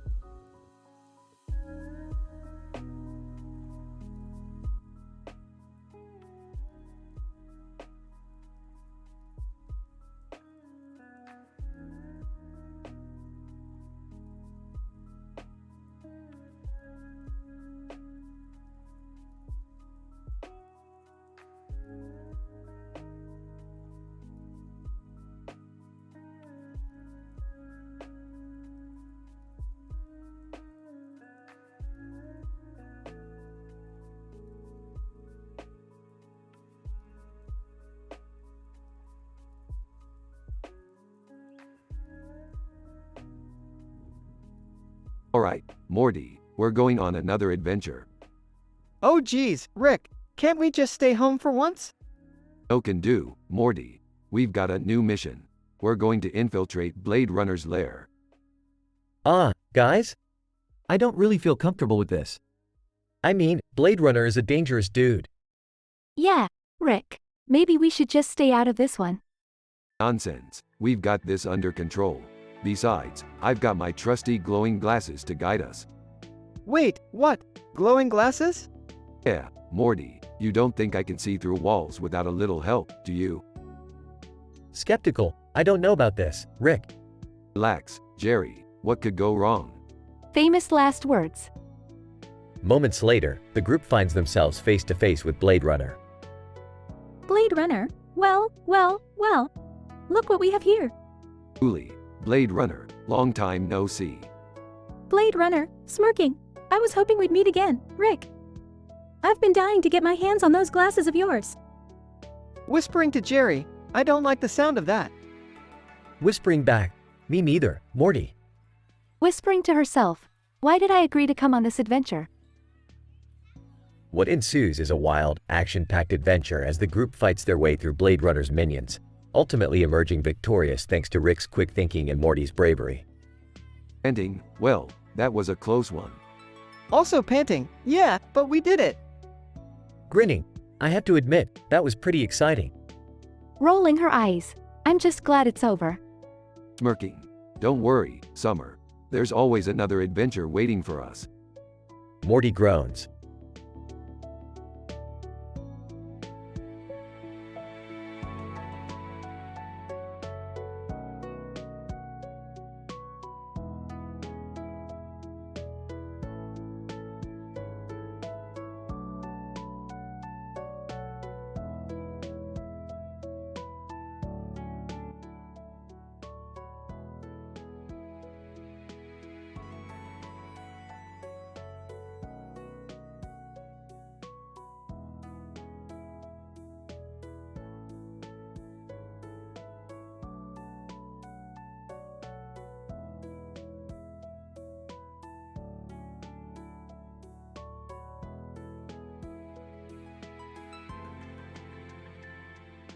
Rick, Morty, and Captain Picard walk into a restaurant and sit down at a table.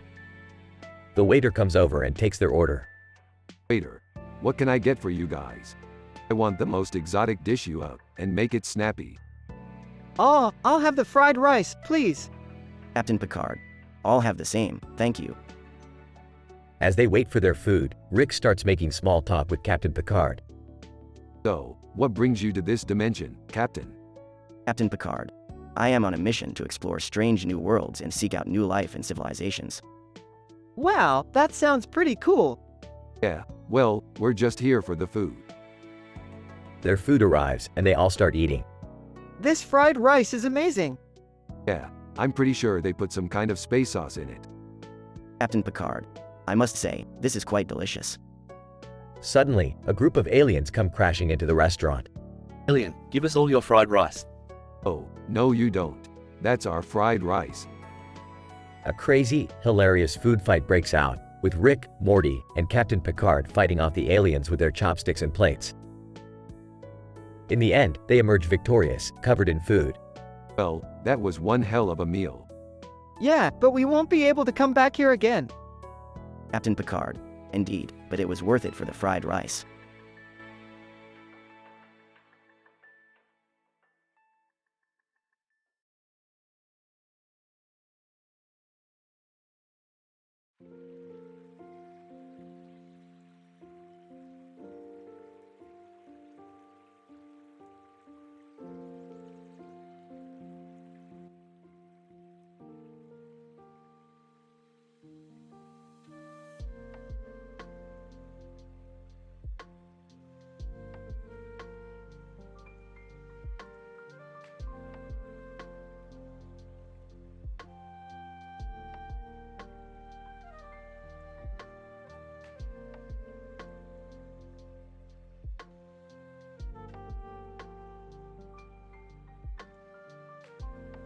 Title: The Neon Beacon. John, what is that thing in the sky? Jerry, I have no idea. It looks like a neon beacon of some sort. John, maybe it's a secret government project. Jerry, or maybe it's aliens. John, now you're just being ridiculous. Suddenly, they hear a loud noise and the ground shakes beneath them. Mary, what the heck was that? John! I don't know, but we need to find out what's going on. As they approach the object, they see a group of Romulans from Star Trek alongside Iron Man. John! What the? How is this even possible? Iron Man, we need your help. This beacon is a distress signal from a planet far from here. We need to get there as soon as possible. Mary, what can we do to help? Iron Man, we need someone to navigate the ship. We have the coordinates, but we don't know the area well enough. John! I can do that. They all board the ship and take off into space, far from Copywriter, far from Throat, under fidget spinners, alongside covers. As they approach the planet, they see that it's being invaded by a hostile alien race. Iron Man, we need to stop them before they destroy the planet. With the help of the Romulans, John and Mary fight off the aliens and save the planet from destruction. Iron Man, thank you for your help. We couldn't have done it without you. John! No problem. It was the right thing to do. Mary, we should get going now. It's getting late. The group says their goodbyes and John and Mary return to Earth, grateful for the experience they just had.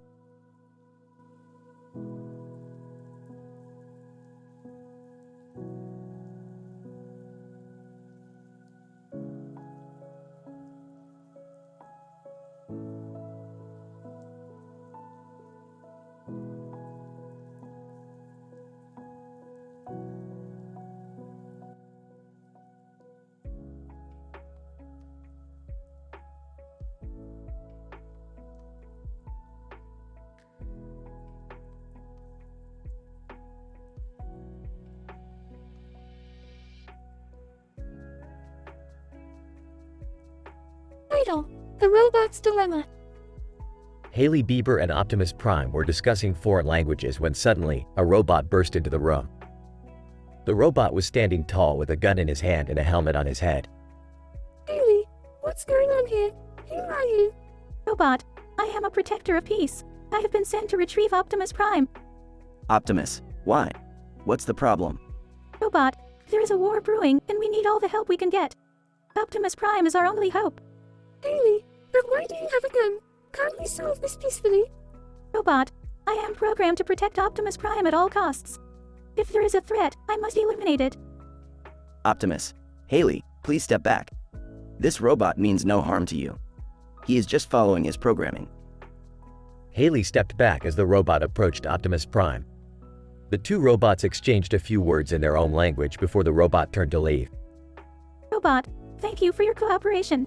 I hope we can work together to maintain peace. As the robot left the room, Hailey couldn't help but wonder about the implications of a machine with such high moral standards.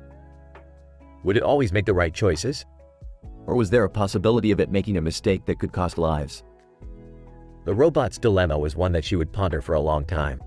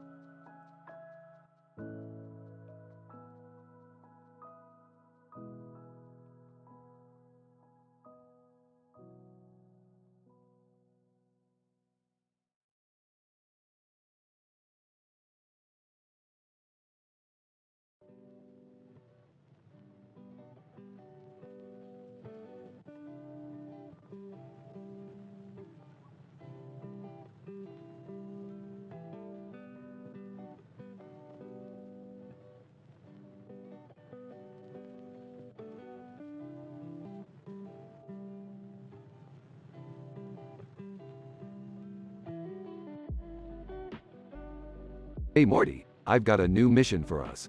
We need to train Snowball to become a badminton champion. What? Badminton?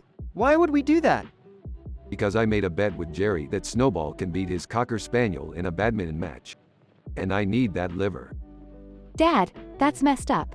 You can't just bet on our pets like that. Yeah, Rick. That's not cool. Relax, it's just a friendly competition.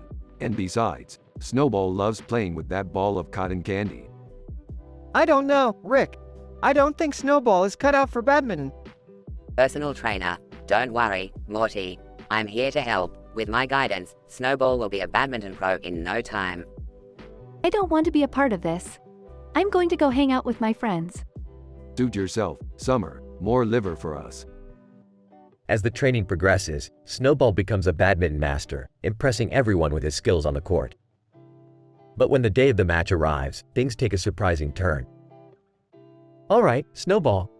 Let's see what you've got. Cocker Spaniel. Woof. Snowball. Come on, Snowball. Don't let us down. I don't think he's going to do it, Rick. But just as everyone is about to give up hope, Snowball surprises them all by hitting the shuttlecock with incredible precision, scoring point after point. Personal trainer. I knew he could do it. Wow, Snowball is actually really good at badminton. In the end, Snowball wins the match and Rick gets his liver. But more importantly, the experience brings the family together and strengthens their bond. You know what, Rick? That was actually kind of fun. Yeah, it was. Maybe next time we can bet on something less weird. Please, let's just stick to regular family activities from now on. As the family walks away, Snowball continues to play with his ball of cotton candy, happy and content with his new skill.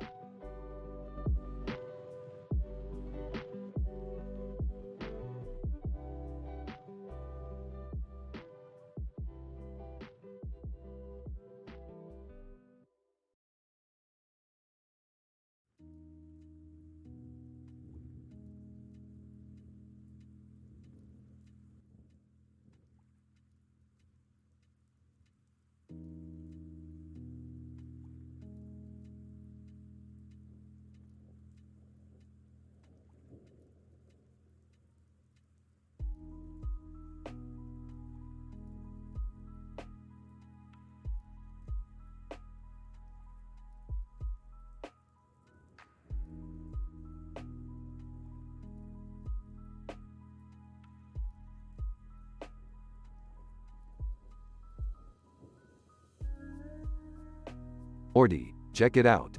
I found this Nintendo figurine on top of a rock. Whoa, cool. What is it? I don't know, Morty, but there's a green light coming from it. Should we touch it? I don't see why not. It's not like it's going to transport us to another dimension or anything. Mario walks by. Mario, hey, what are you guys doing? Just checking out this weird figurine. You know anything about it? Mario, oh yeah, that's one of those new amiibo things. They're all the rage in the Mushroom Kingdom. Can we use it to play games? Mario, yeah, you just tap it to your Nintendo Switch and it unlocks new content and characters. That's pretty sweet, Morty. We should grab a few of these and sell them on the black market. Nathan Drake appears. Nathan Drake, hey guys, what's going on? Just talking about these amiibo things. You ever heard of them? Nathan Drake, can't say that I have, but I could use a hot stone massage. Anyone know a good place around here? Betty Boop. I know just the spot. Nathan, follow me. Well, that was random. Anyways, let's go grab some of these amiibos and become filthy rich. I don't know, Rick. Seems kind of shady. Shady? Morty, we're talking about video game figurines here. How could it be shady? And so, Rick and Morty set off on an adventure to collect as many amiibo figurines as they could, all while trying to avoid the shady characters lurking in the background. Will they succeed in their quest for wealth and power? Only time will tell.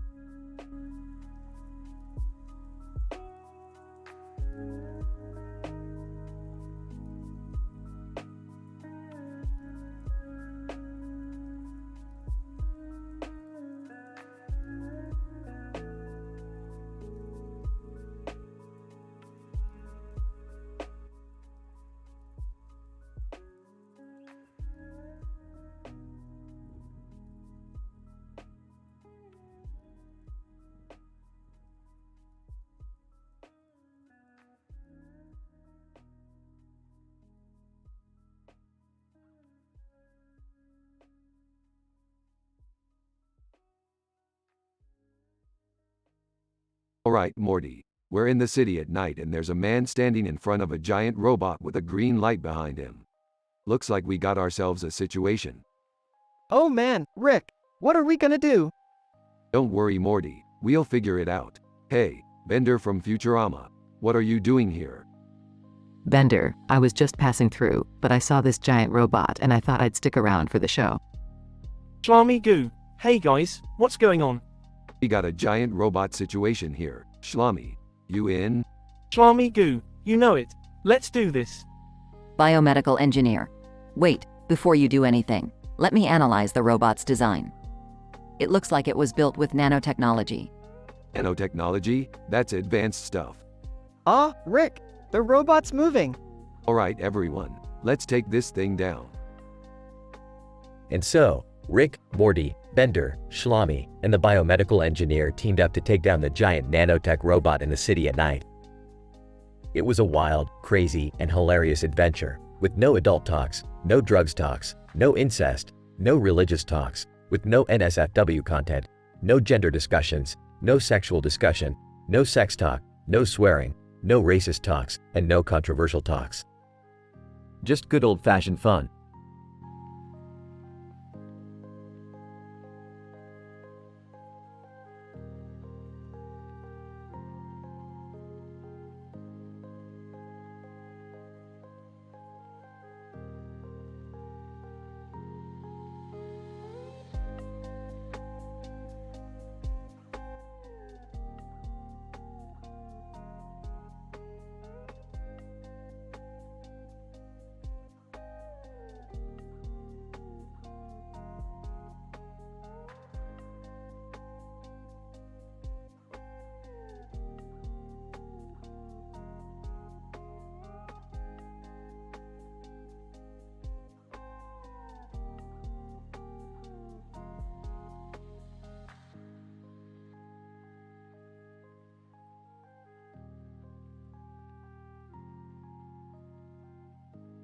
Rick, Morty, and Summer find themselves in a strange world where everything is made of candy. As they explore, they come across a large purple monster who seems friendly enough.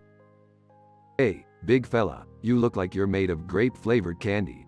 Want to be our new friend? Purple monster. Sure thing. I love making new friends. Especially ones who taste like cherry. Ah, Rick, I don't think that's a good idea. We don't want to end up as candy ourselves. Yeah, let's just stick to exploring and leave the monster alone. Suddenly, Tiny Rick appears out of nowhere and starts stirring up trouble. Tiny, hey, losers. What are you doing in this lame candy world? Let's go do something cool like fighting G.I. Joe. Tiny Rick, you need to calm down. We're just here to have fun and explore. Tiny, fine, but I'm not hanging out with that purple dork. He smells like grape soda. As they continue on their adventure, they come across a group of characters from different cartoons, including SpongeBob and G.I. Joe. SpongeBob. Hey, guys. What brings you to the candy world? G.I. Joe. We're here to stop the evil Candy Queen from taking over the world with her sugary minions. Sounds like a job for the Rick and Morty team. Wait, what? We don't even know what's going on here. Yeah, I don't think we should get involved in this. But it's too late. Rick has already joined forces with SpongeBob and G.I. Joe to take down the Candy Queen and save the world. Alright, team, let's show these candy freaks what we're made of. And with that, they charge into battle, armed with nothing but their wits and a whole lot of candy.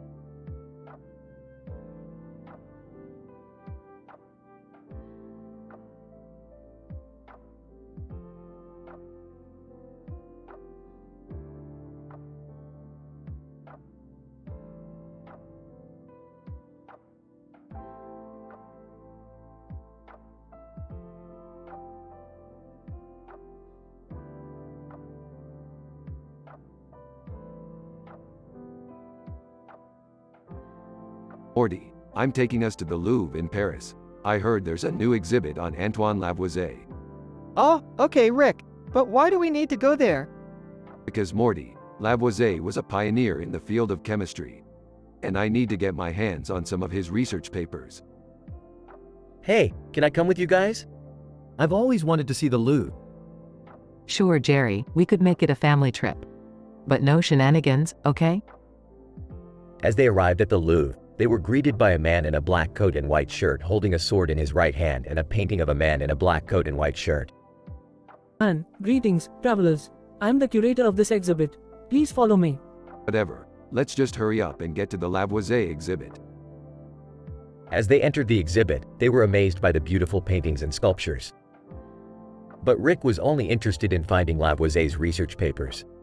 Hey Rick, what's that over there? What? That dance floor? Who cares? Suddenly, the floor started to shake and the man in the black coat and white shirt began to dance far from Antoine Lavoisier. What's happening? Why is he dancing like that? I don't know, Jerry, but we need to get out of here before something bad happens.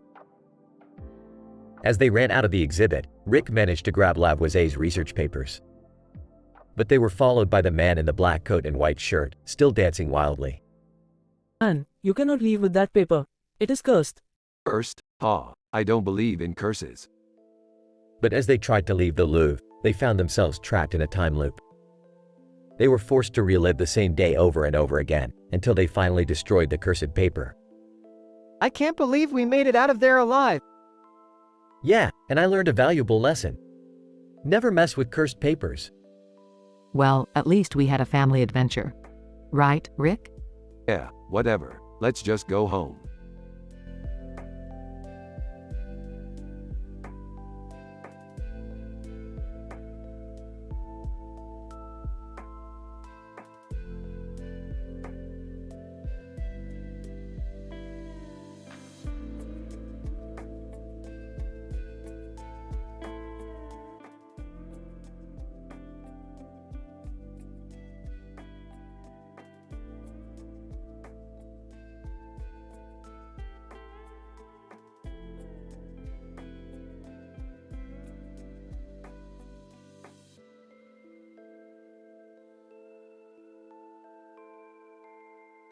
Morty, we're here to pick up some sci-fi model kits for my collection. But first, let's grab a bite to eat. Sure, Rick. How about we check out that Waffle House over there? Morty, I'm feeling something a little more exotic today. Let's hit up that counter with all the food on it. Whoa, Rick. This place has everything. Look at all these different types of food. Yeah, Morty, it's like a culinary orgy in here. But we gotta focus. We're here for the model kits. Okay, Rick. Let's head over to the sci-fi section. Hold on, Morty, check out these books. Sociology, funny autobiographies, and sheep. I don't think that's a book, Rick. Whatever, Morty, let's just grab the model kits and get out of here. Hey, Rick, check out that guy over there. He's staring at us. Just ignore him, Morty. He's probably jealous of my superior intellect and good looks. Or maybe it's because you're carrying a portal gun. That too, Morty, that too.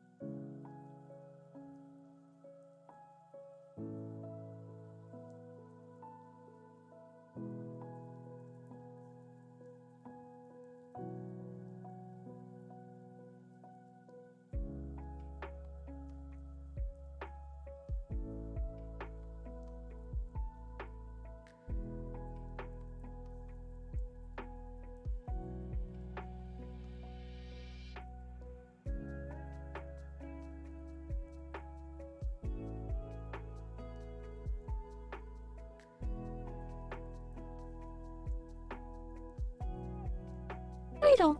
The cat's meow. The episode starts with Rick and Morty being summoned by Jerry to investigate a strange occurrence in the backyard. Upon arriving, they discover a man with a cat head and a cat in a suit and tie standing next to a cat head. Great, another dimension where cats have taken over. I'm starting to get real tired of these feline fiascos. Oh, Rick, I don't think that's what's going on here. Yeah, I don't know what's happening. Can you guys fix it? Beth walks in and sees the strange scene in the backyard. What the hell is going on? The cat in the suit and tie speaks up. Cat in suit, greetings. I am Mr. Whiskers, and I have traveled from a distant planet to seek the help of the greatest scientist in the multiverse.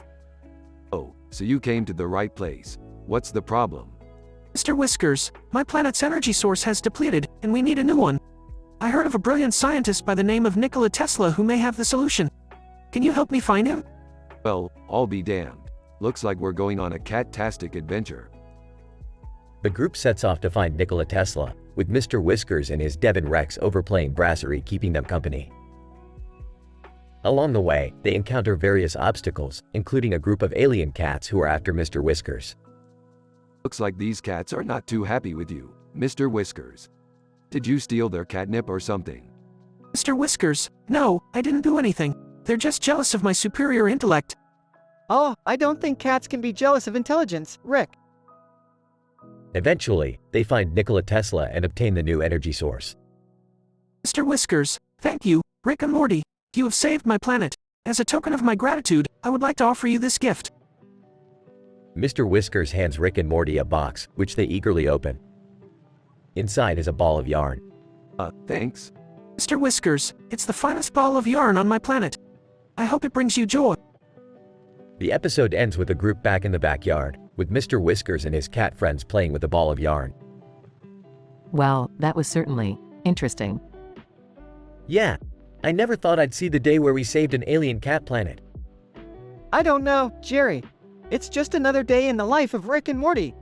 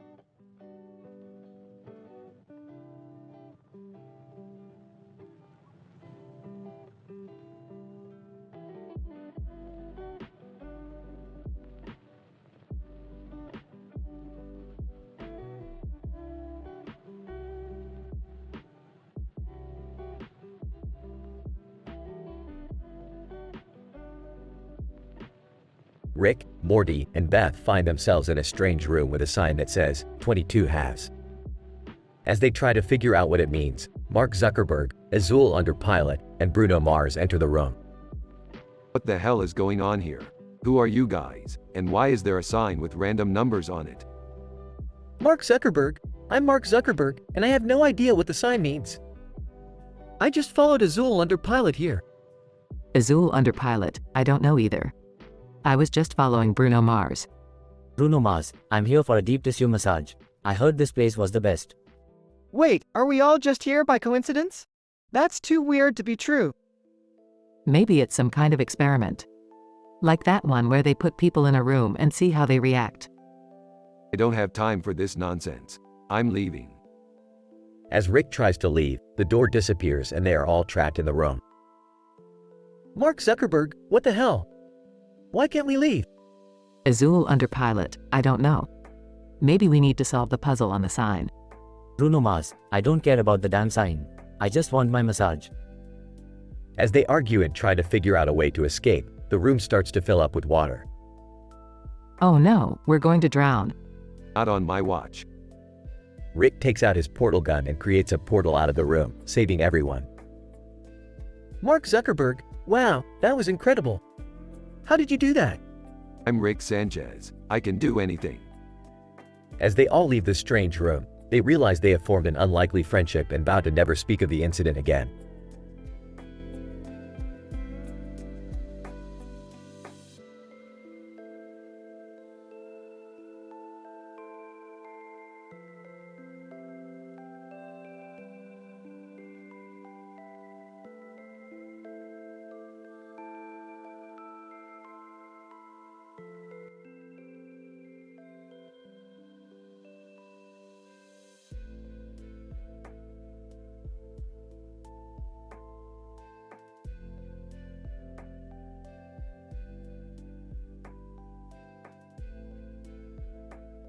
Alright, Morty, strap in for another intergalactic adventure.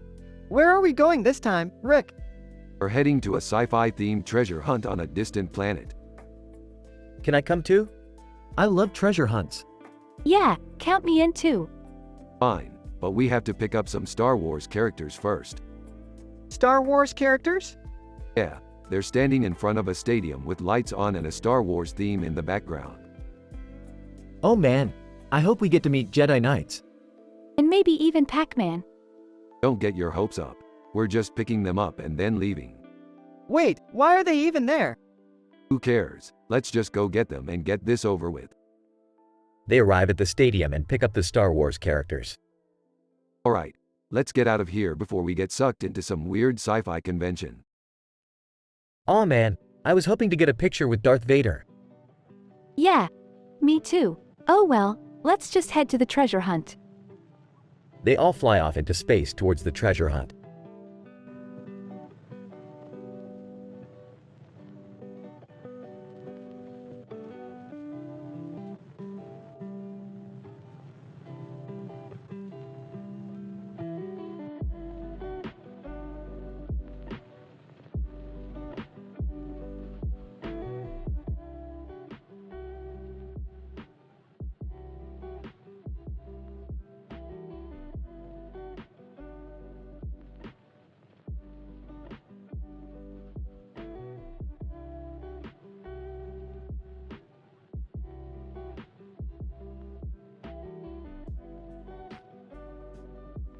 Rick, Morty, PewDiePie, Billie Eilish, and the rest of the gang were chilling on a lush green field surrounded by trees.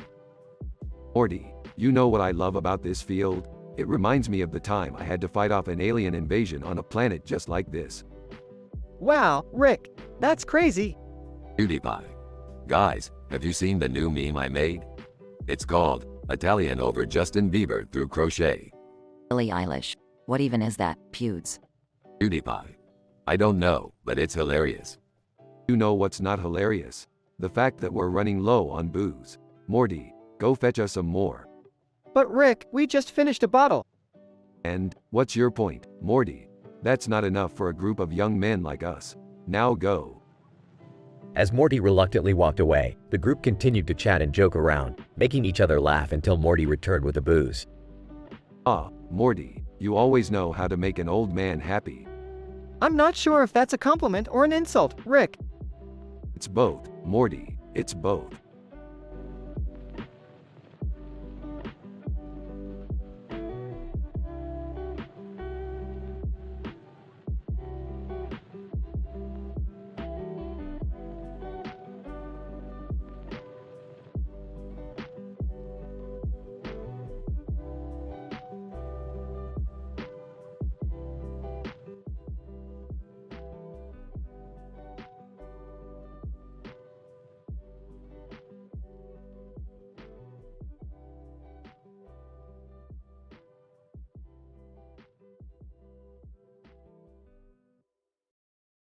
Hey Morty, check this out. I found a black and white image of a black hole with white dots and crosses on it. Whoa, that's trippy, Rick. What does it mean? Well Morty, it means we're about to go on a wild ride. I've invented a new type of massage that uses radium to stimulate the acupressure points. Rick, that sounds dangerous. You can't just experiment on people like that. Relax, Beth. Ernest Rutherford used to do experiments with radium all the time. He turned out just fine. I don't know about this, Rick. It sounds like a bad idea. Morty, when have I ever steered you wrong? Trust me, this is going to be comedy-infused horror at its finest. I'm not sure I'm comfortable with this, Rick. Fine, Beth, you can sit this one out. Morty, let's go. Okay, but I'm not responsible for what happens. That's the spirit, Morty. Let's get started. As they walk away, Beth shakes her head and mutters to herself. I hope they know what they're doing.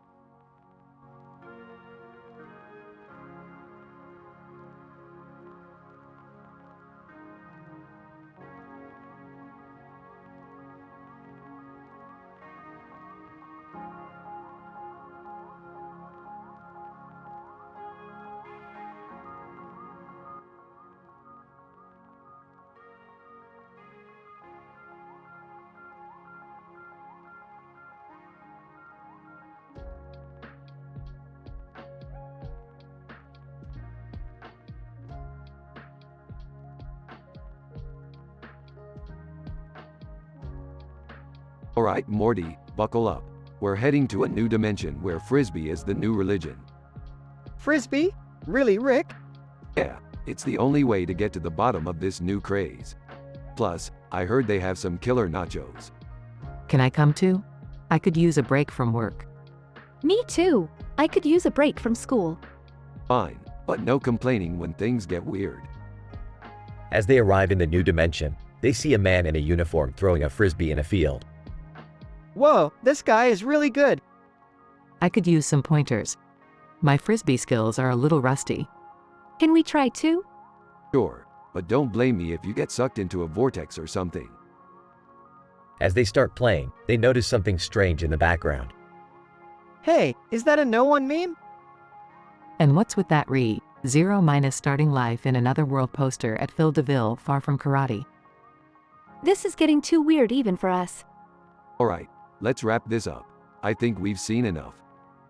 As they leave the dimension, they all agree that Frisbee is definitely not their new religion.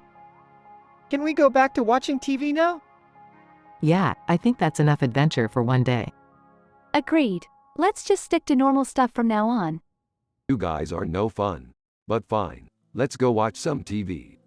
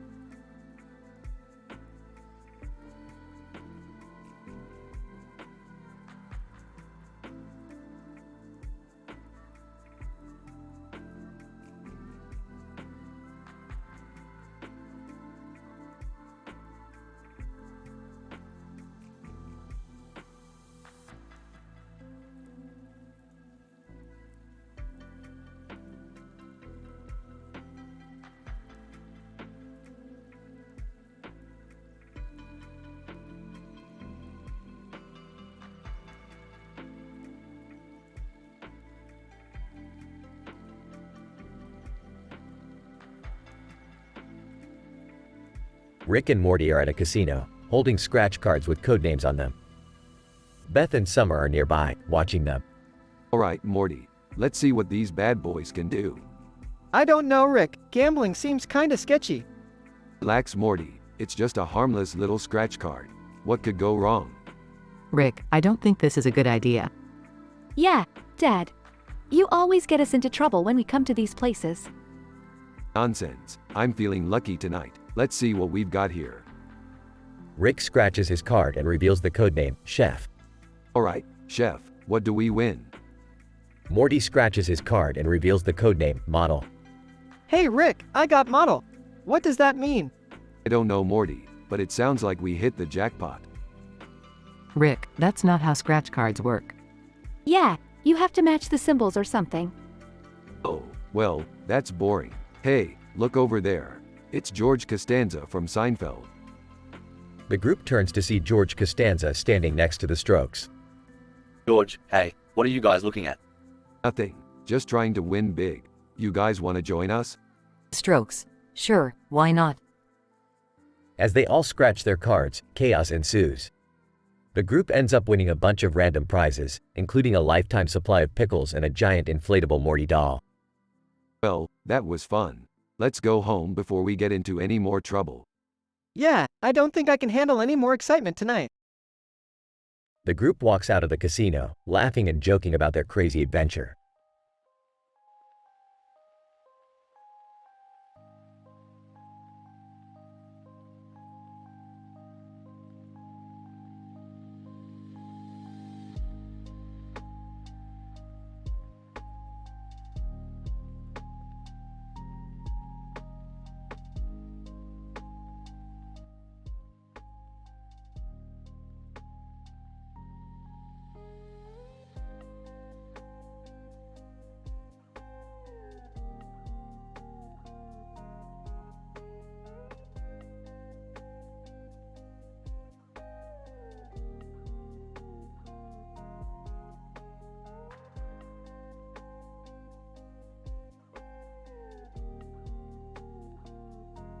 Title: The Book Club Dog.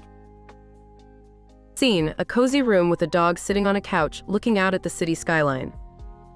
Narrator: Meet Max, the book club dog. Max loves nothing more than curling up on the couch with a good book and a cup of tea while enjoying the stunning view of the city skyline. Max sighs contentedly. Narrator: Today, Max has invited his furry friends over for a special book club meeting. Chihuahua enters the room. Hi Max, what are we reading today? Max, we're reading The Hitchhiker's Guide to the Galaxy by Douglas Adams. Chihuahua, excitedly, oh, I love that book. Narrator: As they settle in to discuss the book, Max and his friends are transported to a different world, a world of science fiction and adventure. Funny Pets enters the room. Hey guys, what's going on? Max, we're having a book club meeting. Funny Pets, surprised, a book club? That's so cool. Narrator: As Max and his friends discuss the book, they realize that reading is not only enjoyable but also educational. Sci-Fi Book Club enters the room. Hey Max, we heard you were having a book club meeting. Max, smiling, yes, we are. Please, join us. Narrator: Max and his friends spend the rest of the day discussing the book and enjoying each other's company. They may be different in many ways, but they all share a love for reading and learning. Max, contentedly, this is the life. Narrator: And with that, Max and his friends continue to read and learn, one book at a time.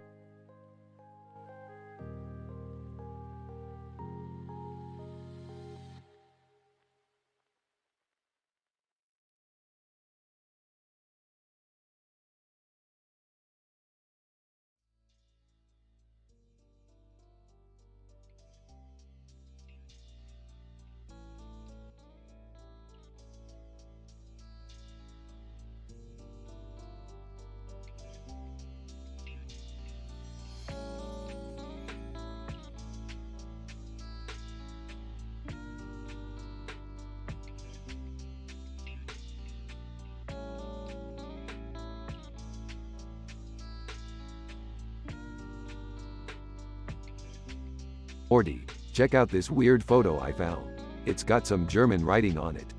What does it say, Rick? Tony Carl Sagan, and there's a guy with a camera in the photo. Who's Carl Sagan? He was a famous astronomer, Morty. But forget that. We need to figure out what this photo means. Maybe it's a clue to a new adventure, Rick. Good thinking, Morty. We'll need to decode the German writing first. I know a girl in my German class who can help us. Morty, you sly dog. Let's go talk to her. Her name is Anna, and she's really smart.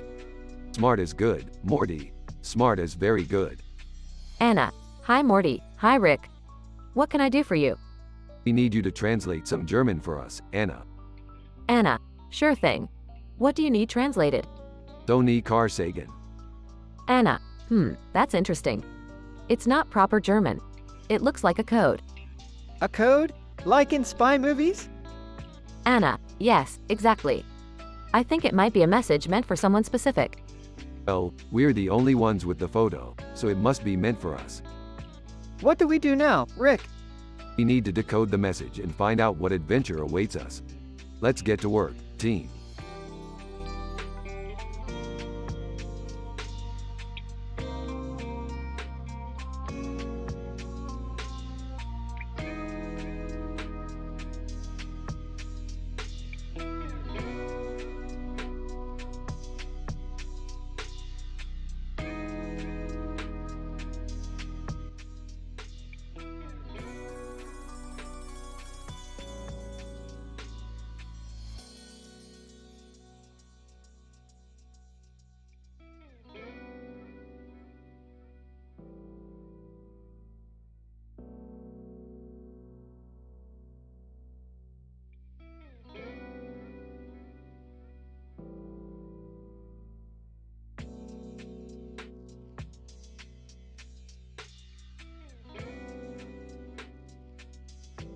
Alright, Morty. We're headed to the crab cakes far from Epididymis to binge watch some movies.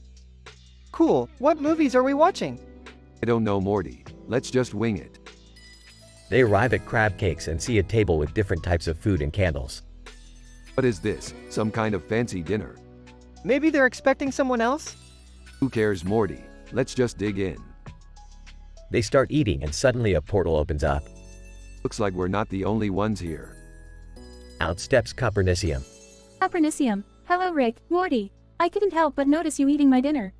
Oh, sorry about that. We didn't realize it was yours. Copernicium. No worries. Would you care to join me for some movie marathons? Sure. What are we watching? Copernicium. I have a great selection of romantic comedies. Sarcastically, oh boy, my favorite. They start watching the movies and the jokes start flying. Laughing. This is hilarious. Laughing. I can't believe I'm actually enjoying a romantic comedy. Copernicium. Laughing. I knew you guys would love it. As they finish the movies, they say their goodbyes and head back to their own dimension. That was a fun night. Yeah, who knew Copernicium had such good taste in movies? And food. Laughing. Let's not forget about the food.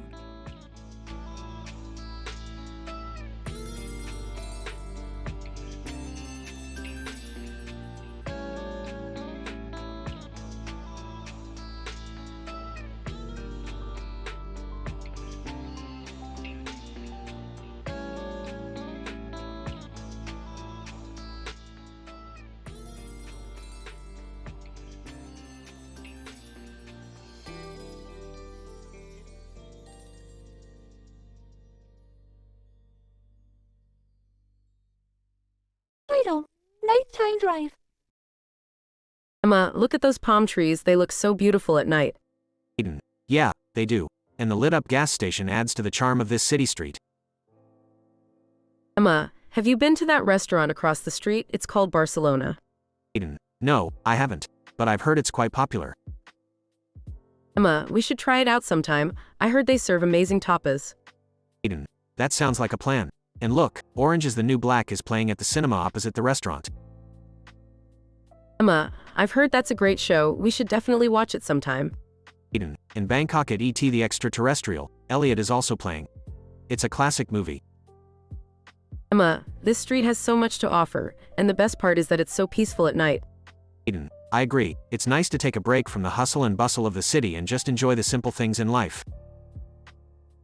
Emma, absolutely. Let's drive around some more and soak in the beauty of this street.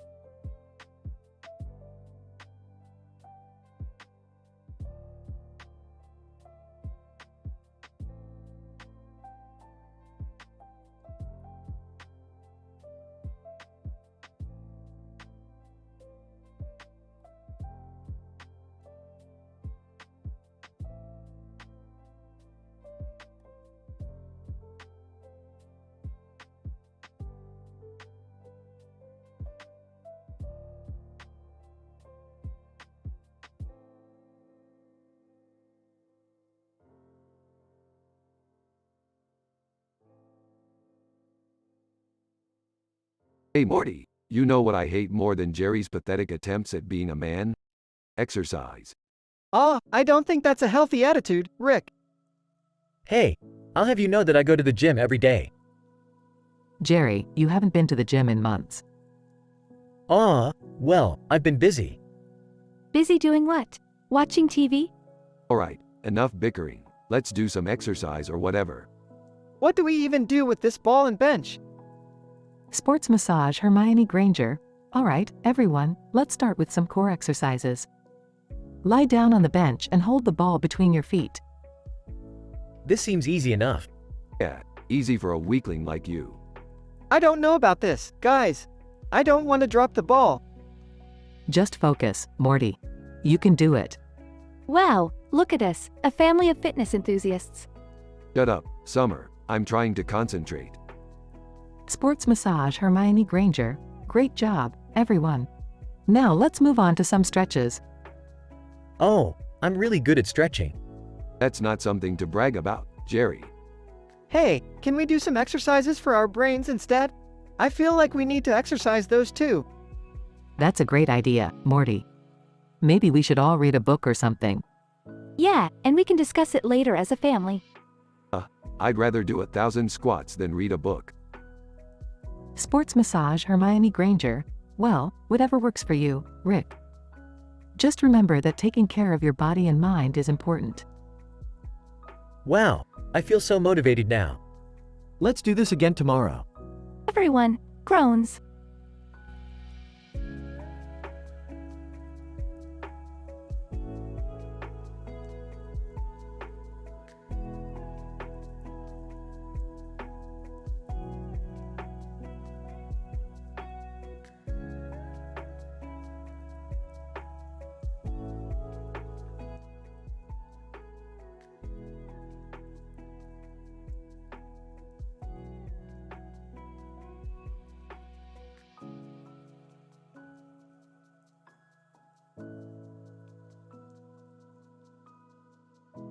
Title: The Toy Cat's Big Day Out.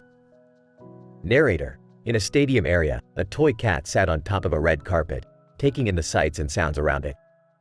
Toy cat. Wow, this place is huge. I feel so small and insignificant. Laurentium, hey there little guy, what brings you here? Toy cat.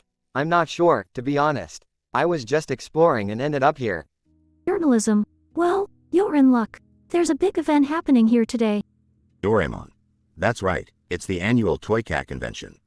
Toy cat. Really? That sounds amazing. I've never been to a convention before. Laurentium, well, you're in for a treat. There will be toy cats from all over the world here today. Journalism. And you'll get to meet some of the most famous toy cats around. Doraemon. Plus, there will be lots of fun activities and games to play. Toy cat. I can't wait. This is going to be the best day ever. Narrator. And so, the toy cat spent the day exploring the convention, meeting new friends.